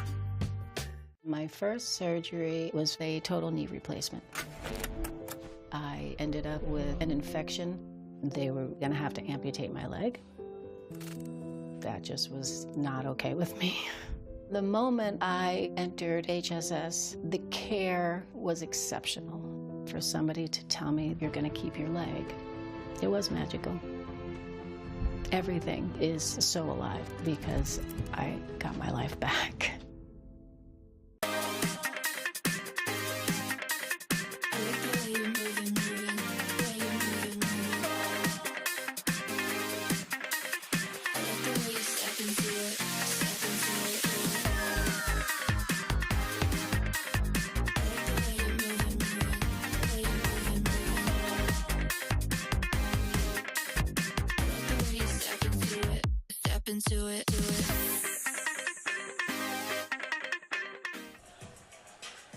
Welcome back to MLP Atlanta, presented by Margaritaville. Jesse Irvin and Ben Johns against Annalie Waters and Thomas Wilson. And the head-to-head, again, another tight one here on championship court. It's 51% to 49 in favor of Wilson and Waters. Are you shocked at that, Chad? No, I'm not, actually. I mean, Thomas Wilson, one of the best mixed doubles guys, having excellent results with Vivian David. But then you have the #1 female mixed doubles on that side. So, yes, you're going up against Ben Johns, #1 male mixed doubles. And himself and Jesse Irvin have some experience together. But what I'm more surprised at is that the Slice chose to react and put Johns and Irvin out against this one. If they happen to lose this one, they may end up not even making it to a Dream Breaker. Correct. And a change here for Utah. As Annalie Waters played with A.J. Kohler earlier, she's now playing with Thomas Wilson in this one. Ooh. Just missed it down the line. Challenge it on the first point. I mean, this is... Wow. This is a... I don't know. I'm not challenging the first point. No, especially with these challenges, we only have 3 video challenges across the 4 doubles games. You know, you can obviously get another one with a timeout. And they'll keep it here if it's right. But again, let's see. Oh, she's right. Oh, maybe. Anna Lee Waters knew that ball was in. And that ball is right on the line right there again. Great work by our crew. Catching that, giving us that view. Onisha Smith taking no time at all to make that call. Oh, look at Anna Lee Waters giving it to Ben John. She's going, oh, Ben, that was in, buddy. That was definitely in. Just hand me the ball. See them up at the kitchen line discussing this.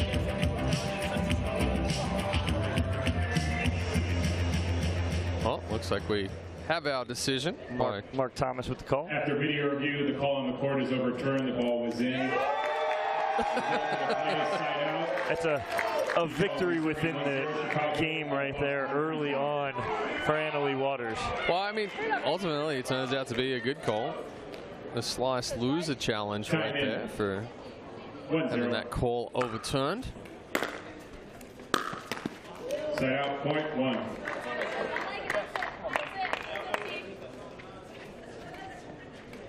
One.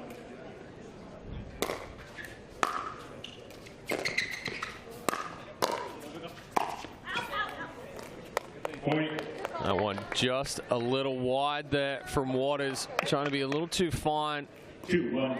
Giving that ball away from Johns.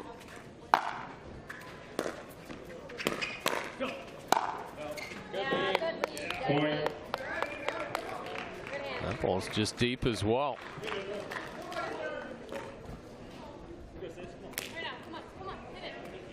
Three, 1. Point. Well, a couple of errors creeping in here for the Black Diamonds. Giving Slice a 3-point lead here. It's a better ball from Wilson. 2-4.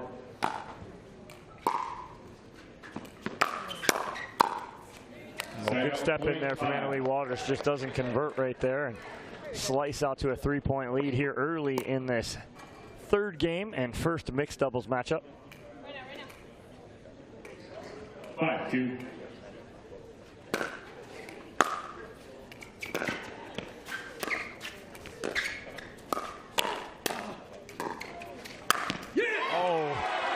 Don't call him dead yet. He is very agile right there with that little scorpion. Little scorp, and then the big overhead finish through the middle. Jump in the corner of the kitchen there as well.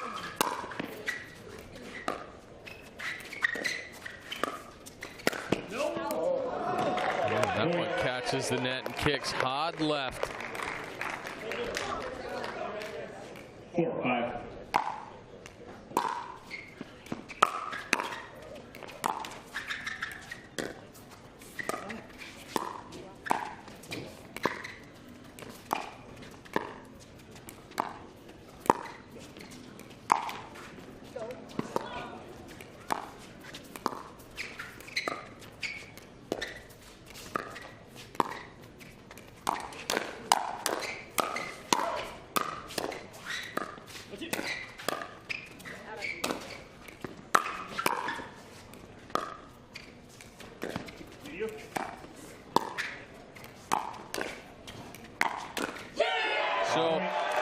Can you tell there's a little bit of inside information there from Anna Lee? She knows that John struggles with those elevated balls down the line on the backhand side.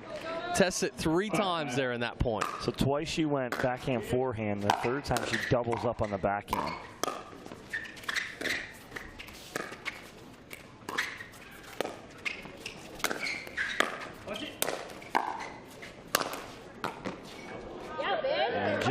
punishing that last one through the middle. Some very intriguing points throughout this third game here early on, Chad. 6-5. Definitely seeing a whole gamut of tricks coming out in this one.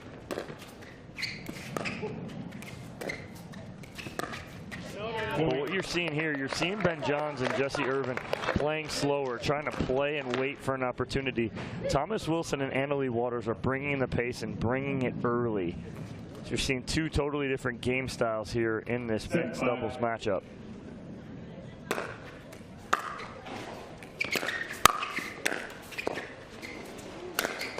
Right on cue, Ben Johns goes third shot drive, fifth shot drive, and then power overhead.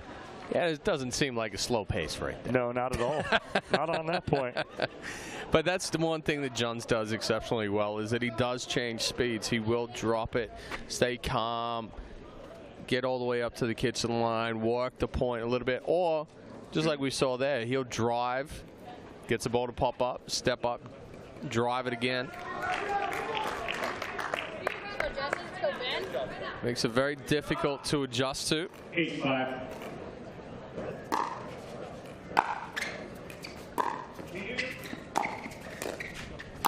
Nice spot right there from Annalie Waters, and a change of pace right there, Chad. Yeah, good change of pace. Just puts one a little bit lower to the backhand side there of Johns. Gets that ball to be elevated just enough, and then Johns just punches that one straight down the line past the.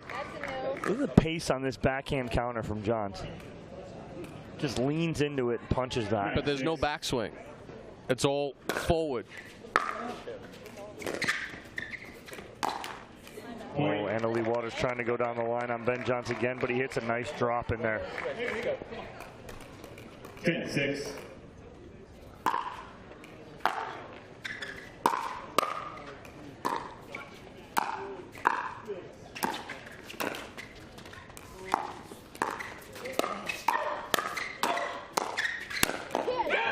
Jesse Irvin just ripping ball. She's 6 feet behind the kitchen line there, just ripping those forehands, and then on the backhand. And then Johns ends it 11-6. 11-6. On the end change here, Chicago slice up. 1-1 Chicago slice. And right now, they are in control here in this first mixed doubles matchup. And let's check out our knockaround point of the day from the last matchup that we had. Oh, and here's that point, Chad. You asked for it, and we deliver. We get the replay of this ball spin. Watch Wilson just take off, somehow gets a paddle on it. And then the firefight ensues. And Ben Johns ends it, and that is your knockaround point of the day here on Championship Court. 15 seconds. And courtside, there is Ron on the right, Joe on the left, the owners of the Chicago Slice, the Saslow family. Also minority owners of the Chicago Cubs is Ron Saslow. They do a great job, had a great team on the challenger level last season, and look to have a very strong team on the premier level this season as well.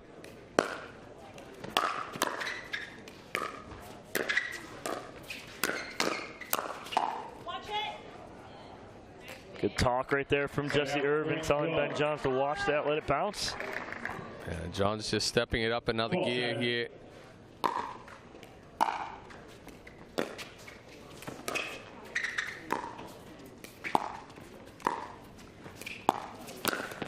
Wow, and just goes right off the right pack of Thomas Wilson right there, does Ben Johns. I think he might have a hole in his chest after this one.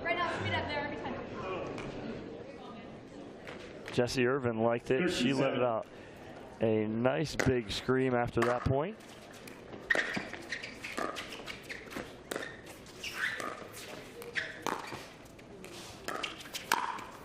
Wow, what a setup. And a little stare down and rare smile from Jesse Irvin. No, Thomas is like, yeah, that was pretty good. Gives you a little thumbs up right after this one. She took 6 steps to get around. There's that smile from Jessie Irvin. She's loving it.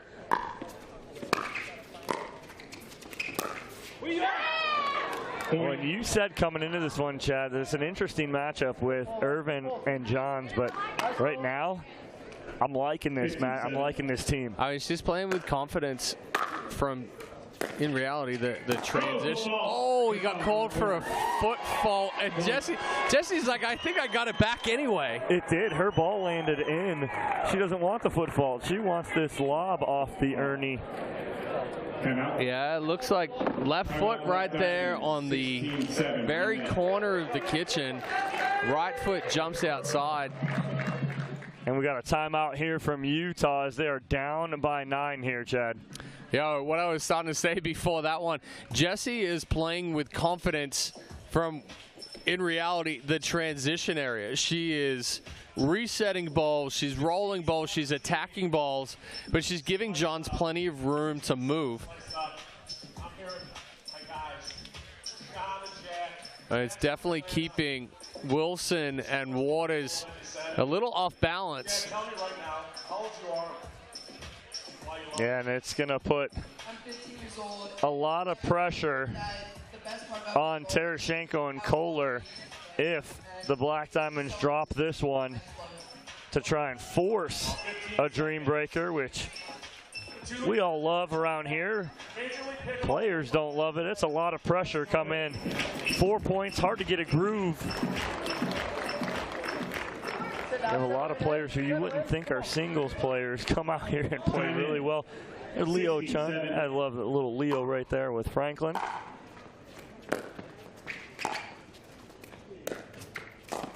A nice ball right there from Ben Johns, right at the left foot of Thomas Wilson. Yeah, he sells that with the body as well. Throws it back like he's going to rip that ball. Quick flick, just goes inside out. Wow, just an easy backhand reset right there on the speed up from Annalie Waters by Ben Johns. And they're continuing to roll here. This certainly is not as close as I had anticipated going into this one.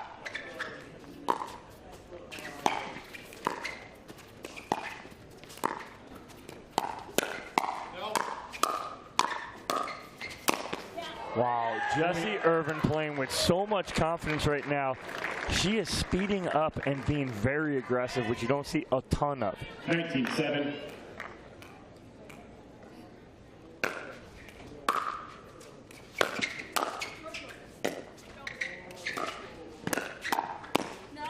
Sign out, point 8.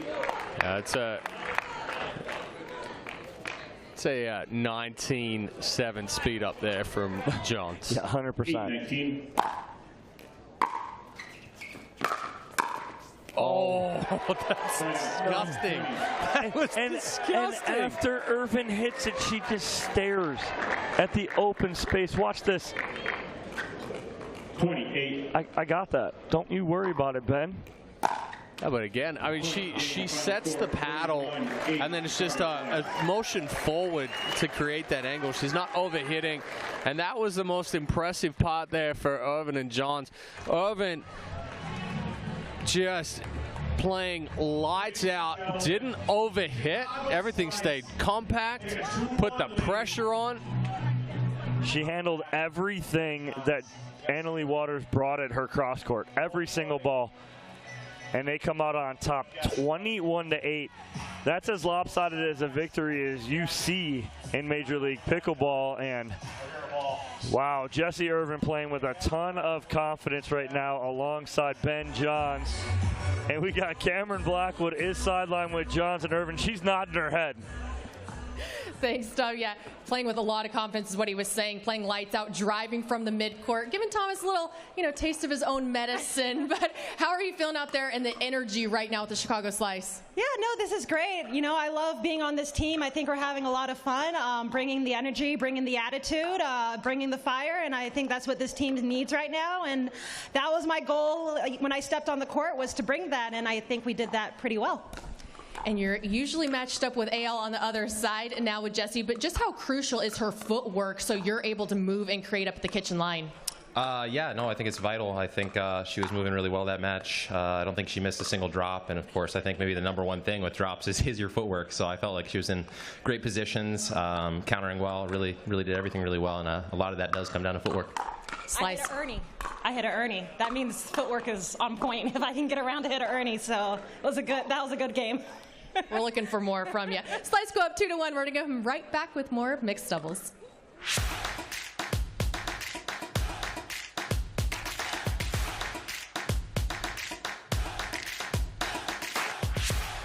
And I said, Saturday, no one's here. Right? Are you getting this? So if he wants the invoice. Water doesn't have to be boring. Turn it up with Cirkul. With over 40 delicious flavors and a dial that controls your intensity, Cirkul starts a party for your taste buds. No sugar, no calories, and no artificial flavors. Just good times. Cirkul, it's your water, your way. Try Cirkul at drinkcirkul.com.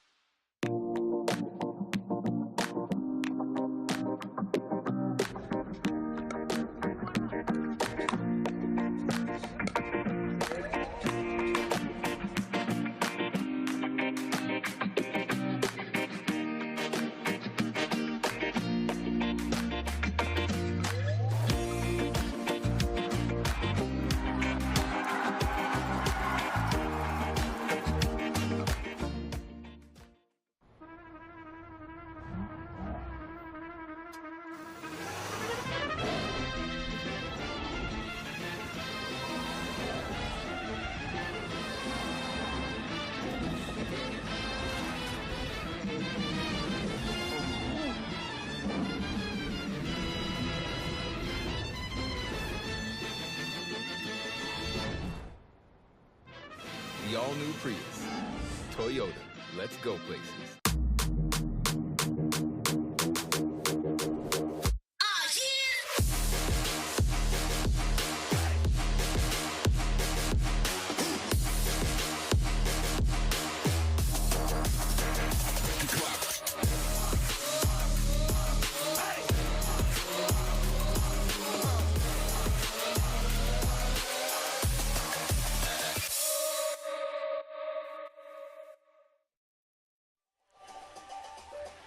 Back here on championship court, one more mixed doubles matchup to go. Utah needing a win to force a dream breaker. Give you a quick rundown of where we're at. Group A, the Orlando Squeeze and Bay Area Breakers are both 2-0. They will be moving on. They're playing each other tomorrow morning. The winner of that will go 3-0. Other will go 2-1. One team will be sitting pretty, hopefully with a bye out of that group. Group B here, DC 2-0. They took care of the Dallas Pickleball Club. Chicago Slice looking to go 2-0. If the Chicago Slice win this match, they're win and they're in, because DC and Chicago would play each other. And again, it'll be another matchup of two 2-0 teams looking to see who wins that group. And then Group C, the Arizona Drive up 2-0, sitting in their own driver's seat. But Columbus, Miami, and Brooklyn still all alive. Two teams 1-1, Columbus and Miami. Brooklyn's still alive, though, at 0-2. 0-0. We're back here with head-to-head 50%. It's 50-50. This is a complete coin toss here, Chad, between these two teams. Yeah, I'm going to say that my X factor in this one is going to be the ladies. What are you throwing around right there? Dulce Vida grapefruit here. 100% pure agave, 70 proof. Oh, foot fault on Lacey Schneeman right there, but Kyle Salenko brought this in the booth for us here. 2-0. It's a nice bottle.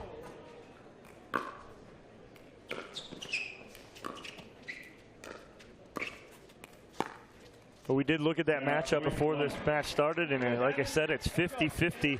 Doesn't get any closer than that here, so it's a coin toss. But Utah does need this to force the Dream Breaker.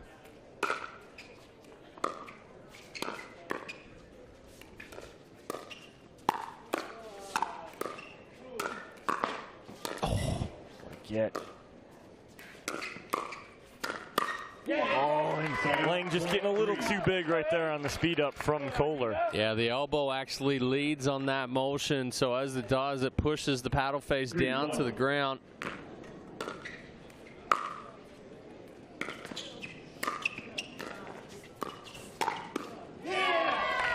All right, ricochets around a little bit up into the crowd, but excellent speed up there from Tereshchenko. 4-1.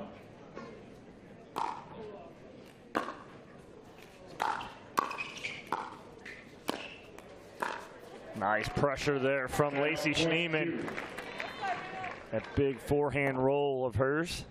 Yeah, she uses so much wrist to create that top spin. 2-4.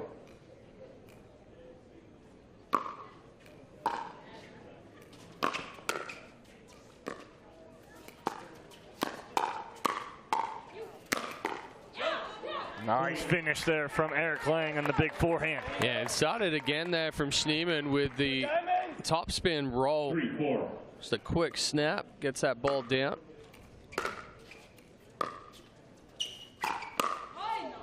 Yeah, and I think that's going to be the difference maker. I would love to see Tereshchenko go right at Eric Lang a little more, make him earn some of these points here with his counters. Yeah, there's a tendency, and what we've seen so far in this one already, doing a little too much on the counter.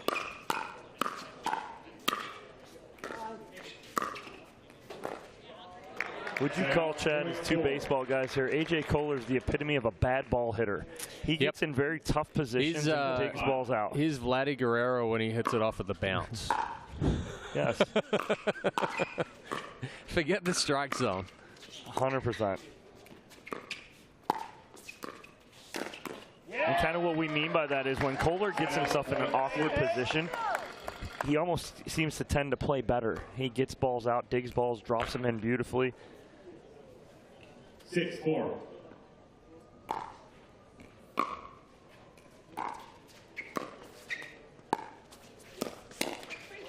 Good spot there from Eric Lang, just out of the reach of AJ Kohler. Yeah, Lang doesn't try to do too much with that one either. 5-6. Just hits a spot. Point.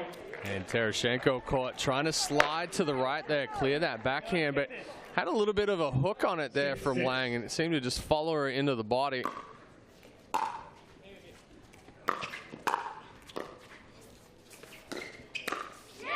And right there, that's what I'm talking about. They're going to try and do anything. I mean, you hate saying it, but I think Lang's got to be their target here. 7-6.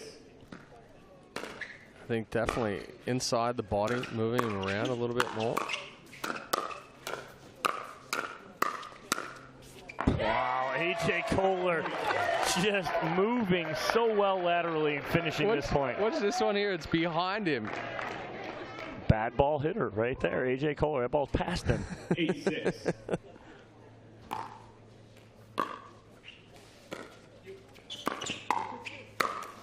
Yeah, see, that's the trouble that going to Schneemann. She reaches in and she uses that heavy roll, gets it to drop down quickly, and then Lang's going to step over and just pelts Tereshchenko in the leg with that one. Nice spot right there from Kohler. A little off pace to Schneemann.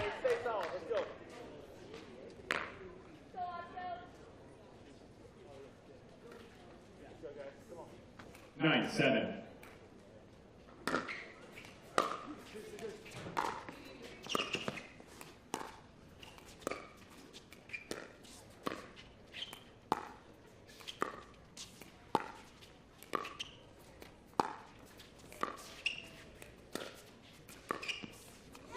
Oh, good pressure right there by Tereshchenko and Kohler on Schneemann that time.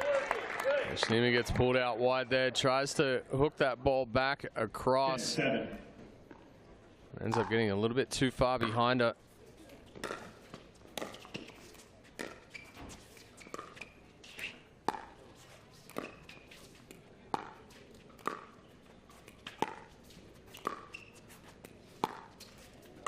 Wow, nice timing on that lob there from Tereshchenko, and they take an 11-7 lead here on the end change. Yeah, you can see the variation in cross-court dinks there on the forehand side between Tereshchenko and Schneemann. Schneemann is much more hooked on the wrist, takes it on a half volley, uses the momentum to go, where Tereshchenko is a little bit more conventional, rolls that ball, but it also allows her to throw up that offensive lob from the same motion.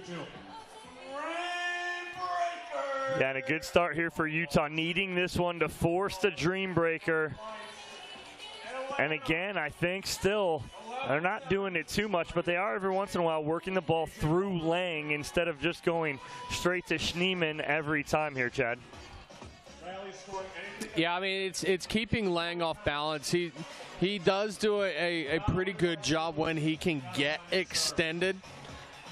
He's a little more susceptible just because of his size into the hips. So it definitely looks for that counter on the backhand inside the chest, but he can overdo that one a little bit. So it's been a good job from Utah keeping him off balance, but also a steady stream of balls pulling Schneemann out wide. It also isolates Lang.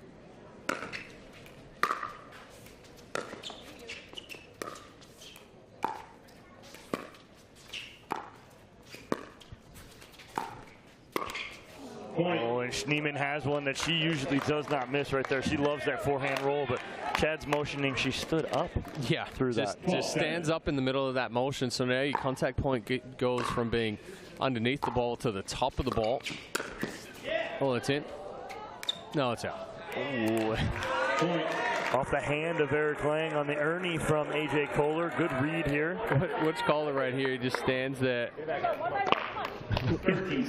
Waiting to see if it went in. If that was in, Terashenko was playing 2-on-1.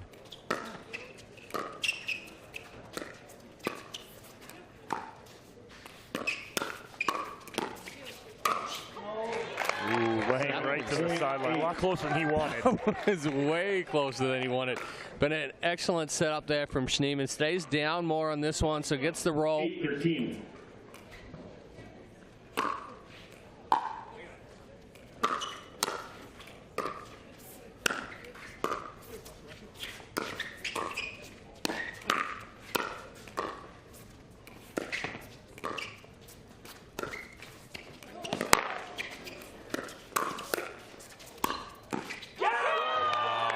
Again, Kohler playing a ball from between his legs and a perfect reset right here. Actually, it was not the perfect reset. It was the one before. It was one before. Come on, camera guys. We got to get that. You have to know which ball that we're talking about. Oh, Boxcar Productions doing a fantastic job with our video here. Oh, a little crack there from Lang. Just flips that one over, changes direction. 10-13.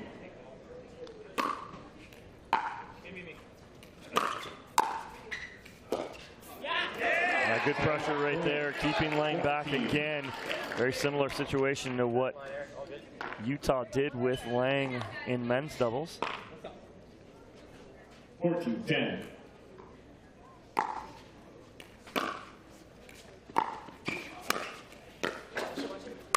Oh, Lang jumping the sideline right there for the Ernie, trying to create a tight angle, but goes wide. That's a tough part there. 15-10. Catches that one just a little early even.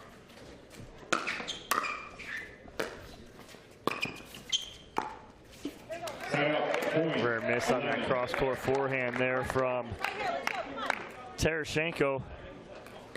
11-15.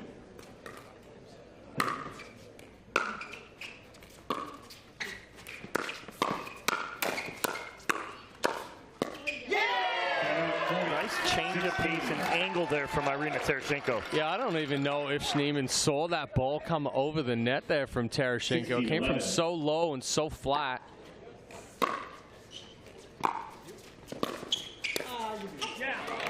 Kohler trying to cut, block that right there, but goes off the tape. But still a 4-point lead here for Utah, looking to force that dream breaker. 12-16.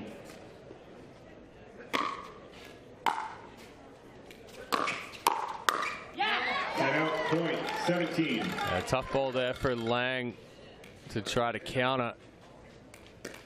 17. Down from Terashenko.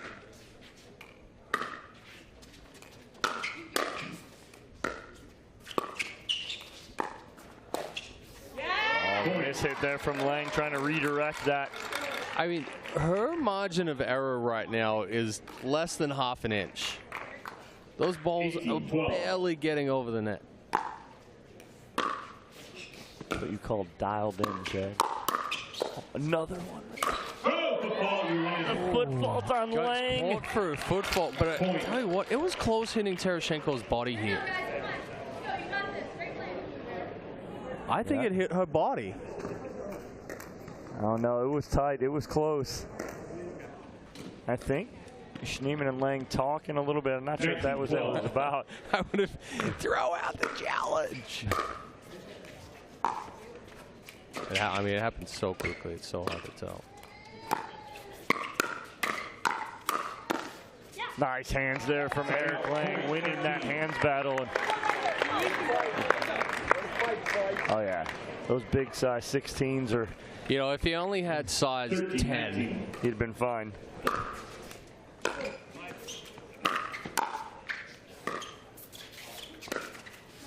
Oh, and Kohler trying to go hard cross court and just shaking his head going, I don't need to be that perfect right there.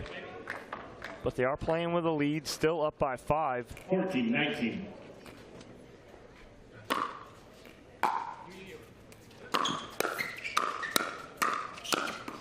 Wow, Kohler using every inch of that reach. Yeah, I definitely think Cole hit an out ball right there, but you know what? He was so dialed in, didn't matter. He was going to get on top of that one and put it down.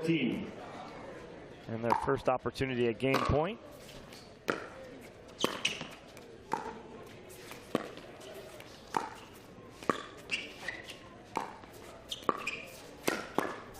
And Chad, we are going to a dream breaker here. 21-14. The Utah Black Diamonds will force that dream breaker here on championship court. Yeah, I mean, I may, well, not that I may, I think I have to give the edge to the Black Diamonds here in a dream breaker. I mean, it's tight, Chad. It's tight. Because you got Jesse's not typically a singles player, but you got Schneemann and Johns. Eric Lang's not typically a singles player. Hey, but this is Dream Breaker. This isn't a singles match. Well, that is true. This is a Dream Breaker. Take it all back.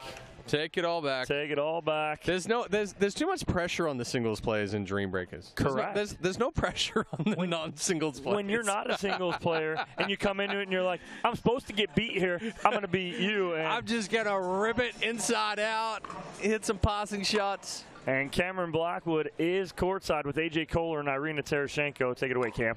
Thanks, Dom. Irina playing like the GOAT that you are out there, coming in clutch. You and AJ were dialed in from the start. What did you guys talk about before stepping out? Well, I think I did the impossible. I got AJ to stick to a plan, so let's go, Ace! He was just saying, I don't know what I'm going to say in this interview. No, you're playing lights out, really great, especially with such a big body, Eric Lang on the other side. How were you able to neutralize him and the speed up coming from Schneemann? I guess just don't hit it to him. And then, you know, I don't know what happened out there, Ryan. I'm just a thoroughbred. She's the jockey. She just whipped me all the way to the finish line. And we're on to singles. Let's go. Say something to the fans before this dream breaker. Cheer on the Black Diamonds. Let's go. We are heading into a dream breaker. Dom, back to you.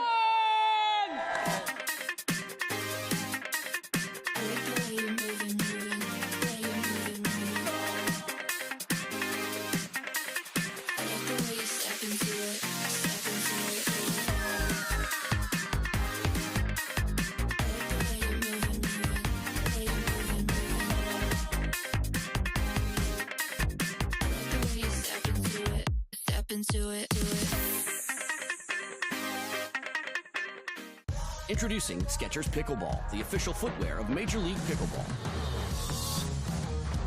They're ultra lightweight and responsive for incredible speed. They have Goodyear rubber outsoles with a specialized pickleball design for increased side-to-side stability and agility. Plus, they feature shock-absorbing foam and Skechers' famous relaxed fit design for incredible comfort game after game. Conquer the court in comfort. Skechers Pickleball, the official footwear of Major League Pickleball.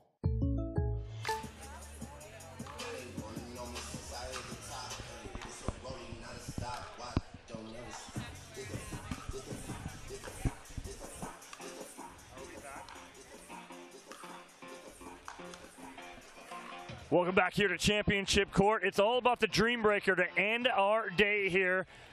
2 rounds of Premier here. We got Chad dancing in the booth here, but Chad, we got some predictions to get out of you right now. You were saying maybe a little slight advantage to Utah here going into the Dream Breaker, but here's what happened. As the Slice won the toss, which means that they won the toss, that means Utah got to set their lineup here. So what happens? Here we go. All right, I'm gonna predict Ben for the Slice. You're correct. Thomas for the Diamonds. There we go. You're 2 for 2. And then we're gonna go. I think we may go Anna Lee and Lacey. Oh man, the man is hot right now. All right, and then we're gonna go Arena. And now here's the thing. Do you throw Eric Lang out there against Arena to try to steal a couple? Is that what you would do? That's what I would do. Okay.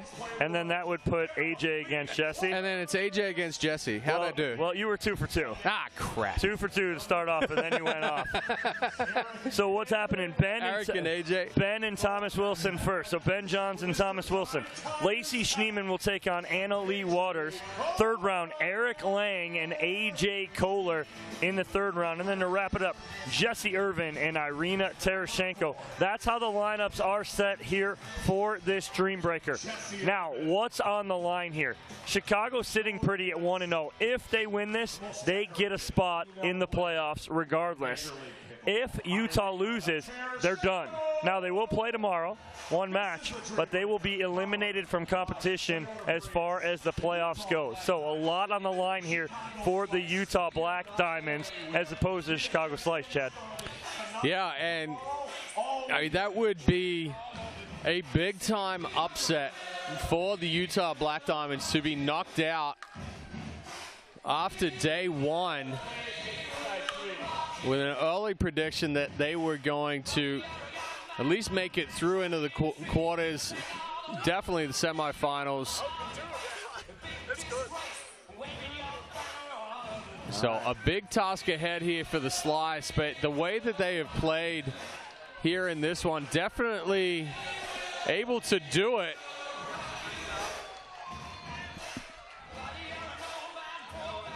Well, as we get set here, Ben Johns and Thomas Wilson to start.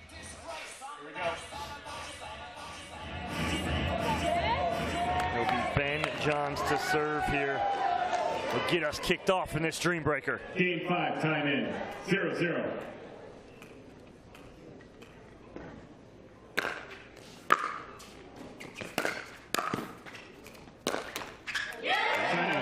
Stealing one right off the bat is Thomas Wilson. Well, I definitely think if Wilson goes 2-2 here, it's a win. Oh, 100%. Stealing 1 right now is a win for him. Well, that's Getting 2. Wilson knows it too. But you know what Thomas Wilson is, Chad? He's a gamer. 2-0. Make it 3. Wow. Did not see this one coming. Oh, but you know what? That's a win for Wilson. 100%. 3-1 for Thomas Wilson to start off, putting it in the hands of Anna Lee Waters against Lacey Schneeman. Schneeman to serve, up, excuse me, down 1-3.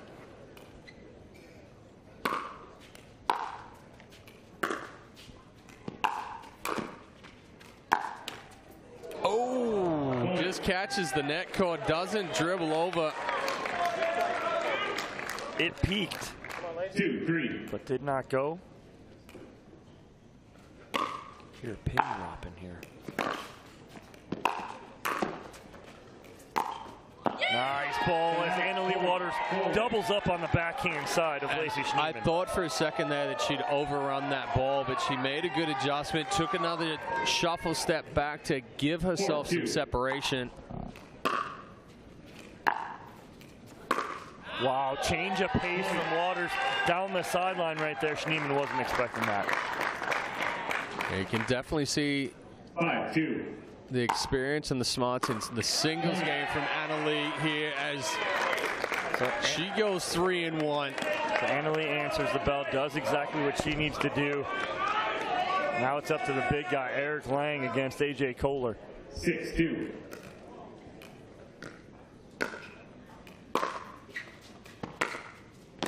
Oh, that's too good. What a drop there from AJ Kohler. He's going soft. Hey, you know what? Kohler does play some singles. He used to play a lot of singles. Doesn't go as deep anymore into the draws as he used to, but definitely. He's crafty. Yeah. He's very crafty. Well, and he gets a lot of balls back because we talked about he's a bad ball player. He can get himself into awkward situations and hit a good shot. And now Lang missing a couple of returns deep here. Oh, you're putting in Chicago 7-point deficit already.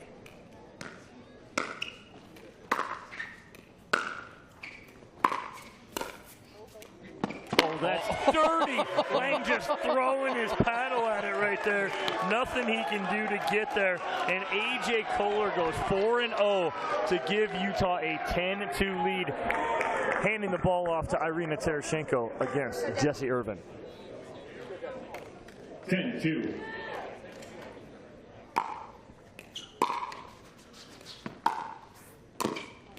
It's Tereshchenko, a very experienced singles player. She uses the drop, she uses that cat and mouse game extremely well. You saw it right there. That ball just floats and then dips down, drops down. Irvin tries to pick that one up, doesn't go anywhere because there's no pace on it.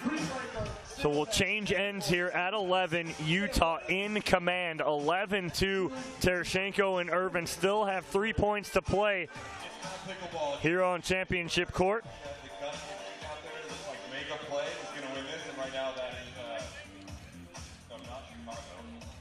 It's the Utah Black Diamonds. Sam Query, always so insightful. Thank you so much. 11-2, Utah Black Diamonds. Change ends. 15 seconds. So as we come back in play, Irina Tereshchenko to serve, up by 9, and in command of this Dream Breaker. 11-2.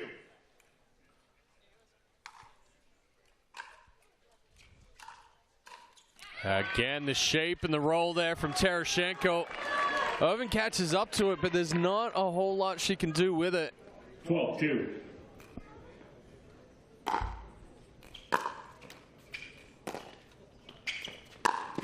Ooh. Point 3. Yeah, great ball there from Jessie Irvin. She needs this next one just to keep it interesting here.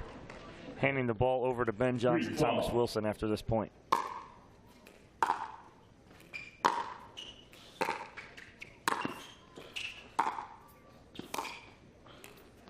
Oh, wow. Nice cut there from Irvin. Just dies on the paddle. That's a win for Irvin right there, going 2-2 against Tereshchenko. And let's flip it back to the top of the order. Ben Johns to serve to Thomas Wilson. 4-12. Oh, he misses the serve. Just goes for a little too much. Trying to make something happen there is Ben Johns. 4.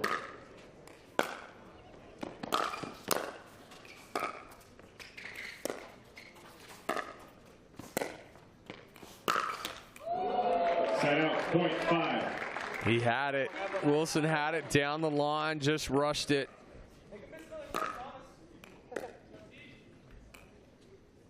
Five, 13.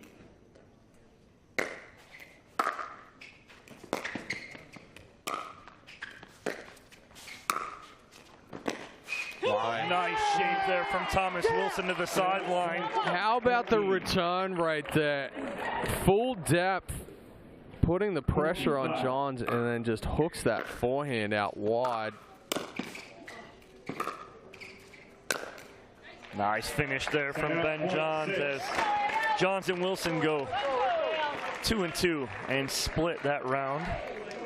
Annalie Waters went 3-1 against Schneemann the first round. 6-14. Dare I say Schneemann needs 4? I think you dare.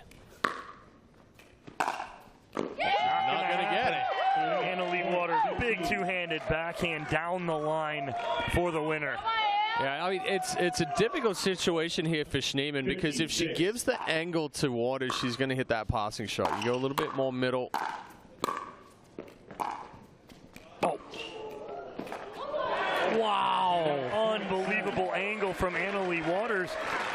But Schneemann up to the task right there and drops that back in on the sideline. I mean, this angle right here on the run, drops it in. Schneemann somehow able to get over, grab it, and put it back down the line.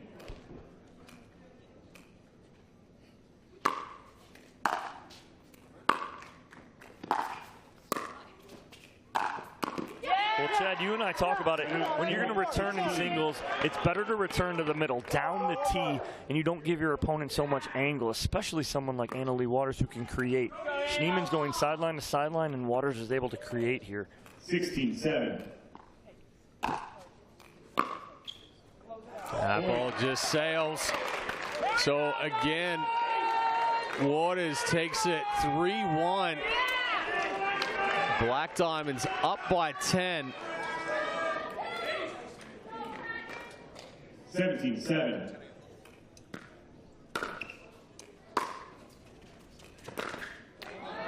Timeout, point 8. So Lang on the board here. That's his first point as Kohler took 4 the first time around.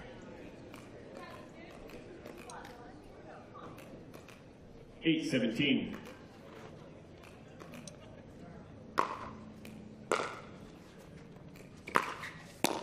Nice ball there from Eric Lang. Kohler full extension and laying out to a 2-0 lead this round. Yeah, Lang just airs that one out a little bit. Doesn't try to be as fine. 9-17.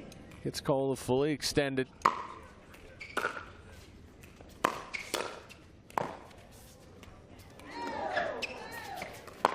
Oh, just tried to dribble that one up and over. Doesn't go anywhere, just pops straight up. We'll try to be just a little too cute. I'd like to see him pull that back cross court hard and get Kohler moving.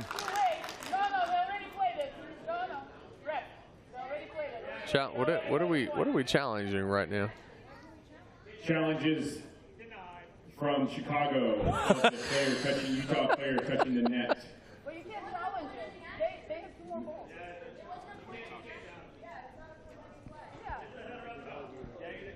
All right, so they're challenging if the Utah player touched the net in the middle of the point. Yeah, I only know because I did it. But what they're saying is you can't challenge it because there was a continuation of the point. Because I thought you had to play out the point. I don't know.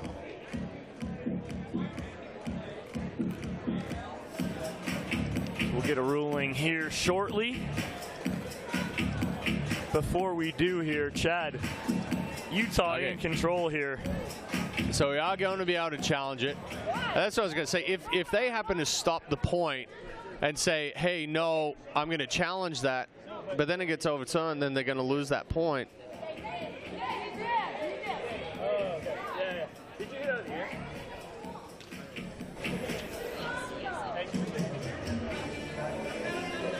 Oh, he scrapes up the net right there. So they're challenging that Kohler hit the net with his paddle, and it is challengeable. A lot of controversy right now, but I'll tell you, Irina Tereshnikov, if there's anybody that knows about the rules. Yeah, so now this is the difficulty here with. Tell her, Irina. So we're playing by MLP rules. And are challenging the player, Utah player, hit the net at times PPA rules. The result of the rally is. So the MLP rule here is that you can challenge it after the end of the point because you actually have to finish out the point. But PPA, because you played the ball after this, then it wouldn't have been challengeable. So we're getting a little bit of clarification here. We have some players from PPA saying, no, this is the rule, but that's a PPA rule, not an MLP rule. So tough right here, too, to see it from either angle as well, if it was touched. So Alicia Smith is our video replay referee on the call here. She is checking it out on the screen behind us. But again, Chad, we were talking before this. If Utah were to lose this match, they would have been done, mathematically eliminated. But fighting for their lives, down 2-1 in the second mixed doubles match, they come out on top 21-14, forced a dream breaker, and have been in the driver's seat ever since. Yeah, and if you take the slice, and we happen to lose this one, we're playing against DC, who is hot right now. It makes tomorrow very interesting in Group B. Will definitely face elimination with that one if they lose to DC. And Black Diamonds going up against Dallas Pickleball Club, who's not playing who the greatest. Are 0-2 right now. So the Black Diamonds could have been facing elimination, turn it around, and make it through. Be sitting pretty. So we'll get the call here. Mark Thomas, your lead referee. Bob Swisshelm, your second referee. This stuff. It's actually powered by Toyota Prius Dream Breaker. After video review, the player touched the net with his paddle. Utah will lose that point. Will return to play at 10-17 with Chicago serving. Utah will not lose the video challenge. He still remains. So the point goes to the Chicago Slice. AJ Kohler caught hitting the net on that short ball that just dropped over the net. So it is 10-17 as we resume play with Eric Lang serving. 10-17. Uh-oh. That one jumped up off the paddle. So interesting there as well is that Utah did not lose their video challenge because they actually did not make a call. Whereas typically if it was an in or an out call and the call gets overturned, you would lose that video challenge. Big round here for Irvin. Terashenko controls the kitchen line and ends that one, giving the Black Diamonds an 18-11 lead here. 18-11.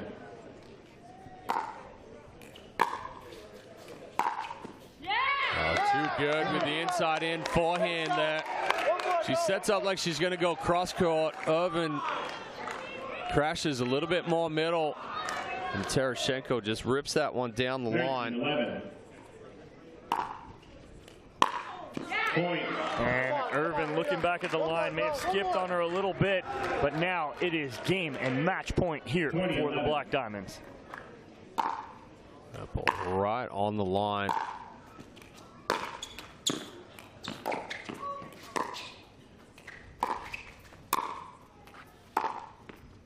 Oh, that ball's just wide.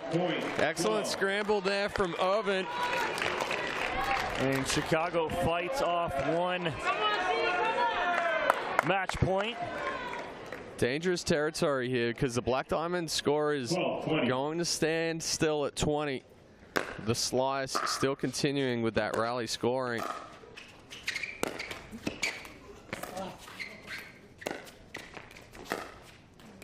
Wow, Ben Johns, what he noticed right there for the first two rounds, instead of going real hard pace at Wilson, he hit about a 70% drive. There's some shape on that one.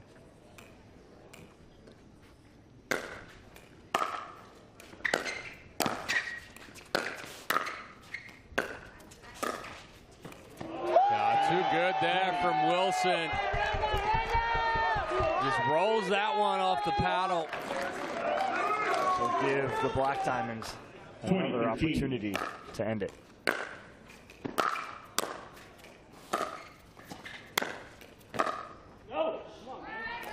Side out, point 14. Yeah, good ball there from Johns going back behind Wilson. 14-20.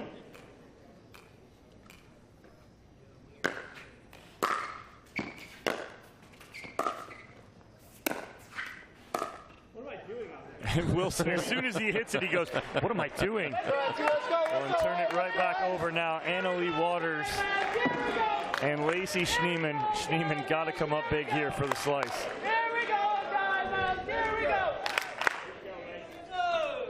15-20.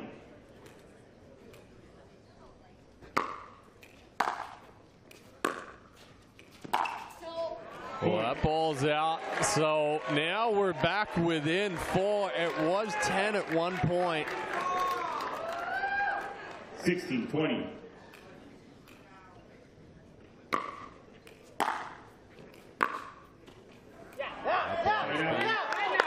Now Annalie Waters will have an opportunity here.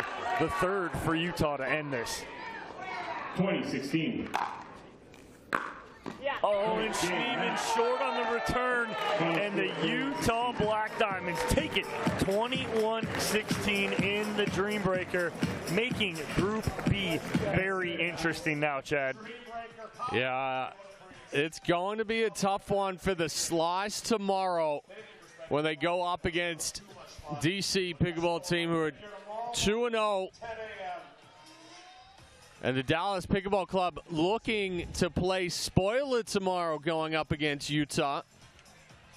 Yeah, things just got very interesting in Group B. Group A, pretty clean. Group B and Group C, there's still a lot of question marks leading into tomorrow. But right now, it is the Utah Black Diamonds over the Chicago Slice by a score of 3-2, 21-16. In that Dreambreaker. Great job, great battle there from the Black Diamonds as we try and round up the Black Diamonds here on Championship Court. And Cameron Blackwood finally has got all 4 members of the Black Diamonds. Take it away, Cam. Thanks, Dom. Finally got all of them here. Thomas, I got to give it to you, man. You were just on fire. I know the last point you're like, I don't know where that one went, but just your get here and going up against Ben Johns. I mean, what was your mentality heading into this matchup? I think I just had to be fearless. I mean, he's the best player in the world. I have nothing to lose. I haven't played singles in a couple years, so I'm like, let's pull out the old tennis stuff, rip some forehands, and see what happens. So it was a blast playing with this team against an amazing team. So happy to come out with the win, of course. So. And besides switching up mixed doubles heading into this, what other changes did you make from this morning's match to this one? Yeah, I think I also made a change from the 5s. Last time we played Ben's team, we didn't get to react to the Dreambreaker, and I think it's a big, a big thing. So we were trying to respond to mix, but we didn't win the coin toss, which I feel like that's a thing with me. But we got to respond to the Dreambreaker, so I feel like this morning, just getting used to things, and then we're ready to go in this match. Against Ben, it's tough to win in the dubs in the mix, so you kind of got to hope for the Dreambreaker, and we did that and pulled through in the end. Little controversial call there, but you did have the GOAT backing you up. But how did you mentally keep your team focused to make sure you came out with the win? Well, I don't think I did anything. I mean, I sprayed a return the second later. So, but just a shout out to my family watching back home. Obviously, I'm headed to my sister's wedding tomorrow morning. So, love you, sis. I'm going to see you in I don't know, 12 hours. And Kyle Yates is taking my spot tomorrow. The OG GOAT, Kyle Yates, is a stud. He's going to come in and take care of business, and I'm hoping I'm flying back Sunday. We'll miss you. And Irina, lastly, he talked about the GOAT, but you are the GOAT, especially on this team. How special is the Diamonds, and how much heart do you guys have? We have a lot of heart, and very happy to get away with the win. It was a tough battle, and then we just got to enjoy our victory a little bit and then regroup and be ready tomorrow. That's when everything happens, is tomorrow. Let's go, Diamonds. Diamonds take the win over the Slice. Dom, back up to you. Oh, yeah. Well, Chad, it was an interesting day here on the premier level, but what a day it was. What was the best part of today for you, Chad? I tell you what, the atmosphere here on the sunken center court with the crowd and the noise and everything, it's pretty electrifying being down here during this one. Well, it was a great day. We're set for tomorrow. One more match in pool play for the Premier. Challenger finals are set.